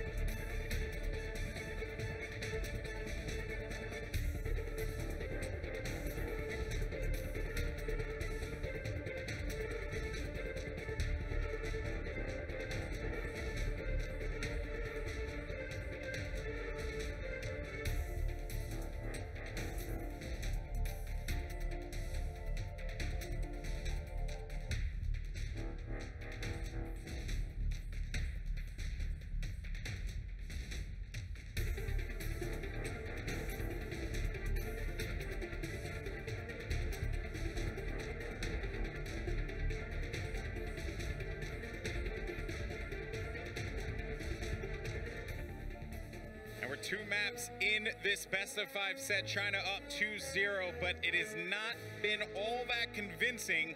Welcome, folks, to the halftime show as we have China versus Thailand. Winner will punch their ticket to Anaheim, California for BlizzCon 2017 and compete to become the Overwatch World Cup champion. But Thailand looking, looking good. Yeah, no, they do indeed. I think this was the best showing we've seen so far from any team going up against China on Hollywood. I really felt like Thailand's offense was strong there. Defense, yeah, there are some things you can pick on, but still, I was very impressed with how far they actually got that payload. Yeah, they started feeling it with the Oputo Sombra finally. I wasn't really sure if Mickey should have stayed on the 76 on defense. He switched a little bit last second, but they find their rhythm. I mean, it's impressive for me that they were able to take it to China. China did not look comfortable this series so far. It's 2-0, but again, the score doesn't really tell the story. Yeah, China has got to be a little bit scared here. I mean, they put in so much work. They felt so confident, so far ahead of everybody else. And now this, when they're minutes away from conquering this and taking that BlizzCon ticket, oh, it's got to be so scary. And we saw it a little bit from the way they hesitated. They did not engage quite as aggressively when we got to the Lijiang Tower maps. And then they sort of found their rhythm right there and were able to close it out.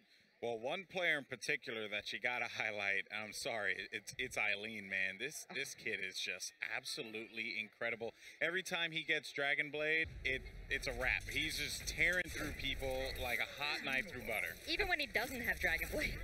Yeah, I mean, that said, though, you can tell that they did have a plan, right? If you hack him, can't do too much. And Oputo's been on Eileen's case throughout this entire series. It's just Eileen is actually that good. He is making plays. They learned we need to protect him a lot more. And towards the end of Lijiang Tower, he definitely shown a lot more than I think we thought he would, just because of how good the EMPs have been from Oputo this entire series. I mean, they really tried hard to shut Oputo down as well. On Lijiang Tower, I think the last two rounds, they really were on his case. I was surprised that Thailand even chose to go to Lijiang Tower. That was the one map that China singled out to us as a map that they were extremely comfortable on. Yeah, well, they proved that they can go toe-to-toe with them there, right? I mean, besides the last point, which I would say China was in the driver's seat for a good portion of that, of that round, I do feel like Thailand is contesting China here on their home soil, and it's some pretty awesome stuff. We have plenty more to break down, though, folks, and this series is long from over. For China, though, one game, and they will make their way to BlizzCon. But for Thailand, they have to pull off the reverse sweep at this point. It's their map pick. We're going to see what they go for, but don't go anywhere because this series is heating up and it is awesome. It's Thailand versus China here in Shanghai, and we'll catch you guys in just a few.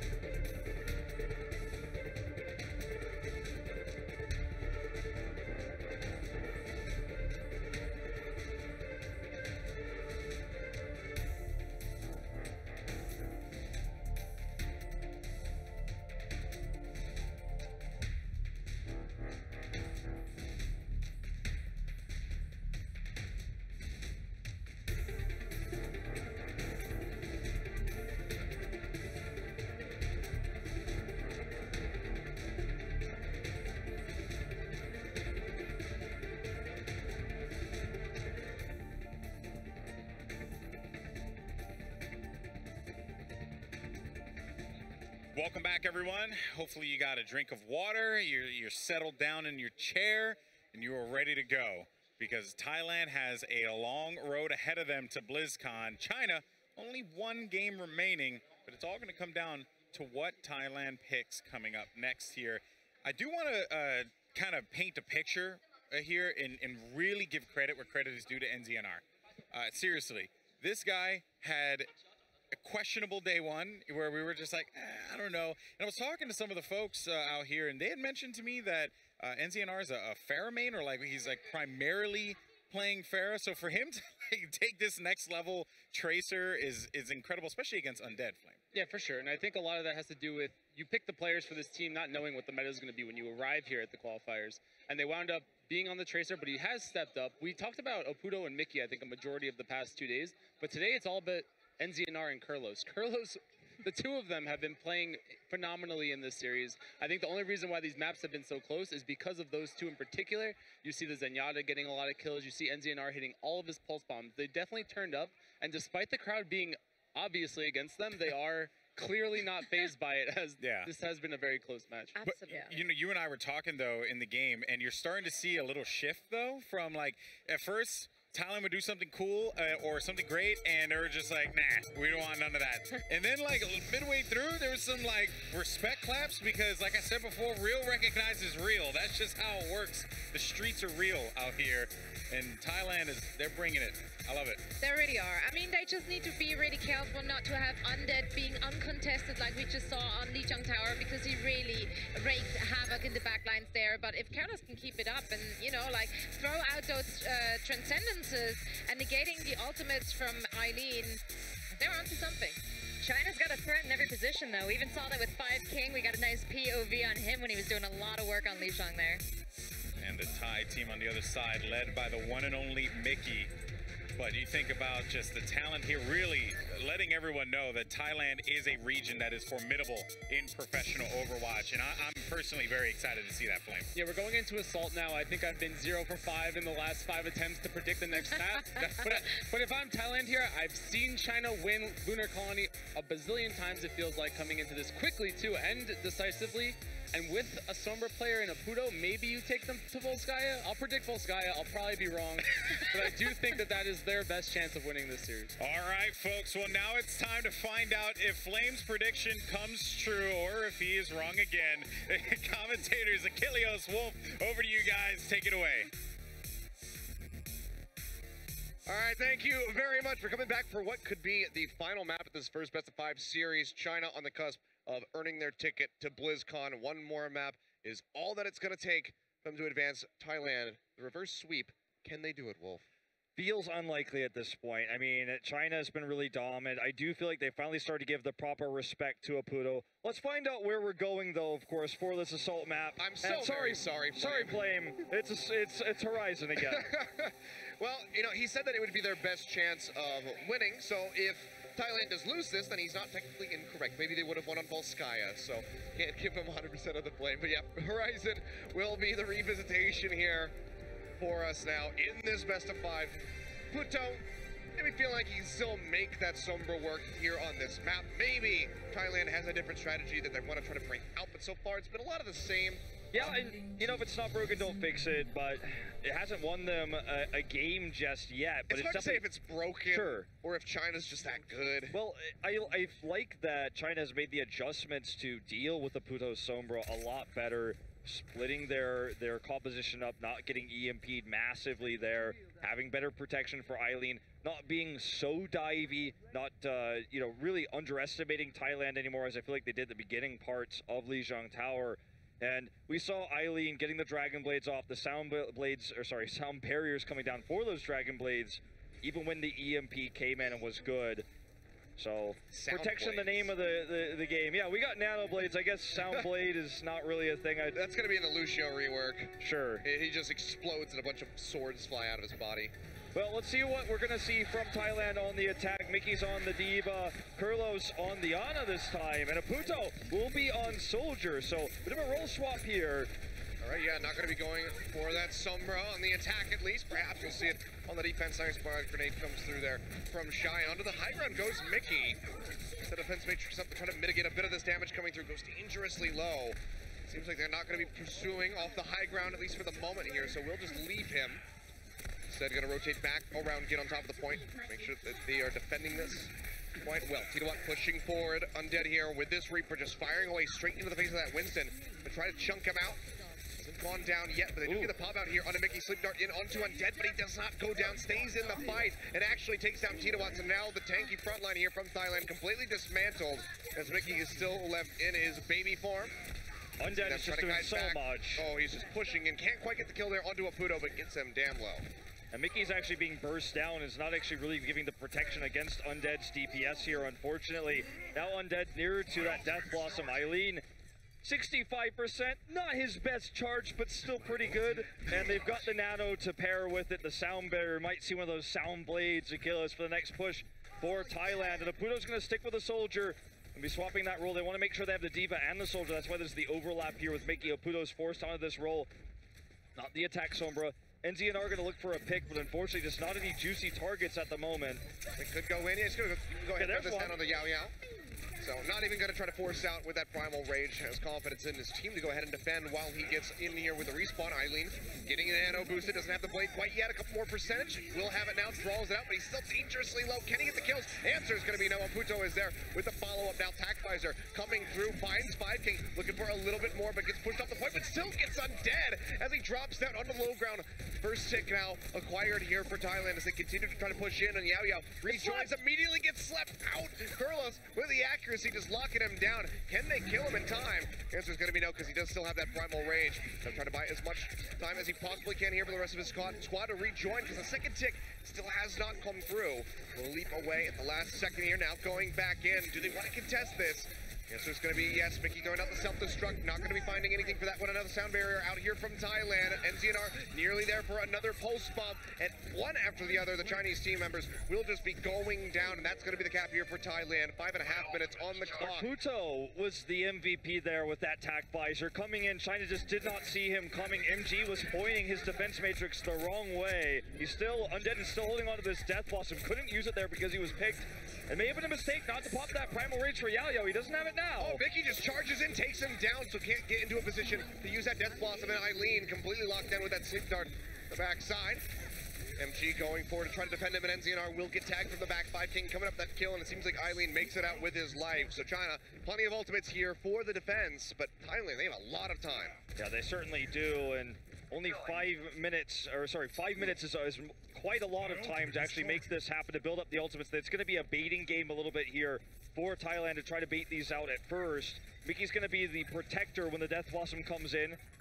We'll see if it's actually full Nano here, as Shy does have that available. It might be some old school, but it's Dragon Blade actually is the first one. And Nano Blade coming through. Kurlos, Aputo both going down. Titawat also picked off, and NZNR, he's just going to fall off screen. 5King coming up with yet another kill, like they said over on the desk. Every single member a threat. 5King puts another kill in there for himself.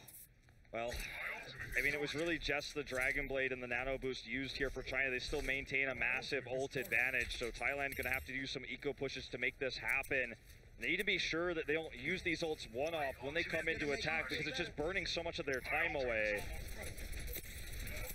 Occupying that high ground at the moment. Yao Yao waiting for the leap in. Mickey will go deep into the backside, looking to try to get in on top of Shy, but that's going to be the barrier coming through, but will not help him through that pulse bomb. Undead throwing out that Death Blossom does take out Titawat. They will be able to follow up here onto Aputo, so it seems like Thailand yet again going to get staved off. They get a couple of those ultimates away from China, but they're still going to be in a pretty nice spot. Eileen, oh, he just goes in, finds panties. We'll be able to get rid of Mickey at the end. Not just leave him in that mini form. Yeah, just going to leave him there. We'll be eventually taken out from Yao Yao there with the jump. But Mickey taken out, and Undead is definitely doing his job as the tank buster here on the Reaper. He's the one who's dealing with Titawat. He's the one who's shutting Mickey down when he comes in, using that defense matrix early, and it's everyone else who finishes him off once the defense matrix is down. And again, Thailand doesn't have that many ultimates. They're even going to make the swap for Aputo onto the Sombra. Feels like desperation, but they're going back to the comfort pick here. 3 minutes on the clock. Very wide area here on point B, so Going to be difficult to try to catch everybody in that EMP. NZNR going low, dashes out to the backside of the fight, gets that health back, keep himself alive. And Dead in the meantime, looking to push back forward, trying to get the kills in onto Titawat. Almost gets the pop there onto Mickey. He does get knocked out. Self-destruct will be coming through. Now the sound barrier thrown down. Everybody from Thailand still alive and undead. Just now getting ready to respawn it, but Eileen is going to fall, and it's MG receiving that nano boost. As the self-destruct ready to go, should he need to use it? But with the hack coming through, he can't pop it. Now gets knocked out of the mech, and this could be a massive opening for Thailand to try to get this cap. Undead picked off of Puto, coming up with that kill as well. Sound barrier interrupted. 5 Team cannot get the cast off. Kill right before he gets a drop. Beautiful by NZNR with that target selection. They take him down. The first tick acquired. Looking for the second one here. Thailand are still very healthy. Everybody alive and in on the point. Eileen taken out. Cannot build up for that Dragon Blade. He's so very far away. There's a sound barrier thrown down here by China, but it's going to be denied out by the EMP of Puto yet again. Perfectly timed. Just gets rid of that shielding, but Undead is still able to take out the Winston. But Yao Yao loses out onto his. Mickey trying to fly away, trying to get onto the high ground, will get killed. Knocked out of that mech as MG chases forward. The fight will finally subside as Thailand only pick up the first tick. So close. And that bought so much time off the clock. It's just a minute 40 remaining now, Wolf. So close for Thailand there. Mickey actually going in deep, and they knocked MG out of his mech. He was hacked there before he could self-destruct. Killed, then he came back, but he was knocked out of his mech the second time, was hacked again before he could use that self-destruct to remech. He got to 100%, and in the middle of remeching was killed again. It was Undead who bought the time there. Mickey with no defense matrix there when it came down. Now, as you said, not a whole lot of time left for Thailand. We're going to see the boost here onto Yao Yao. Yeah, pushing forward. GoldenEye not quite going to connect there onto the Winston, but helps keep Panties alive. MG knocked out of the mech. See that sound barrier coming through Thailand. Posturing forward, looking for it. They're going to be all in on this push, but the look of things. Self-destruct, not going to find anything for Mickey, but he's able to make it back into the mech safely. And Yao Yao going forward, nearly takes out a Puto, but can't quite find the kill, and instead suffers his own death. Eileen trades back onto girls, but immediately goes down. NZNR there to pick up pieces and find vengeance for his teammates. MG coming back in, needs to buy so much time here for the squad. Has the self-destruct ready to go. Going to throw it straight up into the air. Everybody just getting around the corners will be safe as he re-enters in, but Undead has joined in the fight, has the death blossom thrown down, finds Panties, but the defense matrix is chewing up so much more of that. Drops the shotguns, reloads, takes out Titawat, makes it into the Wraith form, and yet again, China seem to be holding on. The second tick was acquired, 82.5%. There's only so Thailand, but it seems like they're not going to be able to get this completion. It's just 15 seconds remaining. There's only so much that Mickey's defense matrix can do, and yet again, a second it runs out, Undead finds that value, finds that damage. Good protection there from Shai. He went so low, went into the Wraith form. Shai's able to identify the small window to make this happen. 5King looking for the hidden sound barrier to come over here. This is it, the last-ditch effort here. Undead, the first one to fall. NZNR going for it, doesn't find that pulse bomb in, but Eileen able to get the Dragon Blade right before that EMP drops, finds the kill. Now the nano boost sliding through, tries to get on there, gets rid of Panties with the help of MG, now looking for the Tracer, just slashing away, throwing these shurikens out with a right click, gets the deflect to take him down, gets the follow-up onto Kurlos, and they might have just done it. Eileen showing up hugely when his team needs it, dashes through, just needs to get rid of Mickey. They will be able to do so, they will hold out. 82.5% is what is accrued here for Thailand. So much time buying there from Shai and Undead, and Mickey, he was trying to shut down those Death Blossoms really well there. He was always in position to do so, but it was Undead who had the patience to waste it by just using regular left clicks. He built it up so many times through the healing in Wraith form, so he would use basically his entire clip, go into Wraith form, heal up from Shai's heals because no one was harassing him, then come back in, empty his clip again, built up those Death Blossoms so consistently, so quickly. That's why Reaper's so meta on this map. And even though we had several successful attack attempts and some really good hacks out of Aputo after he had that switch, it wasn't enough because China's time buying there, using Reaper specifically, was so successful. And now all they need to do is get that second cap to close this series out and go to Anaheim to join the 2017 Blizzard World Cup, or Overwatch World Cup at BlizzCon. Here we go. China over onto the attack. And I can expect that they're just going to play this one about the same as we've seen. Likely going to be MG swapping back over to the Diva once we see that Sonic Arrow come through. Thailand, for the moment, will be starting Oputo. No big surprise with that Sombra. We're going to have Kurlos on the Ana, which can be very useful in this tiny, defensive point here on point A. but also will give him the more survivability when Eileen is diving in to try to get the kills off. Just kind of what the main target is always going to be Kurlos or Aputo if he's available for Eileen and Undead. So giving some extra survivability there with a biotic grenade. And also potentially get the sleep here. So I like the choice of Ana over the Zenyatta right now. Yeah, it functions really well with these tight corridors, you know, all the side rooms that you have to go through to try to get in onto the point. So if you land that nice heal deny onto several members could make for an easy cleanup here for Thailand. See if Kurlos is able to pull it off. We'll see how China is going to approach this one. MG, again, very heavily expected to swap over to the Diva yet again. Actually, on the Hanzo, though, it looks like he's used he used Widow before, so just getting some vision here. He's just taking his time. He's done this every time on attacks. This is not an anomaly. Thought he might do a different sniper here with the Hanzo, but we'll be sticking with the Widow. We'll see if Thailand could deal with this. Would have been a bit bolder there had he seen the Hanzo, but unfortunately a pick that has eluded us so far in the tournament outside of those initial Sonic arrows. Instead, we'll be just scoping right down the lane, looking for Kurlos. Force out the biotic grenade, barely misses that headshot. But like you said, has been playing this one. Does he want to stick to it is going to be the question. We've seen teams suffer losses because they tried to overcommit to the Widowmaker. Norway coming to mind when they were squaring off against China. For now, still will be piloting that Widowmaker, but Undead goes in, finds Tidawat looking for a little bit more. Discord Orb thrown down onto Mickey, and even with that biotic grenade coming through, he's going to get popped out of the bank immediately and taken down by Yao Yao. Now Panties following suit. Kurlos, the only healer left alive, and not for long, throws out the grenade yet again, but Shy is there to take him out. It seems like this should just be the cap being handed over to China. A massive time bank going to be available for them. And it's not about the headshots for Widowmaker always. It's not about the big picks, the flashy plays, but the disruption that Widowmaker provides. So Undead can get in the back line, pick up the 2Ks, the 3Ks. Eileen's about to have that Dragon Blade. They have this massive ult advantage going into the second point. They're going to look for the double cap here. MG, not even willing to switch off the Widow. If he can get a pick, this might just be how China closes it out with such a large ult advantage. Puto disrupting in the back line. He goes dangerously low. We'll get the heals coming through now. Poison Trap not going to be finding anything. Looking for a shot here onto Kurlos or perhaps NZNR, whichever target he can find. But so far, all of them are just sliding out of view, but Yao Yao is there to go ahead and scoop up that tracer as they start pushing in onto the point. Mana boost through here onto Tidawat as he leaps in, does find Eileen, and now the Transcendence is coming through. Yet again, just no block on the Transcendence. He didn't get the hack off there. That's going to be the first hit, getting ready to come in now for the side of China. Just need to make it past 82.5%.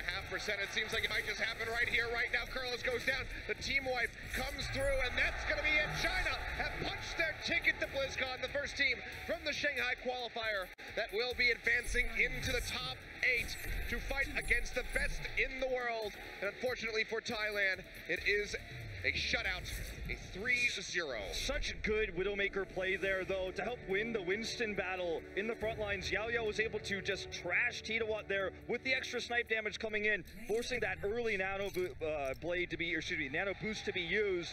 Eileen will be playing the game here as fitting on their way to China. But such good coordination from this team. Better outplaying of Aputo throughout the end of this series, shutting him down, making sure that Shai was always able to hit those Transcendences when the EMPs came in. That, again, was the main factor. They won that big push. They avoided the EMP. And China is the first team from the Shanghai qualifiers to go to BlizzCon. The crowd roars here as they take this entire qualifier without dropping a single map. Yeah, 15-0 at the end of the weekend. And that is something that they are going to be riding all the way into BlizzCon, that every other team that qualifies has to look forward to facing. So a lot of pressure on those teams that have to square off against these guys because they are an absolute powerhouse. And, you know, the Thai team was one of the big stories of 2016. Mickey was the big one that came out of that team, joined Envious, became an Apex champion.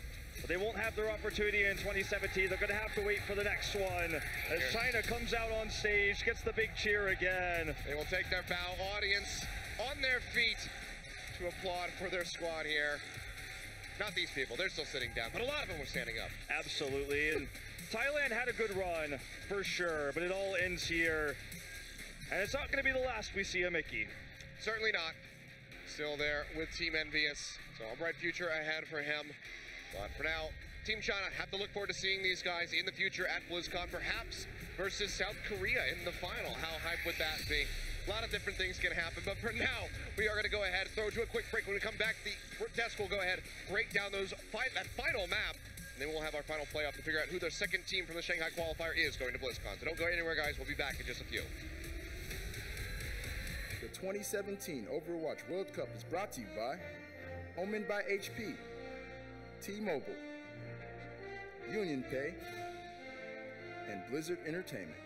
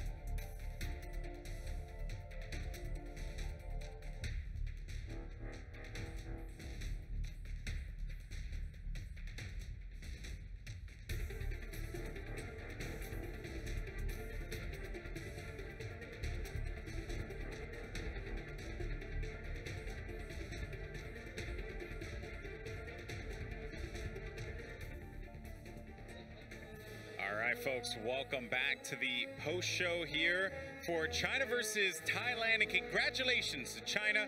They will be your first team to qualify for BlizzCon, the top 8 of the Overwatch World Cup 2017. Good, I mean, really, they had the crowd behind them.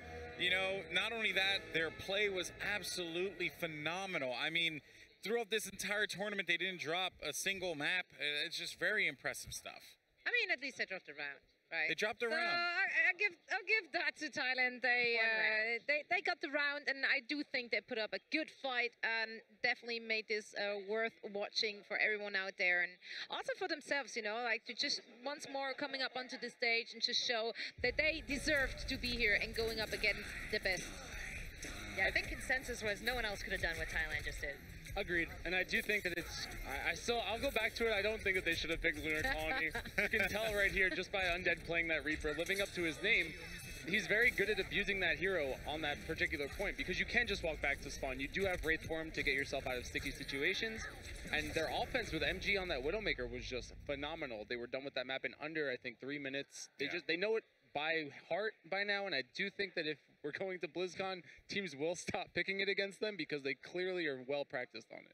Yeah, especially after this event. And Rachel, what do you think? You know, Flame, you covered it right there with MG doing a great job on the Widow, Reaper on the Undead, but also Yao Yao on the Winston doing such a good job getting into the back line. At one point, Nano jumping back there and just taking out Panny, making such a mess of the Thailand team every time they tried to push. Yeah, they gave them absolutely no opportunity to breathe. It felt like once Horizon was picked, the Chinese team, I don't know, they just kind of like went into another gear. Very similar to what we saw in the Norway game, right? Where Norway, they were like taking it to them. They were like contending here and there, but then out of nowhere, they just took it to another level. They ascended, if you will, and then they never seemed to stop. I mean, it was a really, really hard game for them to win there. The Reaper again, like just putting out so much damage, and Mickey did try his best to like negate some of them with his defense matrices, but it was just never really enough. Reaper still managed to like bite through all the HP from the whole team. I wonder what his death blossom per minute was. I mean, one thing to note too is I think Shy probably played one of the best Zenyatta's we've seen throughout this tournament. Against the Sombra, he always got the Transcendence off. Like, you could not find him if you were a Puto that entire series, and every time they got EMP'd, it felt like a Trans was there to counter it, which is generally not the case, but he's obviously well-versed against it, and they have a plan for it. And I think that that's also very scary if you're looking at this squad from a distance, because a lot of teams here did fumble against the Sombra. Yeah, that's very true. Sombra was a difference maker in this tournament. Really interested to see how the Sombra plays out in other stops as well, you know, with Sydney coming up next. Before we go to a break, I do want to give love to Thailand, though, because we really saw some excellent play.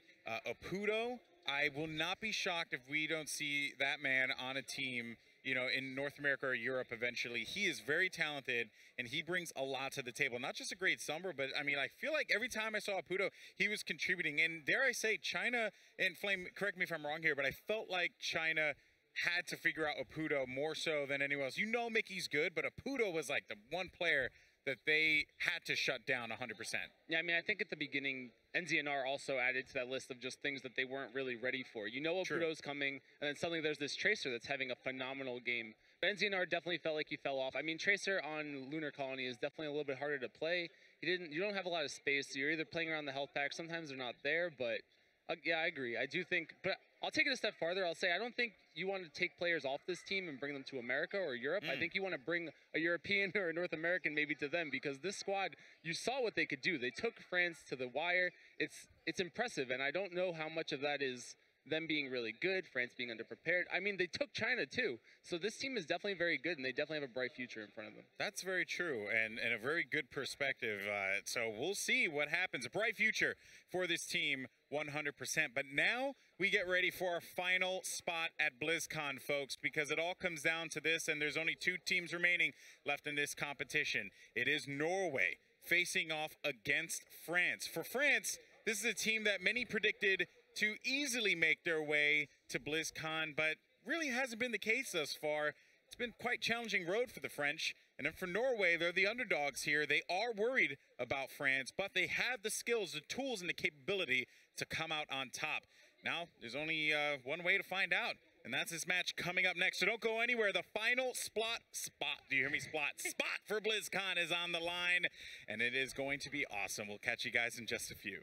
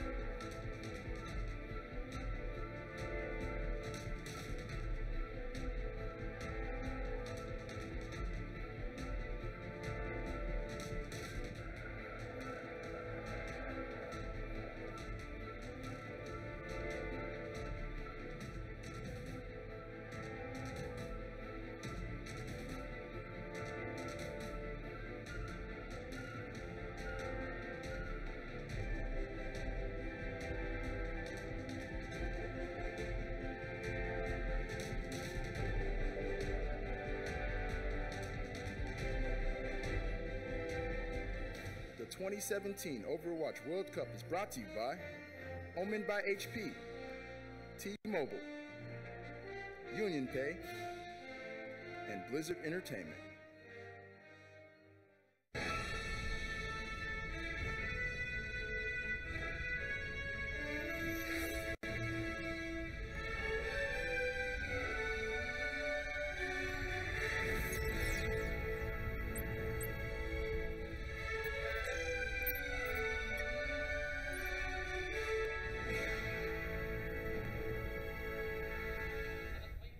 Only one spot remains for BlizzCon, and 2 teams are going to fight for it here at the Shanghai group stage. It'll be France versus Norway, and couldn't ask for a better match to close us out here in Shanghai, China. Zoe, France has had a lot of pressure on them, not only from their country, but also the fans. They're a bit unrelenting on social media about this French team, really not letting them take any shortcuts here. No, they're really not. And I kind of feel it's unfair, you know, like you can't expect a team to always be perfect. When I stepped down to talk to their coaches and their committee members, and I was going up to them like, what's going on? Like, why is France not just dominating? They were like, you can't always be perfect. And you know what? That's true. They should talk and to they China. weren't perfect, and they still won every match they played. So, you know, that speaks for themselves.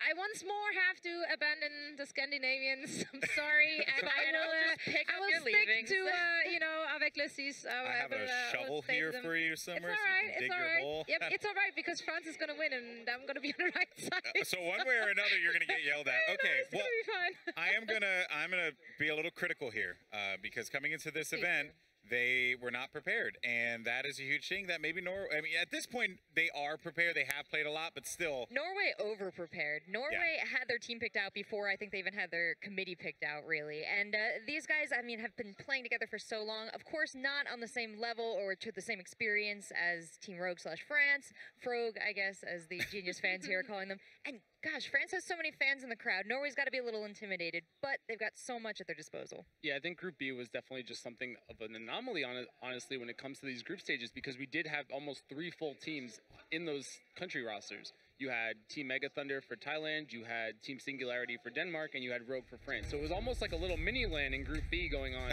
between some teams from different countries and different backgrounds. So coming into this, I mean, Rogue is obviously the favorite, or France is definitely the favorite.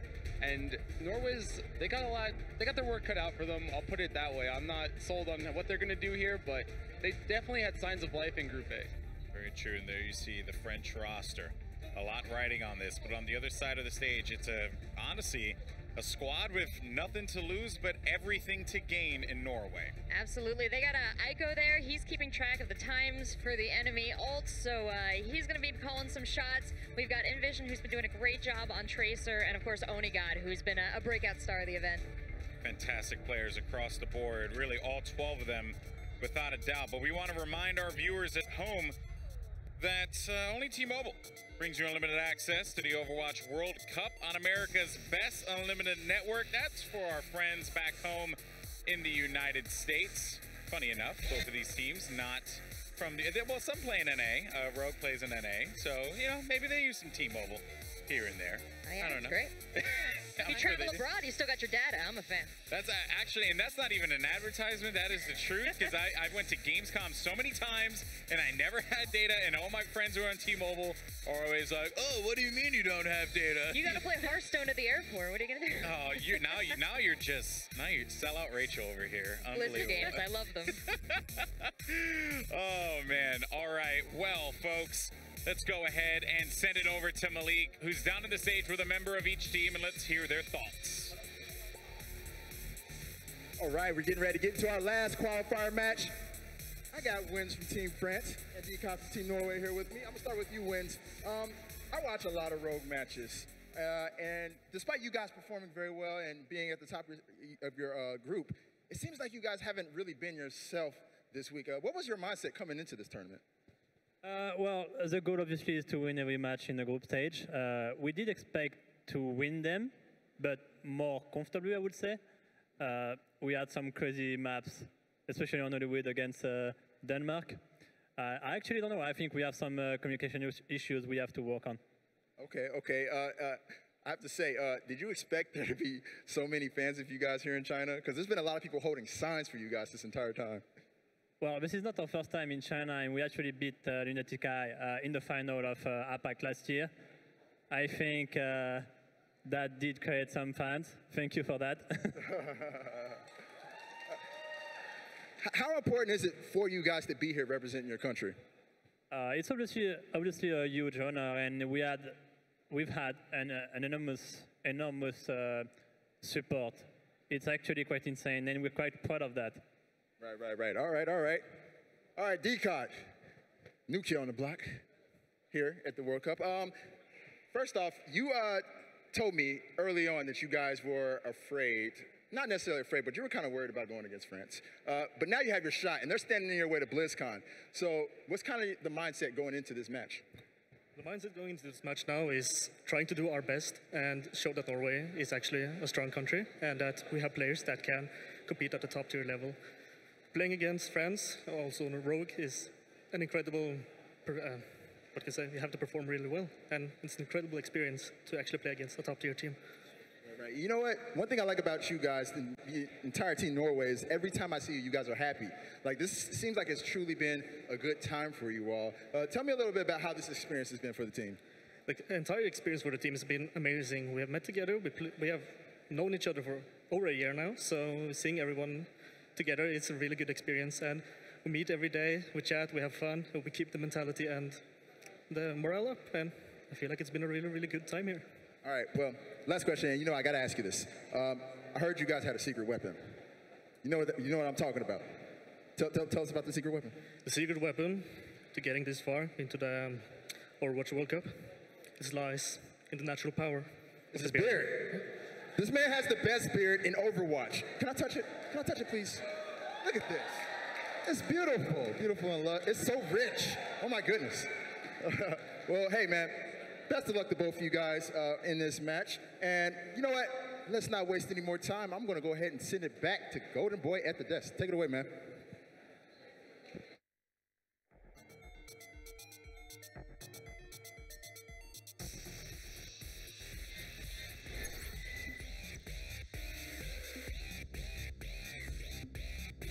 That's a good one there. You gotta love the beard stroke. All right, folks, it's time for France versus Norway. This one's going to be a good one. And your storytellers for this game, none other than Monte Cristo and Doa. That's right. Here we are, the storytellers of Overwatch, Doa and Monte Cristo. Thank you, Golden Boy. Gather around the electronic fire known as your honor. Listen. We'll tell you the tale of Norway versus France. Should be a really good one, guys. Winner goes to BlizzCon. I think it's going to be pretty bloody and one-sided. That's true. I mean, that's how Deckard Cain's last fight in Diablo 3 went, too, I suppose. I think... Spoiler alert. Fight is maybe... I'm sure. He's Deckard Cain, man. He put up a fight. So maybe it would be like Deckard Cain's last fight. You know? Well, we'll see. All right, we'll perhaps, see. Obviously, perhaps an apt metaphor there, Doa. All right. Obviously, France coming in as the stronger team, you know, from what we've seen today. Norway's looked pretty good, too, but it's going to be tough for these guys, no doubt. Yeah, jokes aside, what I want to see from Norway is which way they're going to be going on this one, because when they played up against China, we heard them say in their own interviews, we were trying some counter-stratting. We were trying to find weaknesses. It didn't really look like they were able to have the polish necessary to execute some of those compositions. Right. But the theory crafting has been strong from Norway. They went back in their last match, attempted to play a more standard in this meta dive composition, and it worked better. But are they going to be able to outdive Rogue? So which way are they going to go? Trying to win the dive versus dive? Maybe trying something a little bit different, but it will be at least Numbani up first for us. Yeah, a map that we have not seen yet this week. Numbani, a chance for France to jump out to an early lead here. We'll see what they can do. But yeah, Norway, you know, that's the fun thing, is that we have seen them try a lot of different things. We have seen them swap it up, and even though the synergy just quite hasn't been there, these guys obviously haven't been playing together for a long time, you know, at least they're trying. Wow. You set the bar really low there. I'm sorry. No, I respect that. I'm happy that they're trying different things. They're trying to be cerebral about it. They're not just being like, let's try to outdive France, because that is extremely hard to do when France is rogue. So, what are you going to do? Well, what we're going to do, at least on this first point, is have France on the defense with a pretty standard composition for Numbani, of course, using the Ana up on the high ground, much like you would see on Hollywood, with the high ground sort of surrounding the point right there in AKM.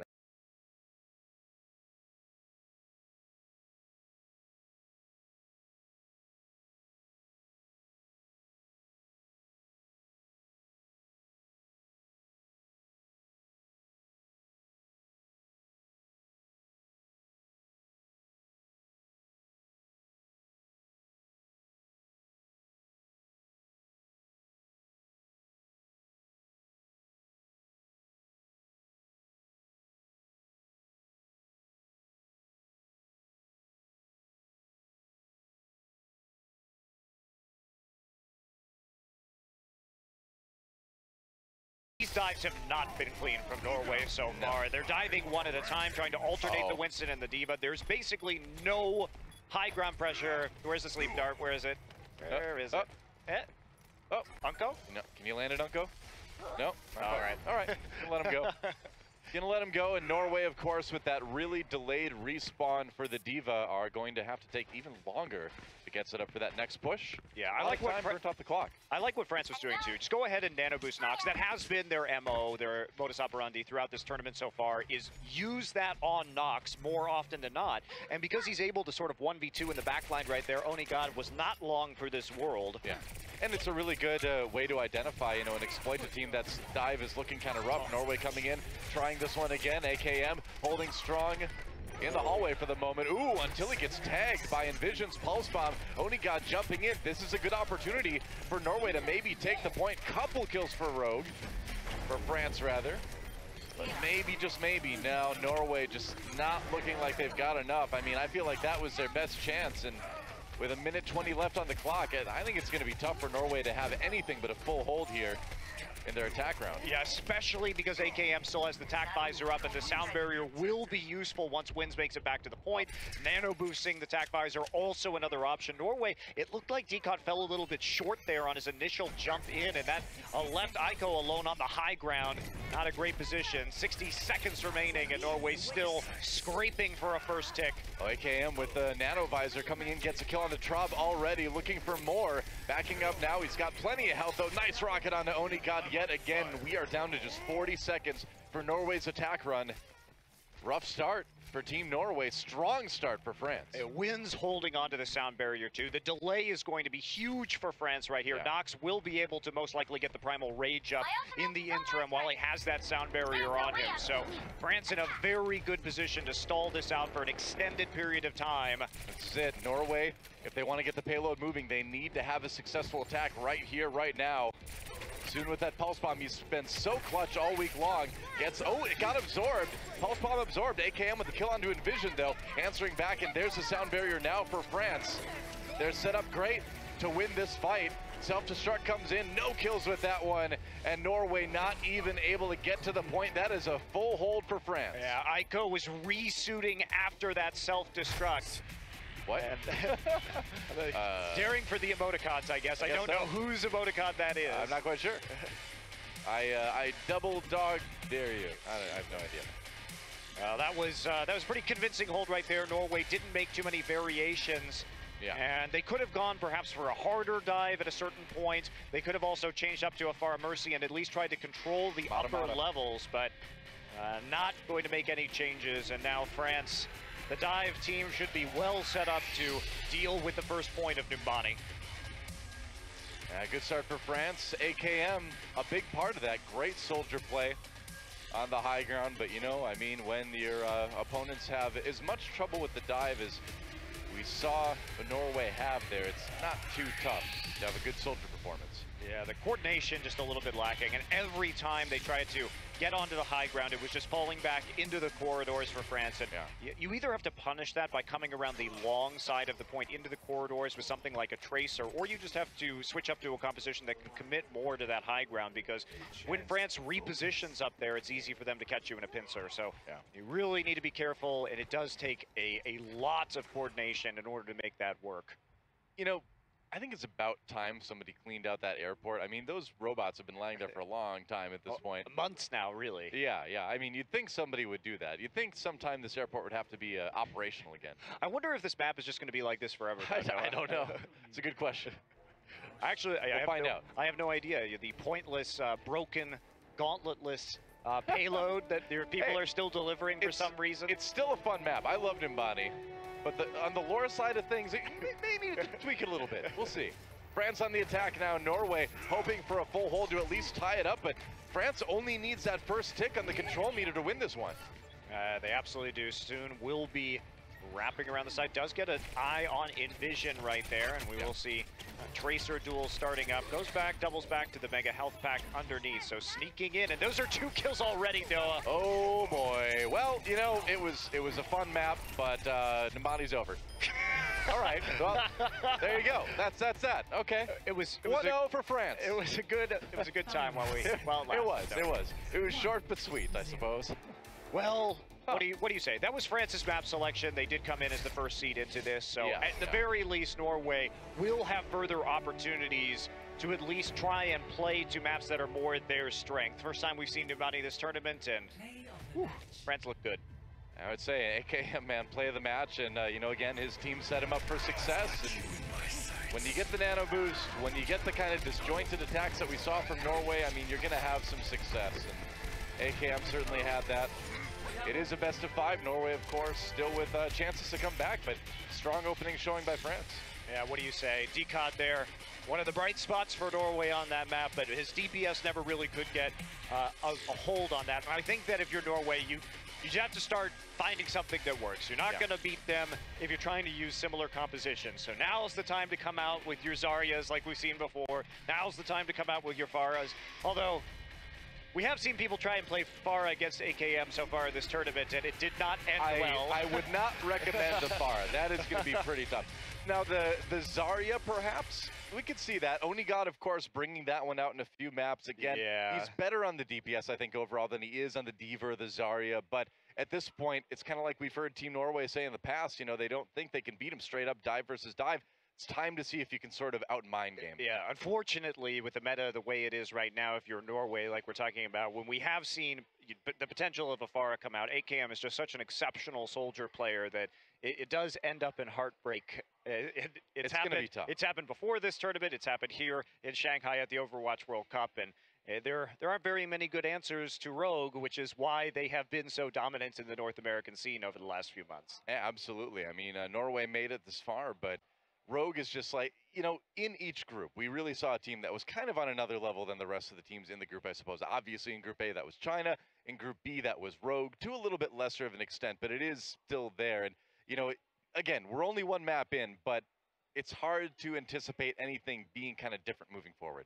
Yeah. Hopefully, sorry, Norway. hopefully Norway does at least have some maps that they're going to feel, I think, a little bit more practice and confident. Well, you know, you and I were talking about these playoffs coming into that. You know, China versus Thailand. You know, we love Thailand, but 3-0 for China, easy, no question. Thailand ended up making it actually a bit of a challenge for China, but it still was at 3-0. Coming into this one, you and I were kind of thinking 3-1 in favor of France, and that's still the case, but Numbani was rough. But we're going on to Nepal. We'll see if Norway can kind of tie things up a little bit here. Yeah, France for sure. It is somewhat difficult to get a read because we can say, I think that France probably had the stronger group to compete in here, and they did have a little bit of a trouble as a result. But now that we're actually here and we get these full holds on Numbani, and it was an extremely one-sided first map, we'll have to see if Norway can bounce back on Nepal, which is their choice. I want it to be close, too. I want to go to Game 5 here. I want as much Overwatch as I can possibly take. Well, Doa, do I have a month for you? I know, right? Yeah, we're gonna get a lot of Overwatch either this month. I should pace myself. We're just getting started. That's right. You don't want to binge too much on your Overwatch right now. That's right. We are going to Australia tomorrow. So Shanghai, Australia, heading out to Poland a little bit later. Should be a nice world tour. Literally around the world. We are literally circumventing the globe. Circumnavigating. I don't want to circumvent the globe anytime soon. It's a good thing. I actually like being on Earth. I like the mood. It's a really good thing that speaking isn't like my job or anything. Here we go on to Shrine, guys. Norway versus France. France in the blue, Norway in the red. Once again, Decod going down early, courtesy of who else but AKM. And France with a great start early on. Man, this is like the AKM show now. It's rough. Yeah, why not? Grab another one. Yep.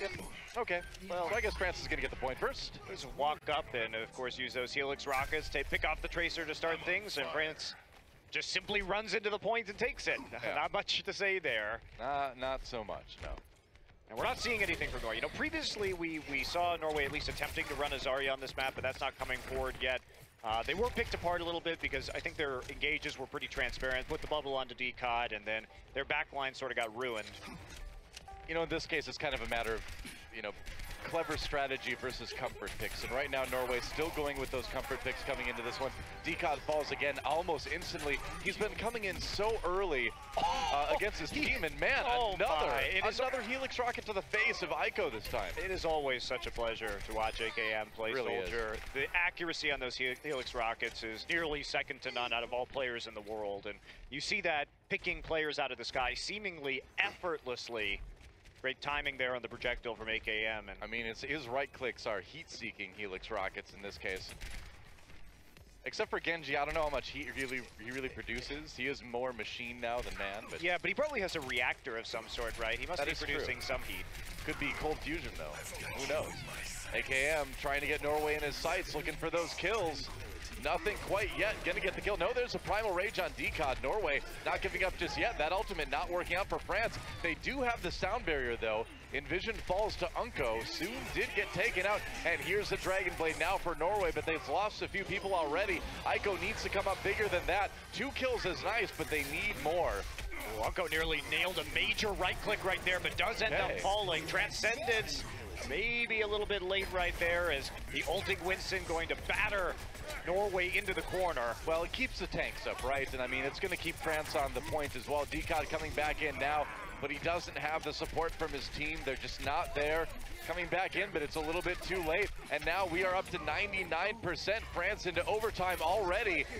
And I don't know, we'll see if Norway can flip this one. Aiko does have that sound barrier, but again, Norway attacking this one short-handed. It doesn't look like it's going to work out. And here comes the peek around, and not going to hit anything, going straight into the Winston barrier, but gets the Orb of Discord down, and that will be the end of Decod, and likely the end of this point in favor of France.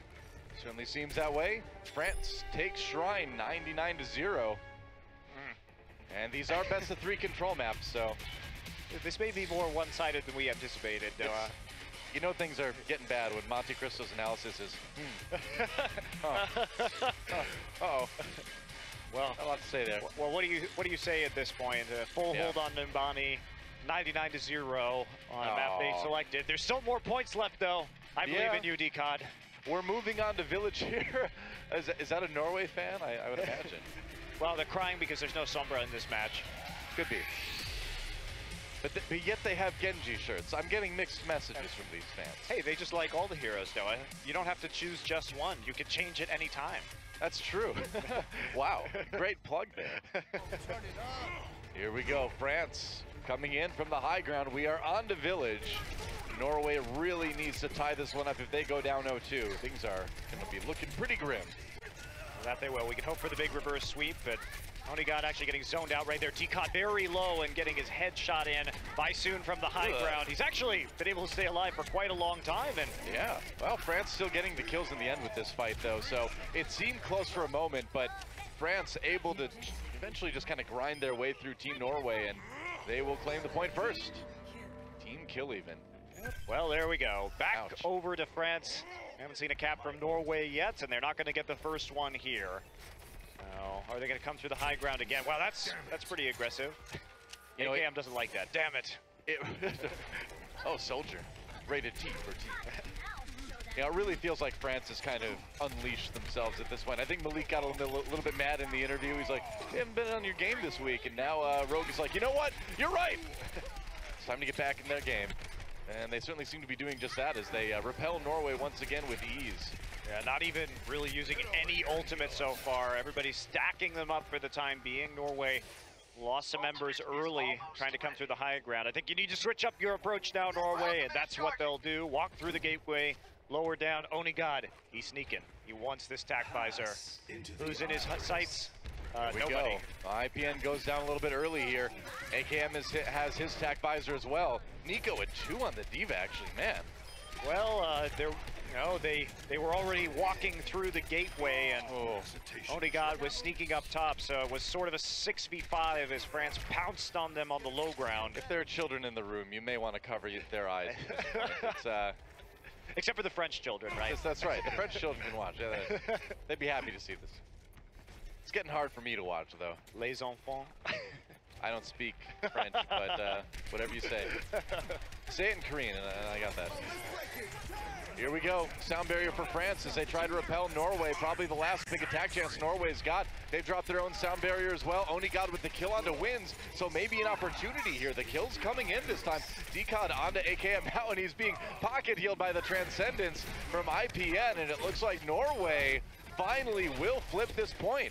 Came at a pretty steep cost there, Dilla. Both support ultimates having to be used. Unko's going to be back with the Transcendence, and France looking to just make it back. They have 5% to go, but finally Norway getting some purchase in this match.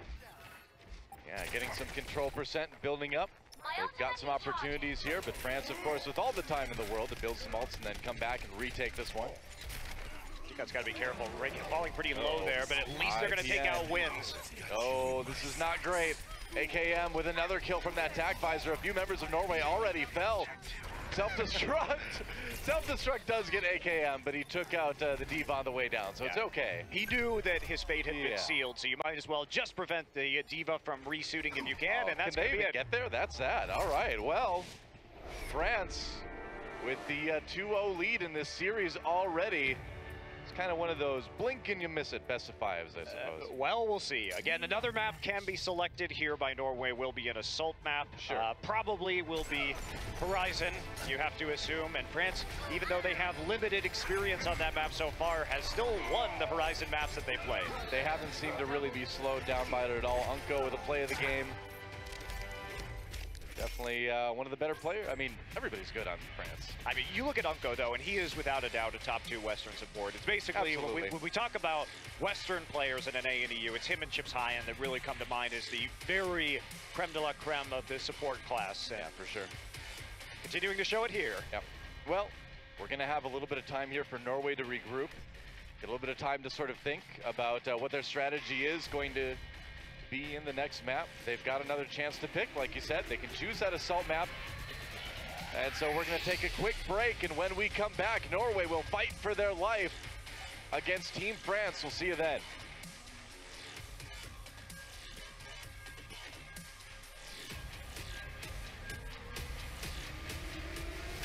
The 2017 Overwatch World Cup is brought to you by Omen by HP, T-Mobile, Union Pay, and Blizzard Entertainment.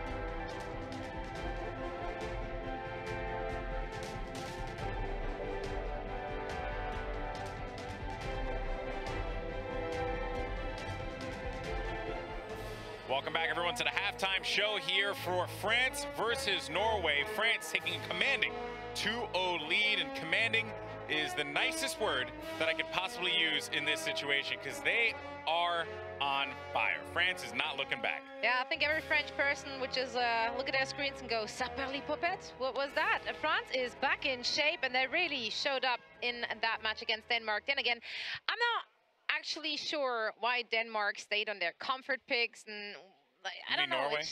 Denmark, yeah, Norway.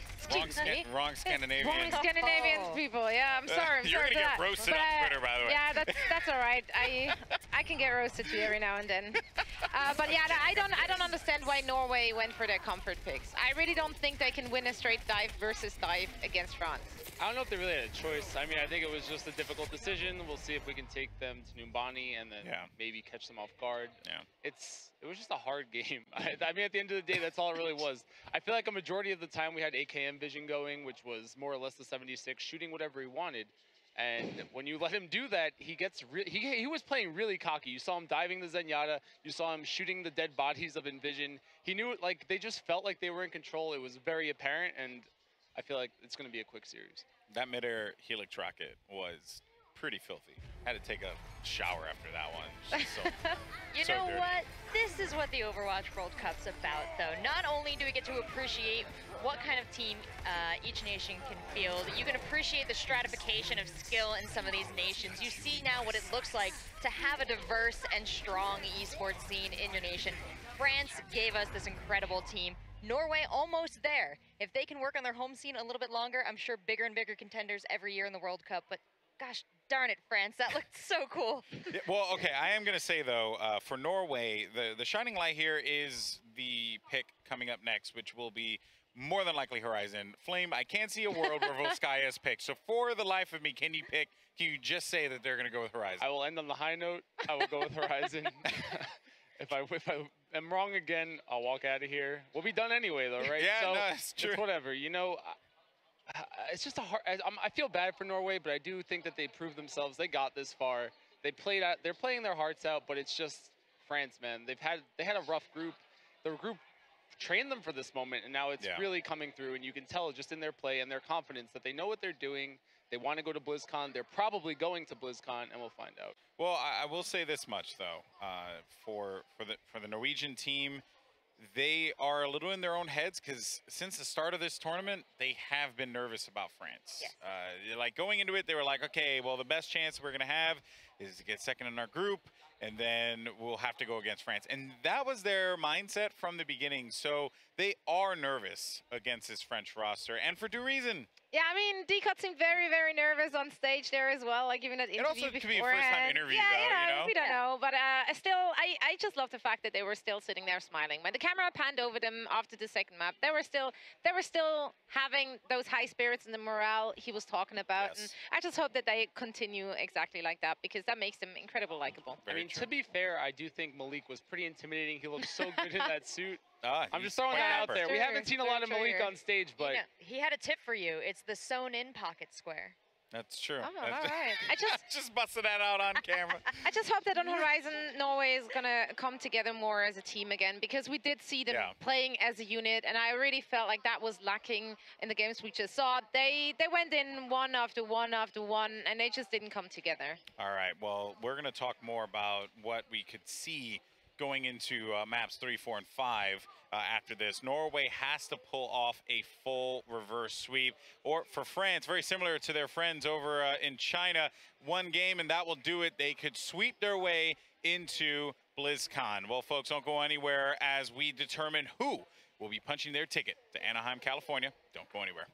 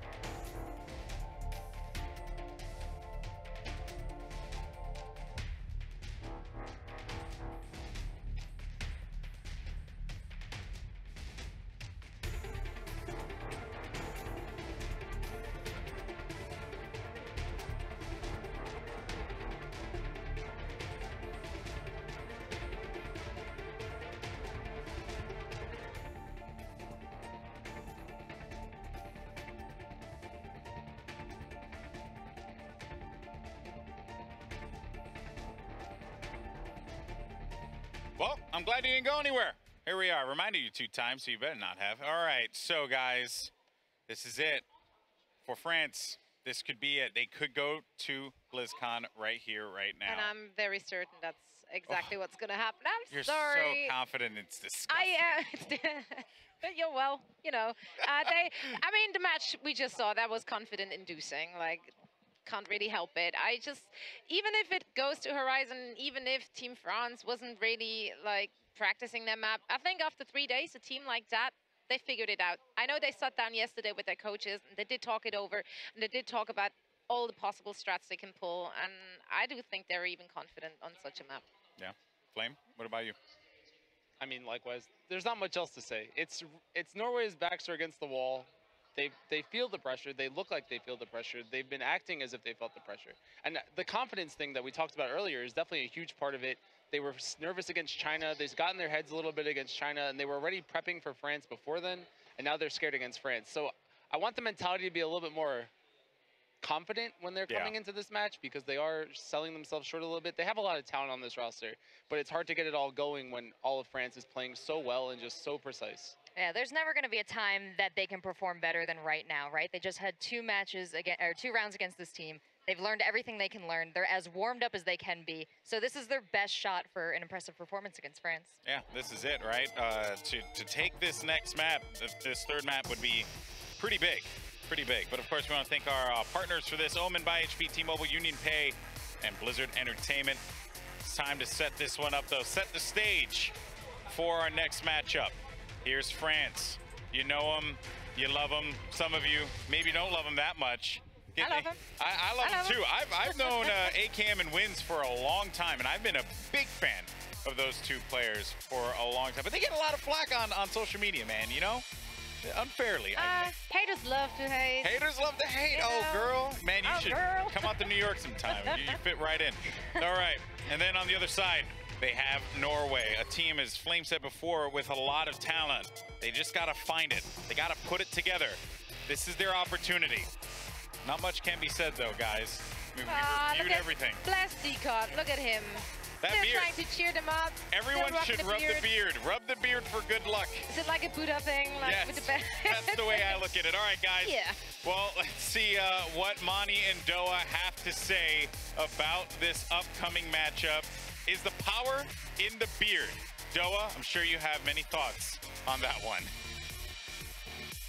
Actually, I just have one thought on that one. The answer is yes. Obviously, there's power in the beard, so maybe if everybody takes a turn, gets a little bit. It's kind of like Nox has a beard too, you know. That's true. There are multiple beards to choose from, but on the Norway side, Decod has a more robust beard. Okay.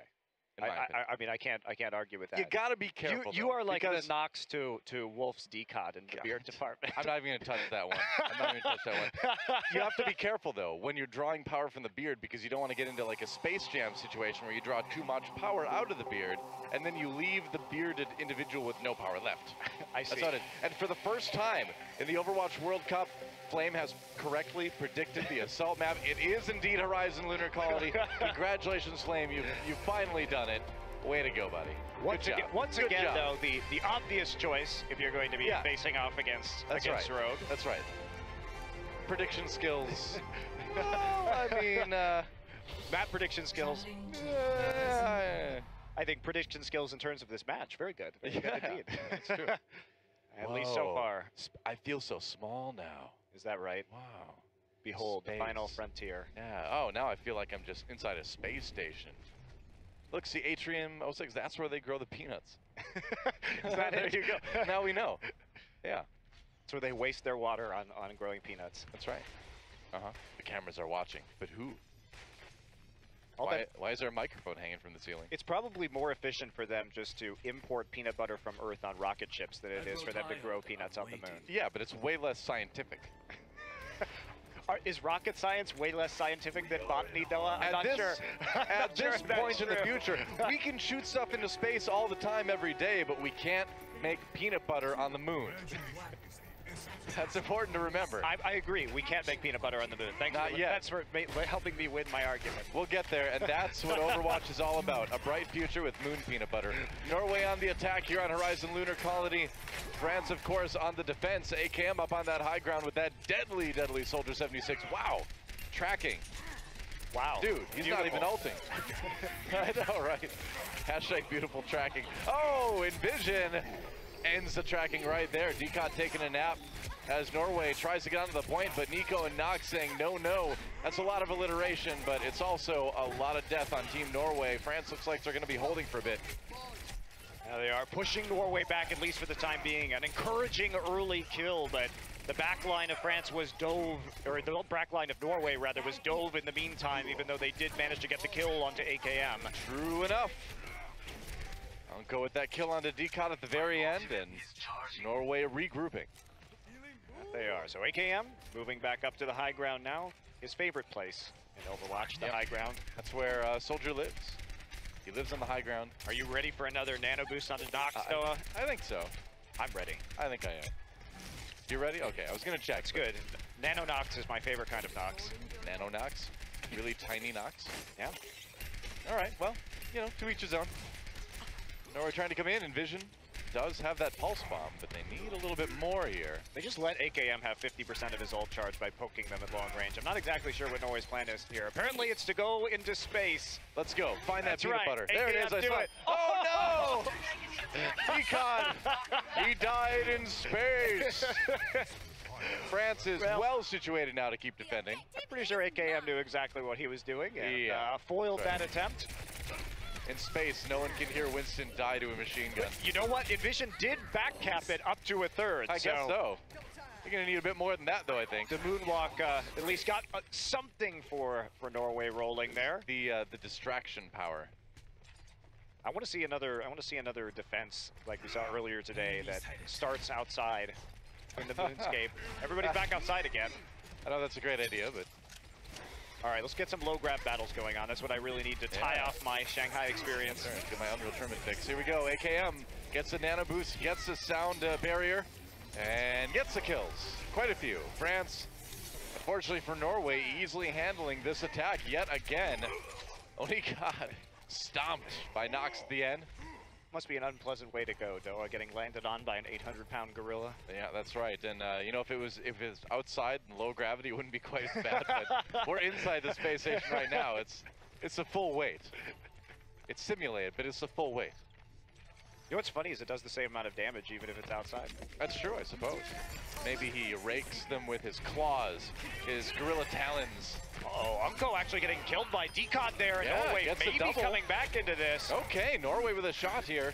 Let's see if they can pull it off. Soon still on the outside, pretty close to that pulse bomb. IPN needs to be careful. He's killed many a tracer, though, this week. All right, they're just going to wait for this one. They tried to pop around the side. IPN nearly got him, but Soon's going to win the battle. Rewind. It was so close. He gets taken out by Onigod in the end, and Norway, it looks like, will at least be able to claim point A. They're not going to have a whole lot of time to take point B, though. Well, France not going to have a lot of ultimates. Unco going to switch over to the Sombra now, and Nico did use his Dragon Blade in that last engagement. Yeah. So a big chance here for Norway. They have a Dragon Blade of their own, and they have the support ult advantage. Onigod low already. Needs to be careful from these flanks.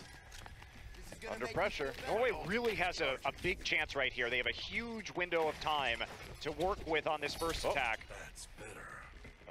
All right. Soldier says strange things sometimes. AKM up on the high ground as Norway charges in. They decided to come in with that Transcendence. Onigod so close to the tag visor. Kills on both sides. Onigod trying to find the kills for Team Norway. They need to get more control percent built up here. Oh man, and France coming back. It looked risky for a moment, but it looks like they're going to be able to defend this, and this really seems like it was Norway's best shot. That was definitely going to be Norway's best shot right there. They had a tremendous ult advantage. Unco, in the meantime, after the swap, has already gotten his ultimate up, so the EMP there, so is the Dragon Blade. And Norway, they had every opportunity to let AKM do a little bit too much damage from the high ground before Aiko could get up there and stop him. Norway milling about on the high ground. They're going to try to get a big pick with Envision here. AKM, ooh man, that's a lot of damage already. Has to recall, trying to confuse him. There's a pulse bomb. Can't quite finish him off though. AKM fighting for his life, running for it. Does he survive? It looks like he does. And man, that was a lot of effort for not a lot of reward on the Norway side. They lose in vision in the end. Yeah, used basically all of his cooldowns in order to try and make that work, but the help of wins there on the Lucio, not able to turn it into an actual kill. And now we see France going aggressive here. Yeah, they know they've got Norway pushed back enough. Going out, getting a couple kills at the end, and that's going to slow Norway down even more. And now to hide. Yeah, and France, 5 out of 6 ultimates. They are in great shape to defend this one for another 2 minutes. Unko really not having to use very much there, and sound barrier available. When are they going to pop in when they come in? AKM is actually found by Envision this time. It's a big opportunity for Norway. They've actually got a couple kills already, and here comes the Dragon Blade for Nico. He's trying to turn things around for France. Gets 1, gets 2. And Norway in a little bit of trouble here. Onigod with another tack visor. Not a lot of targets to find though. Soon sticks him. And Decod forced to pop that Primal Rage. They did manage to get 50% here on the point. So that is something anyway. Maybe a little bit too aggressive there from France to start things off, but Envision really opened that up with the kill onto AKM. Yeah. Denying the possible tack visor, but again, it will be coming out this time around. Norway finding another small window of time to at least get some of that percent on the board, but they still haven't managed to complete the cap. Norway coming back. They've got a couple ultimates to work with, including Aiko's Dragon Blade. And says a bit. There's a sound barrier. That's the cue. They're going to go in, try to use that extra shielding to get a good attack going. Nothing yet. Sound barrier comes in for France. A little bit later, AKM with that tack visor now. Norway already falling back, scattered completely, and France handles that with ease. Yes, they do, but they use almost everything. Probably didn't have to pop the Primal Rage there. They did have very firm control over it after Wins used the sound barrier, but they still have 3 ults left, so. Yeah, they do, and only a Dragon Blade on the side of Norway, but that can be very effective as long as he's not going to get hacked by the EMP. True enough. Take a look and see if Aiko can actually manage to make this work. Yep. Ooh, that Transcendence was baited out. It's going to be late onto the point. Yeah, they got to get really aggressive here. And oh, IPN goes down. Double kill for Unko after that EMP comes in. And now the Dragon Blade for Aiko gets hacked immediately. And Norway just cannot seem to get anything going here on point B. 15 seconds left, and that should be about it. That was wonderful timing by Unko right as the Transcendence ended to pick up those kills. Yeah. Absolutely. Norway with one last desperation push as they come in. They're going to pop the Primal Rage. France seems to be ready. Unko firing from the outside. AKM already with 1 kill, and Nico comes in. Ooh, he does get taken out by Onigod, who gets that attack visor. Oh, really? Onigod with 3, and they are going to get the second pick. Can they actually finish it off right here? It's so close. EMP for Unko, but they need more than that. Wins back on the point yet again. They take the Lucio, and they... Oh, it's so close! 100%! It's at 100%! What? Okay, settle down. Wow. They got it. Clutch from Norway with Onigod's tack visor. I don't think France thought there was any chance for them to get onto that point and actually make it competitive, but a very, very last ditch.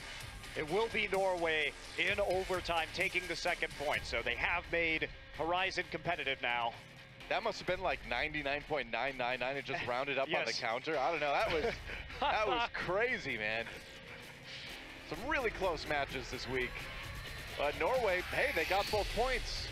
It was in overtime, but that's something that Rogue potentially might struggle a little bit to match, no matter what team you are. Yeah, especially Horizon can be tough to take both points. Especially because France has looked sloppier on this map, and we saw it again here. They were overcommitting, at least on point A, looking a bit cavalier in the way they were handling some of their team play. Yeah. And not as well practiced on Horizon, that's for sure. I mean, how many times have you been on the ladder and you defend so well with your team and then people get just a little bit lazy at the very end and that last minute desperate push works? I mean, it happens all the time. You really have to stay focused through 100% of the round. Definitely do. Proof is right there in front of you.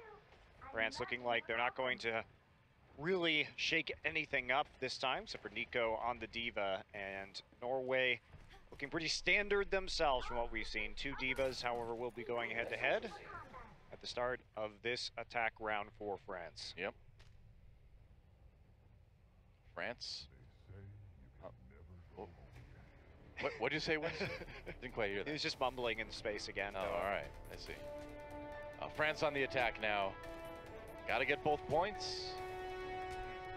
And Norway with a chance to stay alive, keep their hopes for BlizzCon alive. And here we go. France coming in. Going for the solo support. Nope. Check that. Double support. Double support. Comp.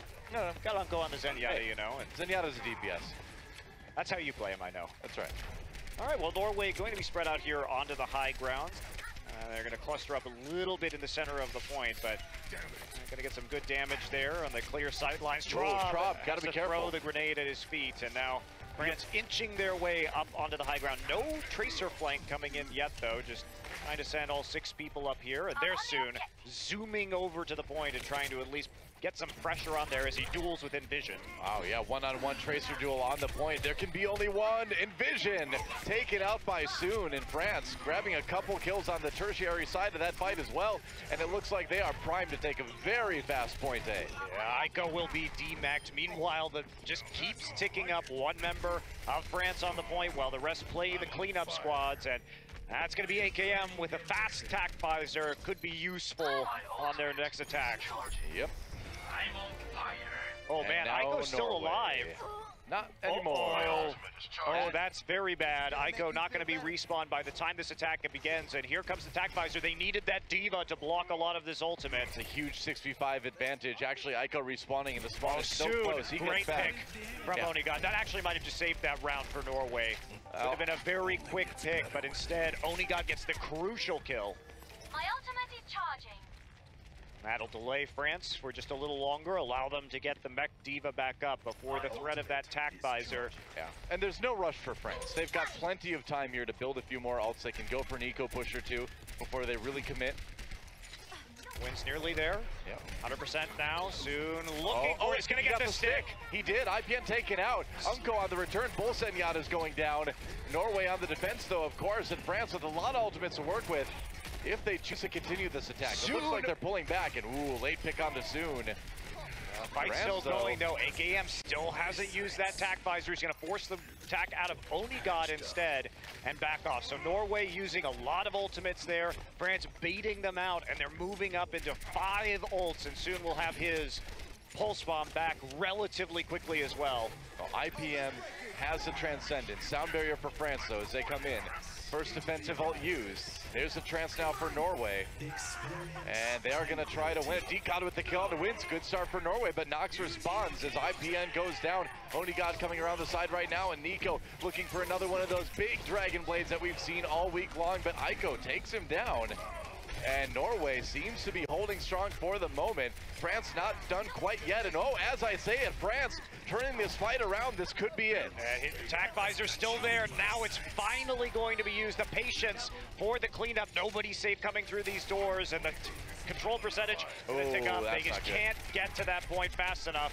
Yeah, AKM got that last Helix rocket off during the attack visor, and they will track when you do that. Knocks the kill onto Decod immediately, and now France just has to handle the respawns. They come fast on this map, but France has such a huge advantage. Norway is in a lot of trouble. There's a little bit of tickling onto the Soldier 76. Decod already back again. It is at 90% or so at the moment. There we go. Finally comes through, but that's 4 minutes and 23 seconds for France to take point A. Yep, and not only just point A, but really only the first tick on point A as well, I believe. Yeah, so that is correct. Yeah, yeah, France is in a pretty good position right now, to say the least. They certainly are. Yeah. So we will be swapping sides for France to make their final attack. It was pretty quick on that last one, and Norway needs to full hold on Horizon just to draw. Well, it all comes down to this. For Norway, they must defend the very first tick on point A, Horizon Lunar Colony, if they want to have any chance of going to BlizzCon. But right now, it is looking pretty likely. I'd say 99.9% likely that France is going to come out on top of this one. Yeah, especially on this particular map. I mean, it would be more common, of course, on a different assault map like Hanamura to be able to full hold. Sure. But Horizon has been quite tricky for most teams to not even let an opponent have that first tick. I think we've had 1 point A hold on this map this week. Yes, we have. Yeah. Just that single full hold. Yeah. And so here we go. Last chance for Norway. And France with a great opportunity to punch their ticket to BlizzCon and join China as our 2 qualifying teams from the Shanghai stop in the Overwatch World Cup. Here comes France. AKM on that low ground again. Norway actually playing more in the corridors this time than last time, where they let AKM farm a lot of his ultimate by standing on that high ground. Yeah, you don't want to let him put that pressure on that he did before. Here we go, Decod taking a lot of damage up on that high ground. Soon's trying to capitalize. There's the kill, and Winston out of the way. France with the door wide open to go after point A here. No. Oh man, and somehow, some way, Trop got separated from the rest of his team, and that is disaster for Norway. France jumping onto the point right now, and again, remember, all they need is that very first tick of point A, and it looks like they're gonna get it right here, right now. France able to do it. They will win Horizon Lunar Colony 3-0ing Norway, and they are going to BlizzCon. As expected, Doa, the results here in Shanghai.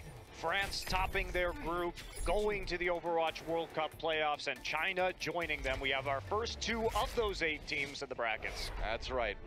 And a pretty resounding win by France as well. They looked a little bit rough coming into the week. They tightened things up. Obviously, they got a little bit more practice in over the last couple days, and finishing out very strong with a 3 over Norway. Yeah, not the most exciting playoff matches we've ever had today. Not really, not really. But a lot to look forward to, though.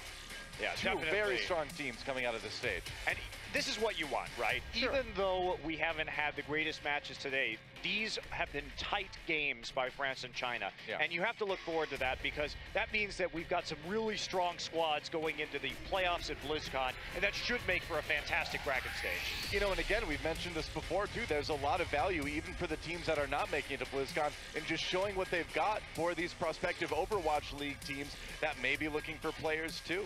Absolutely. It's a great playoff match, and we're going to take a quick break before we go back to the desk to see what they think about the 3-0 for France. The 2017 Overwatch World Cup is brought to you by Omen by HP, T-Mobile, Union Pay, and Blizzard Entertainment.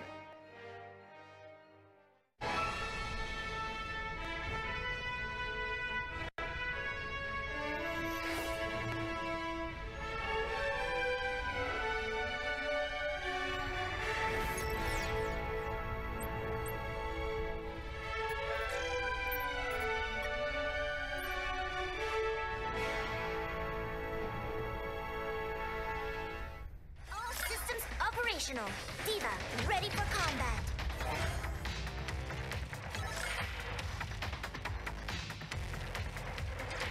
I play to win.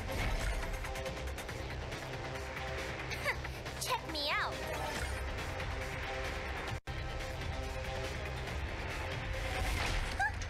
Looking good. Boosters engaged.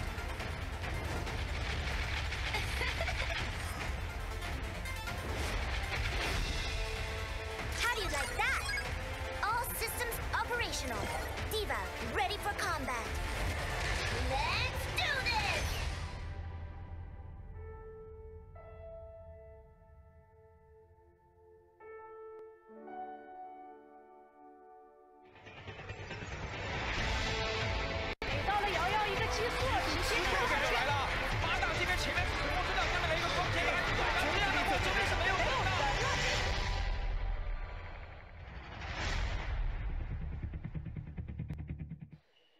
And that'll do it, folks. France will join China in BlizzCon 2017 for the Overwatch World Cup. Decisive victory from the Frenchmen, and they deserved it. They are a fantastic team, and they're going to go represent their country in Anaheim. Yeah. Awesome stuff. I'm super happy and super pleased with. And we should what have started dancing there. Yeah, I was about to say, are we supposed to party hard I did. now? I don't know about you. You were moving. You were moving. I almost got afraid because like once I Flame starts appreciated dancing, it, this though. table That was starts rocking. Pure instinct. The trigger. Oh, man. But I still want to give a big heads up to Norway. Like that was still fantastic what we saw there, and the way we just saw how on Horizon they instantly tried to get back into the game when they saw that France is letting their guards down a little bit, and they managed to capture point B because of that. That was still very nice to watch. Yeah, there were a few mistakes, I think, coming out of Rogue at the end there of France, but it didn't matter. They had this game on lockdown, I think. AKM, again, uncontested. I think that was kind of the story of this series, though, is that Onigod didn't really want to play Diva, it seemed. And AKM always had high ground positioning, so suddenly there was this weird scenario where you have a 76 on the low ground versus a 76 on the high ground, but AKM was always the one on the high ground. It just made the game infinitely harder than maybe it could have been, but like we said, France deserved it. They got it. They took it, and now they're punched their ticket to Anaheim. Yeah, and furthermore, too, you look at the Tracer battle as well. It really wasn't a factor in this game. Like, we saw some moments, but soon seemed uncontested, and Vision never really got into the groove that we saw him have throughout this weekend, which is kind of unfortunate for the Norwegian team. Yeah, you know what? Throughout this whole week, I've taken it upon myself to choose sort of the underdog teams. I think there's a lot of story in each of the teams that came here today that was building themselves and their narrative from the ground up. This was a team that we'd seen previously in Norway, but they really came together here, and I think their stories are great. Envision learned so much. He's grown so much as a Tracer just over these couple matches. IPN really making a name for himself on the support, and Decod as a tank had some stellar plays earlier on Nepal, and really, put in the effort on Horizon. Just wasn't able to follow up. Yeah. I mean, it is what it is. Everyone coming into this event expected what we got. We got China, we got France, and seeing how they got there and seeing this whole group stage develop and these playoffs develop, I think has just been a real treat for the viewers. Yeah, very true. And you know what? I will be very honest. Group B was a treat. It really was. You said it was a treat for the viewers. I think it was a treat for us as well, because we really didn't expect what we got out of it. Or perhaps it was because everyone knew that France was rogue, right? That they was just like, okay, we gotta be really good going into Group B, and we got it. Yeah. They really were. But even in Group A, I still felt like all the teams there also stepped it up a notch. China was expected to come out on top, and they did so decisively. But still, the way all the other teams showed their performances on stage, that was amazing. To kind of go back to Group E for a moment, we had Argentina really shock everyone. We got a new superstar in Klaus. Yes. This young man who is an incredible tracer. But then for Thailand, not only did we get to see Mickey one more time, because any chance we get to see Mickey play some Overwatch, it's a treat for us all, but we also got Apudo. Again, shining here in this role with Sombra and really just showing his diversity. We got Titawat as well, another tank that I really enjoyed watching. And then for the Danes, for the Denmark squad, again, strong performances across the board. You really could, they took it to France. Honestly, and here's my perspective, had Denmark played against China, I still think the result would have been the same. I still think China would have advanced, but Denmark really brought it to the Frenchmen. I mean, if they had brought it even more, or, brought it to the max, they could have actually created a scenario where we had France versus China for that spot right there. That's true. So this tournament was very wild at the end of the day. I didn't expect this. I don't think anybody expected this. It was awesome. I'm speechless. Yeah, it was awesome. It was awesome. But let's go ahead and take a look at the final results of this group here in Shanghai. We had some storylines. In Group A, you had China playing in front of their home crowd, and they did not let them down. They didn't drop a single game. They did drop a round. They didn't drop a game. They dropped one round. So it proved that, hey, if it bleeds, you can kill it, but not really. So there you see the results there.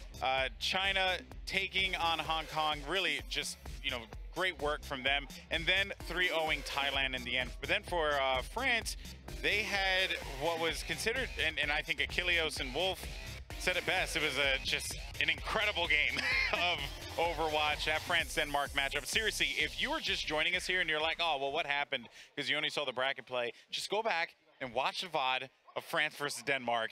It was incredible. Truly mind-blowing stuff. We sold it short, I think, a little bit, too. We came in here and said, oh, I think that was the best match of the qualifier. That might be the best match of the year, to be honest with you. I don't think I've ever seen an 8-7 Hollywood. That was it was the pinnacle, I think, of Overwatch esports right there. You could tell that these teams brought it, they knew what they were doing, and they had a plan for each other. It was awesome. It was a spectacle. Yeah, I had such a blast. So, guys, I mean, that's it. We're done here. Did you have a good time? I had a fantastic time. I got everything I wanted and so much more, and that makes me just even more hyped up for the next stop in Sydney. And you cheered for no Scandinavian teams. That's not true. I started off cheering for all of them, and then I dropped them and went back to France. That's really what happened. And that's okay, because they're going to be at BlizzCon. Yeah, that's very true. That's very true. Salter, what about you? You know what? I met so many wonderful players on this trip. I love the Overwatch World Cup because it takes players out of their homes and brings them to all these grand places in the world. I can't believe you guys are going to Sydney, off to Poland, and then to LA. This is going to be an incredible trip, and I'll be watching and cheering for you guys as you move on to the next place.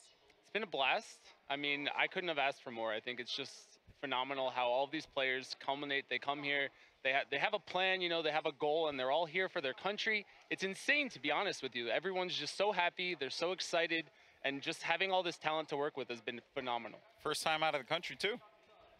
What a way, too. You first time out of the country, Jersey boy over here, and you're going to the Shanghai, China. You came to Shanghai, China, and then you go to Sydney, Australia.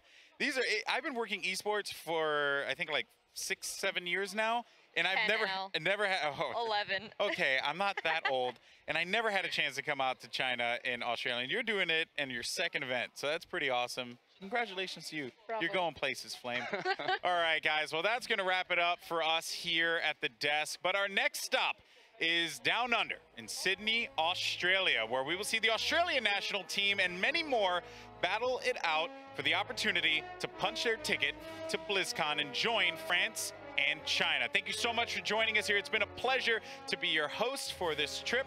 But now we make our way to Australia. I can't wait. It's going to be my first time, and it's going to be awesome. So we hope that you join us there. And for all information, all the news going on in the World Cup, make sure you follow @PlayOverwatch on Twitter, because it's going to be awesome. We'll see you guys in Australia. Have a good one.